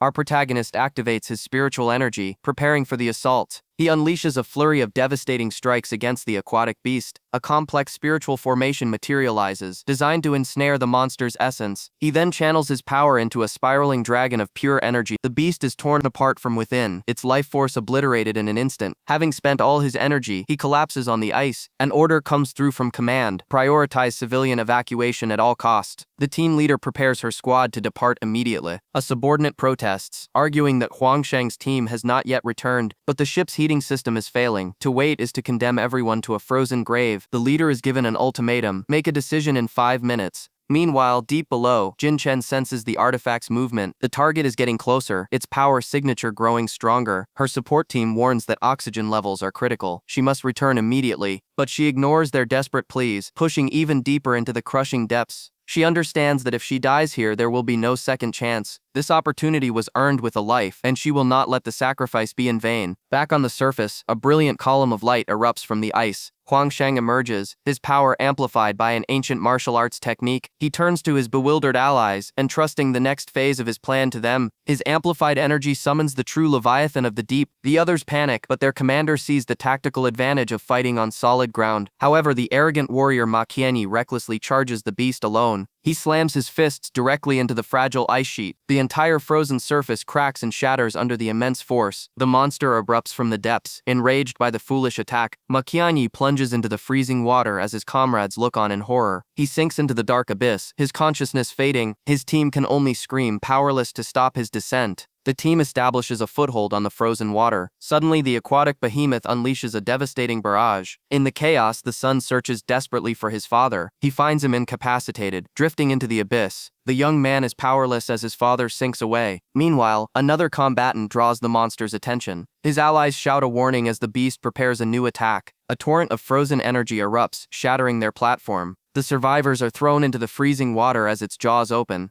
In a single swift motion, the creature devours its prey. His teammate can only scream his name in anguish. They watch, paralyzed, believing their ally has been lost. But inside the beast's gullet, an unexpected variable appears. Refusing to be consumed, the veteran unleashes his true power. He declares the beast is a century too early to challenge him. The internal explosion sends shrapnel like ice flying. The battle yields a rare artifact, a Class A Devil's Fang. But the creature is not defeated, now enraged and poisoned. The protagonist calculates the perfect strike, weighing the cost. He authorizes the exchange as the beast lunges for its final attack. A particle beam of immense energy is unleashed. The blast rips through the monster's formidable defenses. The critical shot incapacitates the creature instantly. Mortally wounded, the behemoth sinks beneath the waves. The team believes the threat is neutralized, but she knows better. The beast is merely retreating, heading toward their true objective. Simultaneously, a critical equipment failure is detected. Deep below the surface, another operative is in grave danger. Her life support is failing, but her resolve remains absolute. She spots her goal, a light source within a deep-sea cavern. With her oxygen depleted, she discards the useless equipment. There is no turning back. The final answer is right ahead. The voices of the past echoed in her mind, a litany of rejection. To her own family, she was meaningless, an obstacle to be discarded. As her consciousness faded, she felt herself sinking into an endless abyss. The pressure was immense, yet a strange calm washed over her heart. But a memory surfaced, a hand reaching for hers, a voice urging her to look forward. It was a promise to move on, to escape the swamp of the past. A lifetime of unfulfilled desires flashed before her eyes. She wanted to build a future for herself, to become someone she could be proud of. In the darkness, a single tiny flame appeared before her. Her eyes fluttered open as she was pulled back from the brink of oblivion. She had returned, but she was not alone. A strange presence had found her in the void, a being of pure energy. It could sense her despair, her confusion, for they were one and the same. Their souls resonated on the exact same frequency. They needed each other. She reached out, embracing the warmth and accepting its power. Together they would forge a new destiny. A cataclysmic burst of light erupted from her being. She remembered the cruelty of the world, the struggles she had endured. But within that very cruelty, she found her reason to exist. She would value herself, forgetting those who hurt her and thanking those who believed. Her comrades had pulled her from the darkness time and again. She would carry the weight of their sacrifices and the warmth of their trust. With newfound clarity, her eyes opened. The dawn of a new era was upon her. A blinding light exploded from the battlefield, shocking her allies and enemies alike. The energy coalesced into a radiant sun, burning away the shadows. A celestial dragon wrapped around the pillar of light as her power ascended. The sheer intensity of her presence felt like the sun returning after a long, bitter winter.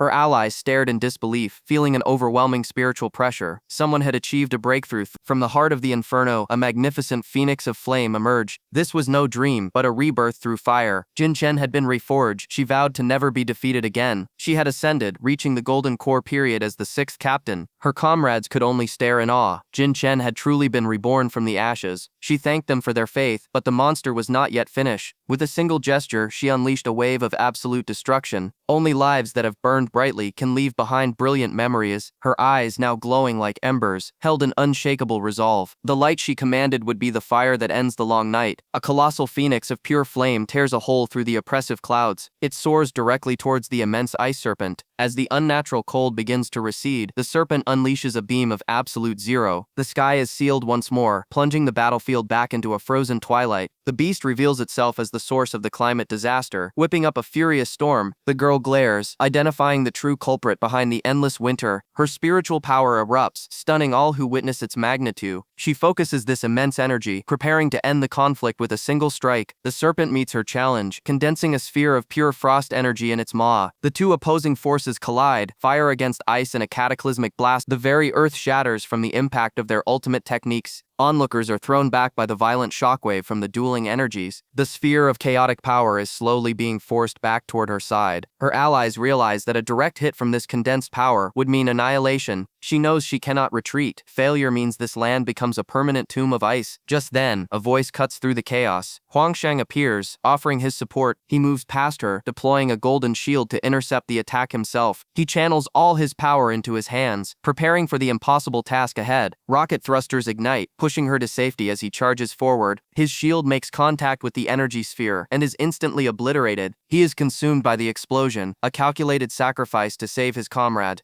As the blast closes in on her, a system prompt appears in her mind. Without a moment's hesitation, she accepts the exchange for a state of immortality. The energy hits, and she is flash frozen in a tomb of solid ice. But within the ice, her will remains unbroken. She will not be a victim again. A blazing fire erupts from within, shattering her prison of ice. She knows there is only one path forward: absolute victory. The immortal phoenix rises again to face the serpent of winter. She casts aside all fear, her resolve forged into an unstoppable weapon. Her defiant smile shines, more brilliant and dangerous than any jewel. She smashes through the monster's ice magic with a spear of concentrated flame. She flies directly into the beast's maw, intending to purify the chaos from within. The creature's internal structure begins to violently detonate. A great flame self-explosion rips the monster apart from the inside. Her allies watch in horror, believing this to be a final suicidal act, but the flames converge once more, and Jin Chen is reborn from the ashes. Unharmed, the remnants of the monster sink beneath the waves. The battle is finally won. The sun's rays finally warm the frozen landscape as she stands victorious. She turns to thank Huang Shang, only to see him initiate a self-destruct sequence. He detonates in a blinding flash of light, leaving his allies completely stunned. The mayor and citizens awaken, safe and sound. They rejoice, realizing they have been saved from certain doom. Immediately, they rush out to find their savior. The mayor is desperate to meet the hero who saved them all, but the atmosphere they find is not one of victory but of mourning. The hero, Huang Shang, has fallen in battle. The mayor offers his deepest condolences on behalf of the entire city. He is told the hero died from a self-detonation after using a flawed technique. A heavy silence settles over the desolate landscape. A memorial is quickly arranged for the fallen warrior. They honor his sacrifice, vowing that his heroic spirit will endure, but one of his comrades recalls his impossible resilience. He had survived having half his body obliterated before. A senior officer reminds them that in this era, death is swift and unpredictable. The officials decide to depart, leaving the hero's team to grieve. One of his companions sits alone as the sun sets. She refuses consolation, needing time to process the loss.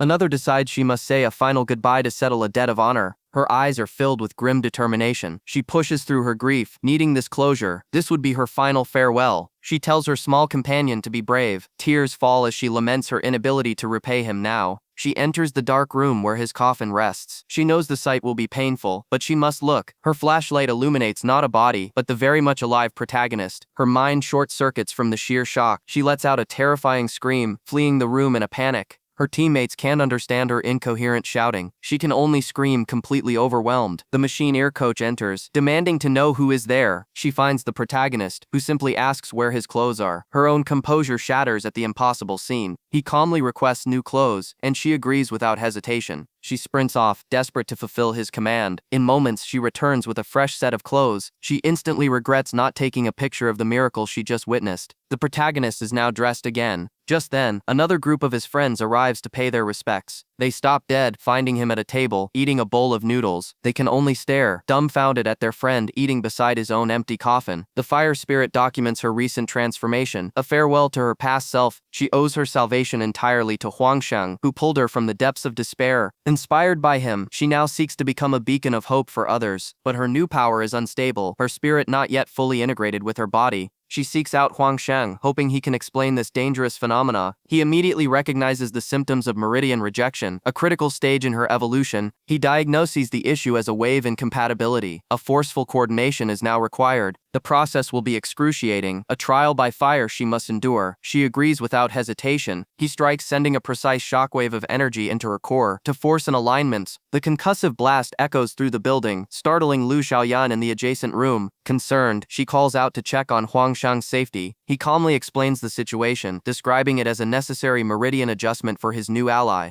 Lu Xiaoyan is skeptical. An adjustment for a golden core cultivator should not be this volatile. But the first attempt failed. Huang Shang detects a deeper spiritual blockage. He instructs her to focus her own power and shatter the internal barrier from within. An immense pressure builds as the untamed energy gathers inside her. She reports the blockage is located at a critical nexus, preventing the flow of power. He orders her to release the energy as a sonic blast, the only way to clear the path. Hesitation could be fatal. If the power remains trapped, it will consume her. With a final desperate cry, she unleashes a torrent of raw spiritual force. The sheer energy output jolts Lu Xiaoyan from her bed once more. The ongoing power surges are unlike anything she's ever witnessed, and she misinterprets the cause. She grows frustrated, unable to comprehend the nature of their secret training. The powerful spiritual waves make it impossible for her to rest. Her agitation grows with each passing moment. She decides she cannot simply stand by while such a momentous event unfolds. She bursts into the room, demanding an explanation for the immense power signature. She mistakenly believes they are performing a three-person cultivation technique. Without her, her mind races, imagining the exponential power they could achieve by synchronizing their cores. Enraged at being excluded, she prepares to force her way into the ritual. She unleashes her own spiritual energy, intending to join the volatile process. The sudden introduction of a third power source causes a catastrophic energy overload, creating a chaotic vortex. After returning to the city, the Red Rip Group's leader formally thanks Jin Chen for his aid. He acknowledges Jin Chen's new Golden Core status and offers him a substantial reward. The leader proposes making him a captain, but Jin Chen instantly rejects the offer. He counters with a demand far greater: leadership of the entire group. The audacity of his proposal enrages the others. However, the city's mayor intervenes, granting him permanent free access to all city resources.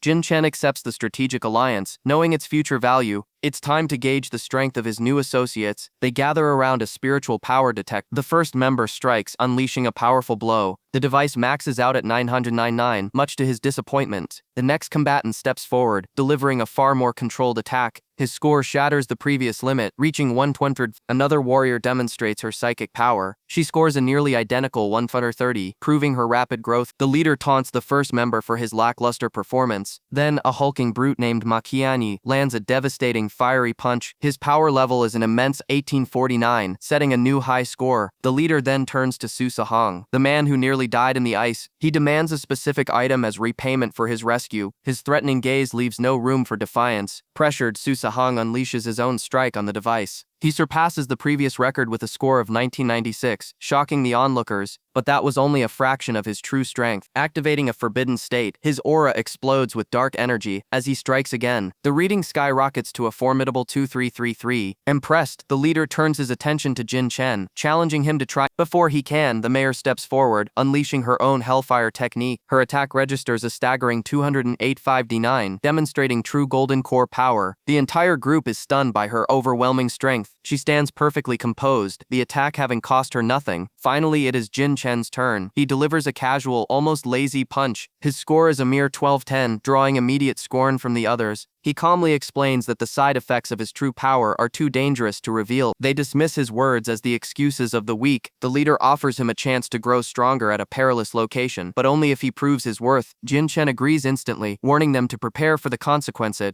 The group watches in tense silence. He closes his eyes, and a terrifying spiritual power erupts from his body. He activates the forbidden spiritual fortune art. His entire being is enveloped in golden energy as he prepares his attack. The resulting impact is blinding, his power doubling in an instant. This power is not his own. It is borrowed from a being called Big Iman. A desperate memory flashes through his mind, a promise to survive together. This is followed by a chilling vision of a future enemy, a monster who claims to have already devoured all his friends. An immense spiritual power erupts from his body, radiating pure, untamed energy. The spectators are in disbelief, while his opponent dismisses it as a mere bluff. But this is no illusion. He channels the inferno through his entire being. A devastating shockwave of pure force obliterates the arena floor. The blast is so powerful, the onlookers think he self-destructed to achieve it. The objective complete, his body enters a forced state of rest. The commander observes, intrigued by this display of reckless power. A monitoring system struggles to even quantify the energy he released. The final reading shatters all known records for a warrior of his rank. They realize he not only possesses an immortal body, but can replicate techniques perfectly. Lying amidst the wreckage, they wonder just how deep his true potential runs. The commander reveals their deal. Before collapsing, he requested the location of the most dangerous place nearby. Elsewhere, in the dead of night, a different conflict is brewing. A young woman argues with an unseen figure, her frustration growing. She is infuriated by Huang Shang's recent reckless action. Meanwhile, the commander recalls the moment their alliance was forged in victory. He dreams of their inevitable rise to power, a future of absolute conquest. But his dream is cut short as he awakens to an intruder in his room. It is Huang Shang, who has come to demand the fulfillment of their agreement. The commander warns him that no one has ever returned from the place he seeks. Huang Shang's resolve is absolute. His reasons are his own, and he will not be deterred. The pact is sealed under the silent watch of the moon. His destination is set, a district in the notorious Yongle city. The young woman scrolls through the news, shocked by the reports of his power. She realizes with dread that he is operating on a level she cannot yet comprehend. This In another part of the world, things are deceptively calm. A strange tranquility hangs over the district known as the Sheep Area. We are now in Tianquang City, a place with its own dark secrets. Inside a hidden laboratory, an experiment has just failed. The lead researcher laments their proximity to a breakthrough. The patient's body rejected the treatment, creating a fatal immune reaction. With the city's cancer rates soaring, their failure carries a heavy weight. This is a problem that has plagued humanity for centuries. For now, all they can do is document the results and try again. A junior scientist moves to enter the data into the system, but suddenly the corpse's eyes snap open, blood pouring from them as an unnatural life returns. The horseman questions their sudden departure, but Huang Shang's plans are already in motion, aimed at a much larger prize. Even the horseman pledges his support, making it clear where his loyalties lie. The orders are given with swift precision. They will seize Ghost Flag City as a new base of operation. Their arrival is perfectly calculated. The once frozen wasteland is now a temperate strategic asset. Huang Shang immediately begins restructuring the region to his will. He renames it First City Huang, the foundation of his future empire. The city is a desolate ruin, stripped of all conventional resources. This is a test of true power, not wealth. His subordinate lists the impossible requirements for their fortress. The probability of success appears to be zero. Meanwhile, a different operation is underway. A lone operative speeds toward an unknown crisis in Imperial district. In that very district, a prominent professor has missed a critical meeting. His colleagues sense that something is terribly wrong. Their call goes unanswered, the professor's phone lying shattered in a pool of blood. A flashback reveals a catastrophic lab accident. A patient complains of agonizing pain, but it's not from the disinfection. A terrifying mutation is spreading from the bite wound. A low, inhuman growl echoes through the night streets. The city's inhabitants are completely oblivious to the approaching doom. The transformation is complete, leaving only a blood-soaked monster. A new plague is now unleashed upon the unsuspecting city. The city descends into chaos as screams echo through the night. A desperate call for help is dismissed as a delusion, but the reality of the threat quickly dawns on everyone. Security forces open fire, but their bullets seem to have no effect. The creature is inhumanly resilient till they realize its critical weakness. This is a calculated move, a gambit in a much larger game. The target is finally neutralized, leaving the guards in utter shock. They are stunned by the supernatural power they just witnessed. Suddenly, the captain recoils in agony.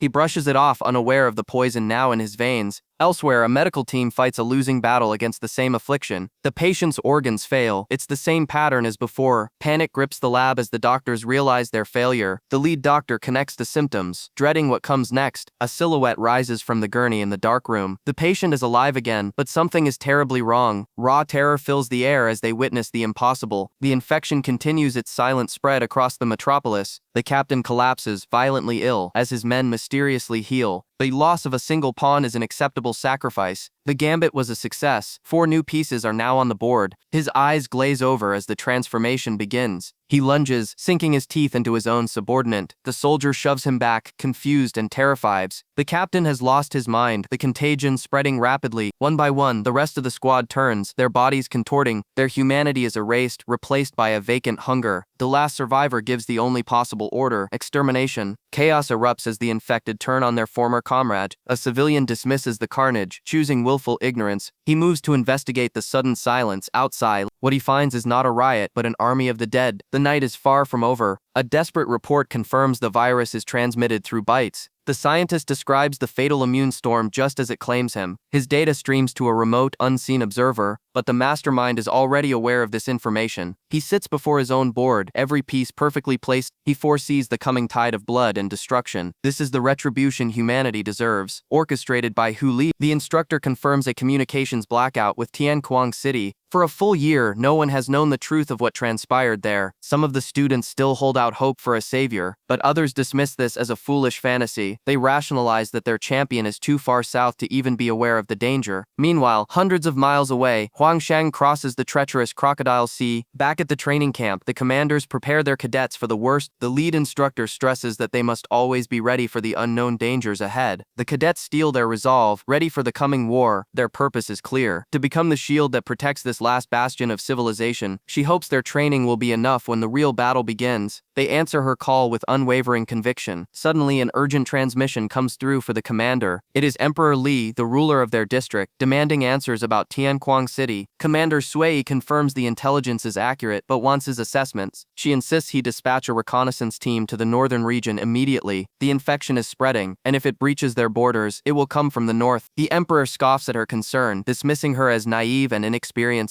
He reveals his own intelligence, claiming the virus was a controlled lab experiment. He confidently states the scientists must have a countermeasure ready. Elsewhere, others speculate about this very possibility, a last hope for humanity. But that hope was a lie. The scientists were the first to fall. The Emperor continues his arrogant lecture, believing the local awakened can contain the threat. He is oblivious to the terrifying truth. Even the awakened are being infected and turned. He places his faith in a system that has already crumbled. He believes his territories are impenetrable fortresses against all threats. But on the ground, the last remnants of command are being overrun. The leadership has already fled, abandoning their posts and their people. Tianquang City didn't just fall, it was consumed by fire and death without any resistance. The training camp remains, a lone island in a sea of chaos. Yet the Emperor dismisses the catastrophe as nothing more than fabricated rumors. Commander Sui has had enough of his delusion and demands he take action. He argues that the city is too distant, that a simple river will halt the apocalypse. She presses him, her patience exhausted by his incompetence. But the infection does not respect borders or geography. A diseased creature falls from the night sky. It is immediately captured by a silent predator of the forest. The feline carries its tainted prize back towards the city lights.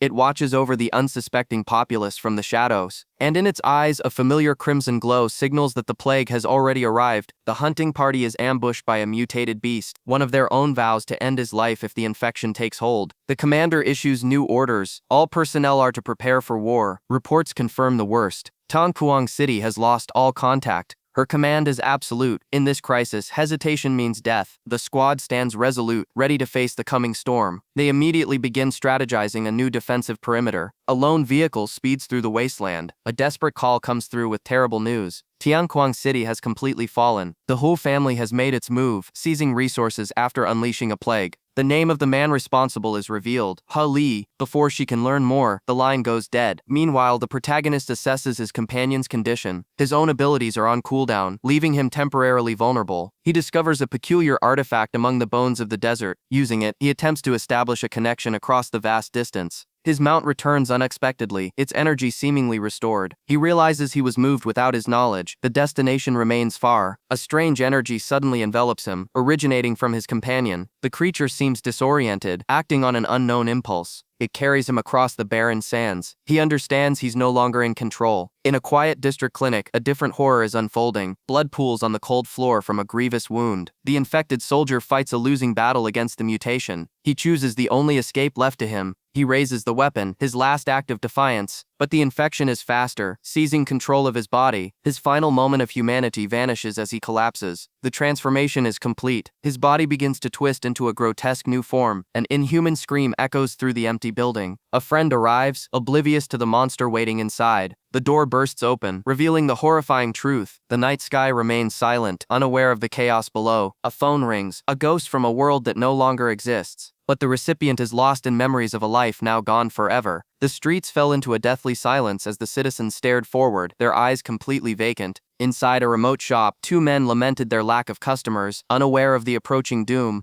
Suddenly, a massive crowd appeared in the distance, a shambling tide of infected bodies. A city official received the panicked call. The Fuqiang district was completely lost. The arrogant Emperor Li declared he would handle the crisis personally, certain of his absolute power. Meanwhile, in a skyscraper overlooking the city, the true mastermind observed his plan unfold. He remained in the shadows, far from the chaos he had meticulously engineered. Suddenly, a figure storms into his office. "You did all this, didn't you?" he accuses. The man remembered the protagonist's terrifying power, the ability to create and control viruses. Hu Li simply identified the intruder as a follower of a past acquaintance. "Stop what you're doing," the man demanded, speaking of the sanctuary humanity had built. But Hu Li was uninterested, instead choosing to mock the man's devotion to another. The warrior's patience snapped. "Don't change the subject," he yelled. Hu Li's expression turned to ice. "What did you just say?" The man repeated his plea, speaking of protecting civilians from the monsters outside. "That's right," Hu Li conceded with a chilling smirk. "But they're all guilty," he continued, his voice devoid of emotion, "and they deserve to die." Elsewhere, an elite response team assembled to deal with the escalating crisis. Their commander briefed them on the situation. Fuqiang district was infected with a zombie virus. They had already formed an information network, a sensory grid to monitor the perimeter. A broadcast suddenly interrupted their briefing. It was Emperor Li announcing his intent to intervene in the disaster he couldn't comprehend. He boasted that as the peak of spiritual power, he would end the chaos himself. His arrogance was legendary, claiming that where he went, utter destruction followed. The tactical team could only stare at his grandstanding with utter disdain. Their commander ignored the broadcast and began formulating a practical strategy. Her subordinate confirmed that her advanced detector drones could reach the site in minutes. A drone was launched as the team began discussing tactical deployment. The map revealed the horrifying speed of the viral spread, forcing them to increase northern defenses. Their mission was to cut off the infected zone and deploy reconnaissance to gauge the true threat. As the drone approached the district, she ordered the video feed to be connected. The footage revealed a scene far worse than they had imagined. Thousands upon thousands of zombies. The entire horde was swarming a single point, a stage where Emperor Li stood alone. From their command center, the team watched the fool's final stand. He was immediately overwhelmed, his screams of agony lost in the roar of the horde. The team stared in shock. The city's strongest protector was infected in an instant. The commander's face hardened. "We need a new defense plan," she ordered. "The enemy is a far higher class than we predicted." The unthinkable has happened. Emperor Li himself has been compromised by the virus. They watch the monitor, witnessing the fallout of this disaster. On screen, the Emperor cries out in agony, his consciousness fading. The transformation is rapid and grotesque as his humanity is stripped away. He now stands before a horde of the infected, a puppet king for the apocalypse. The team is stunned by the bizarre spectacle unfolding before them. She quickly deduces the horrifying truth. A high-level awaken creates a more potent infected, yet their past selves are erased, replaced only by a primal viral instinct. He is now a beacon, drawing the infected to him and amplifying their rage. Meanwhile, the true mastermind watches his intricate plan unfold perfectly. He reveals his method, not direct control, but an amplification of their darkest impulses. She understands the weight of their situation. The choice to fight or fall is theirs alone. His rival cannot stomach this manipulation and erupts in righteous fury. The mastermind simply summons his enforcers, his voice laced with ice. "Eliminate him." Two deadly assassins step forward, their killing intent palpable. Li knows her place is on the battlefield, not in this political game, but her exit is blocked. He demands she witness the consequences of inaction. Suddenly, a massive explosion rips through the city skyline. The attack has begun. The royal family watches in horror as chaos descends upon their city. The fallen emperor is now a mindless beast, attacking anyone in his path. Taking command, Li orders all units to mobilize for immediate deployment. His rampage continues, spreading the infection through pure, unrestrained violence. Her forces converge on the northern district, establishing a defensive line. The virus uses him as a beacon, creating a synchronized frenzy among the infected. They gather like a grotesque court, ready to serve their new king. The defenders prepare for the incoming tide. The viral strain is highly contagious. The directive is brutal but necessary. Infection means immediate self-termination, but a local crime lord sees this crisis as an opportunity for power. Li knows their only chance of survival is to unite all factions against the horde. She mentally calculates the city's combined military strength, assessing their odds. To finalize her strategy, she requires precise enemy numbers from her scout. Nisu activates her long-range scanners, surveying the entire district. Her face pales as she delivers the report. The enemy numbers over 5,000. An overwhelming sea of the dead stretches as far as the eye can see. At the vanguard stands the fallen emperor, leading his elite infected. A final battle is inevitable. The operation commences in Yongle City, the target zone now active. A massive horde of the infected approaches the defense line. The survivors flee in desperation, their blood staining the ground. The infected are relentless, driven by a singular horrifying hunger. The squad leader gives the command to activate the perimeter. Instantly, a colossal defensive wall erupts from the earth. A second layer of energy reinforces the barrier, sealing the survivors inside. But some of the infected manage to slip through the gap. A specialized team forms a choke point, a wall of flesh and steel. From above, the order is given to commence long-range attacks. Devastating artillery fire tears through the horde's ranks. Suddenly, reinforcements from other districts descend upon the battlefield. However, a mysterious black monolith materializes, blocking their path. A powerful strike connects with the strange object but has no effect. The force repels her as a cloaked figure warns her of the danger. The defenders maintain their barrage, oblivious to the new threat. The squad leader's attention is suddenly drawn to the bizarre structure. At its apex stands a figure they recognize with absolute horror. It's not a pillar, but a grotesque tower of intertwined bodies. To their shock, the Emperor at its peak speaks with terrifying intelligence. The artillery specialist unleashes her ultimate weapon without hesitation. The blast engulfs the tower of bodies in a massive explosion. The recoil from the blast severely injures the gunner. Her life hangs in the balance as her teammate rushes to her side.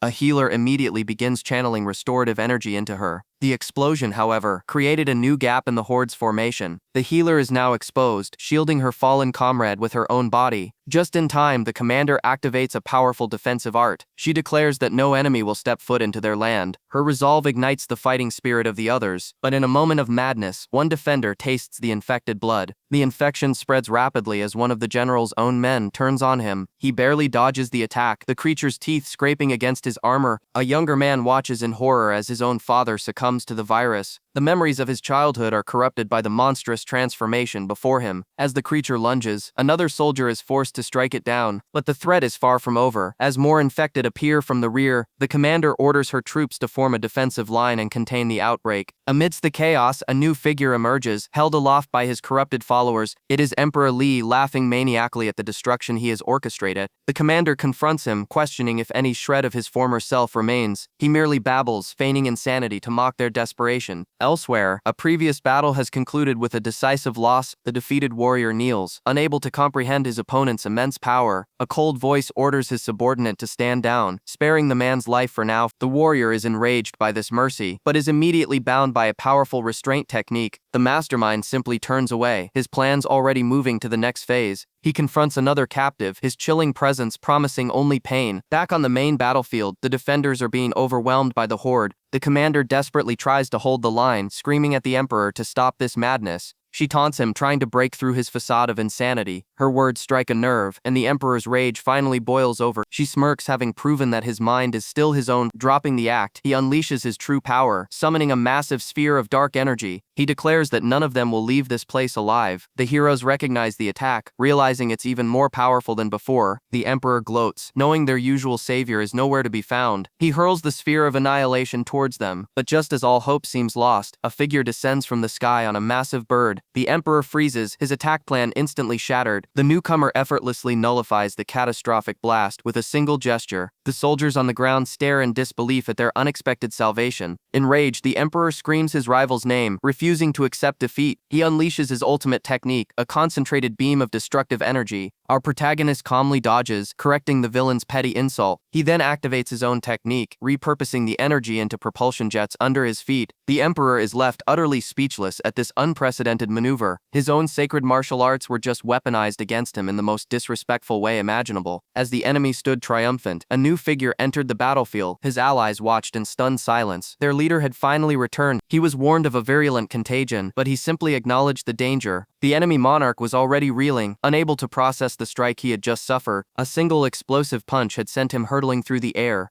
The blast wave tore through his personal guard effortlessly. On the ground, the king seethed with fury and disbelief. The sheer display of power left everyone speechless. He couldn't fathom how a mere mortal could match his spiritual pressure. Unfazed, our protagonist began a strange, meticulous ritual. He donned a mask, his focus sharpening to a razor's edge. The king watched, baffled by the blinding speed of his hand movements. An ally recognized the technique and advanced medical procedures. This blatant disrespect in the face of combat enraged the monarch. He channeled his own life force, preparing a counterattack. A dark, swirling shield of energy erupted around him. This was his ultimate technique, a barrier of corrupted blood that turned anyone it touched into a zombie. His companions saw the trap, but the protagonist remained utterly calm. Shielded by his power, the king goaded him from a safe distance. He dared him to approach the impenetrable, infectious fortress. In the next instant, the strategist appeared directly beside him, inside the barrier. Before the king could react, a second devastating blow connected. The impact shattered his senses completely. He suddenly found himself in a strange white room, utterly alone and confused. His allies were astonished. A spatial storage ring capable of imprisoning living beings was unprecedented. The protagonist revealed his plan to quarantine his foes until a cure could be found. With a snap of his fingers, he began transferring more subjects into the dimensional prison. One by one, he selected the next inmates for his pocket dimension. Inside, chaos erupted as the king's new cellmates materialized from thin air. The monarch realized they were zombies and plotted to use them to escape. He observed his new potential army with renewed purpose. However, his undead minions were completely preoccupied with a game of mahjong. The sheer absurdity shattered his composure, and he attacked the zombies in a blind rage. The horde immediately turned on him, their numbers overwhelming. The once mighty king was brutally dismantled, his reign ending in utter humiliation. Huang Shang confirms there is a path forward, but it will require a sacrifice. His team follows the first step, creating a massive diversion with a powerful explosion. To focus the horde, an irresistible lure is required. A human bait is deployed. The lone figure stands exposed, drawing the attention of every creature in the vicinity. Overwhelming terror sets in as the undead masses turn their gaze upon the offering. As the survivors reach the edge of the chasm, Huang Shang prepares the next phase of his plan. He unleashes a second precise blast, not at the enemy, but at the very ground his allies stand on. The cliff face shatters, sending his own people tumbling into the dust below. The gambit works perfectly. The entire horde now fixates on the single, isolated target. With the trap set, the bait is extracted from the kill zone just moments before impact. A massive reinforced barrier slams down from above, encasing the entire swarm in a steel tomb. The operation is a success, but the director confirms their work is far from over. Huang Shang coldly orders his team to prepare for the next wave, ignoring the pawn he just used. Elsewhere, a vehicle comes to a screeching halt in a desolate urban landscape. A lone figure steps out, surveying the unsettling silence of the street. She has arrived in Tianquang City, but the expected populace is nowhere to be found. She proceeds with caution through the eerily empty parkways. Her attempts to contact her allies fail. She is completely on her own. This residential park should be bustling, but an unnatural quiet hangs in the air. Ascending the stairs, she gazes down into a horrifying sight. An ocean of people. A closer look reveals their blood-stained faces and vacant, hungry eyes. Her heart freezes as the truth of the situation dawns on her. The entire horde turns in unison, their collective scream shattering the silence. She is spotted. Her position is completely compromised. Realizing these are not people but monsters, she immediately turns to flee for her life. She cuts down the closest pursuers with a swift attack, buying herself precious seconds. Her superior agility allows her to evade the initial wave, vaulting over obstacles. But she feels a dreadful certainty. They are not just chasing her, they are hunting her. Unknown to her, her every move is being broadcast on a screen in a dark room. Her pursuer watches with amusement, knowing agility alone will not save her from his pawns. His strategist considers the situation, contemplating how to close the net. With cold finality, the order is given. The price of failure in this organization is steep and brutal. A wounded subordinate can only weep, having failed his master's expectations. On the monitor, the girl remains the primary target, unaware she is caught in a mastermind's game. Huang stands alone, a silent sentinel against the undead horde. His face is a mask of blood and resolve, his eyes devoid of fear, but instead of fighting the zombies, he lunges directly at his own ally. The ground shatters from the force of his blow, his fury now unleashed. A dark energy emanates from him, his eyes weeping blood. From a hidden control room, observers note the sudden betrayal. They realize his attack lacks true killing intent. The puppeteer smirks, amplifying the mind control to its absolute limit. Huang screams, his mind assaulted by an unbearable force. Yet through sheer will, he breaks through, urging her to escape. His resistance shocks the controllers. Their puppet is cutting his own strings. He unleashes a torrent of energy, a final act of defiance.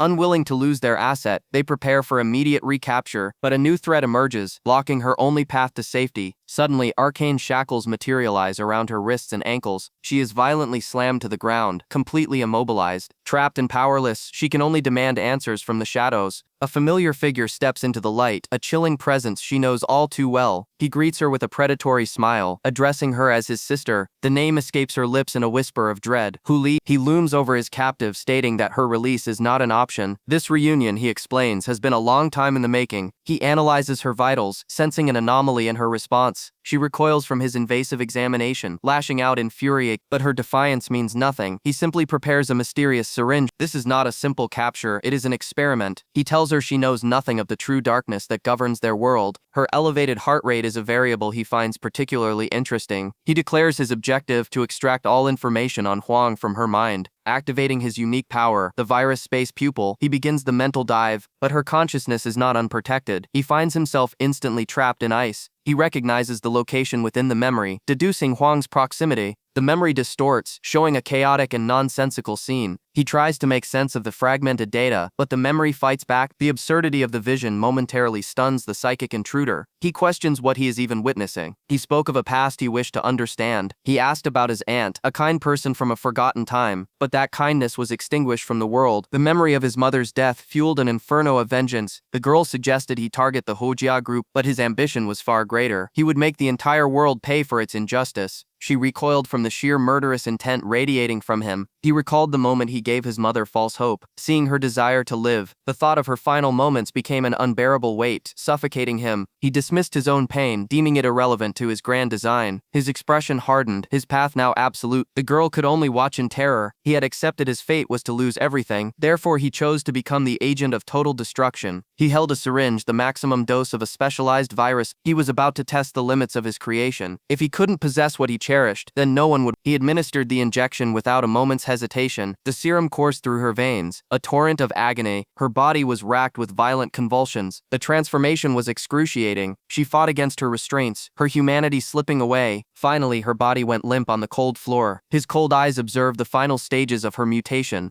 A new being rose from the ashes of the old. The experiment was a success. He explained how the virus rewrites the mind, leaving only primal aggression. He then asked his new creation what it desired most. A silence hung in the sterile air between them, but her response was not what he engineered. Her primal instinct was not for destruction, but for another person. For the first time, the mastermind's perfect calculations had failed. An unknown variable had just shattered his entire plan. The doctor contemplated his next move, a sinister strategy forming in his mind, but a sudden premonition caused the stone in his hand to disintegrate. He now understood the true threat. Huang Shang had to be eliminated. Meanwhile, his brainwashed sister was awakened, her mind consumed by a single directive. The doctor watched in horror, his creation now an unpredictable variable in his grand design. Far away, Huang Shang's own plans were reaching completion. The awakened zombies were neutralized, encased in impenetrable ice by his overwhelming power. He was asked about his future ambitions, a plan to rebuild civilization itself. His allies were stunned by the scale of his vision, but Huang Shang's focus was not on glory, but on the source of the world's corruption. He issued his orders with absolute authority, dispatching his forces to scout the perimeter. They would prepare for the next wave, now under his unified command. He agreed to return with them, as his home base was still a strategic asset. His former companions reflected on his impossible rise to power in mere months. The gap between them had become an uncrossable chasm. Huang Shang confirmed their fears, stating the difference in their strength would only continue to grow. His brutal honesty left them speechless and unnerved. The convoy departed, leaving the frozen battlefield behind. Inside one of the vehicles, the driver felt a palpable tension. He tried to make conversation, hiding his own deep-seated envy. Huang Shang sat silently in the back, a silent storm of power between his two companions. The driver's resentment festered, but he dared not speak it aloud. Deadline, deadline, deadline. As night fell, a new threat was already mobilizing under the pale moonlight. An urgent report came in. Tens of thousands of zombies were moving with unprecedented speed. The news was rushed to the regional director, who was deep in strategic planning. The gravity of the situation was so immense, she hadn't even noticed her own state. A messenger was dispatched into the night. It flew across the city, carrying a desperate warning. The news spread quickly, met with disbelief and shock. A painful memory surfaces. The day that monster forced him to abandon his host, Chen. Now he has arrived in Yongle City, the first piece on his grand chessboard. He already knows the enemy's plan. A massive zombie wave will strike from the north. The city's negligence will be their doom, but for him it's a perfect opportunity. On the train, he identifies a key component for his strategy. Without warning, he seizes the girl, creating a necessary public disturbance. The other passengers react with predictable outrage, all part of the plan. He extracts his asset from the chaos, leaving behind a bewildered bystander. Speeding towards their destination, his route takes them directly to the Nanchi district. They approach a quarantine checkpoint, a minor obstacle in his path. With her new identity established, the girl is granted entry into the isolated zone. She walks through the desolate streets of the city, now designated a sheep zone. Her mission is simple. She scans the crowds for her designated targets. Her eyes lock onto the first one, an awakened individual named Hituoye. She initiates the protocol, feigning distress to lure him in. The arrogant fool takes the bait immediately, blinded by his own confidence. She leads him away from prying eyes, down a secluded alley. The hunt continues. She identifies another target, a high-level awaken. He too is easily manipulated. Following her into the shadows, two more powerful figures are spotted, completely unaware they are being targeted. They foolishly agree to assist, sealing their own fate. One by one, the district's strongest defenders are systematically removed from the board. Meanwhile, his allies receive troubling news. The Nanchi district is under a massive assault. The situation is far more critical than anyone had anticipated. They are being pincered from the north and south. The city is on the brink of collapse. Desperate, they seek out Huang Shang, who has been preparing in isolation. He appears before them, his calm demeanor unshaken. He will handle the northern defense. They are stunned by his declaration. He intends to face 10,000 zombies alone. She warns him that this new horde is different. They are intelligent, living weapons. He finds this even better. An enemy without morals is an enemy without weakness. He dismisses their offer of help. Their presence would only get in his way. His words are a calculated insult, leaving them utterly speechless at his audacity. The enemy commander's face flashes across the city screens, a calculated taunt. His subordinates see these, realizing their attack has been anticipated. Suddenly, a massive horde of creatures swarms the streets. This was the surprise he had prepared for them. The invaders immediately open fire, unleashing a massive explosion into the approaching legion. But the blast radius is far greater than they expected, catching their own forces in the inferno. The enemy strategist is stunned. His ambush was not only predicted, but perfectly countered. His elite soldiers are forced into a desperate close-quarters battle against the relentless horde.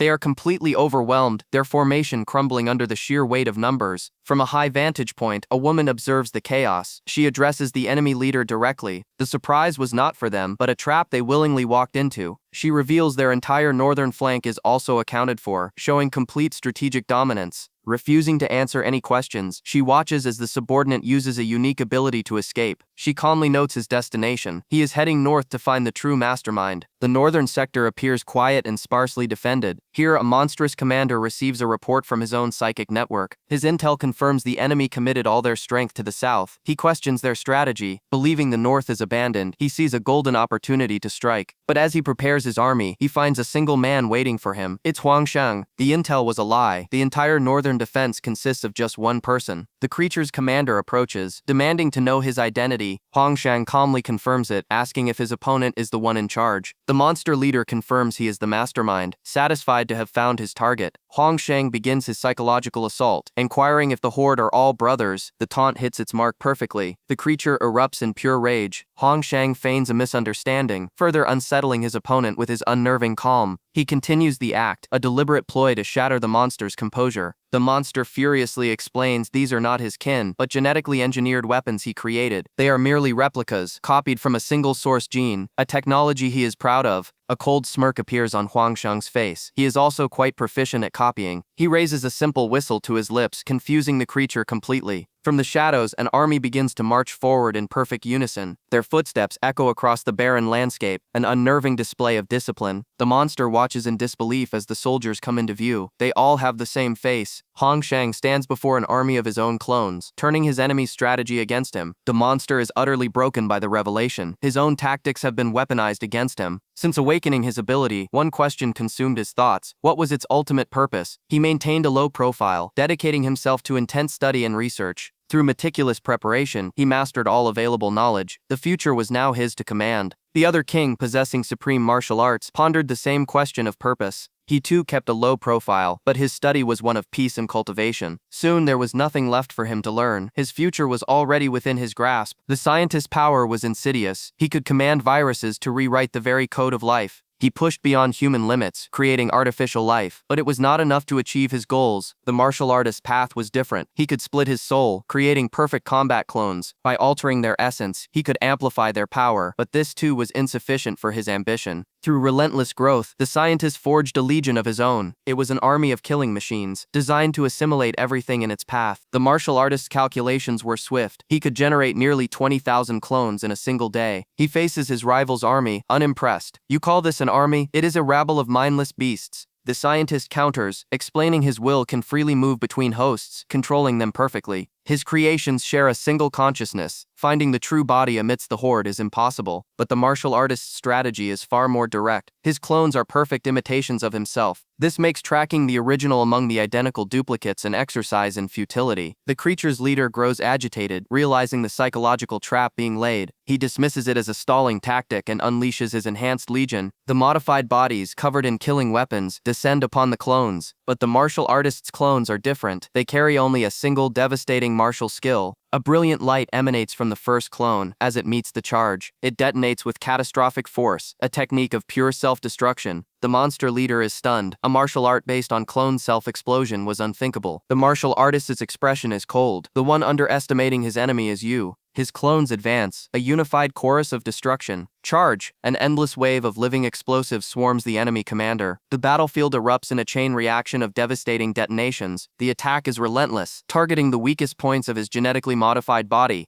An officer orders her subordinate to monitor the developing situation on the front lines. The battlefield is already a storm of explosions. The conflict appears completely one-sided. The observers wonder if they should intervene in the chaotic battle, but they quickly realize Huang Shang holds the overwhelming advantage. His strategy is simple, yet brutally effective, deploying an army of living explosives. Each one detonates with devastating force upon contact with the enemy. An endless wave of self-destructing clones marches forward into the horde. The genetically modified creatures are being systematically torn apart. Their commander is enraged by this unorthodox tactic. His elite forces are being neutralized. But this was all part of the protagonist's calculation. He had already analyzed every variable. In his grand strategic overview, no opponent could possibly pose a threat. The enemy leader fumes, seeing this endless wave of clones blocking his path to victory. He watches as another group of his soldiers is instantly vaporized. The commander realizes his forces are dwindling. A prolonged battle is untenable. Yet he suspects a flaw in this relentless assault. There must be a weakness to exploit. Another massive detonation confirms the simple, brutal nature of the attack. he finally understands. The explosions themselves are not the true threat. He realizes the protagonist has been hiding in plain sight among his own decoys. As long as they evade the blast radius, the clones are useless. He orders a full-scale charge. His genetically engineered creatures possess superior agility. They begin weaving through the explosions. The commander sneers, believing he has uncovered the final layer of the strategy, but our protagonist merely smirks. The real plan has yet to begin. He activates a new technique, instantly doubling his clone army. The enemy is stunned. He clarifies that these are not mere explosives. They serve a far more insidious purpose. Upon contact, the new clone unleashes a blinding flash of psychic energy, overwhelming the creature. Their enhanced senses become their greatest weakness. He states calmly, "You cannot evade what you cannot see." With the enemy blinded and disoriented, he gives the final order to his explosive units. A chain reaction of detonations engulfs the helpless creatures. The commander can only watch in fury. He finally grasps the terrifying truth. The protagonist's entire skill set is a perfect counter to his own. Our protagonist then reveals the true nature of his power, a martial art based on quantum principles. Each clone exists in a superposition. Will it detonate, or will it emit a blinding flash? The enemy has no way of knowing until the moment of impact. It is the perfect tactical trap. The commander dismisses the theory as absurd, but the results on the battlefield are undeniable. He is trapped in an endless, infuriating cycle of misdirection and destruction. A virus is merely a simple biological structure, a parasite that replicates to survive. But after I awakened the ability to control it, I ascended beyond mortal limits. With this power, I can be a savior, or a demon who plunges the world into hell. I have the heaven-defying ability to control this world. To my enemies, I am a specter of the underworld, a force that drives them to madness. The creature knows reinforcements are approaching. It moves to eliminate the girl quickly. Suddenly, its consciousness synchronizes with the host body. Now fully in control, the entity faces him. It mocks his apparent inaction. He narrows his eyes. "If you don't come, then I will come to you." He surges forward, meeting her ferocious charge. His duplicates suddenly retreat from the battlefield. She questions his sudden change in tactics. "Where did your arrogance go?" she screams. "Why did you run away?" He evades her frantic assault with ease. She realizes he is far from exhausted. She summons her monstrous guards to overwhelm him. He remains completely unfazed. With a single gesture, he unleashes a torrent of water. A prison of solid ice encases her instantly. She scoffs, believing such a simple trap is useless. The ice shatters as she breaks free. The modified bodies are far too powerful. He analyzes the situation. Is the consciousness of the original owner still present? The virus confirms his theory. The host's heart is in agony, filled with guilt for this battle. He processes this critical new information. The entity mocks him, attempting to provoke an emotional response. His eye glows with cold fury. It continues its psychological assault, detailing the host's inner suffering. The virus despises what it perceives as the girl's weakness. He sees an opening. He offers his arm, a calculated risk to draw the enemy in. The virus hesitates, sensing a trap.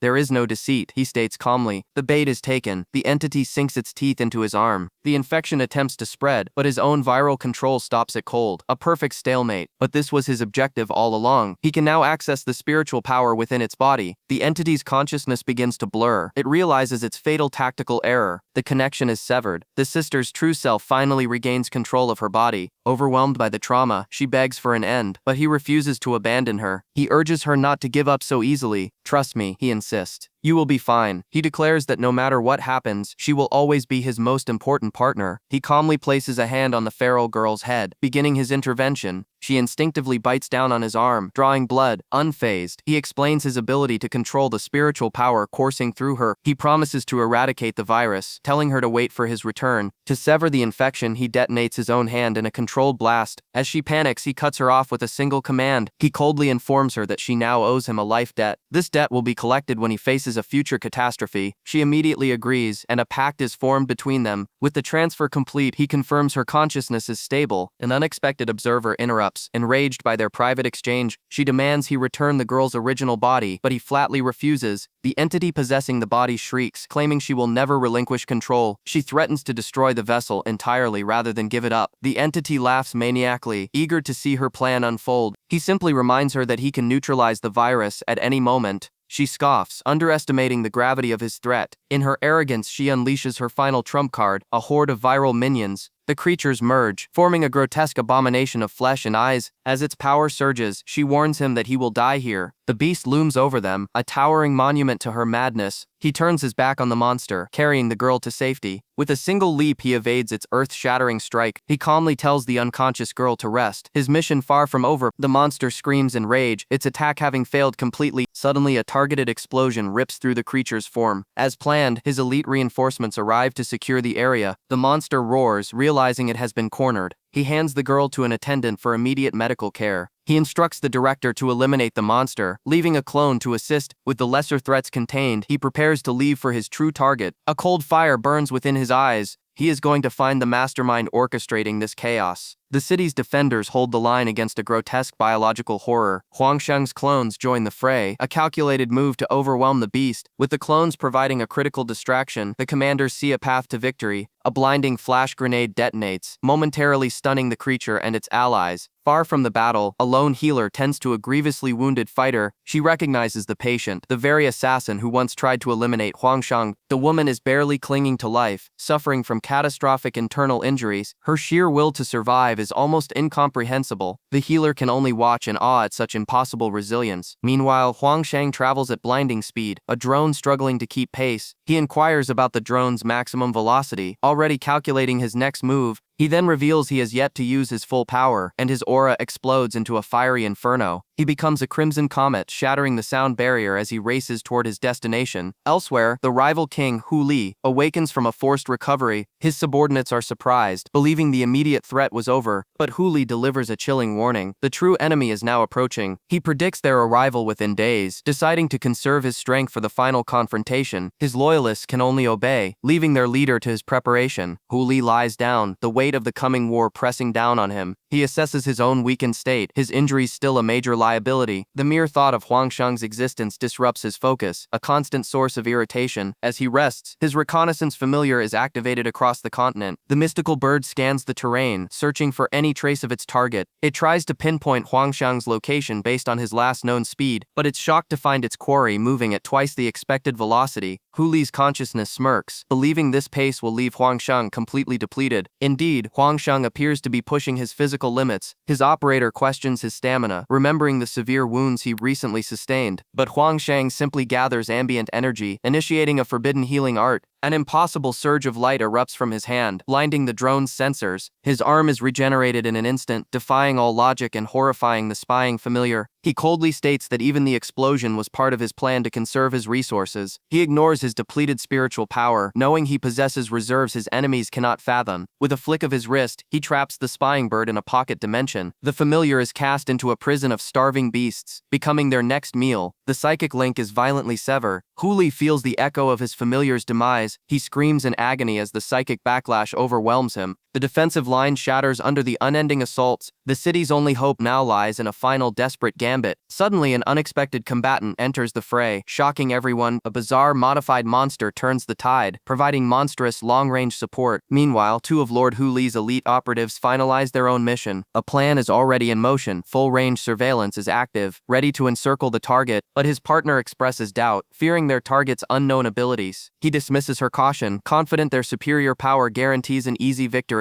She questions his haste, reminding him that their lord never ordered a reckless assault. He twists her words, equating her doubt with a lack of faith in their master. She cuts through his flawed logic, stating he is not qualified to make these decisions. He accuses her of ignoring his counsel. She clarifies she only ignores foolish suggestion. Her sharp words finally strike a nerve, a clear provocation. But just as quickly, she diffuses the tension with a laugh, claiming it was all a test. He asks if she was mocking him, and she confirms it without hesitation. Annoyed, he tables the argument. They have until tomorrow to prepare their ambush. Then, in a flash of light, an impossible figure materializes directly before them. The newcomer calmly asks for the location of the zombie king. They stare in utter disbelief. Their target has appeared out of thin air. The agents are bewildered by the mention of a zombie king, but he remains unfazed, claiming he will locate it within the hour. He calmly sips his drink, displaying absolute composure. His pursuers realize they are dealing with something far beyond their understanding. He turns to leave, but one of the agents suddenly lunges forward. It's a surprise attack, a fist aimed directly at his head. The blow connects with the ground, shattering the very pavement. The resulting shockwave obliterates a nearby vehicle with raw force. But the protagonist protagonist has already vanished, unscathed by the destruction. He reappears several meters away, having dodged with an impossible burst of speed. The agent identifies the technique as a spatial teleportation art. He deduces the boy's spiritual power is draining rapidly. Faced with a superior opponent, the protagonist sees only one viable path. He turns and flees, a strategic retreat that catches his enemies off guard. The agent orders his partner to remain behind while he gives chase. She defies the order, recognizing his flawed judgment. He dismisses her insolence with a single word. The city becomes a hunting ground. The agent relentlessly closes the distance between them, but a chilling smile spreads across his face. This was all part of the plan. He intentionally provoked his partner, ensuring she would stay behind. His true purpose was to isolate his target and claim the kill for himself. Now, with no one to interfere, he can unleash his full murderous intent. He believed his partner was a fool, operating on a lower level of tactics. In his mind, he was the Grand Master, orchestrating everything from the 5th floor. The scent of battle is an irresistible call, like blood to a predator. His bloodlust surges, threatening to consume him completely. He leaps through the air, ready to begin his glorious feast. But as he closes in, he sees the target's expression is not one of fear. The healer's spiritual energy is nearly exhausted. She desperately asks for pills to replenish her power. The patient must endure until Huang Shang returns. As if on cue, he appears from the heavens. The hunt begins now, but the enemy, Hu Ning, was waiting in ambush for this exact moment. He unleashes his attack, expecting an easy victory. He sits calmly, anticipating the intruder's suffering. An opponent of this level shouldn't pose any real threat. Suddenly, a voice speaks directly behind him. Hu Ning's confidence shatters in an instant.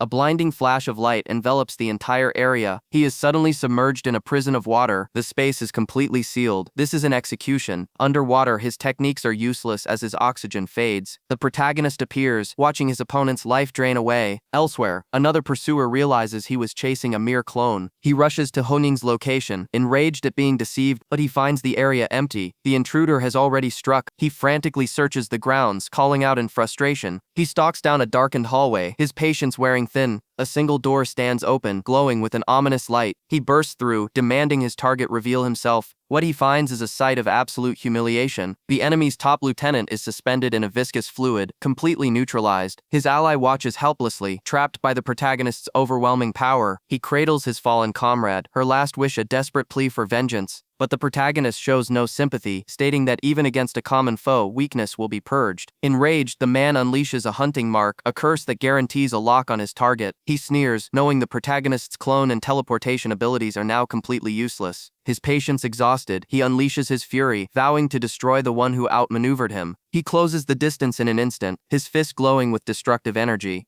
The blow connects with devastating force, sending a silhouette flying through the air. But it was only an afterimage. The true protagonist appears behind him, ready to strike. Their attacks collide in a brutal display of close-quarters combat. The man smirks, revealing the mark allows him to predict every single move. He believes he has seen through the protagonist's entire martial strategy. The clash of their powers creates a massive shockwave, leveling the battlefield. The protagonist calmly assesses his foe's shield. He cannot afford to waste energy on this pawn. As the man taunts him to come out of hiding, a blinding light erupts from an unforeseen source. The sudden flash stuns the opponent, who shields his eyes in agony. An ancient robed figure has been summoned, a technique the man has never witnessed. The spectral entity screams in rage, demanding to know the location of its true target. The protagonist informs the summon that its quarry is not here, a calculated misdirection. But the opponent hears the voice and instantly recognizes the deception. He turns, spotting the protagonist, just as an ice trap springs at his feet. Knowing he's been played, he unleashes his final, most powerful attack. A massive sphere of dark energy forms, threatening total annihilation. The attack misses its intended target, striking the summoned entity head-on. The ancient warrior absorbs the full force of the blast, its body cracking under the strain. Having served its purpose as a shield, the summon collapses into dust. The protagonist recalls his pawn, the gambit a complete success. His opponent, battered and broken, demands to know the identity of the monster who defeated him. The protagonist simply offers a mocking title, a final strategic taunt. This final psychological blow completely shatters the man's will to fight. The subordinate roars in defiance, blood streaming down his face. But my fiery martial arts overwhelm his defenses completely. I surround him with an army of identical clones, leaving no escape. He realizes his fatal mistake. He has been marked for termination. My clones descend upon him, a synchronized barrage of devastating strikes. He can only watch as my true form stands untouchable in the distance. A final bone-shattering blow connects, a technique he recognizes far too late. As his life fades, his final thoughts are not of himself, but of his master. He remembers a simpler time, a childhood friendship forged in loyalty, a bond that endured even through hardship and family illness. They awakened their powers together, vowing to remain inseparable allies. They pledged their strength to the Hu family, seeking a greater purpose. But betrayal shattered their path, and now his journey ends. His last wish is a singular burning command, vengeance. Miles away, Lord Huli's eyes slowly open. He awakens from his restorative slumber. His spiritual power has returned, far faster than anticipated. A full day has passed. The viral outbreak in the city has been contained. He attempts to contact his two remaining subordinates, but there is only silence. He activates his tracking system, using the virus he implanted in them as a beacon. His psychic familiar is dispatched to their location immediately. It finds them at an amusement park, a reckless decision in these tense times. With the main threat still days away, their behavior is illogical. Perhaps it is simply a moment of respite from the crushing stress. The familiar hesitates, remembering they are the last of its comrade. Suddenly, a vortex of sinister energy erupts from their position. It finds them ensnared in a dark sacrificial ritual. The psychic feedback screams directly into Lord Huli's mind. A wave of pure, unadulterated fury consumes him. In Yongle City, tens of thousands of infected are trapped within the containment pit. Each one was once human, with families and dreams, now lost to the plague. This catastrophe has ravaged the world, leaving only ruin and sorrow in its wake. Countless lives were shattered, their identities erased by this unending nightmare. He walks toward the final confrontation, a single figure against the chaos. His resolve is absolute. He will end this tragedy, no matter the cost. The enemy watches from afar, baffled. He's approaching the epicenter alone. He cannot comprehend how a mid-tier warrior dares to challenge such overwhelming power. The observer smirks, confident in his own strength. The gap is insurmountable. Any trick is useless in the face of absolute crushing force. He analyzes the protagonist's aura, detecting a strange signature but no obvious ploy. Suddenly his spiritual power begins to surge uncontrollably. He boosted his energy by a third in a single instant. This defies all known logic. This level of power manipulation is unheard of. Is he a legendary saint? But the protagonist isn't finished. He activates another technique, Ignite Soul. His spiritual pressure explodes once more, reaching a staggering 90,000. The observer stares in disbelief. The power gap has been completely erased. He realizes the horrifying truth. The protagonist is manipulating the very system that governs their world. With his power now matching his foes, he unleashes his ultimate attack. He channels the immense energy into a devastating flame cannon. The observer can only watch in horror as the cataclysmic blast approaches. The protagonist's gaze is cold, unwavering, and focused on total annihilation. Through his lens, he sees not a man, but an instrument of judgment. The attack vaporizes his observation post, a direct counterstrike against the hidden puppeteer. Finally, the two masterminds at the heart of this conflict meet face to face. This is not just an ending, but the beginning of the final decisive war. The enemy stands defiant, ensnared by his own corrupting power. My control of microbes is absolute, rendering your clones useless. The protagonist states. The villain sneers, dismissing these advanced tactics as simple tricks.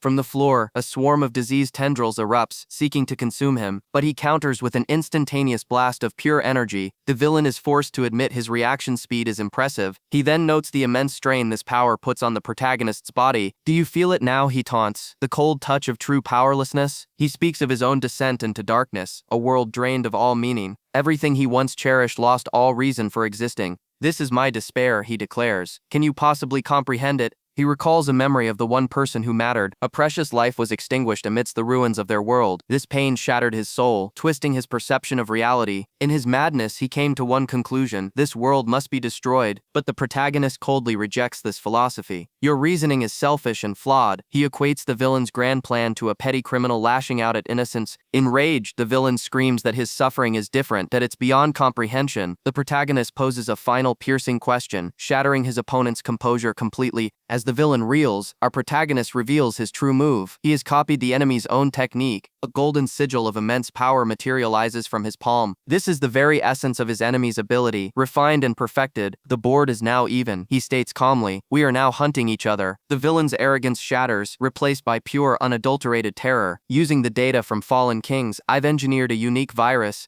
At present, it is a dormant agent. Its true purpose conceals. My opponent mocks my techniques, calling them worthless distraction. Enraged by my defiance, he unleashes a binding attack, but I remain unmoved, holding the key to my true objective. He cannot comprehend my motivations. Lost in his own arrogance, I make a simple, undeniable declaration of my victory. My confidence catches him completely off guard. He scoffs, reminding me that I have yet to land a single blow. I reveal that I too have been holding back my true power. The revelation sends him into a spiral of manic laughter. He claims it has been a decade since he was this amused. He demands that I show him everything I am capable of, but I control the pace of this battle, telling him the time isn't right. He foolishly lets his guard down, daring me to attack. I accept his invitation, preparing to unleash a minor technique. A small orb of spiritual energy materializes and flies toward him. He dismisses the attack as a useless, repeated trick, but it was a feint. Multiple clones suddenly appear around him. Before he can react, a blinding flash of light erupts. The energy rapidly expands, consuming everything in its path. The true attack connects, and my overconfident foe is annihilated. The dust settled, revealing the final stages of his meticulous plan. The defeated opponent could only curse his unorthodox tactics. This was a strategy designed only for you, he replied coldly. Fueled by rage, the enemy swore to destroy everything the protagonist held dear, but his threats were met with a chilling question about his own loved ones. The psychological assault began, invoking the memory of his mother. Do you think she would be proud seeing you like this? He pressed. Each word was a calculated strike against his opponent's sanity. If I were your mother, I would be deeply disappointed in you. The enemy's mind finally shattered under the immense pressure. The protagonist watched the emotional breakdown with a cold, analytical gaze. The same mental trap had worked flawlessly once again. The man was consumed by a brilliant light, his rage sealing his own fate. The winged creature pursues him relentlessly, screaming in rage. It plummets after him, determined to capture its prey. They fall from an impossible height between the city's skyscrapers. He impacts the ground with cataclysmic force, shattering the concrete. Ignoring his pursuer, he immediately searches for the hidden objective. The scientist panics, realizing his ultimate weapon is the target. He finds the forced entry point into his secret laboratory. He enters the secure vault, believing he's finally cornered his quarry. The control room is his sanctuary, a supposedly impenetrable fortress. But the protagonist was already there, waiting for him. Trapped and defeated, the scientist reveals his final insane plan. He intends to launch his most potent virus missiles, a plague designed to eradicate all life in Yongle City. Vials containing the deadliest pathogens known to man are armed and ready. With a bloodied hand, he smashes the launch button. The final countdown begins as he descends into madness. This is precisely the outcome our protagonist engineered. He moves with impossible speed, striking from all sides. The scientist sneers, convinced that destroying the console is futile. Suddenly, a flash of light warps the fabric of reality. The scientist is horrified to find they are now inside the missile itself. His mind breaks as the countdown continues within his own weapon. The protagonist slams his head into the payload of deadly viruses. The vials shatter, releasing the concentrated plague upon its creator. With the trap sprung, our hero teleports back to the control room. The scientist realizes the destination was secretly changed to the empty sky. He's kicked back into the launch chamber, his final escape route cut off. The blast doors seal shut, entombing him with his own poison. The missile launches, a self-contained execution carrying a single passenger. On the ground, allies watch the unexpected streak of light ascend. Choking on his own virus, the scientist desperately tries to abort the launch. But high in the atmosphere, there is no signal. A message appears, a final cruel twist of fate. His own subordinates congratulate him on the successful launch. The news spreads among his crew, who realize their leader launched himself. The battle appears over, but the monstrous flower begins absorbing its fallen master. Suddenly, an unknown object streaks across the sky, catching their attention. A vortex of energy tears through the clouds, descending upon them. It's not a monster, it's a high-tech a missile, diverted from Tianquang City, now locked onto a new target. The mastermind behind the virus demands to know how his location was compromised. But our protagonist only offers a chilling smile, calling the target an unforgettable place. The missile impacts with devastating force at the reincarnation shoal. A cloud of toxic green energy erupts from the blast zone, saturating the entire shoreline. The explosion leaves a massive crater, a scar upon the earth. At its epicenter lies the very core of the virus he sought to protect. The antagonist survives, barely shielding himself with his last reserves of power. His body is ravaged, the virus now coursing through his own veins. He is completely paralyzed, unable to act or defend himself. The slightest movement will tear his body apart from the inside. From the shadows, another watches, seeing the tyrant's crippled state. A flicker of satisfaction crosses his face. He believes he can finally rest, allowing the poison to finish its work. But a sudden sound cuts through the silence. The immobilized man's eyes snap open. Huang Shang emerges from the dust, seemingly unharmed. His enemy stares in pure disbelief, having just seen him near death. The protagonist mocks him, stating his own recovery will be far faster. He reveals his apparent weakness was a feint, a perfectly executed trap. Now he ignites his life force for one final strike. The villain attempts a desperate bluff, threatening a permanent plague upon the world. Huang Shang's response is a single word and a clenched fist. His foe can only scream in denial as oblivion approaches. A pillar of pure energy erupts, pulverizing the ground and his target. The smoke clears, leaving only silence. Huang Shang stands over the body before collapsing from exhaustion. But then, a strange energy pulse emanates from the crater. The antagonist finds himself floating, alive and intact. He opens his eyes, utterly bewildered. He is not dead. He has returned to life. He realizes he is back at the moment just after the missile strike. He recalls seeing Huang Shang dying just moments ago. The intense battle must have been a vivid, stress-induced hallucination. He was so certain of his own demise. Now he can finally rest and recover properly. Then he hears it again, a faint rustle. His blood runs cold as his eyes snap open in terror. Huang Shang stands before him, an identical scene playing out. The antagonist can only stare, paralyzed by fear and confusion. The protagonist leans in, his gaze piercing through his enemy's soul. He asks a simple, terrifying question. Did you just say I lost? The protagonist unleashes a torrent of incandescent energy. The blow connects, creating a devastating explosion of force. He channels his ultimate technique, the super iron cannon fist. The enemy's face is completely obliterated by the sheer impact. His form disintegrates, only to pathetically reform moments later, but the shockwave from the attack shatters the very dimension around them. The antagonist is trapped. This is nothing more than a perpetual death cycle. He realizes with horror that his opponent's recovery rate far exceeds his own. He must escape before the next attack lands. He had countless opportunities to win, but he realizes he was a fool. His escape attempt is a failure. He crawled directly into the path of his own demise. Utterly defeated, he lies motionless on the ground. The true source of the plague emerges from his body, a parasitic entity. I've had enough, he pleads.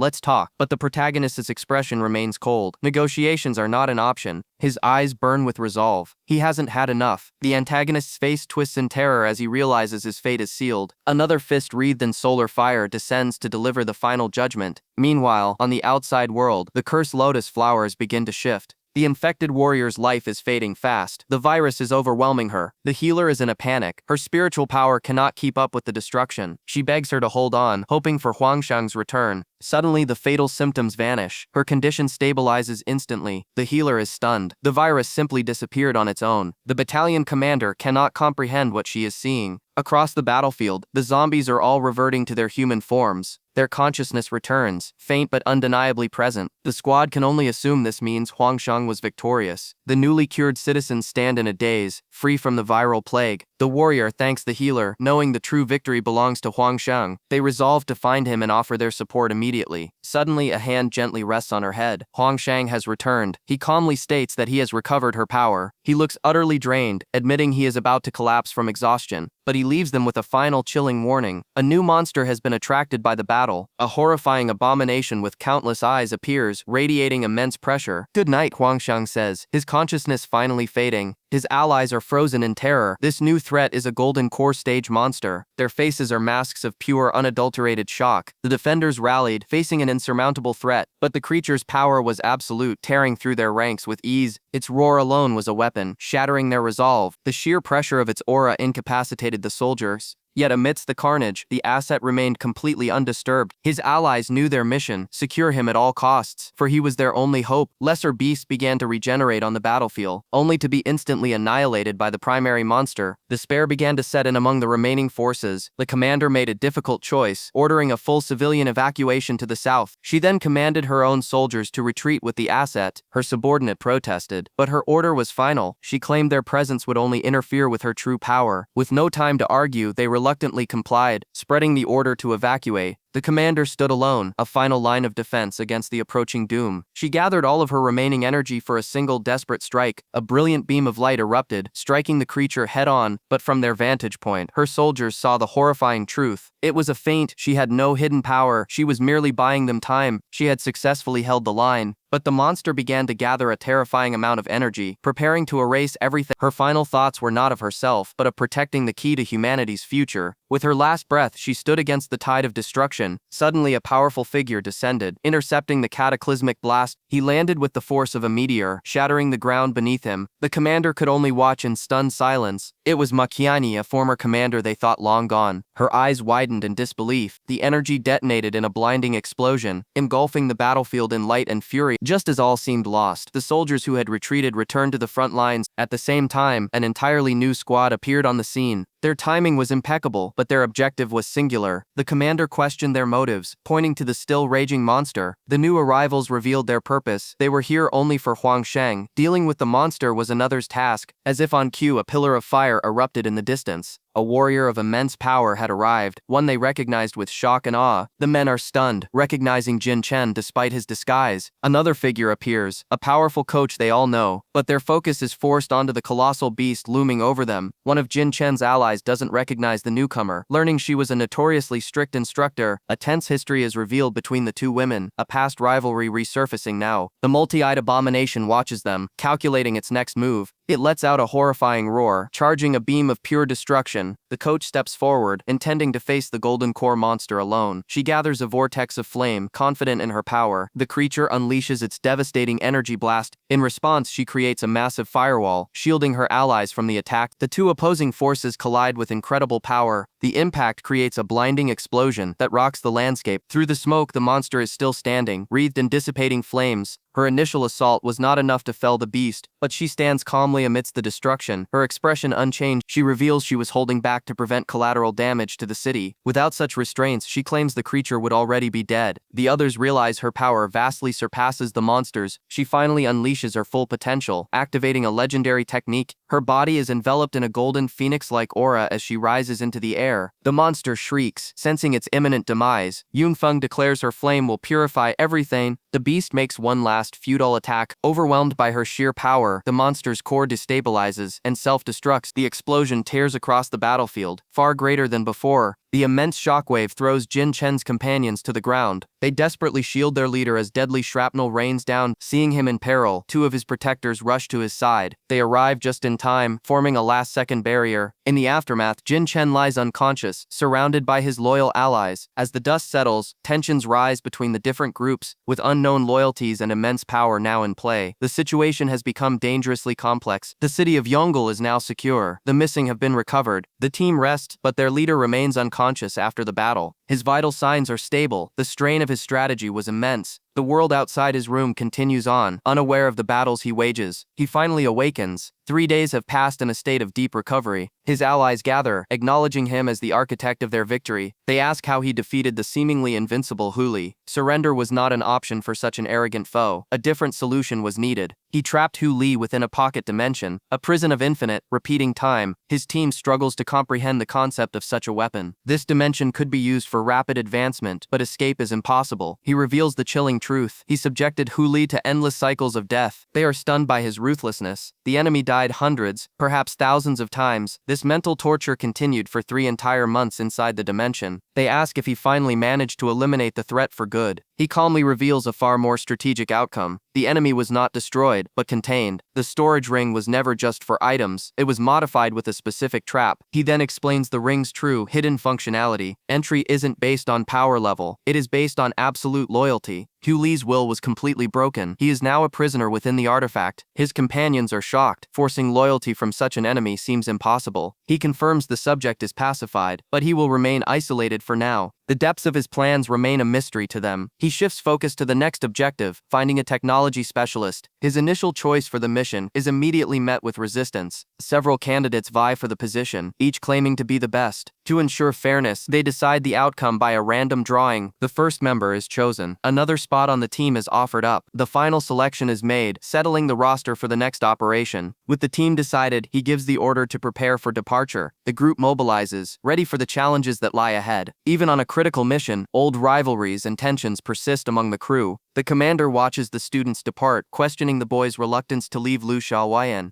The others felt her coldness, viewing her departure as a sign she never cared for them. He confirms this, explaining she was always an outsider with no stake in their city's fate. The boy is confused, so the commander clarifies that she was found gravely injured after being surrendered by her former allies. Shui reported that she was mentally unstable, obsessed with finding a particular person. She was searching for someone with a specific mark, something she described as a symbol of humiliation. The boy is stunned, realizing Lu Xiaoyan's past is far more complex than he ever imagined. Elsewhere, the remaining students prepare for their own journey, discussing the need for supplies. The news that all fees are waived at the Broken Sky Pass causes a wave of excitement. Maisu takes charge, organizing the group to procure mecha parts, medicine, and other essential. The protagonist agrees to the plan but makes one simple request for himself: new clothes. He is immediately stopped, informed that he can only acquire goods from specifically authorized location. Meanwhile, two high-ranking officials discuss his next move, confirming he will head south with Huang Shang. The female commander sees this as an opportunity, suggesting they add an insurance policy to his team. The other commander seems hesitant, tired of the boy's chaotic methods, but she insists, calling the man her most reliable asset for this kind of operation. He deflects the compliment, urging her to focus on the younger generation instead.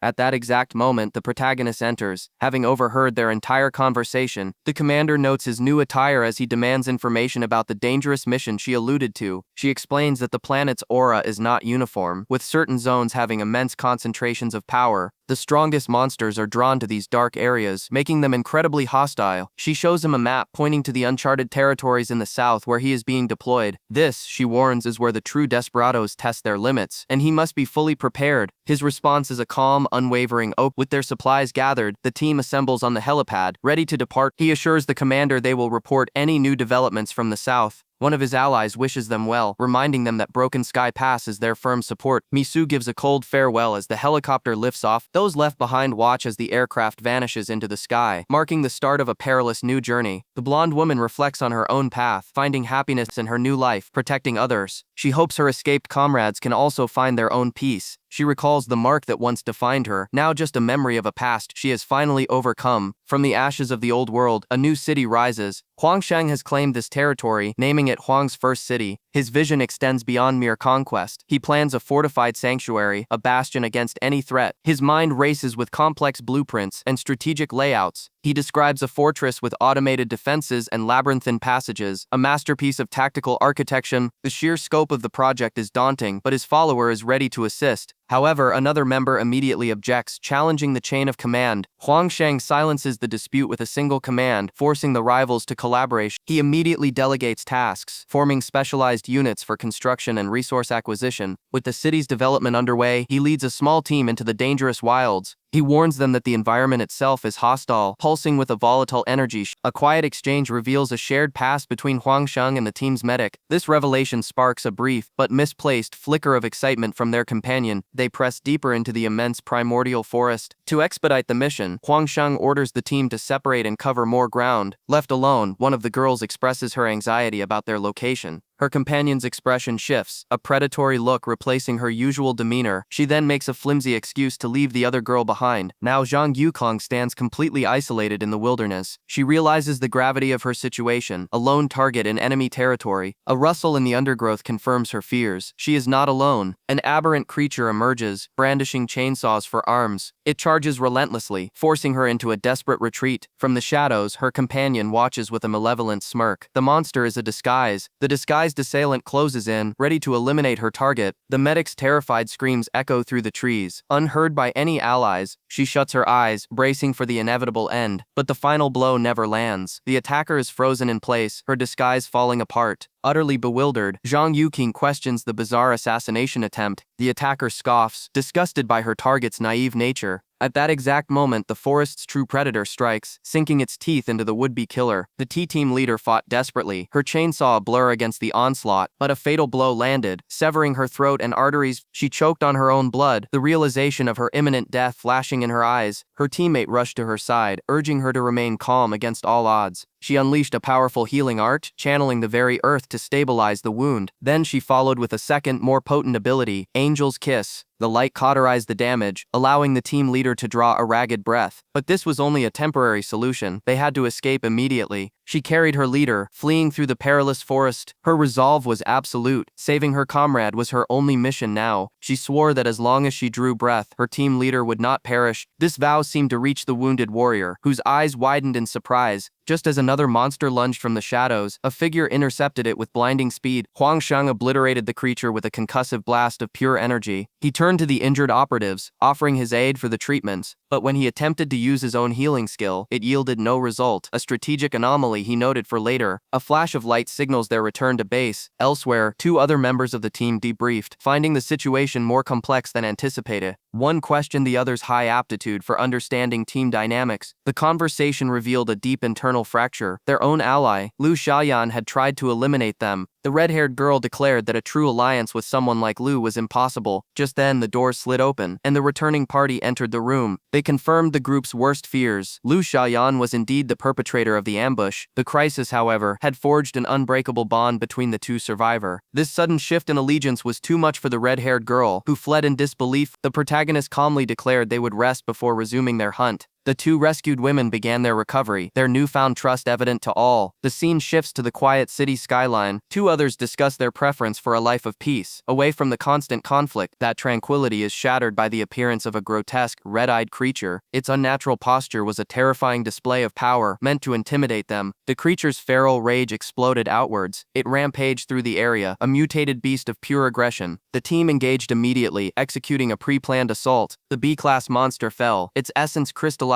into valuable loot, but the weaker members questioned the strategy. The leader coldly explained that without growth, they are nothing more than a liability. They asked why one member was exempt from this trial. She was designated as critical medical support, a non-negotiable asset. A strategic overview confirmed the current power hierarchy within the team. Each member has their purpose, and their unique tendencies must be managed for mission success. The spoils from the hunt were significant, a massive gain in resources. But the mission wasn't over. He decided to scout for a greater challenge. With inhuman speed, he vanished into the treetops. Suddenly, a massive avian creature snatched him from his path. As he was carried away, he remained utterly calm, analyzing the situation. His team could only watch, powerless, from below. The creature flew him far from the designated hunting grounds. He gave the beast one chance to release him, but it refused. With a single devastating strike, he neutralized the threat and sent it plummeting from the sky. He landed gracefully, the colossal creature defeated at his feet. He found himself in an unfamiliar, hostile territory. In the distance, a serpent of unimaginable size lay dormant. He stood at the edge of a great chasm, a scar carved into the world. He descended to investigate the unnatural formation. The clean cuts in the earth were a testament to terrifying power. This level of destruction surpassed the capabilities of even high-level cultivators. His eyes narrowed, calculating the identity of the being responsible. He detected a hidden presence and called out the observer. The protagonist feigned concern for the lost civilian, his senses already screaming deception. The moment he turned his back, the assassin struck, a foolish and predictable move. The attacker's plan had already failed before it even began. The child pleads for his life, his act of desperation almost convincing. I explain the unforgiving nature of this world. Survival is a zero-sum game. He immediately changes tactics, shifting to flattery and praise. He attempts to forge a connection by creating a common enemy, a primitive yet predictable maneuver. The boy's manufactured loyalty is almost amusing. I play along with his charade, letting him believe his deception is working. But his true nature cannot be concealed from me. He will not escape. I return to base with my new captive in tow. My team greets me, questioning the strange prisoner I've brought back. The boy, calling himself Wang Moyang, begins his infiltration attempt. He immediately tries to integrate with my allies, a foolish gambit. My second-in-command is unimpressed by the performance. She sees right through his innocent facade. Her analytical gaze misses nothing. She proposes a direct method of information extraction, complete decomposition. I confirm his purpose. He was never a person, only a potential asset. I grant him a single opportunity to provide the truth willingly. He is placed under the spotlight. His final chance begins now. His defiance is short-lived, a pathetic attempt at resistance. Faced with immediate consequences, his will shatters instantly. He begins spinning a tale of a secret organization and a monster attack. An A+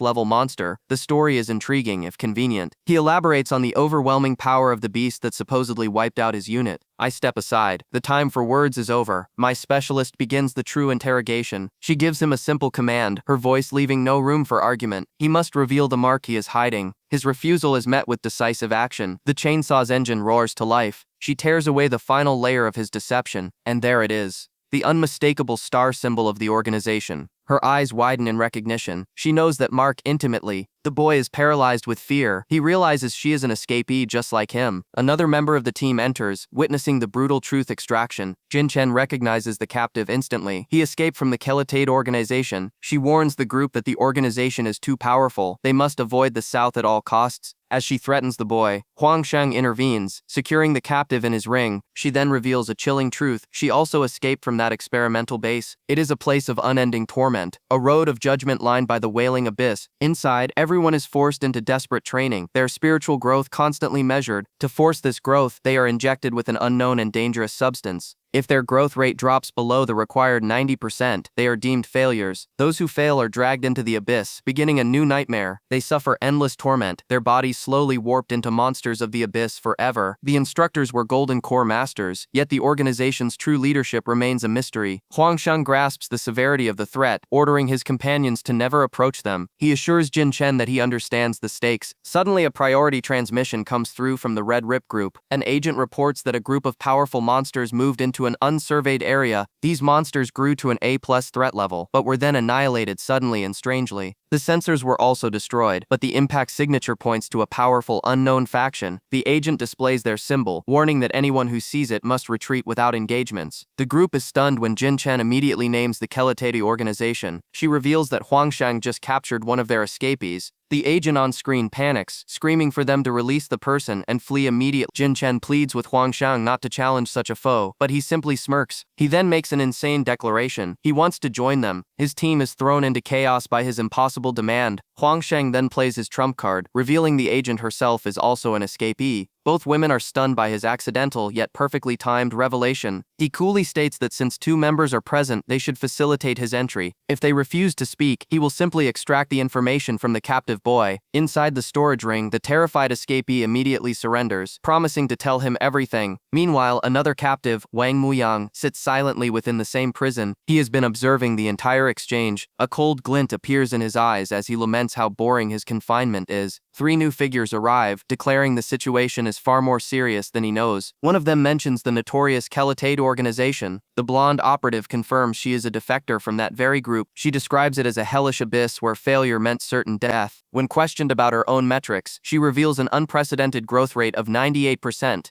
Her companion is stunned by this impossible number. A rate that high isn't just talent, it's the sign of a transcendent genius. The organization, for all its power, was nearly wiped out by a wave of high-class monsters. She warns that they are still a formidable force and should not be challenged. The protagonist, however, is unimpressed by their story, sensing no real power from them. She explains her escape was only possible during the chaos of an S-rank monster invasion. A small mecha pilot pulled her onto the beast itself, their only path to freedom. The pilot knew a darker truth, that human hearts were far more terrifying than any monster. As the colossal creature rampaged, their pursuers were thrown into the abyss. The mecha clung to her, using the monster's flight to clear the organization's walls. She viewed this mysterious pilot as her savior. After weeks of wandering alone in the ruins, she was finally rescued. She attempted to settle into a new life, but was abducted by a corrupt commander. She was thrust into a conspiracy, caught between factions and their lies. Her harrowing story concludes with one final desperate warning, then a stunning revelation. The woman in the headset declares she also escaped that incident. The blonde is in disbelief, realizing her savior, the mecha pilot, has been here all along. The protagonist connects the pieces. Their pasts were intertwined by this shared tragedy. Now possessing crucial intelligence, he gives a single cold command, "Take me there." The scene shifts to a vast and ancient forest. He approaches a hidden settlement, shrouded in mist and mystery. A powerful cultivator stands before giant remains, consulting an artifact of destiny. It shows him the path forward, a place where catastrophe and opportunity coexist. The choice must be made. He walks toward the forest, stepping unflinchingly toward his fate. An A-level monster appeared without warning, forcing the students into a desperate retreat. Huang Shang had overextended himself, using a forbidden technique with severe consequences. The beast unleashed a cataclysmic blast of energy, leveling the surrounding forest. The team was scattered, their reinforcements still minutes away from the battlefield. The creature loomed over them, its victory seemingly assured. Suddenly, a new predator descended from the canopy. The bizarre creature morphed into a colossal serpent, its presence dwarfing the first monster. In a brutal display of dominance, the serpent tore the other beast to shreds. The students were frozen, unable to capitalize on the chaos. The serpent's immense, unblinking eyes locked onto its new prey. They were paralyzed by sheer terror, their escape routes cut off. The titanic beast towered above them, ready to strike. At the last possible second, a pillar of pure energy descended from the heavens. The force of the impact threw the students back like ragdolls. The beam pierced clean through the serpent's skull, ending its reign instantly. The shockwave sent them tumbling through the air. A lone figure stood atop the slain monster, his power absolute. He turned to them, his voice cold. "This is not a place you can go." The students could only stare, stunned by the sudden turn of events. The man's eyes narrowed, spotting a detail among the group. It was a symbol of the infamous Kelade organization. This was the very group Huang Shang sought to infiltrate. They quickly fabricated a story, claiming they were merely lost explorers. The man seemed to believe them, warning them to leave the high-level zone at once. Just then, their backup arrived in a torrent of flame, demanding to know where the monster was. The two powerful cultivators faced each other in a tense standoff. The man's gaze sharpened again, a flicker of recognition in his eyes. The fire user was also stunned, identifying his organization immediately. "Why do you look so frightened?" She quickly masked her fear, feigning awe at his golden core power. He dismissed their presence as insignificant. He was searching for someone important. He urged them to leave before his organization arrived to arrest them. But then Huang Shang made his move, presenting a single piece of paper. The girls watched in horror as their plan was seemingly thrown into chaos. The man's cold facade shattered. "Hold on," he commanded, his voice filled with a new, dangerous intensity. He calmly proposes an exchange of information. The enforcer rejects the offer, his killing intent flaring. He proclaims that escape from his organization is a death sentence. Suddenly, the protagonist appears directly before him, his companion stunned by the impossible speed. He reveals two critical pieces of leverage. He holds the clue the man seeks, and he knows about his organization. The enforcer is silently enraged by this brazen audacity. Dismissing the man's thoughts, the protagonist reveals a detection device, stating he can find the targets himself. The enforcer mistakenly assumes his allies are also organization members. He clarifies they are under his protection, not part of the deal. The enforcer lunges, but his target vanishes in a flash of light, saving his allies from the attack. He instructs his companions to observe from a safe distance. He intends to face this master-level opponent alone. The two powerhouses stand off, the air crackling with energy. The enforcer makes his final demand for the information. The protagonist's gaze is absolute, his power igniting in defiance.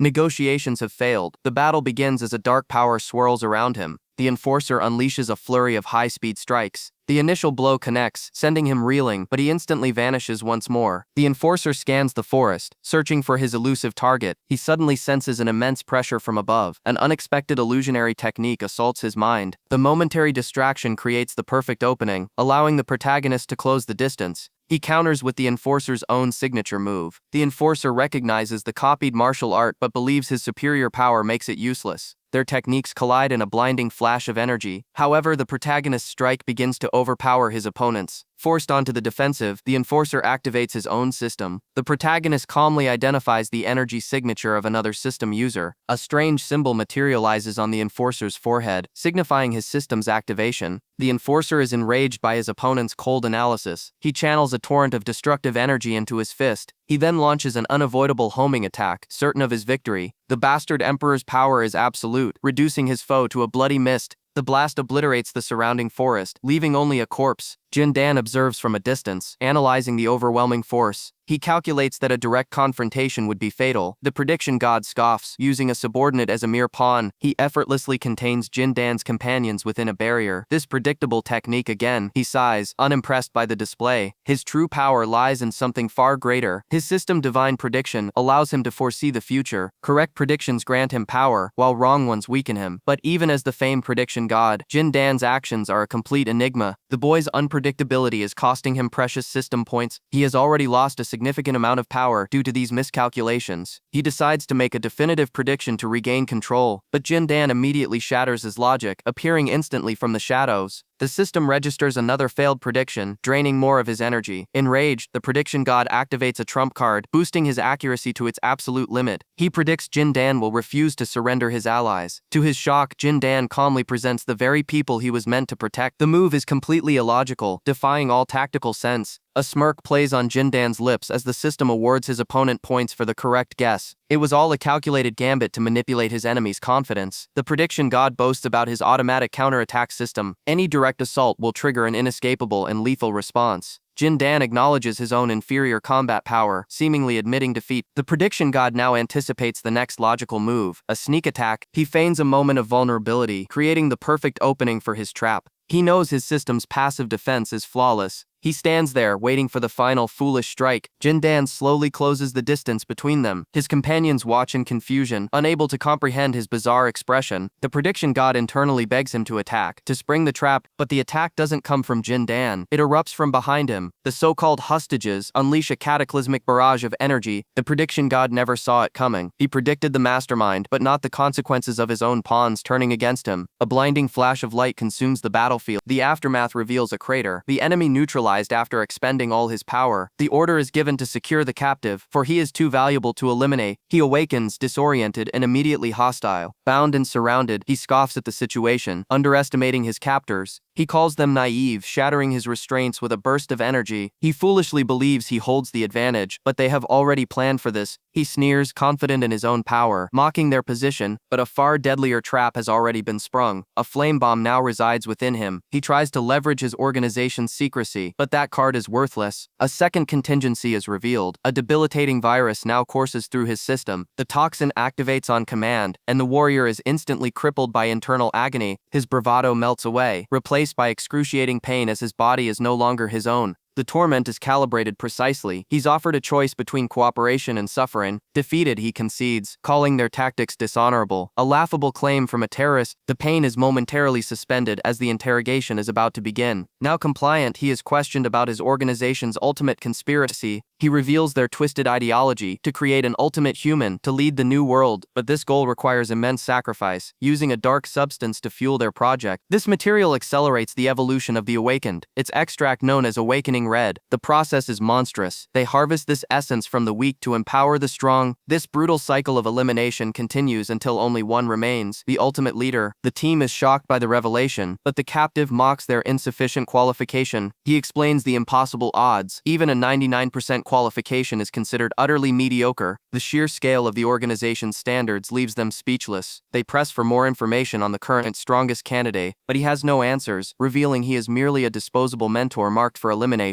He only knows that the organization's core has far greater ambitions than he was privy to. The protagonist then produces a familiar vial, asking if this is the awakening red. The man confirms it but clarifies it's a low-level version for weaker individuals. This new detail is critical. The substance he possesses is only the beginning. His interrogation complete, he moves on, a new plan already forming in his mind. The newcomers are attempting a reckless maneuver they cannot comprehend, but he intervenes before they can cause irreparable harm. He questions the girl, pointing out her foundational weakness. His vision pierces through the veil, analyzing the flow of her spiritual meridians. He presents a custom-forged elixir, the only solution to her flawed cultivation. The girl hesitates, sensing the volatile power contained within the vial. Impatient, her teammate forces her to consume the concoction. An unknown potent energy immediately courses through her veins. Her body erupts in a feverish heat as the elixir takes effect. With perfect timing, he surges forward. Enveloped in a vortex of power, he strikes a precise nexus point on her back, forcing the energy to circulate. The sheer power overload is almost too much for her system to handle. He then orders the rest of the team to consume their own elixirs.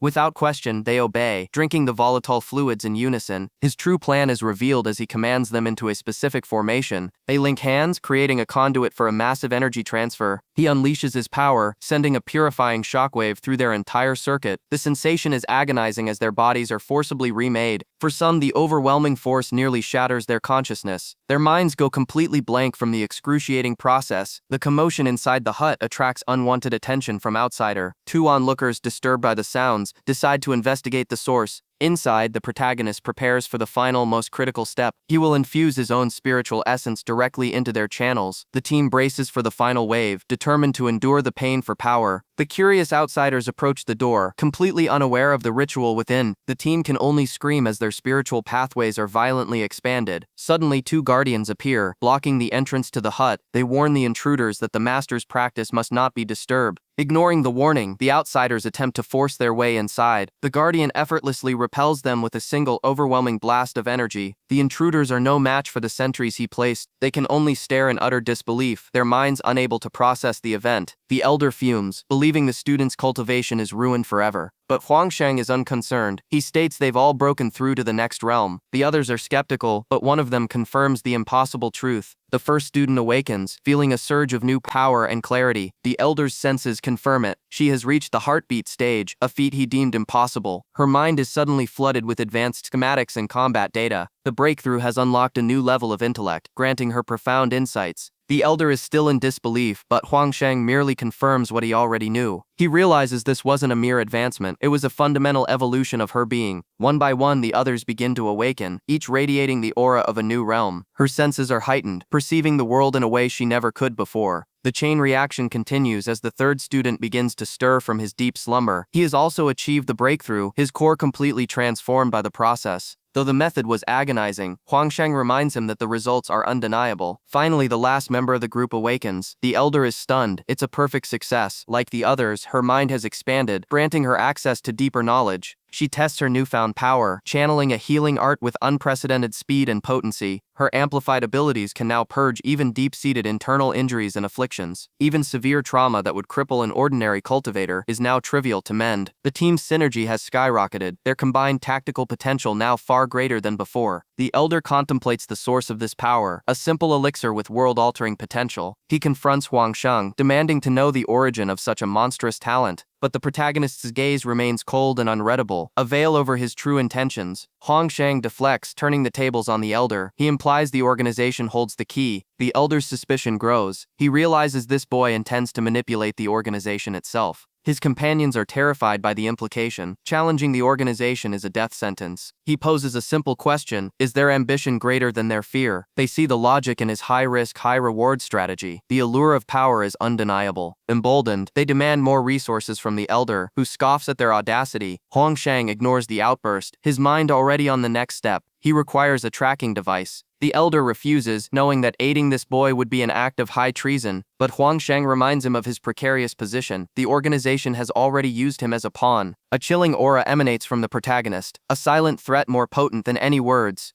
He attempts to store the elder in his spatial ring, a subtle test of intent. The test fails, confirming the protagonist's suspicion. The elder's loyalty is insufficient. The verdict is delivered to the team. The man cannot be trusted and must be monitored. A failsafe is devised. A poison strain will be implanted, linked directly to his subordinate. The plan is set. The slightest deviation will result in the elder's immediate termination. With the targets identified on the tactical map, the team prepares to mobilize. They move out, beginning the hunt. The elder's handler is assigned a silent overseer, ensuring absolute compliance. Every move is scrutinized, every action analyzed for the slightest hint of betrayal. As their targets are eliminated one by one, the tension begins to mount. The overseer then makes an audacious demand, a blatant test of the elder's submission. The elder's pride is shattered, his fury erupts. He lets out a roar of pure indignation. A powerful aura explodes from his body, but his keeper remains utterly unimpressed. The elder cannot believe the sheer audacity of the command. His keeper calmly clarifies the stakes. Displease him, and the remote poison will detonate. The elder is trapped, his power rendered useless against this cold, calculated threat. Meanwhile, the main team surveys the aftermath of a colossal battle. The field is littered with the corpses of immense beasts. The newer recruits are shaken, barely comprehending the scale of the conflict they survive. Their instructor reprimands them, stating they lack true battlefield awareness. But a far greater power suddenly materializes behind the unsuspecting teacher. Before the students can react, a blinding explosion engulfs their instructor. They can only watch in stunned silence. The protagonist now stands before a new group of hostiles. He instantly locks them down with a ring of absolute zero ice. Their spiritual powers are completely nullified as he summons a miniature sun above them. The resulting blast obliterates everything in the vicinity. He collects the spoils of his victory, spotting another enemy patrol nearby. Without hesitation, he repeats the process, trapping them in an inescapable prison of ice. Their abilities are severed by a field of dark matter, and they too are erased by overwhelming firepower. From a distance, enemy scouts watch their forces vanish from the radar. The protagonist smirks. To him, this isn't a threat. It's a harvest. Back in the forest, the elder has been thoroughly subjugated, forced into servitude. He deduced a pattern from the missing trainees. This was no accident. Someone was hunting the awakened. The corpse bed held the key to unmasking them. He examines one of the fallen, a non-lethal attack. The entire squad was neutralized, but left alive. This was a message. Suddenly a containment field erupted, sealing their spiritual power. It was a sophisticated trap, but his team had their own countermeasures. It was time to see if their opponent had any power left. The The strain of the battle was immense. Even his allies were nearing their limits. A moment of calm descended upon the forest. The instructor was stunned. Their team had acquired resources far exceeding any other group. He cautioned the protagonist against expanding his covert operations. A new directive was issued. He was to gather his former elite unit. His allies declared themselves ready for the next phase of his plan. The protagonist departed, leaving the others to contemplate his next move. Deep in the woods, a cabin pulsed with overwhelming energy. The onlookers were shocked by the sheer intensity of the power radiating from within. He emerged from his secret training, the exertion having pushed him to his absolute physical peak. He mentally reviewed the power hierarchy of this realm. He saw the path to the top. According to his analysis, a significant rest was required to assimilate such rapid advancement.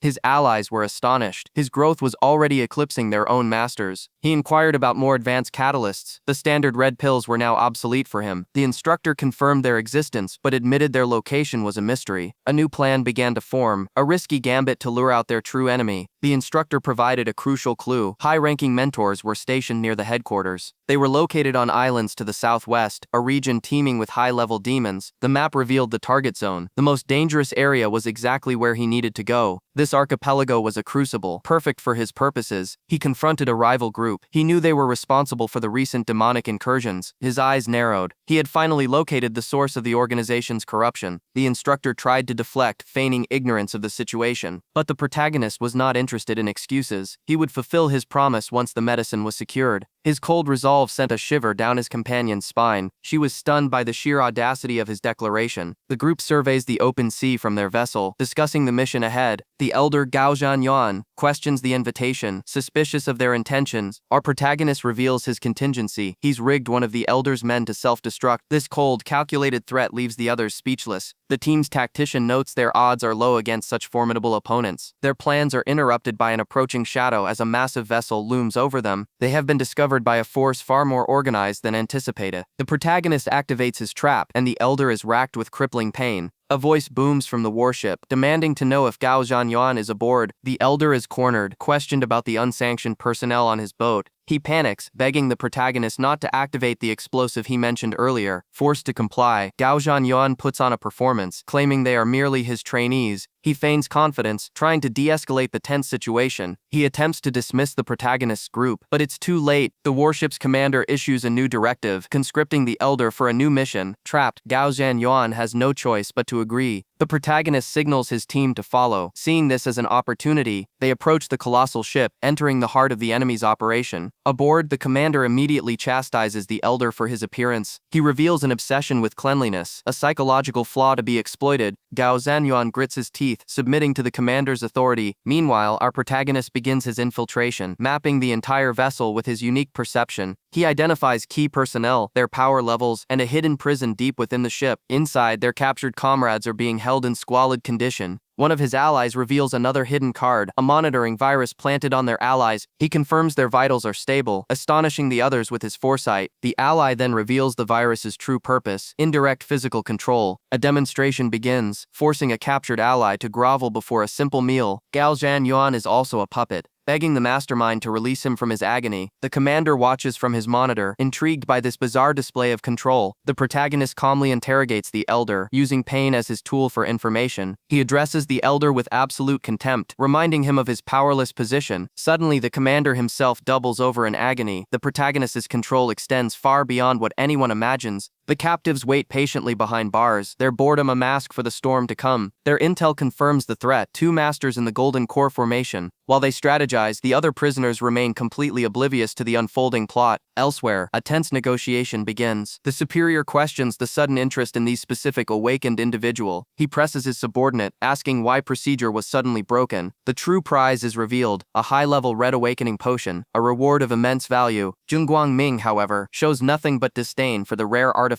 The superior then makes a chilling proposition: eliminate the two female practitioners and declare them casualty. His depraved motives for capturing them are made sickeningly clear. As the man's corruption is laid bare, Zhang Guangming's expression remains like stone. He declares that even he has limits he will not cross. Rejecting the order, he demands to leave the vessel, but is met with a smile of pure malice. The superior dismisses the tension as a mere test, a facade of camaraderie. The mask drops instantly as he unleashes a devastating strike. The force of the blow obliterates its target in a blinding flash of energy. Standing over the fallen man, Gao Zhanyuan mocks his subordinate's futile defiance. Confident in his absolute victory, he proceeds down the sterile corridor. He enters the women's cell, announcing his new role as their instructor. His predatory gaze reveals intentions that are anything but educational. The captives can only look on in terror, realizing the true danger they are in. But the battle was not over. Zheng Guangming strikes back with overwhelming force. He reveals his true purpose for being on the ship. He's searching for Wang Yuyang. Suddenly, a crimson energy slash erupts from the shadows, striking him down. A new power enters the field, the leader of the Dao Qi organization, complicating the entire situation. The commander stared in disbelief, the report defying all logic. A single low-level cultivator couldn't possibly have caused this chaos. He replayed the initial assault in his mind, the sheer force of it. A blazing projectile soared across the battlefield, aimed at the command vessel. The blast tore through the ship's hull with ease. His subordinate, a pyrokinetic, had merely used a fraction of her power. She prepared to unleash her full incinerating wrath upon the target. A meteor shower of pure flame descended upon the man, but suddenly a strange field nullified all spiritual energy in the area. Two mysterious figures appeared, effortlessly disabling the surrounding fighters. An order echoed from an enemy ship: eliminate all unauthorized personnel. A young brawler rushed forward with a ferocious attack. Her assault was casually deflected, her power utterly insignificant. Enraged by her allies' retreat, she screamed in frustration. The fleeing group was immediately pursued by elite soldiers. They were quickly cornered, their escape route cut off, but the lead soldier stumbled, as if tripped by an unseen force. A new guardian emerged from the shadows, his power manifesting as dark tendrils. The soldiers noted he was alone, a fatal miscalculation. The guardian's counterattack was swift and utterly devastating. Catching his breath, he stood resolute in the aftermath, his eyes narrowed with cold determination. Suddenly a warning cry rang out as an enemy began to glow with immense power. The man screamed, his body overflowing with raw energy. A pillar of light erupted, signaling a terrifying transformation. The onlookers could only watch in shock as he achieved an instantaneous breakthrough. They searched the ruins, wondering where the newly ascended master had gone. He reappeared in the sky, his target already in his grasp. The victim's identity sent a wave of terror through the crowd. The horrific creature before him was once his friend, Ma Lu. From afar, the orchestrator of this tragedy simply smiled. He saw no reason to hurry their demise. He gloated that on this isolated vessel, escape was impossible, but his monologue was cut short by a thunderous blow. Ma Tianyi, fueled by rage, lunged into the ocean to save his son. His comrades watched in horror, knowing he couldn't swim. The villain merely laughed, forming a barrier to block any rescue attempt. Elsewhere on the deck, another fierce battle raged on. The chaos was escalating rapidly. The mastermind effortlessly repelled the group's assaults. His very arrogance was a weapon, amplifying his power with every taunt. His overwhelming strength made avoiding critical hits a monumental task. But Huang Shang had a plan. He unleashed his own burning soul energy. He clashed with the enemy, whose power far exceeded his current formation. The enemy retaliated with a blinding beam of destructive light, but the attack was a feint, perfectly anticipated as a dark power ensnared the true target. Huang Shang turned to his exhausted ally. Dunan, can you still fight? Dunan confirmed he was weakened, but their victory was impossible without him. They quickly formed a new strategy, a coordinated assault to save their friend. Their opponent was infuriated by their blatant scheming. This was exactly the reaction Huang Shang wanted. They charged forward into the rage. The villain roared, his sanity fracturing as he forbade them from passing. He unleashed a devastating blast of pure energy from his core, but Huang Shang's mind operated on a higher level. He had already deciphered the attack's nature. As predicted, Dunan's shadow technique struck the villain's true body. The villain sneered, convinced their momentary victory was meaningless. Huang Shang then activated his ultimate trump card. A system martial art instantly materialized, binding all of his enemies in place. Even the mastermind was caught completely off guard by this sudden reversal. The technique then hurled all of them into the unforgiving sea.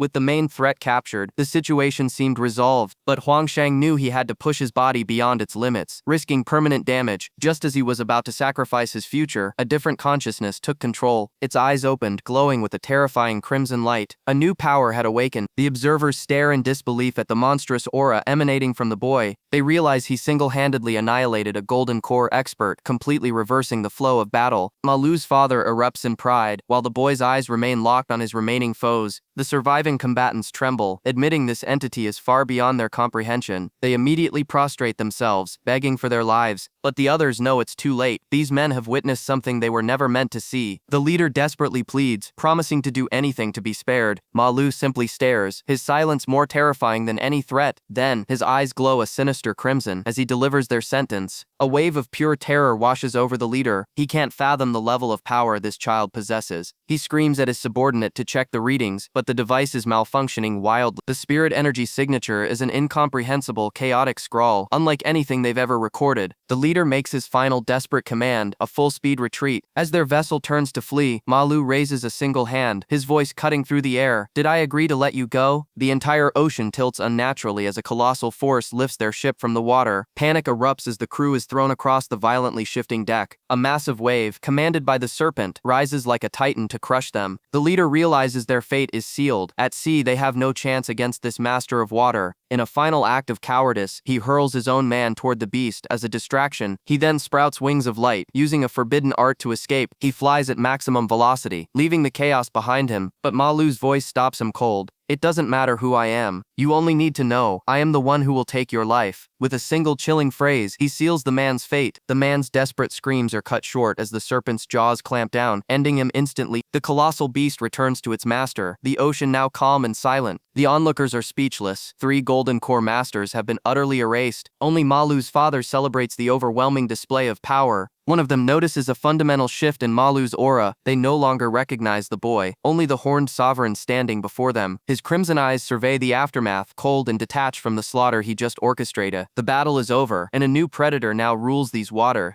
A disorienting spiritual wave had stunned the entire crew. The 3-headed python's psychic assault was neutralized just as quickly. As a reward, they collected 10 vials of advanced red awakening. This was enough to elevate the entire team's combat potential, but their narrow escape from death was not the focus. All eyes were on Ma Lu. He stood apart, gazing into the endless ocean, his mind clearly elsewhere. His father figure approached, concerned. He asked if the boy's injuries were truly healed. The tension between them was palpable as they locked eyes. Ma Lu assured him he was fine, but admitted to hearing voices. The rest of the crew listened, perplexed by his confession. He described a powerful voice, ancient and impossibly distant. It was a summons, a call to uncover some incredible long-buried secret. The old man placed a steadying hand on his shoulder. He confessed his own feelings of inadequacy, believing he'd failed him, but Ma Lu's expression remained firm, his resolve unshaken. "Life is fleeting," the man advised. "Do not hesitate to seize your destiny." His voice was filled with a rare paternal pride. He urged him to pursue his true purpose, without reservation. The weight of these words settled upon Ma Lu. The others watched the profound exchange in silence. Without another word, he walked to the edge of the vessel. His decision was made. He plunged into the deep, unforgiving waters below. The crew cried out in shock, unable to believe he was gone, but his father remained calm. "It is his choice," he stated. "He is his own man now." His comrades argued, desperate to get him back. As the ship began to pull away, a sense of loss filled the air. Their future was now uncertain, the path ahead unknown. They sailed on, wondering if they would ever meet again. Suddenly, a violent lurch threw everyone off balance. A colossal wave was propelling the ship forward. They realized it was Ma Lu's power. He reappeared on deck, a calm smile on his face. The departure was merely a test. His eyes burned with newfound clarity and power. He declared his true desire was to remain with them all. Overcome with relief, the old man embraced him tightly. Propelled by his immense power, the ship cut through the ocean waves. He then requested a new designation from his peer. The name given was La Shul, a word that struck him with the force of a forgotten memory. Ma Lu lies in a coma, the dragon horn gone from his head. He simply exhausted his spiritual energy during the battle. His body is recovering, but his spiritual energy signature is now highly unusual. The elders confirmed this. Ma Lu's power operates on a completely different system. The last battle was won by a narrow margin. They must all elevate their inner state. He reflects on the fight's critical moment. A precise calculation secured victory. His focus is absolute, a state his allies dare not interrupt. Huang Shang declares she is ready to begin, but he halts her advance. His own reserves are not yet restored. Her impatience draws mockery from another, but the situation is delicate. The man in the mask offers to assist with his higher inner state. Suddenly, an urgent call arrives from an operative in the field. Misu reports from the front. Her mission is proceeding flawlessly. With Wu Neng's new abilities, they can establish a new citadel in the sea. Overwhelmed by the constant scheming, he delegates the rest of the plan. The mental and physical strain finally takes its toll. He too succumbs to the exhaustion of battle. Meanwhile, a new threat is already on the move, tracking their location. He seeks to eliminate traitors who stole a large quantity of awakening potions. He has already identified 2 of the targets on his vessel's monitor, but 2 of the traitors were once his own students. Their fate is sealed. They will be treated as mere material for his plans. A flashback reveals the brutal conditioning his students endured. Now he looks out at the sea, vowing this separation will be permanent. Back with the team, their transport arrives at a deserted shore. The new team leader immediately begins asserting her authority. She orders the weakest member to carry the wounded, a harsh display of hierarchy. The others discuss the aftermath of their first real combat experience. The conversation turns to Lu Xiaoyan, whose true nature remains an enigma. She reveals she also escaped the organization, but her ordeal was different. Lu Xiaoyan was subjected to torture beyond human endurance. The team is stunned to learn of her horrific past. She escaped an abyss worse than death, but her lifespan is now critically short. Huang Shang silently contemplates the weight of this revelation. The team leader questions what freedom even means in such a state. Huang Shang is left speechless, her perspective completely altered. She turns to the team leader, offering a sincere apology. She understands now that everyone carries unforgettable burdens. Her sudden solicitousness is met with immediate suspicion. The others can only watch the strange dynamic unfold. The tension breaks, but the gravity of their situation remains. Meanwhile, their pursuer has arrived, discovering the abandoned vessel. His expression is cold, his resolve to hunt them down absolute. The transport vehicle tears across the desolate landscape. Inside, the team rests, completely unaware of the approaching conflict. Their new captive attempts to bargain for his life, but the decision is not theirs. His fate rests with Huang Shang. The man's bravado shatters, revealing his deception was born of fear. An agent probes deeper, questioning the organization's ultimate goal. He reveals their objective, to engineer the strongest awakened being.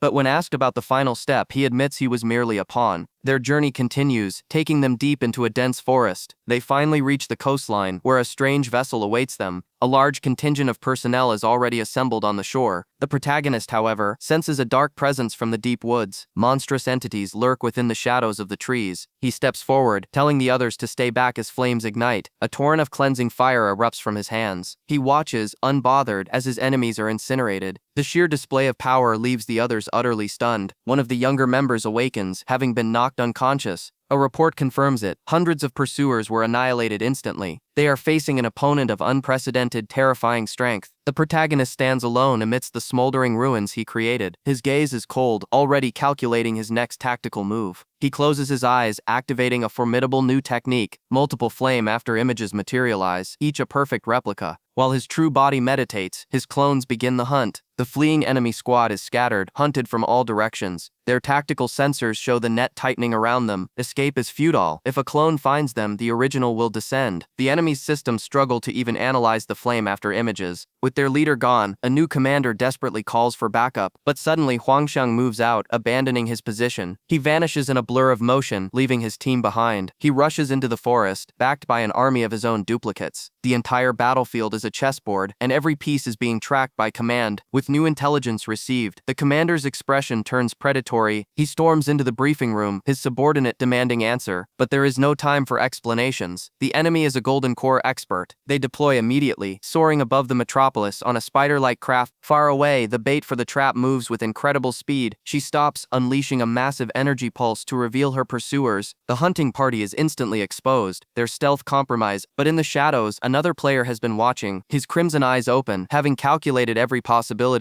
The hunters find their path blocked, realizing they were lured here on purpose. The protagonist's expression is one of utter indifference to their shock. The decoy appears, revealing that she orchestrated the encounter, but he sees the deeper strategy. She is merely a distraction for another team. They try to stop her from leaving, but it's useless. She disappears in a blur of motion, far beyond their reach. The group can only watch in frustration, feeling the sting of her hateful energy. With his theory confirmed, the protagonist enacts the next phase of his plan. He activates a lightspeed technique, vanishing from his location. He rematerializes instantly before his true targets, unleashing his fire afterimage art. The spectral clones move to engage, causing panic among the enemy ranks. Their attacks are useless as the after images simply phase through them. His true form declares his objective. He has located the traitor and will take him now. The sheer spiritual pressure he emits is overwhelming, terrifying his opponents. He gives them one final chilling warning before the battle begins. As the confrontation erupts, the commander is still racing towards the conflict zone. An ally watches the events unfold, a cold sweat beading on his brow. The tactical display shows all forces converging on a single point. A clash between high-level combatants is now imminent. The challenger unleashes his domain, the dark matter force field. Abyss. From the shadows, spectral entities rise to bind their target, controlling both his energy and his movement. His allies coordinate their assault, preparing a massive spiritual orb. They synchronize their attacks, unleashing a pressure fist and an energy wave at maximum power. But their opponent simply smirks. His own power power beginning to manifest. He erupts in an inferno, a colossal beast of pure flame incinerating everything in its path. The coordinated assault is instantly vaporized. The resulting explosion rips through the landscape, leaving nothing but a smoldering crater in its wake. On the phone, he gives his next command. The 3 awakened subjects were to be taken away. Elsewhere, another group flees for their lives. A calm voice instructs them, having activated their adrenal glands to grant them supernatural speed. But even this enhancement is not enough. Their pursuer closes in, a living comet of fire. The fiery energy coalesces, revealing the hunter's form. He lands directly in the path of their youngest member. The protagonist identifies him instantly, a traitor and a student of Gaozhan. The boy panics, recognizing the legendary figure before him. He desperately clings to the belief that they need him alive, that he is safe from execution. He is tragically mistaken. As the protagonist reveals a fraction of his true form, the boy is paralyzed by the sheer pressure of his spiritual energy. His entire world dissolves into a blinding sun, the absolute certainty of death approaching. The overwhelming aura suffocates him, his body refusing to obey his commands. The protagonist delivers his final verdict. Traitors are not forgiven, they are repurposed as material. He makes a single dismissive gesture. His eyes are utterly devoid of emotion. A swarm of dark constructs erupts from his body, a tide of microorganisms designed to deconstruct his target. Suddenly, 2 powerful figures intervene, blocking his path. The protagonist pauses, intrigued by their unique martial arts. Instead of a threat, he sees only opportunity. More high-quality material has presented itself. The elder concedes that this strange martial art ignores defense, but the sheer difference in spiritual energy makes any resistance futile. Chen's gaze remains cold and unforgiving. Useless. All of you will be taken away. A blinding light erupts from the elder's desperate final attack. He unleashes a torrent of explosive fire force, a final act of defiance. The blast consumes everything, a futile attempt to secure an escape. When the smoke clears, Chen stands unharmed amidst the devastation. Already taking a call, the survivors can only stare, their minds unable to comprehend his immense power. He receives a report from another team. "You were ambushed?" he asks calmly. On the other end, his subordinate screams in panic as their own operation is compromised. Chen instantly processes the new variable. It must be the work of that boy he let escape. He now regrets not eliminating the threat when he had the opportunity. Far away, the fleeing squad feels a terrifying presence approaching. A crimson meteor streaks across the sky behind them. Chen is closing in at impossible speeds. He unleashes a devastating sphere of light and power upon his targets. The blast wave sends the entire team scattering like dolls. The attack's energy then vanishes, causing them to plummet from the sky. They crash into the woods below, discovering their spiritual power has been completely sealed. They realize it's his ability. They've been perfectly trapped. From a distance, Chen confirms their location. The hunt is concluded. He appears before his original targets, who are now utterly helpless. The father and daughter plead, desperately trying to shield each other. Their sentiment is met with cold contempt. "What a pitiful face," he scoffs. Suddenly the boy from before intervenes, wielding a blinding sun-like power of his own. The captured pair watch in horror as a new player enters the field. The young prodigy stands before Chen. They have met again. Chen shows a flicker of irritation. Surprised, the boy managed to catch up, but the boy ignores him, unleashing a different technique upon the 2 captives. They vanish in a flash of light as Chen silently observes. The scene shifts. Chen now stands on the deck of a ship, looking out at the ocean. A massive vessel has just arrived, its appearance marking the next stage of his plan. The boy is also present, and Chen reminds him of their agreement not to fight. The boy simply waves farewell and teleports away in a flash of light. A tactical overview reveals the current state of the operation. Chen's clone is in pursuit of one target, while several others have been neutralized. All vectors point to the enemy headquarters, where the final target has been cornered. The enemy leader realizes he has been completely outplayed, his face twisting in pure fury. He awakens from his coma, immediately sensing the grave danger. His companion weeps, revealing that Lu Xiaoyan is gone. The devastating news shatters his composure. Their pursuer grows tired of the game, deciding to end it now. He unleashes a terrifying blast of raw power. The others watch in horror as the enemy closes in at impossible speeds. But the protagonist steps forward, his mind already calculating the battlefield. His eyes glow with crimson light as he orders his friends to run. He intercepts the attack, beginning a powerful summoning ritual. With a single command, he calls forth the element of water. A colossal wave erupts from the dry earth. He manipulates the torrent into a defensive vortex around himself. The enemy counters with a searing plume of fire. With eyes burning with rage, he demands to know his comrade's fate. The hunter is intrigued. Sensing a chaotic and profound spiritual energy, he recognizes the protagonist's power as exceptionally high-quality material. The 2 elemental forces clash in a storm of destruction. The enemy gathers a miniature sun, preparing to incinerate his target. In response, the water coalesces into a monstrous leviathan. The hunter is stunned, unable to believe a monster would aid a human. He effortlessly dispels the summon, entirely unimpressed. He scoffs that mere beasts are helpless against his flames. He threatens to turn the creature into a meal, a fatal miscalculation. A cold tactical resolve hardens the protagonist's expression. This was merely the first move. 3 new spirits are summoned. The hunter is baffled by this bizarre new technique. One of the spirits unleashes a disorienting sonic attack. He cannot comprehend the nature of this strange ability. He quickly deduces this is simply a strategy to buy time.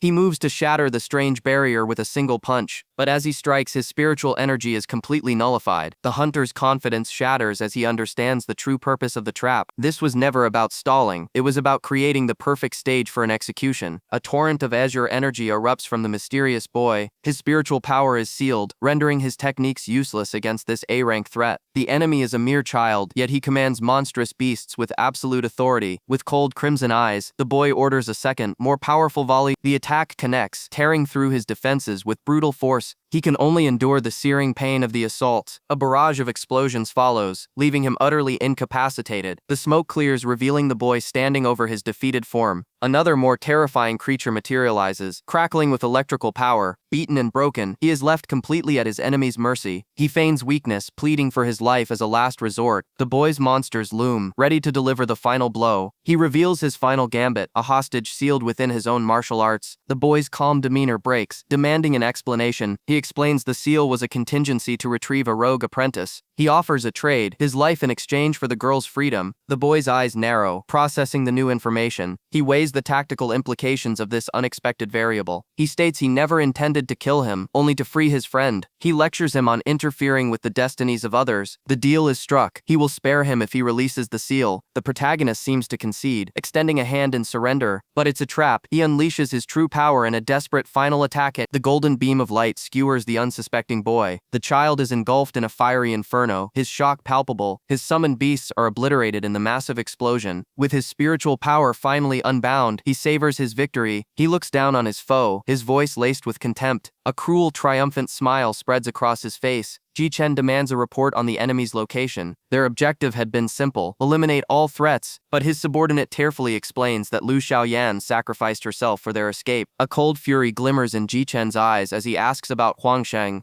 The team resolves to return to the burning forest to find their lost comrades. The battlefield was a maelstrom of destruction, orchestrated by a single entity. They realize even the powerful summoned beast was captured in the assault. Suddenly a figure emerges from the chaos. It's Huang Shang, exhausted and wounded. He learns the horrifying truth. He and the small group are all that remain. He reveals he intentionally endured the attacks to buy his team more time. The internal damage from his gambit becomes brutally clear. Overcome with rage, he tries to rush back, but Ji Chen blocks his path. The commander admonishes him, stating that raw emotion is a fatal flaw in battle. Huang Shang screams that his comrades are irreplaceable. He cannot abandon them, no matter the cost. Ji Chen strikes him down with a single precise blow. He explains that a mind clouded by rage cannot make tactical decisions. The others watch in stunned silence. Ji Chen calmly states that the time for a counterattack has not yet arrived. Elsewhere, at a secure coastal facility, the enemy regroups. Their commander reports the mission's success. The targets were captured, and valuable assets were secured. He dismisses his men to tend to his own wounds. His subordinates are shocked. They have never seen him suffer such serious injury. The toll of the battle is evident as he retreats. Despite the damage, he analyzes his gains. The spoils of this battle are unprecedented. This victory will allow for a quantum leap in his own power. A deceptive calm settles over the region. Back in the forest, Ji Chen briefs his remaining squad for the next phase. He asks them a single critical question: are they prepared to die? They respond with zealous excitement, eager for the coming conflict. Their confidence is absolute, believing the enemy has no comprehension of their true power. Ji Chen issues the order. They will wait for Huang Shang to recover. Then they strike. Together they will achieve absolute victory, or face total annihilation. Though his body was recovering, a crimson energy was eroding his life force. He had a single desperate gambit left to play. Ignoring his severe injuries, he gives a quiet command to his subordinate. It was time to execute his final high-risk plan. He reveals a forbidden elixir, the Red Awakening potion. He consumes the volatile substance, shocking his allies. An overwhelming wave of pure despair floods his system. The raw, destructive energy threatened to tear his very soul apart. But through sheer force of will, he conquers the agony. From the crucible of pain, a new, transcendent being of immense power is born. His allies combine their strongest healing arts, a desperate gambit to save him. But Huang Shang's eyes gleam with cold calculation. He has another plan. He assures them he can persist through the agonizing treatment. He knows the immense toll it will take, but it's a necessary sacrifice. Unleashing his celestial spirit technique, he pushes his power to the absolute limit. The raw energy backlash immediately incapacitates his two supporters. The treatment fails. He hemorrhages blood as his body begins to break down. Just in time, his reinforcements arrive, ready to share the immense burden. They all link their power, enduring the overwhelming spiritual pressure together. The commanders hesitate, torn between joining the effort and protecting the perimeter. One makes a decision, channeling her own energy into the formation. The instant she connects, the sheer force of the energy nearly shatters her consciousness. The others are recovering, but their skills are sealed, leaving them vulnerable. Huang Shang's condition is now critical. He is on the verge of death. A commander gives the final order.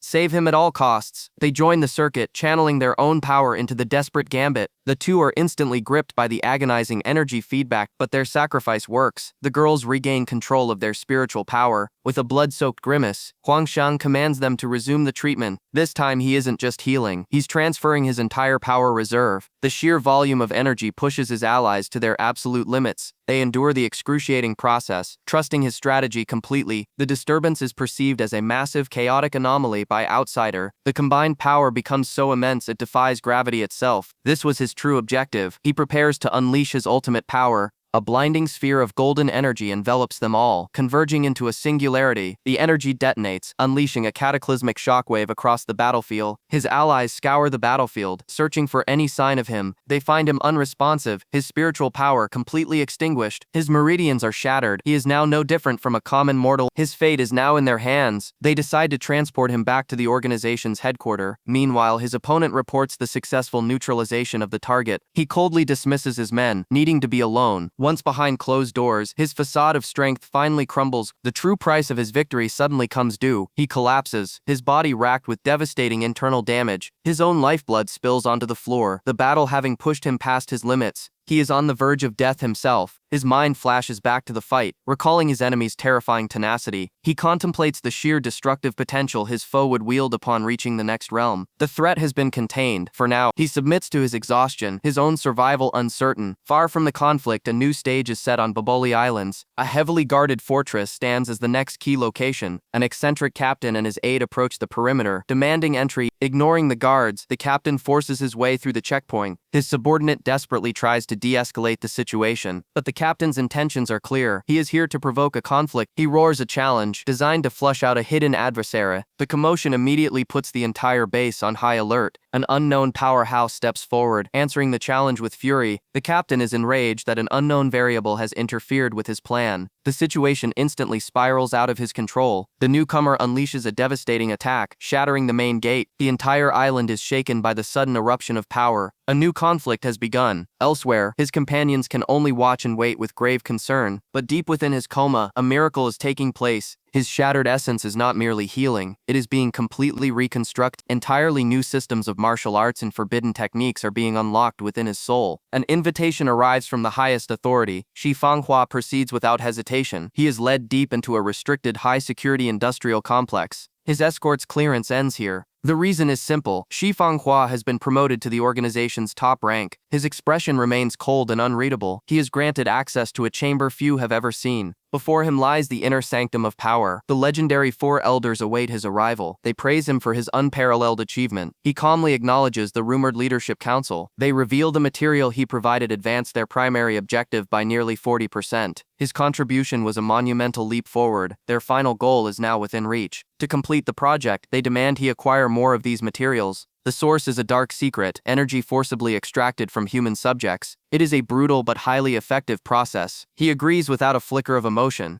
Meanwhile, an alert sounds as an enemy force raids their territory. The entire invasion consists of a single, overwhelmingly powerful individual. He mocks the defenders, finding their efforts insufficient to even be a warm-up. Their elite formations are shattered instantly by his assault. Panic spreads through the ranks as they call for all available units. A subordinate questions his commander's brazen, head-on attack strategy. The attacker dismisses his concerns as cowardice. He continues to carve a path of destruction through their defenses. An elite soldier in advanced power armor is deployed to stop him. The invader recognizes the technology and prepares to activate his own system, but in a flash of light, his own power turns against him, leaving him stunned and confused. He activated the conspiracy system. His true objective finally revealed. His target was instantly overwhelmed by an inexplicable power. The effect spread to the other captain, leaving their adversary utterly confused. They quickly understood this transformation was a calculated byproduct of the system. The armored enemy was enraged by their sudden, incomprehensible change, but their new forms held a hidden, immense power. The behemoth unleashed a cataclysmic blast, expecting total annihilation. The entire battlefield was consumed by a torrent of raw energy. Convinced they had fled, the Titan surveyed the crater he had created. His underlings began to cheer for a premature victory. Unscathed, the captains reappeared to analyze their new parameter. The true advantage was revealed. Their martial skills no longer consumed any energy. Far from the battle, within a storm-racked fortress, a dark experiment was rapidly approaching its conclusion. The final power threshold was about to be crossed. A grand machine thrummed with forbidden, world-altering energy. The mastermind behind the device awakened. His grand design was finally complete. Back on the battlefield, an eerie calm settled over the area. Reinforcements arrived. Having heard rumors of their captain's overwhelming might, they surveyed the absolute devastation, trying to locate their leaders. Two figures were spotted standing tall within the smoke and debris.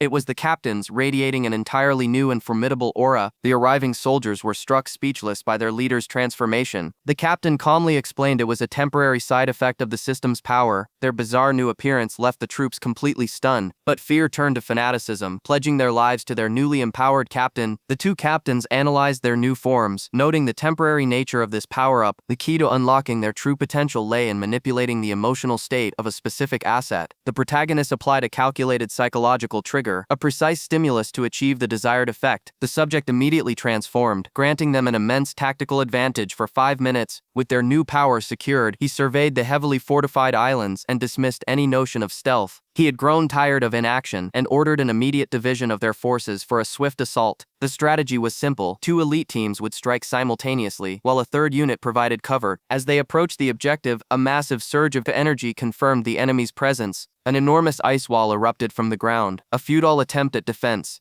The enemy refused a direct confrontation, instead launching a massive bombardment from behind their walls. The barrage of explosions filled the air, a desperate show of force. It was then his allies understood the chilling truth. They were merely bait for a far greater plan. The true attack was unleashed, a concentrated beam of energy that located and annihilated the enemy's conspiracy. With the path now clear, the protagonist spearheaded the assault himself, cutting through the remaining defender. Panic consumed the enemy command center as reports flooded in. Their primary fortress had been breached. The high command could only stare at their monitors, watching the shadow of their destroyer loom over the ruins. They zoomed in on the figure, witnessing not a man, but an avatar of pure, overwhelming power. The organization's leaders revealed their hand, offering an artifact of immense power. It was a single-use regenerative cell, capable of restoring the body to its absolute peak. Their true fanatical ambition was summarized in a single word: immortality. The very concept sent a shock through his system. This was the final power that dynasties chased, an attraction no mortal could refuse. But this gift was conditional. He was tasked with a new mission to acquire high-quality fuel for the organization. He accepted the command without a second thought, his eyes fixed on the target zone. Area D. He was not the only one mobilized. The organization had summoned its most powerful masters for this singular purpose. Addressing his own forces, he laid out the grim reality of the operation. Absolute obedience was required. Across the continent, rival powers sensed the massive convergence of energy, realizing a major offensive was underway. The pieces were in place. The most violent meat grinder in history was about to begin. In a desolate, snow-swept city, a young girl worries for her long-absent brother. The matriarch of the family offers comfort, reminding her of the difficult path he walks. The girl scoffs, dismissing his quest for the elixir of life as a fantasy. But the old woman smiles, finding solace in the girl's presence. A brief moment of pride crosses the young girl's face. She declares herself far more reliable than her missing brother. Far away, the family matriarch can only hope her son has remained on a righteous path. Meanwhile, Ji Chen briefs his new team on a critical mission. Immediately, dissent erupts from a defiant operative. She arrogantly questions his authority, claiming she can handle the objective alone. His subordinates are furious, suggesting she be disciplined for her insubordination. Amidst the tension, another operative remains silent, silent, observing. Then he makes an unusual request to undertake the mission by himself. Ji Chen's gaze is cold and analytical as he demands an explanation. The man reveals a desperate need for a promotion to save his ailing family. He claims countless lives depend on his success, but Ji Chen exposes the flaw in his plea. Everyone here needs this victory. The operative's face falls, his deception seemingly exposed. Suddenly, the man reveals his true nature, activating a powerful system ability. The entire team is instantly ensnared by glowing green tendrils of energy. The betrayer mocks them, twisting their forced compliance into a noble sacrifice. They discover in horror that their own systems and abilities have been completely sealed. He declares his intent to monopolize the mission's rewards, giving them a 10-minute countdown. Using a teleportation art, he vanishes and reappears with an entirely different squad. His strategy is to neutralize any potential interference. Before claiming his prize, he activates his system again, instantly binding the new arrival. The second squad is caught completely off guard, utterly immobilized. The strain of using his power is immense, but he pushes forward with his plan. With both teams secured, he begins to teleport them all away to an unknown fate. Their commander is enraged, realizing the massive tactical advantage his teleportation provides. The traitor proclaims their sacrifice will fuel his rise to greatness. The captured warriors can only watch in disbelief, their expressions a mix of shock and despair. A single name is called out in the chaos, Ji Chen. As if in response, a blinding flash of light erupts from one of the captives. The bindings shatter instantly, freeing everyone from the paralyzing art. The commander's eyes burn with renewed hope. Ji Cheng has made his move. A powerful entity of pure flame unleashes its overwhelming power against their captor. A brilliant golden core ignites, activating her ultimate transformation. Her comrades plead for release, but her focus is on the threat. A momentary lapse in judgment, she is unsure how to break their bonds. She resorts to her newfound power, attempting to burn the ropes directly. The attempt fails spectacularly, scorching her allies instead of freeing them. The enemy smirks, revealing his power is an absolute system that only he can neutralize. He belittles her spiritual power, demanding they become sacrifices for his goals. Her eyes narrow, her resolve hardening against his insane demands. He cannot comprehend her resistance, believing sacrifice is the only logical path. With a cry of twisted judgment, he unleashes a powerful technique. The blow lands true, a brutal impact that sends her reeling. His assault is relentless, each strike pulverizing the very earth beneath her. The aftermath is a devastating explosion. He is furious at her defiance. He shows no mercy, pressing his advantage against the fallen warrior. She is slammed into the ground again as her captain screams for her to retreat. He rants about his need for sacrifices, labeling their survival instinct as selfish. The brutal punishment continues, his warped ideology fueling every blow. He feigns reluctance, blaming her supposed selfishness for forcing his hand. Bloodied but not broken, she questions his warped definition of the word. Her captain erupts, defending her friend's honor against the villain's lies. The man scoffs, dismissing her heartfelt defense as mere subjective opinion. In his eyes, refusing to be a pawn for his ambition is the ultimate crime. She rejects the order to retreat, preparing to face her end. She declares she will not stand by and watch her comrades be sacrificed. He mocks her conviction, challenging her to claim she's never acted for personal gain. With unwavering eyes, she makes a powerful declaration of her own principles. The question hangs in the air, turning his own twisted logic against him. Enraged by her words, he unleashes the full might of his judgment fist. A colossal explosion of volatile energy erupts from the point of impact. As the smoke clears, her allies stare in horror at the crater. He believes justice has been served, that she deserved her fate. But their shocked expressions aren't for the crater. They see something else. A figure emerges from the dissipating smoke.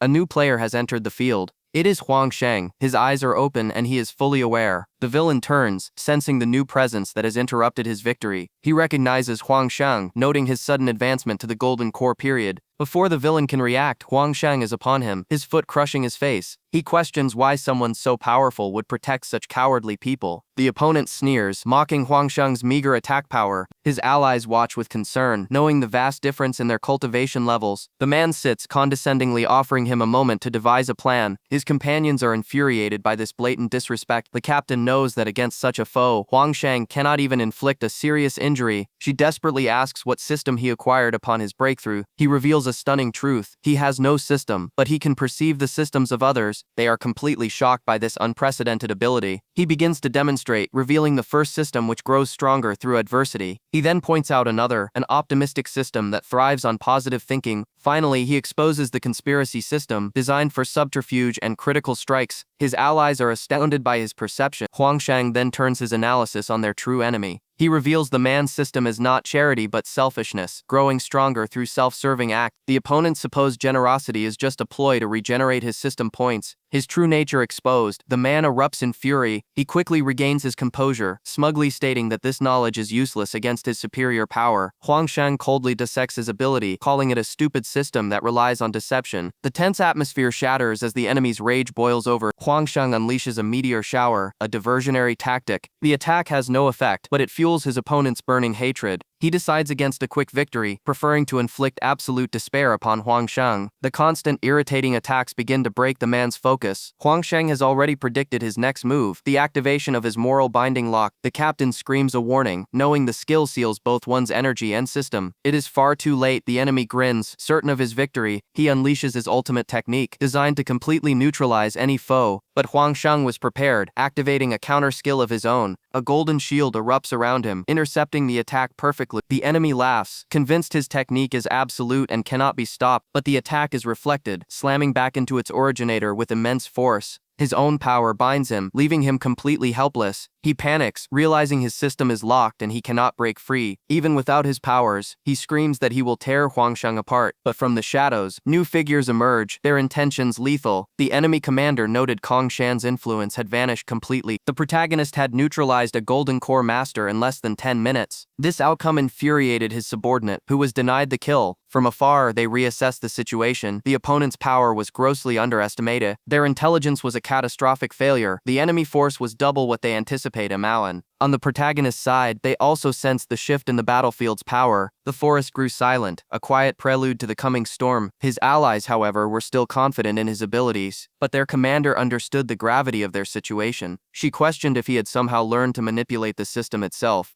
He explained it was a unique art, one that could reflect any attack back at its source. This technique operated outside the known rules of martial systems, a perfect counter. She demanded to know the extent of his arsenal. He calmly revealed he possessed 6 of these reality-defying arts. Each ability is unlocked as his own power grows, a constantly evolving threat. The first is a sacred healing art, granting him passive regeneration. The second allows him to perceive and even learn the secrets of his foe's energy. A third art grants control over ambient spiritual energy, creating a defensive field. His fourth creates explosive clones, an insidious trap for the unwary. The fifth stores vast amounts of power, doubling the might of his next attack. His final art reflects any martial skill, ignoring the opponent's realm entirely. His team was stunned into silence. This wasn't a skill, it was an exploit of reality itself. He coolly revealed these were simply countermeasures, designed to survive his own father's power, but such immense ability came at a cost, and his energy was dangerously low. Seizing this perceived weakness, the enemy strategist prepared her move. She had already pinpointed the protagonist's location. Her plan was insidious, manipulate the very air they breathed to induce a coma. The enemy commander gave the order to proceed, but the protagonist was already executing his own counter-strategy. He requested access to his commander's system, which held the most raw power. She agreed without a moment's hesitation, trusting his judgment completely. He now possessed her core ability, a guaranteed critical strike. He prepared to merge this borrowed power with his own martial arts. Dark energy coalesced in his palm. The perfect, unavoidable attack was now ready. As his team watched in awe, his senses suddenly detected a new threat. An enemy was approaching, preparing to launch a surprise attack. He focused his perception, locking onto the hidden assailant. Suddenly, one of his allies was violently launched into the sky by an invisible force. The enemy had struck first, successfully isolating a member of his team. The enemy strategist revealed herself. Gloating over her ambush, she activated her wide-area disabling art, confident in her victory. A woman reels back, demanding to know who struck her. The protagonist calmly states it was simply an experiment with a new martial art. Having gathered the necessary data, he turns to leave. The enraged woman unleashes her power to stop him. He analyzes the results of his strike. A guaranteed critical hit was achieved. He deduces her martial skill manipulates the very air around them, a dangerous ability indeed. His companions realize the terrifying implications of this power. The technique rapidly increases oxygen concentration to a lethal threshold. Inhaling the enriched air leads to oxygen poisoning, a cascade of system failures culminating in a swift, agonizing end. The enemy faction possesses techniques that can kill without a direct confrontation. He immediately orders a full retreat, but the enemy has already begun her assault. A vortex of immense power begins to form around them. The deadly tornado is a wide-range, suffocating field. There is no escape. Their attempts to breach the wind wall are useless. They are completely locked in. The effects are immediate as his team begins to choke, pleading for him to teleport them away. The caster focuses her will, confident her prey is trapped within the storm. After a moment, she believes the battle is over. Her targets should be incapacitated. Her tornado wall is also a sensory field, and she detects no spiritual energy within. Their scout had used a perception skill to pinpoint the group's location, but the assault team sent to the coordinates found nothing. They were completely deceived. The caster is furious, insisting her technique is flawless. The coordinates must have been faulty. Her commander recalls an earlier encounter, a lone teenager who interfered with their advance. The scout confirms the boy's description, recalling his unique presence. They realize in an instant, the boy with the arrogant demeanor was their true target. The caster scans the battlefield one last time. The area is empty and her wall prevents any teleportation.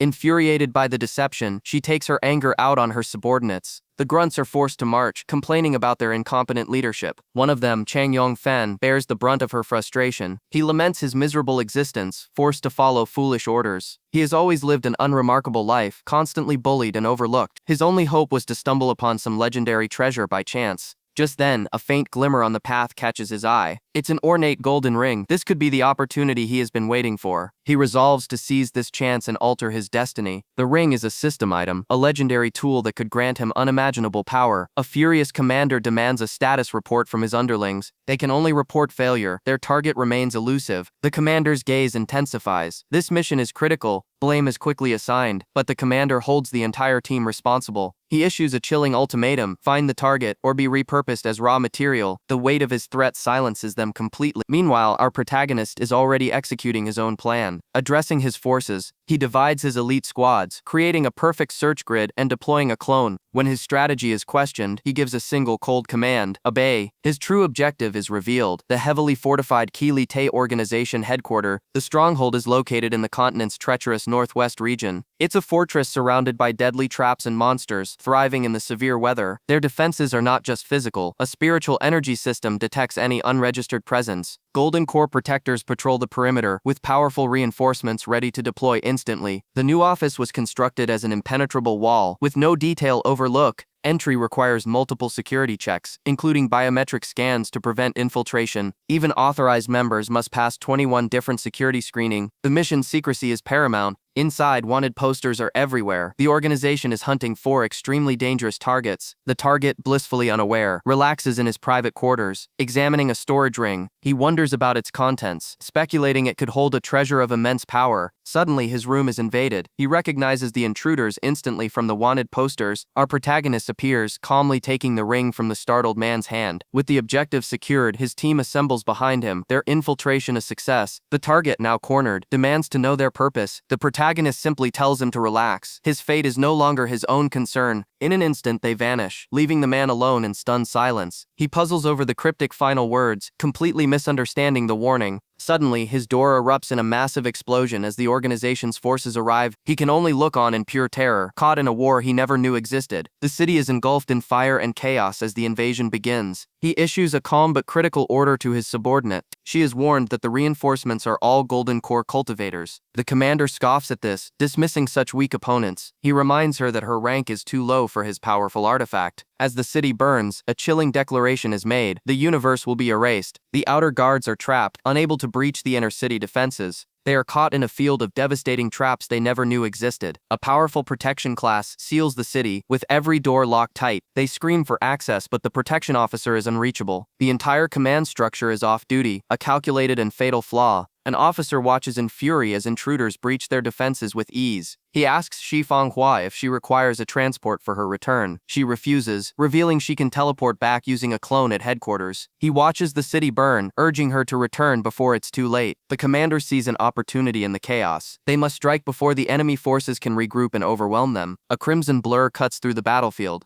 The guards spot Hua's return, warning her of the traps. She simply phases through the defensive barrier, completely unaffected. With a single move, she shatters the entire protection field. A storm of explosions erupts from her position. Her eyes narrow. Her moment of confrontation has finally arrived. Across the battlefield, his gaze meets hers. She descends, her focus entirely on her one true target. Her eyes glow red with power. She has found him. Her resolve is absolute. She activates her combat system, preparing to capture the enemy chief. Her transformation of Shadow's magic lunges forward, but he counters perfectly, activating a defensive technique. Her immense attack is caught and redirected with flawless precision. He stands calmly, containing the cataclysmic energy in his palm. The onlookers are stunned. Their powerful ally has vanished into thin air. His trap works work perfectly, teleporting her to a remote, isolated location. She stands alone in a strange forest, completely disoriented. Suddenly her senses are overwhelmed by a terrifying presence. A monstrous being, driven mad with bloodlust, appears before her. It unleashes a torrent of pure, murderous energy. She is trapped with a monster far more dangerous than her original target. Yejung Yan, you, come back and pick me up. The response is pure fury. I asked you for a lift and you just left me? With a scream of frustration, he smashes his phone and begins to run. Rage consumes him. Damn it, this is all because of Huang Shang. He vows with cold certainty, I will definitely cut him into pieces. Elsewhere, a grim facility holds a mountain of desiccated corpses. Two imposing figures survey the scene, completely unfazed by the carnage. Suddenly more bodies fall from a pipe, followed by a sphere of explosive energy. Inside, prisoners are held captive. An officer sees them as a mere stepping stone to a promotion, but his ambition is cut short. A massive projectile smashes through his ranks. The attacker merely smirks, catching the heavy sphere with one hand. He crushes the metal like paper, mocking their pathetic display of force. With contemptuous ease, he eliminates another guard with a single brutal kick. Nearby, a rescue team finds their comrades, critically injured and tangled in machinery. Their search is interrupted by a massive explosion. The enemy is closing in. Two powerful guardians arrive, splitting up to secure the area and engage the threat. The purple-haired imposter grins, eager for a real battle to begin. Master Ma Tian unleashes his full power, his physique swelling with immense energy. The imposter is unimpressed. Is brute strength all you have to offer? Ma Tian wastes no more time on words, launching a devastating punch. The imposter catches the blow effortlessly, a predatory gleam in his eyes. He unleashes a counterattack, a blast of dark energy that sends Ma Tian flying. The villain reveals the source of his power, a sinister aura coalescing in his fist. This, he declares with absolute confidence, is the punch of a true man. Ma Tian can only stare in disbelief at the overwhelming difference in their power. The shockwave from the blow rips through the air. Meanwhile, Huang Shang is tasked with rescuing the injured allies. He confirms his expanded spatial storage is more than capable of holding them. His gaze is steady, focused solely on the mission. One by one, he gathers the wounded members of the team. They are transported to a hidden high-tech medical bay for immediate treatment. The facility is pristine, with recovery pods ready for use. The rescued men are stunned, realizing this operation is far more complex than they imagined. They stare with a mixture of suspicion and awe at their mysterious savior. The commander screams at her subordinate to stand and fight. Focus your mind, she commands. Find their weakness, and you will prevail. But his concentration shatters completely, his mind filled with terror. The resulting hesitation earns him a devastating blow to the face. Elsewhere, the city burns under the enemy's assault. A lone operative moves through the smoke-filled streets. Undetected, she analyzes the situation, searching for a way to disable the enemy's defense grid. Another agent operates in the chaos, his stealth being his only shield, but his invisibility is instantly pierced by a blinding flash of energy. He collapses, utterly baffled, as his spiritual signature should have been masked. A shadowy figure looms in the distance, its critical strike rate absolute. The commander realizes the situation is dire. She cannot counter this new threat alone. Her forces desperately rescue the wounded, but their primary targets remain elusive. Deep within their sanctum, the enemy's leadership assesses their dwindling resources. They have a contingency, two powerful individuals marked as living sacrifices. The true mastermind reveals his endgame, for the entire headquarters is a spiritual energy siphon. On the battlefield, a wounded warrior begs for death, but his comrade refuses to abandon him. The trap is sprung, the healing energy reverses, violently draining the man's life force. His body erupts in golden flames, his own power turned against him. The same horrific fate befalls another nearby, reduced to a burning skeleton in seconds. The commander understands the terrifying truth. Any injury in this area is a death sentence. A new player arrives, observing the enemy's central command post. Suddenly, a system-wide alert declares all defenses have been inexplicably cancelled. The protagonist and his team descend from the sky in a calculated, decisive strike. His eyes burn with crimson light. The time for strategy is over. He lands before the enemy commanders, his presence alone a declaration of war. The enemy leader scoffs, believing this to be another insignificant ploy. But the hero's team stands united, ready to end this with overwhelming force. The mastermind laughs maniacally, revealing his power grows with every casualty. The protagonist responds not with words, but with an earth-shattering wave of pure energy. A subordinate grabs the commander, trying to hold him back from the fight, but his eyes burn with a singular chilling purpose, to find Huang Shang. Without warning, he unleashes a devastating blast of pure energy at his own ally. The commander grabs him, bewildered by the sudden betrayal. He counters with a brutal strike, sending the commander reeling back in a spray of blood. The commander, however, seems to enjoy the challenge, urging him to continue the fight. Deep within the facility, the situation is being monitored. The strategists discuss their overwhelming advantage. A warrior of the highest golden core period can completely suppress any lesser combatant. Yet, reports from the frontline paint a different picture. The protagonist is not being suppressed. He is fighting his high-ranking opponents on equal footing. The battlefield erupts as multiple enemies launch coordinated, high-level attacks. An ally summons a massive spectral warrior, desperately trying to erect a defense. A colossal barrier of ice forms, momentarily shielding them from the onslaught, but the combined power is too great, and the ice wall shatters into a million pieces. The force of the attack was terrifying, nearly wiping them out in a single blow. An urgent command is given. They must buy 2 minutes at any cost. The commander intercepts the protagonist, deploying a powerful energy shield to block his path. The resulting impact creates a massive explosion, throwing the commander back but holding the line. The protagonist instantly analyzes the technique, a system-based shield capable of blocking golden core attacks. With reinforcements imminent, the team knows they are out of time, but the protagonist remains unfazed. 1 minute is enough, he declares. He begins channeling a forbidden art, forcing his spirit into a state of ascension. The raw power tears through his body, causing him unimaginable agony. His energy signature skyrockets, climbing to levels that defy all logic. His allies watch in horror, knowing his meridians are cracking under the strain. He borrows their systems, overriding their very essence to fuel his ascension. He screams not in pain but in raw, unadulterated power. A pillar of light erupts from his body, annihilating everything in its path. When the dust settles, only he remains standing in a crater of his own making. He looks down at the defeated commander, his voice cold and devoid of emotion. He is not here for victory, but for information. Your system collects the desperate value of those it defeats, he states. His voice drops to a menacing whisper. Answer me. A wave of terrifying pressure washes over the commander. She trembles, unable to comprehend the being before her. All she can see is his glowing red eye, a vortex of absolute power and judgment. The legendary warrior clone manifests, his power shaking the very foundations of the battlefield. The team realizes a direct confrontation is suicide. A flanking maneuver is their only option. Their adversary scoffs, revealing this is merely a clone at its highest power level. He is certain this single entity is more than enough to annihilate them all. After the initial clash, Huang Shang observes a critical weakness in his opponent, but he himself is on the brink of death, his own life force fading rapidly. His allies discover the true horror of this domain. The very air leeches their energy. Even the celestial spirit of magic is powerless here, its essence dissipating into nothing. They question the nature of this terrible place, designed to render their abilities useless. The warrior clone roars, challenging anyone foolish enough to stand against him. His next attack is a storm of pure destruction, sending his opponents flying. They confirm their fears. Their enchanted tools are being drained, rendering them inert. With their primary advantages nullified, retreat becomes the only logical course of action. They have already rescued their comrades and thinned enemy ranks, but the enemy commander will not allow it, ordering his subordinate to prevent their escape. The subordinate eagerly accepts the mission, vowing to hunt them down. He begins a summoning ritual, drawing upon a hidden reserve of power. Huang Shang's allies watch in horror. They cannot possibly face another high-level threat. As the summoner prepares his ritual, Huang Shang sees his opening. The enemy is about to recall an eternal Holy Spirit, but he is suddenly interrupted. Huang Shang unleashes a devastating slash, striking the summoner at the critical moment. The enemy's eyes widen in terror. The energy has already been transmitted. The recall spell activates, but the interference has corrupted the ritual itself. The summoner stares at the scroll, bewildered by the unfamiliar result. A completely different entity materializes, wielding a bizarre and powerful weapon. The ground freezes and shatters under the newcomer's immense chaotic power. Huang Shang and his allies recognize the summoned girl instantly. The Lubu clone is confused by her presence, but she tells him to get out of her way. Her summoner tries to assert control, but she coldly informs him that she follows no one's orders. Her gaze sweeps across the battlefield, finally landing on one person, Eposob. She sees the wounded Huang Shang, and her entire demeanor changes in an instant. Enraged by this insubordination, the summoner screams for her to attack his enemies. She responds by turning her weapon not on Huang Shang, but on the fool who summoned her. A wave of absolute zero energy erupts from her position. The Lubu clone is stunned. She betrayed her master in less than 10 seconds.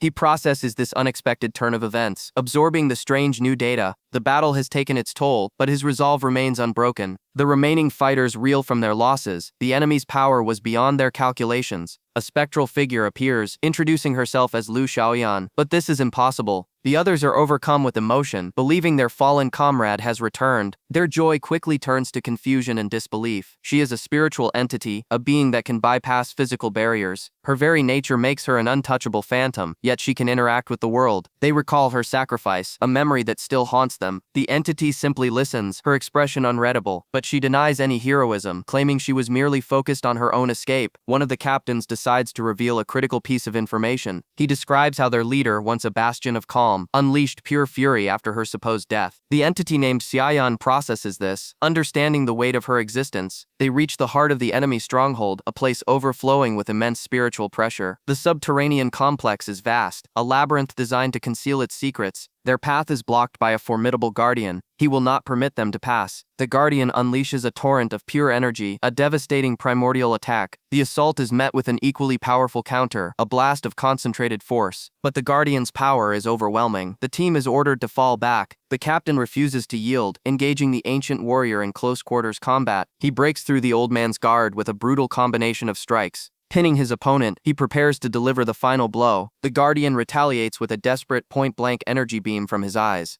The captain is caught directly in the blast, taking the full force of the attack. He withstands the immense pain, refusing to be incinerated. Despite his tenacity, the captain is seemingly neutralized by the guardian's power. His squad can only watch, realizing the true strength of their high-ranking foe. Though battered, the captain rises again, defiance burning in his eyes. However, the guardian reveals his true trap, an army of identical clones. An endless legion of powerful warriors emerges from the shadows. They are not mere illusions. Each one possesses the full strength of the original. Just as despair sets in, the protagonist senses a familiar energy signature. He activates a specialized sensory technique, piercing through the deception. He locates his true targets, hidden behind the clone army. The team steels themselves for a final, impossible battle against the Horde, but Xiaoyan stops them. A direct assault would be a waste of precious energy. She commands them to stand aside. With a single motion, she unleashes an incomprehensible power, an ultimate slash technique. The entire clone army is annihilated in a single silent instant. Her allies are left stunned by this display of Golden Core stage mastery. They find their captured comrades, suspended in an energy prison by the true mastermind. The enemy commander smirks, his plan having reached its final stage. Suddenly, one of his own men detonates in a shower of blood. A horrific chain reaction begins, as the clones violently explode one by one. The commander is bathed in the remains of his own loyal soldiers. This isn't an attack, it's a ritual sacrifice. The commander absorbs the life force of his fallen army, his power surging. He is channeling their energy through one of the captives, amplifying his strength. He reveals his gambit. He lured them here to serve as the final components. With their combined life force, he has forcibly ascended to the peak of the Golden Core stage. He mockingly asks for their final words. The protagonist's expression hardens. This is a forbidden martial skill, a system exploit he cannot allow to exist. His eyes burned with cold fury, a reflection of the carnage to come. The old general basked in his newfound power, feeling the peak of the Golden Core stage. The sheer force of his aura sent his opponents staggering back in disbelief. He condensed the dark energy into his fist, preparing a devastating strike. The captain's eyes widened as the dark heavy hammer descended upon her. The impact shattered the very ground she stood on. She was struck down in an instant, the blow too fast for anyone to perceive. The team realized his spiritual energy was unlike anything they had ever encountered. He wasn't a mortal man, he was a spiritual body unbound by conventional limits. He declared his intent to absorb all of their power to achieve his ultimate ambition. Another blitz of attacks rained down upon them, a storm of phantom fists. He stood unchallenged, demanding his next victim step forward. Suddenly the protagonist appeared, manifesting spatial constructs out of thin air. The general instantly understood the source of their infiltration, a spatial storage ring. He lunged forward, aiming to crush the boy with a single blow. But the protagonist moved like lightning, countering with a blinding flash of spiritual energy. He calmly revealed his own martial technique, allowed him to perceive and counter the general's movements. Seizing the opening, another ally entered the fray with a massive energy weapon. She brought the blade down in a devastating arc, but the weapon shattered against the general's defense as her own power began to fade. While the general was distracted, the protagonist used his ring to fully restore a fallen ally. Enraged by the interference, the general unleashed a pinpoint energy blast aimed directly at the ring. An ally intercepted the beam, but it deflected harmlessly off his golden aura. But the man simply smirked. He was never the intended target. The redirected blast struck two other combatants in the background, neutralizing them instantly. The general's fury reached its zenith at being outmaneuvered. With his plan in motion, the protagonist ordered the final charge to rescue their captured allies. The old man unleashed his ultimate technique, a crushing wave of despair and decay. The entire team was caught in the blast, thrown to the ground and critically wounded. He mocked one of the fallen, creating an immense water bubble to finish him off. But as the man was engulfed, the general stared in horror at what what was happening inside. Within the torrent, a dormant power began to awaken. He erupted from the prison of water, a being transformed by pure rage and vengeance. With a final surge of power, he shatters his confinement. The old man and his allies watch in utter disbelief. The boy screams as the volatile energy erupts from his body. Simultaneously, monstrous leviathans emerge from the depths, causing mass panic. The creatures storm the shore, heading directly for the organization's headquarters. The commander realizes this is all part of the boy's calculated assault. His opponent simply stares back, his eyes burning with cold resolve. The villain deciphers a critical weakness. The boy's regeneration is tied to water. He prepares to strike again, ignoring his subordinate's warning. He lunges forward, but the boy unleashes a freezing wave of energy. The commander's spiritual power instantly begins to crystallize. His entire arm is encased in ice, his power completely neutralized. Seeing an opening, he lands a devastating counterpunch, sending the boy flying. The boy's allies immediately rush in to intercept the immortal old man. He dispatches them effortlessly, only to find his primary target has vanished. Huang Shang has already secured the captain and is preparing their escape. The lesser soldiers scatter in terror as the villain's cold gaze locks onto the fugitive. He appears before them instantly, having already predicted their escape route. He lands a crushing blow, incapacitating Huang Shang in a single strike. But it's a feint. The blue-haired boy grabs the villain, sacrificing himself. He screams for the others to retreat, promising the summoned beasts will clear a path. The villain laughs, revealing his true goal, absorbing the boy to achieve his own evolution. His power level skyrockets, nearing its absolute peak. Suddenly, Huang Shang offers him a new source of power, a sphere of pure spiritual energy. The villain is stunned by its potency, a perfect fusion of cosmic yin and yang. This was the protagonist's true gambit. Blinded by greed, the old man absorbs the orb without hesitation. He feels an incredible surge of power, his body contorting into a new form. The power gauge shatters as it hits 100%. He roars in triumph, believing he has finally achieved transcendence. But his allies know better. Huang Shang's plan has entered its final lethal stage. The scientist's mad experiment reaches its climax. The system signals 100% completion. The birth of his so-called eternity has begun. He revels in his moment of triumph, his goal finally achieved. He has created what he believes is the perfect essence for humanity's evolution, a power that will rewrite the very fabric of life. But within this new creation, a hidden variable exists. The scientist gloats, revealing the protagonist's energy was a crucial component. The final essence materializes, a condensed orb of immense power. But this was all part of the plan. He now has a direct link to the core. He unleashes a burst of energy, moving faster than the eye can see. The scientist is caught completely off guard by this sudden assault. He declares an end to this monstrous experiment, but the augmented villain retaliates with overwhelming force. He sneers, believing the boy is merely relying on cheap tricks. A devastating strike shatters the ground, but the target is already gone. The protagonist is wounded, but the scientist knows this is far from over. He reveals his last attack sealed the protagonist's spiritual energy. He acknowledges the boy's incredible abilities, far exceeding any of his creation. He sees the potential for a true sovereign within his opponent, and for that very reason, he must be eliminated. To ensure no interruptions, he's erected a lethal barrier around the room. He taunts his powerless foe, eager to see his final move. The scientist begins his final transformation, ascending to a new stage of power. He proclaims this is the dawn of a new era. With him as its master, the essence descends, the final key to his immortality. He opens his mouth to consume the fruit of his life's work, but the protagonist watches with cold, calculating eyes. Everything is proceeding as he has foreseen. The embers of the explosion settle. The old man is left screaming in sheer agony. He can't comprehend how his opponent is even standing. I simply offer a final dismissive gesture. Enraged, the man unleashes a monstrous transformation. He vows to annihilate every last one of his foes, but I remain entirely unmoved by his display of power. Your organization's experiments were a success, I'll admit. For that, I will give you a 5-star rating. The taunt hits its mark, driving the beast into a frenzy. A strange energy flows through me. It seems I'm feeling youthful again. His patience shatters as he lunges forward. He plans to turn me into a pool of blood. He unleashes his ultimate technique, the dark devouring strike. But I meet his full-powered assault with a single hand. The resulting shockwave shatters the very ground beneath us. He is paralyzed by disbelief. His strongest attack was stopped. It seems he has forgotten the chasm between our power levels. I deliver a swift, precise counterattack. His monstrous form offers no defense against my strike. Standing over his broken body, I begin my final lecture. Your ideals were always based on sacrifice. Mine are not. His arrogance evaporates, replaced by primal fear. He begs for his life. I will give you one chance, a simple riddle. He tries to stall, to explain his circumstances, but my patience is a resource he has completely exhausted. He finally hazards a guess. The descending mountain tiger. Regrettable. A wrong answer. He panics, desperately changing his guess to the ascending tiger. Still not correct. His time is up. I unleash my own technique, the mountain tiger's roar. My fist descends, an unstoppable force of nature. The impact is absolute, reducing him to nothing. The world itself seems to distort from the sheer power. His remains are launched into the sky, a monument to his failure. The onlookers can only stare in shock at the spectacle. They wonder about the meaning of the riddle. Neither. I was born in the year of the rooster. With my enemy eliminated, I turn my gaze forward. The once mighty villain lay broken on the ground, his body a ruin. He lamented the loss of his original form, clinging desperately to his remaining genetic material. With a surge of adrenaline, he forced himself to his feet, but his ravaged body immediately gave out, collapsing into the dust. The assembled warriors could only stare, wondering what force could inflict such devastation. Seeing them, a dark thought entered his mind. He could absorb their spirits to regenerate, but a calm voice cut through the smoke, shattering his delusions of survival. The group turned, their expressions a mixture of shock and awe. Standing before them was Shentu, the architect of this victory, apologizing for his late arrival. For one warrior, this moment was overwhelming. He remembered a time when he was helpless, surrounded by beasts and facing certain death. It was Shentu who had appeared then, a beacon of hope in the darkness. He had promised that he would not let him die, a vow Shentu intended to keep, no matter the cost. That memory of selfless sacrifice flooded his mind. He realized his own past cowardice and how Shentu's actions had sparked a change within him. He reached out, hesitating for a moment, fearing he was still a liability, but Shentu grasped his hand firmly, reaffirming his promise. As long as I'm here, you will not die. The warrior was overwhelmed by this unbreakable bond, a treasure more valuable than any gold. He was then struck by Shentu's appearance, which had reverted to that of a young man, a physical manifestation of his renewed power and vitality. The captain shouted his name, overcome with relief. He leapt forward, embracing his returned leader. It was a reunion of warriors, forged in the crucible of battle, a moment of reprieve after a long and brutal conflict. The others gathered, inspecting Shentu's transformation with disbelief. His youthful features confirmed their victory was absolute. The entire team watched the profound reunion unfold. The captain, a hardened veteran, was moved to tears for the first time. Shentu's own son noted how his father now looked his age. It was a moment of connection, with the son aspiring to his father's newfound strength. With the reunion concluded, their attention turned back to the real problem. The defeated villain begged them to listen to his motives, but his words fell on deaf ears. They had no interest in his pathetic excuses. They were united in a single purpose: to end this nightmare now. Shentu confirmed the target was incapacitated, his energy completely depleted. He then offered the final blow to the one who held the deepest grudge. Each warrior had a claim, but Shentu simply smiled, enjoying their fervor. Suddenly they noticed the villain was still breathing. Shentu then revealed his true chilling objective. He was keeping the enemy alive to study his martial techniques. The machines are destroyed and all captives have been rescued. With the enemy leader eliminated, the operation is complete. The commander approaches, asking the young man's true identity. He calmly confirms his name is Makiani. The others are stunned. They knew an old master by that name, but this warrior is a youth. Makiani turns to Huang Shang.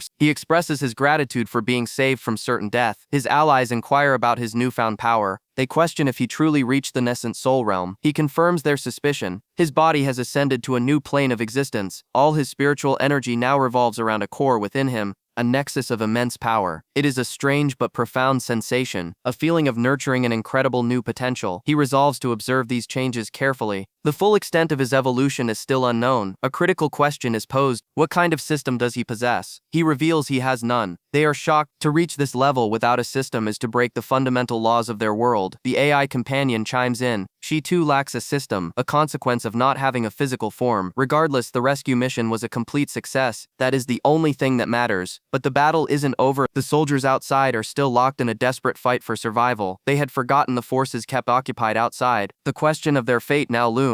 The commander urges caution. Many of the enemy soldiers were conscripts, forced into servitude. This presents a tactical problem. How can they distinguish the loyalists from the unwilling? Outside, the soldiers are being slaughtered by a colossal monster. Their lines are breaking. A gateway of light appears. They believe reinforcements from headquarters have finally arrived. But it is not their allies who emerge. It is the very invaders who destroyed their leaders. The remaining loyalists panic. Their command has fallen, and they are now trapped. The conscripts, however, see this as liberation. They throw down their arms and surrender. The protagonist observes the chaos with cold calculation. The enemy has divided itself for him. The aftermath is swift. Those who fled were consumed by monsters, while the surrendered were secured. With the last remnants neutralized, the entire Kili Today organization is now history, but amidst the victory, the AI companion looks at her hand. It begins to fade into light. Her form is becoming unstable, the particles of her existence slowly dissipating. She knew this moment would come, the inevitable price of her temporary form. She had hoped for more time, but now accepts her fate is sealed. Her only wish is to leave Huang Shang with the memory of her smile. Huang Shang senses the shift in her energy. He turns, his expression hardening. He sees her form disintegrating. Tears stream from her eyes as she fades away. She whispers that she can't bring herself to smile, not at this moment. He instantly diagnoses the problem. Her spiritual energy is diminishing at a fatal rate. She is touched by his perception. He understands her pain without a word. He extends his hand. He will not allow her to disappear. A surge of pure spiritual energy flows into her, stabilizing her dissolving form. With the immediate crisis averted, he asks what she was trying to tell him. She denies it was anything important. Her naive wish to see him grieve for her now seems foolish. Huang Shang's forces had suffered greatly in the previous battle. They took refuge for the night in a seemingly abandoned organizational base. The fortified location appeared secure, nestled deep within the mountain. But they were not alone. Glowing red eyes watched from the darkness. A shadowy figure breached their perimeter with incredible speed. The scout was quickly cornered by a spectral entity demanding answers. Overwhelmed, the man collapsed, unable to process the paranormal encounter. Soon after, another intruder was captured, but this one was defiant. He sneered, vowing that his clan would soon exact their revenge. The captive then revealed his capture was merely a diversion. On cue, the compound was rocked by massive explosions. An entire clan of warriors emerged from the dust, ready for battle. The tied-up scout could only apologize. These new enemies were far too powerful. He accused our protagonist's group of heinous crimes, mistaking them for the base's original owners. Our hero calmly corrected the misunderstanding, stating they had already purged this base. This revelation completely stunned the invading clan. As irrefutable proof, he presented an image of the organization's fallen leader. With the truth revealed, the hostilities ceased instantly. The warrior introduced himself as Wang Taidan of the Fang clan. The name of his clan drew confused looks from the protagonist's allies. He scoffed at their perceived weakness, declaring that they were too frail to join his ranks. The clan stood proudly, boasting of their status as a superior warrior race. One of our hero's subordinates countered, mentioning their leader's recent advancements. Enraged by the challenge, Wang Taidan demanded a show of their power, but with a single effortless blow, she sent the warrior flying. His clan members rushed to his side, utterly defeated. Humbled, the Fang clan leader admitted they still had much to learn. As a gesture of gratitude, he offered a map to their village. The map was crude, detailing a path through a treacherous unknown region. Before they parted ways, the team inspected the spoils of their earlier victory. These were awakening medicines created from the sacrifice of other humans. One of the commanders argued that assets seized from evil could be used for good. Wang Taidan agreed, vowing to use this dark power for a righteous cause. The final preparations for the mass empowerment ritual were complete. The organization's strongest fighters gathered, their anticipation palpable. Following his instructions, they formed a chain, linking their spiritual energy levels. Dozens of cultivators joined hands, their expressions a mix of hope and uncertainty. The lines of warriors stretched across the entire chamber. The leader explained the final step. Connect to the man at the front. As the final link was forged, their combined energy surged. At the epicenter, he activated the Supreme Emperor's technique, channeling their collective power into himself. The sheer scale of the energy network was breathtaking. With his heightened senses, he could now perceive every flaw in their bodies, but this would not be a gentle process. He lunged forward, striking the first warrior without warning. His next blow sent another flying, shattering their internal blockages with raw force. The elders watched in shock as he began his brutal purification process.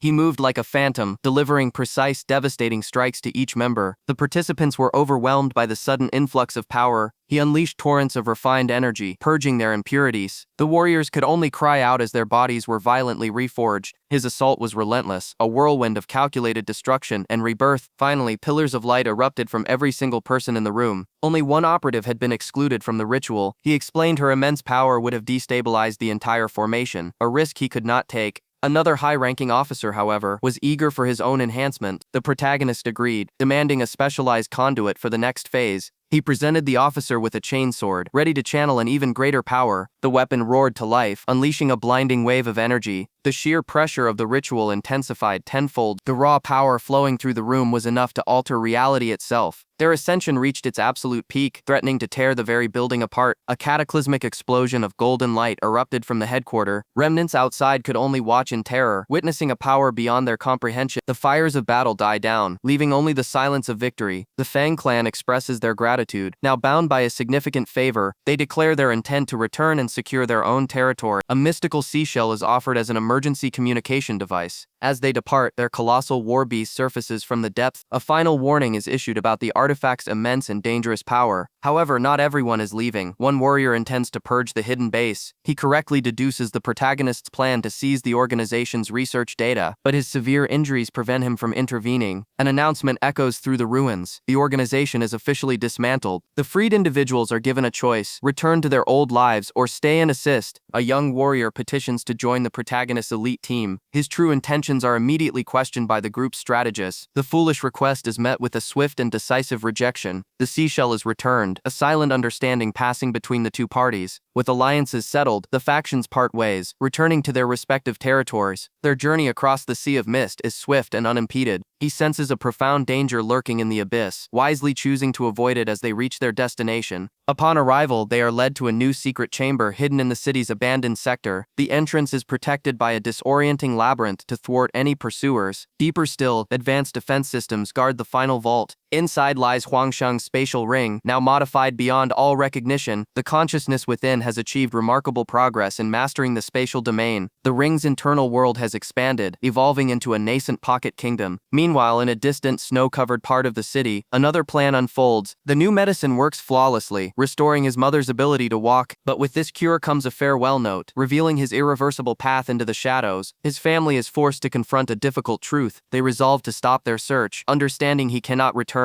His sister accepts his fate, knowing he must now navigate his own perilous journey. The tour of the new headquarters began in the cafeteria, featuring automated food dispensers. The protagonist noted the efficiency, ordering more to be constructed as they moved on. Next was an advanced laboratory, perfectly equipped for researching medicines and supplements. They then entered the forge, a high-tech facility for crafting powerful equipment. A vast library was revealed, a repository for countless cultivation techniques and secret manuals. Even the resting rooms were meticulously designed for optimal recovery. The guide then presented the healing area. The team was ecstatic, realizing the strategic advantage of rapid recovery. With advanced medical staff and diverse recovery plans, the warriors felt invincible. Finally, they arrived at the largest chamber, a cultivation room made for him alone. The space was immense and completely soundproofed, designed for intense training. This pleased him. It meant he could finally unleash his most aggressive cultivation methods. The guide explained there were also themed rooms for specialized training. The options were tailored to suit any individual's needs. The variety included environments from a forest to a roller coaster. He analyzed the tactical implications, noting how each environment could stimulate spiritual energy. While his subordinates were confused, some found the unique designs appealing. A blueprint showed the base's current layout, with vast sections still undeveloped. The interior was massive, but the unexplored areas remained dangerously unstable. The guide shifted focus to external security. In the event of an overwhelming crisis, the entire city was armed with defensive cannons. An elaborate contingency was also in place, a strategic misdirection to ensure their escape. Even if their most powerful enemies attempted to pursue, the plan was designed to be flawless. With the preparations complete, the protagonist gave the order to depart. The entire mobile fortress launched towards its destination. An anti-seismic device ensured perfect stability as they traveled towards the rendezvous point. They arrived at the Green Shade District, where their allies were already waiting. He revealed his true appearance, shocking one of the commanders. Before he could explain, a vision of a past tragedy flashed before their eyes. He notes her constitution is uniquely suited for cultivating spirits. She is stunned by his complete transformation, demanding to know how this is possible. He calmly reveals this is his true appearance. He claims his previous actions were due to a cognitive affliction, a calculated apology to secure her allegiance. She remains skeptical, but his explanation is just plausible enough. She observes that his new form is a powerful tool for manipulation. "I won't deceive anyone," he states, his expression unreadable. Suddenly, the camp commander interjects, questioning their private conversation. He pulls the protagonist aside protectively, learning that this woman saved him in the past. The commander is baffled by the protagonist's ability to forge such alliances. With the misunderstanding cleared, a temporary calm settles between them. She is caught off guard by the importance he placed on her opinion. He confirms it, further locking her into his sphere of influence. Then he shifts back to his old form in an instant, a display of effortless power. He explains this form is more energy efficient, a purely tactical decision. He mocks their shock, questioning if his shapeshifting system is truly so impressive. His allies reveal such abilities are becoming common among their ranks. The others demonstrate their own bizarre transformations, a testament to their rapid evolution. Their strange powers are a clear sign they are no longer bound by human limitation. Under his guidance, they gathered the awakened cores, synchronizing their spiritual growth. The results of his plan are staggering. His entire faction has ascended to a new level of power. Many have reached the formidable golden core realm, with some even approaching its advanced stages. One of his technicians presents a new invention, a battery that absorbs and stores spiritual energy. The device is a breakthrough, promising to solve their energy consumption problems in the field. However, to create superior versions, they require rare, high-grade materials. A distant expedition is planned, providing the perfect opportunity to acquire these resources. The commander sets their destination, the infamous Dark Zone C. A wave of dread washes over the group. Few who enter the Dark Zone ever return, but their newfound power changes the equation. With an army of golden core cultivators, the risk is now acceptable. She turns to the protagonist, assuming he too has reached the golden core stage. He reveals the truth. He is not golden core. He is in the nascent soul stage, a realm far beyond their comprehension. An urgent alert interrupts them. The heavenly gate is under siege by a massive demonic horde. The order is given. They are to mobilize immediately and crush the invading force. He smiles faintly. This crisis is the perfect test for his newly forged army. They were once mere trainees. Now they are beings who can alter the very fate of humanity. Their potential is now limitless, their destiny stretching to the heavens. The commander watches them depart, a look of awe on her face. They are humanity's miracle. The newly deployed sentry guns immediately open fire. Their overwhelming firepower shredded the C-grade monsters with ease, but this was merely a test. The protagonist knew far greater threats loomed ahead. His destination was the Heavenly Pass, a place of immense danger, and his companions resolved to follow. As expected, a formidable beast emerged from the dense woods. One of his allies met the challenge head-on, unleashing a devastating fire attack. The blow landed true, staggering the colossal creature. Another warrior followed up, cleaving through the beast with an otherworldly slash, but the forest held more than one guardian. Suddenly a far greater power intervened, decapitating the lesser monster in an instant. The sheer scale of this new combatant shocked the onlookers. This was not a mere monster, it was a true apex predator, a force of nature. They could only watch, powerless to interfere in this clash of titans. While the others were paralyzed by the spectacle, the veteran fighter remained utterly unfazed. The younger warrior, however, was eager for a challenge, ready to prove her own strength. But amidst the chaos, a much smaller creature darted through the underbrush. It moved with impossible agility, using larger monsters as stepping stones. Effortlessly, it dodged a fatal blow, turning the attack's momentum to its advantage. It became a living projectile, bouncing between foes with disorienting speed. Finally, it came to a halt, finding itself before an unknown figure. The young warrior had caught the strange creature mid-battle. The group gathered, observing the unusual specimen found on the battlefield. The creature itself seemed utterly perplexed by its situation. Despite its strange origins, the others saw it as a potential companion. She attempted to tame it, but the creature was feral and hostile. Its aggressive display only seemed to intrigue them further, though their leader remained skeptical. She presented the strange beast to him for inspection, but proximity to the creature triggered a violent, unforeseen reaction within the veteran fighter. Meanwhile, the true battle raged on. The protagonist, wounded but resolute, gave a final command. The group debated the creature's true nature. One warrior, possessing the highest cultivation level, moved to eliminate the potential threat. His companions reacted in alarm, knowing the destructive power he wielded. A single sneeze unleashed a cataclysmic blast, tearing the landscape apart. The small creature, however, was completely unharmed by the devastating attack. The warrior noted the immense spiritual energy required for such a display. Malu simply observed the human's bizarre behavior with cold detachment. The creature's gaze held an intelligence that belied its simple appearance.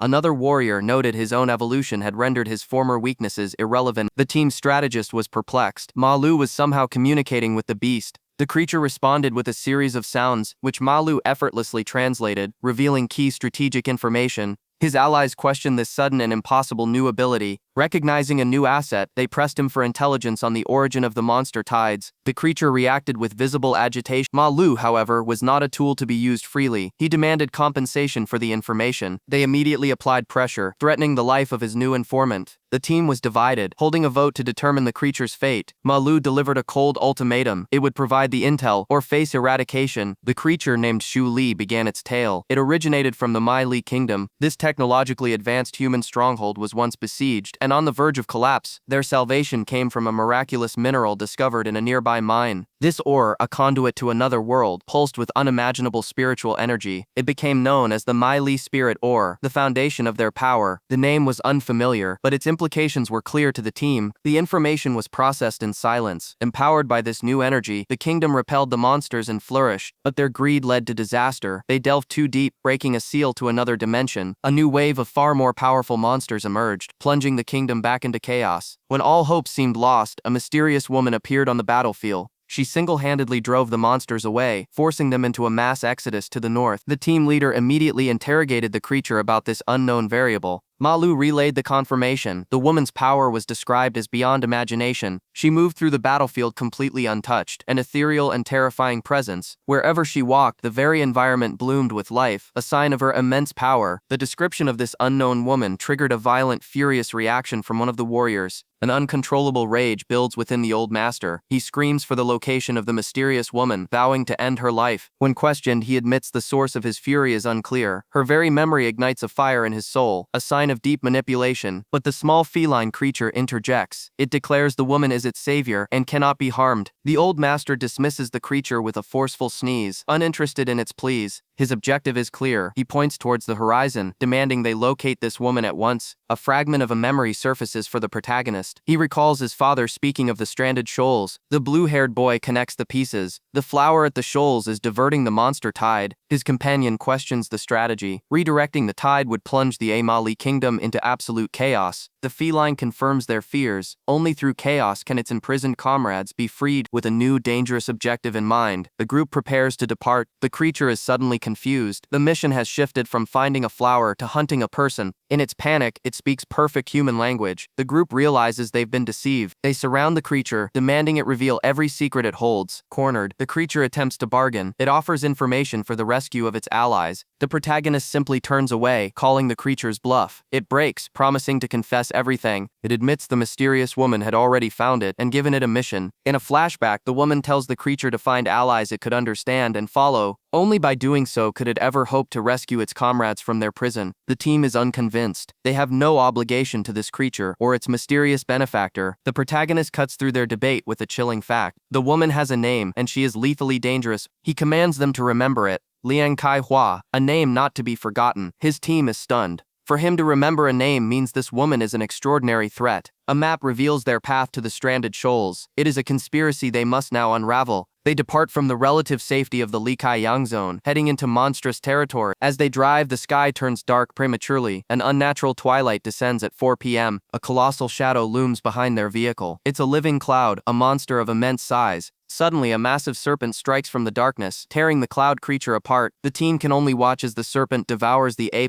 level monster in a single bite. A wave of dread washes over them as they witness the sheer scale of the new predator. Then the horrifying truth is revealed. The serpent is not a monster, but merely one tentacle of a godlike entity. The protagonist's aura flares to life. He will not back down from this impossible foe. He gives a silent command to his small companion. The battle is about to begin. He warns the others of the creature's shape-shifting abilities, adding another layer of danger to the encounter. The city-sized monstrosity roars and charges forward. There is no escape, only survival. The team is immediately overwhelmed by the monster's relentless assaults. Their intel confirms this is an A++ ranked threat, capable of leveling a city. He assures them there will be no mistaking their true target. Suddenly, an explosion rocks their convoy. A momentary lapse proving costly. A new threat emerges from the chaos. A colossal serpent charging directly at them. One of the fighters unleashes a devastating flame-based attack against the beast, but it has no effect. In desperation, they attempt to reason with the monster. Another warrior moves in, delivering a powerful kick with focused energy. The blow connects, sending the serpent reeling back through the ruined cityscape. His companions are stunned by the sheer force of the counterattack. However, this victory is short-lived. The real threat remains, and its tentacles will soon close. They now face an impossible tactical situation, trapped before the primary target, but the protagonist detects a massive energy source within the creature. He proposes a truly audacious plan. His team visualizes the grim reality of such a strategy, certain death and digestion.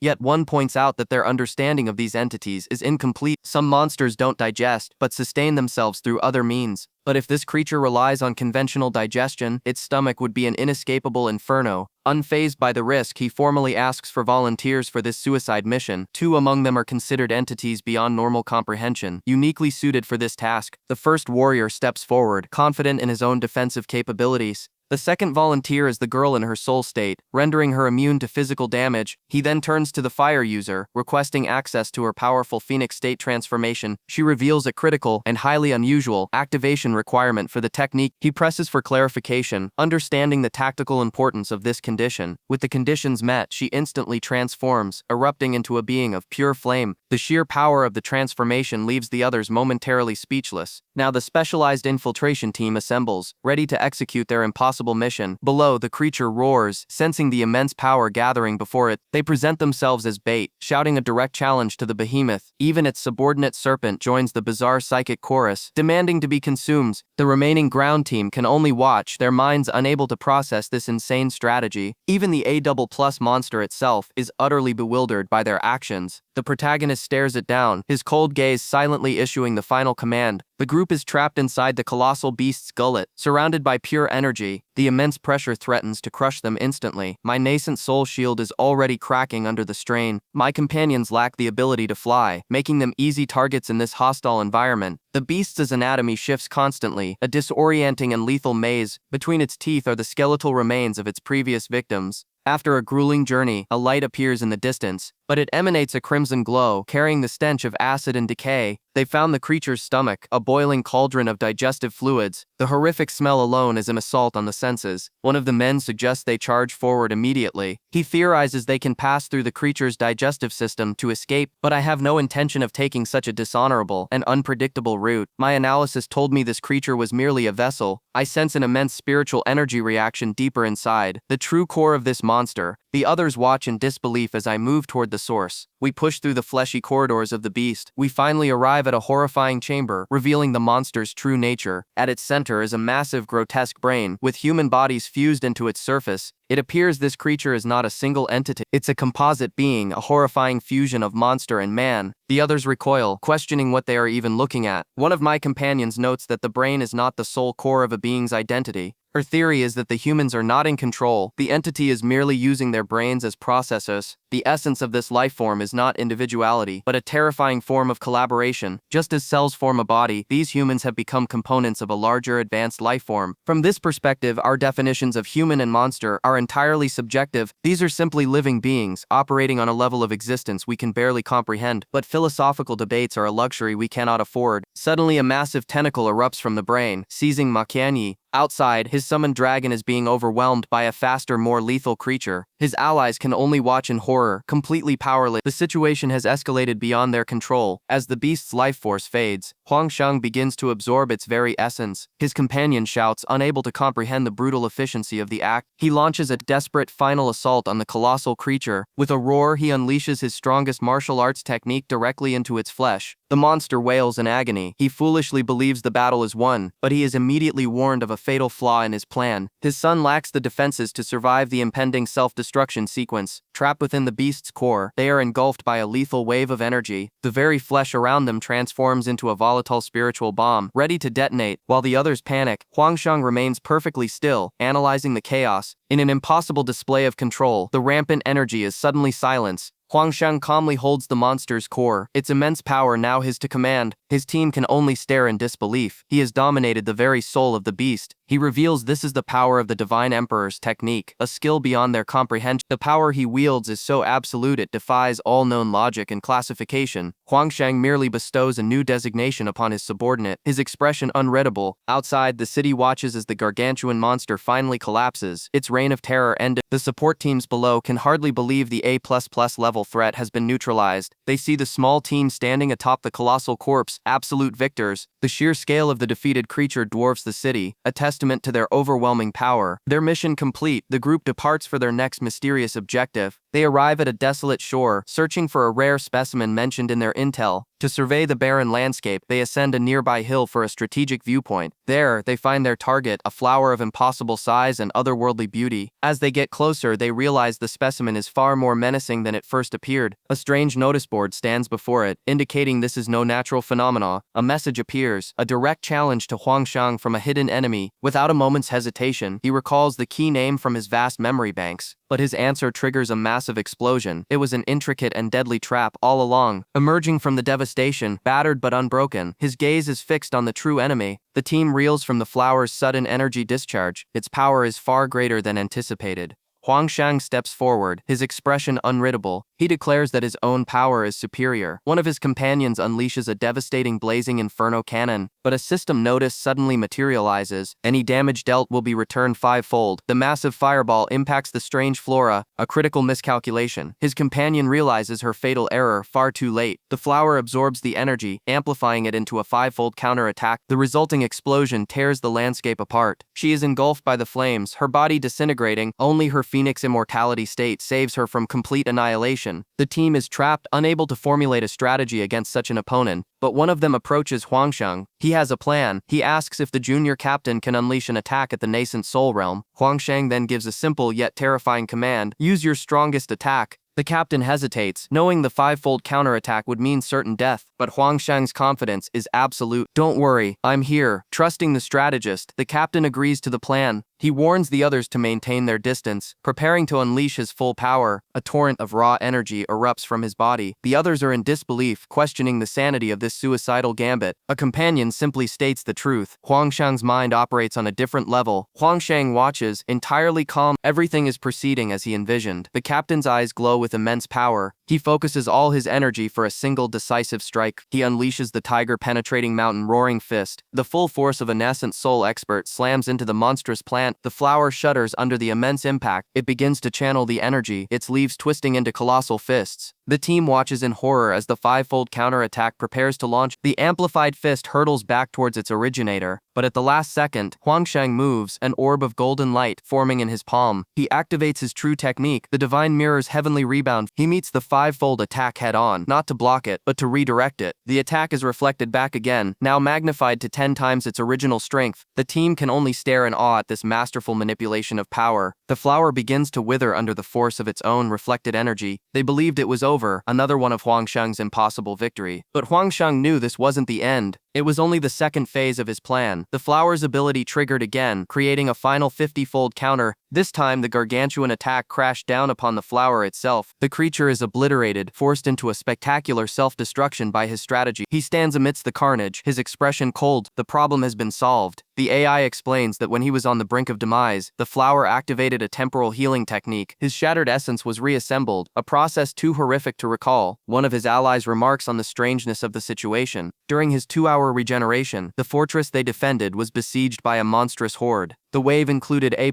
level entities, barely repelled by 2 elite squad leaders. Now they are trapped by this colossal flower, a strategic dead end. Chu-Ya materializes, stating she needs to return to the real world for a moment. The team regroups, but their predicament is unchanged. He reveals he was lost in a spatial rift, returning only through sheer force of will. They are stumped, unable to identify the flower, which seems to be the key to their escape. Suddenly, a notice board appears, offering them clues to the puzzle. Chu-Ya immediately deduces the flower itself pre-programmed this entire encounter. It's not a simple beast, it's a sentient warden, and this is its test. The system confirms her theory. It's an interactive game. The board presents difficulty options. The others naively suggest the easy mode. Chu-Ya notes that she had figured out he was alive, but he didn't respond. He simply states that he was shattered into pieces and couldn't. He decides to test the system, speaking a name to test its parameters. The system confirms one of the characters in the name is correct. 2 characters remain a mystery. The puzzle is more complex than it appears. His companions suggest guessing randomly, a foolish and inefficient strategy. The system reveals that 10 incorrect guesses will trigger a punishing electrical shock. He realizes this mental battle is far more draining than a physical confrontation. After a moment of calculation, he correctly identifies the 3rd character. The flower cheers them on, a disturbing and deceptive display. He sees through the charade, recognizing the despicable nature of his captor. With cold precision, he provides the final correct character, completing the name. Their victory is fleeting. The space-time flower begins to destabilize as a new message appears. His perspective is suddenly ripped away, flying across the vastness of space. He witnesses a massive prison vessel under heavy assault. Alarms blare as guards mobilize to contain a prison break. Elsewhere, the entity behind the flower is shocked he solved her puzzle so quickly.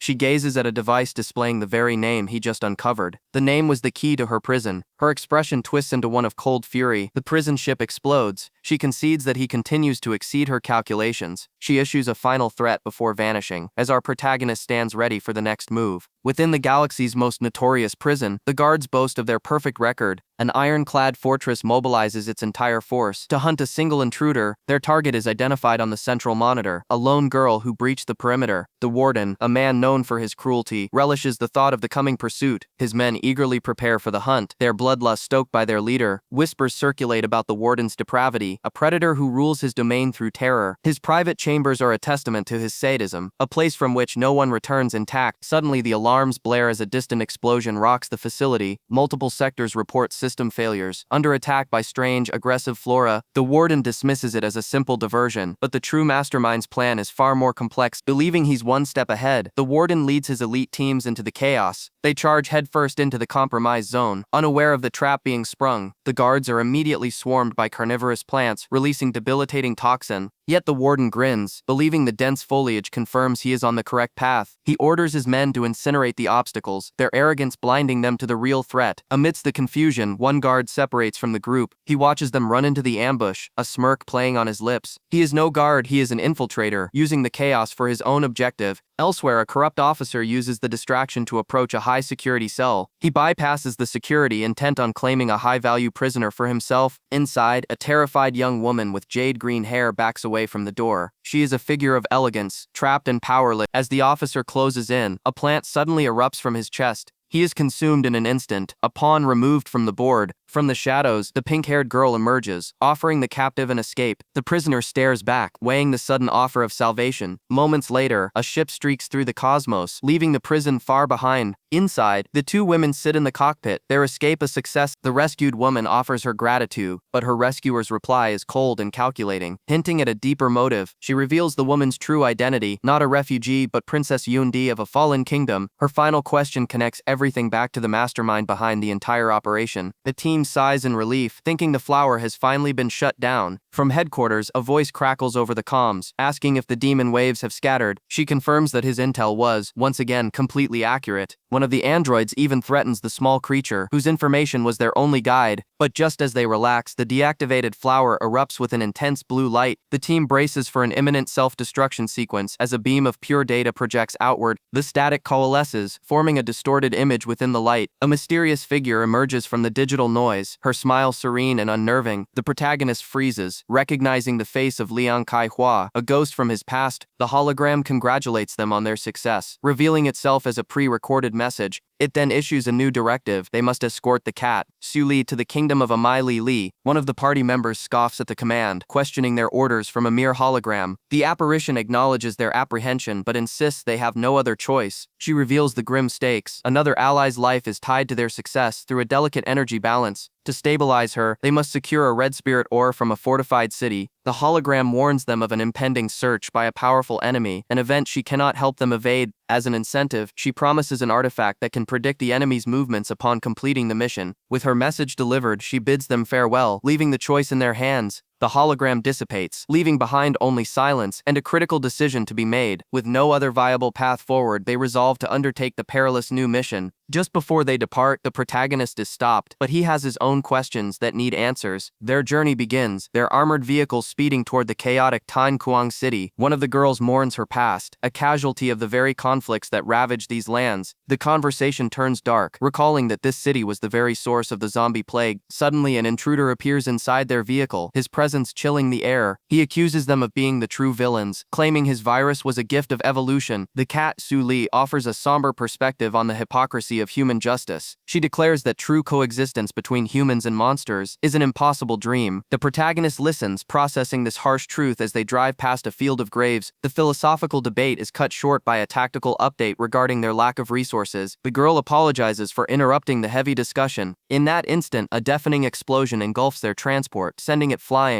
A monstrous S-class creature emerges from the dust, its eyes glowing with malevolent energy. The protagonist coldly looks to the cat, ordering it to prove its theory of coexistence. The creature's attempt at communication is met with a devastating counterattack from another teammate. The colossal monster is felled in a single decisive blow. He walks past the creature's corpse, explaining the harsh reality of their world. Strength isn't for ideals but for survival to protect yourself and those you value. The cat is left speechless, its entire worldview shattered and rebuilt by his profound logic. It can only look on with absolute admiration for his strategic mind.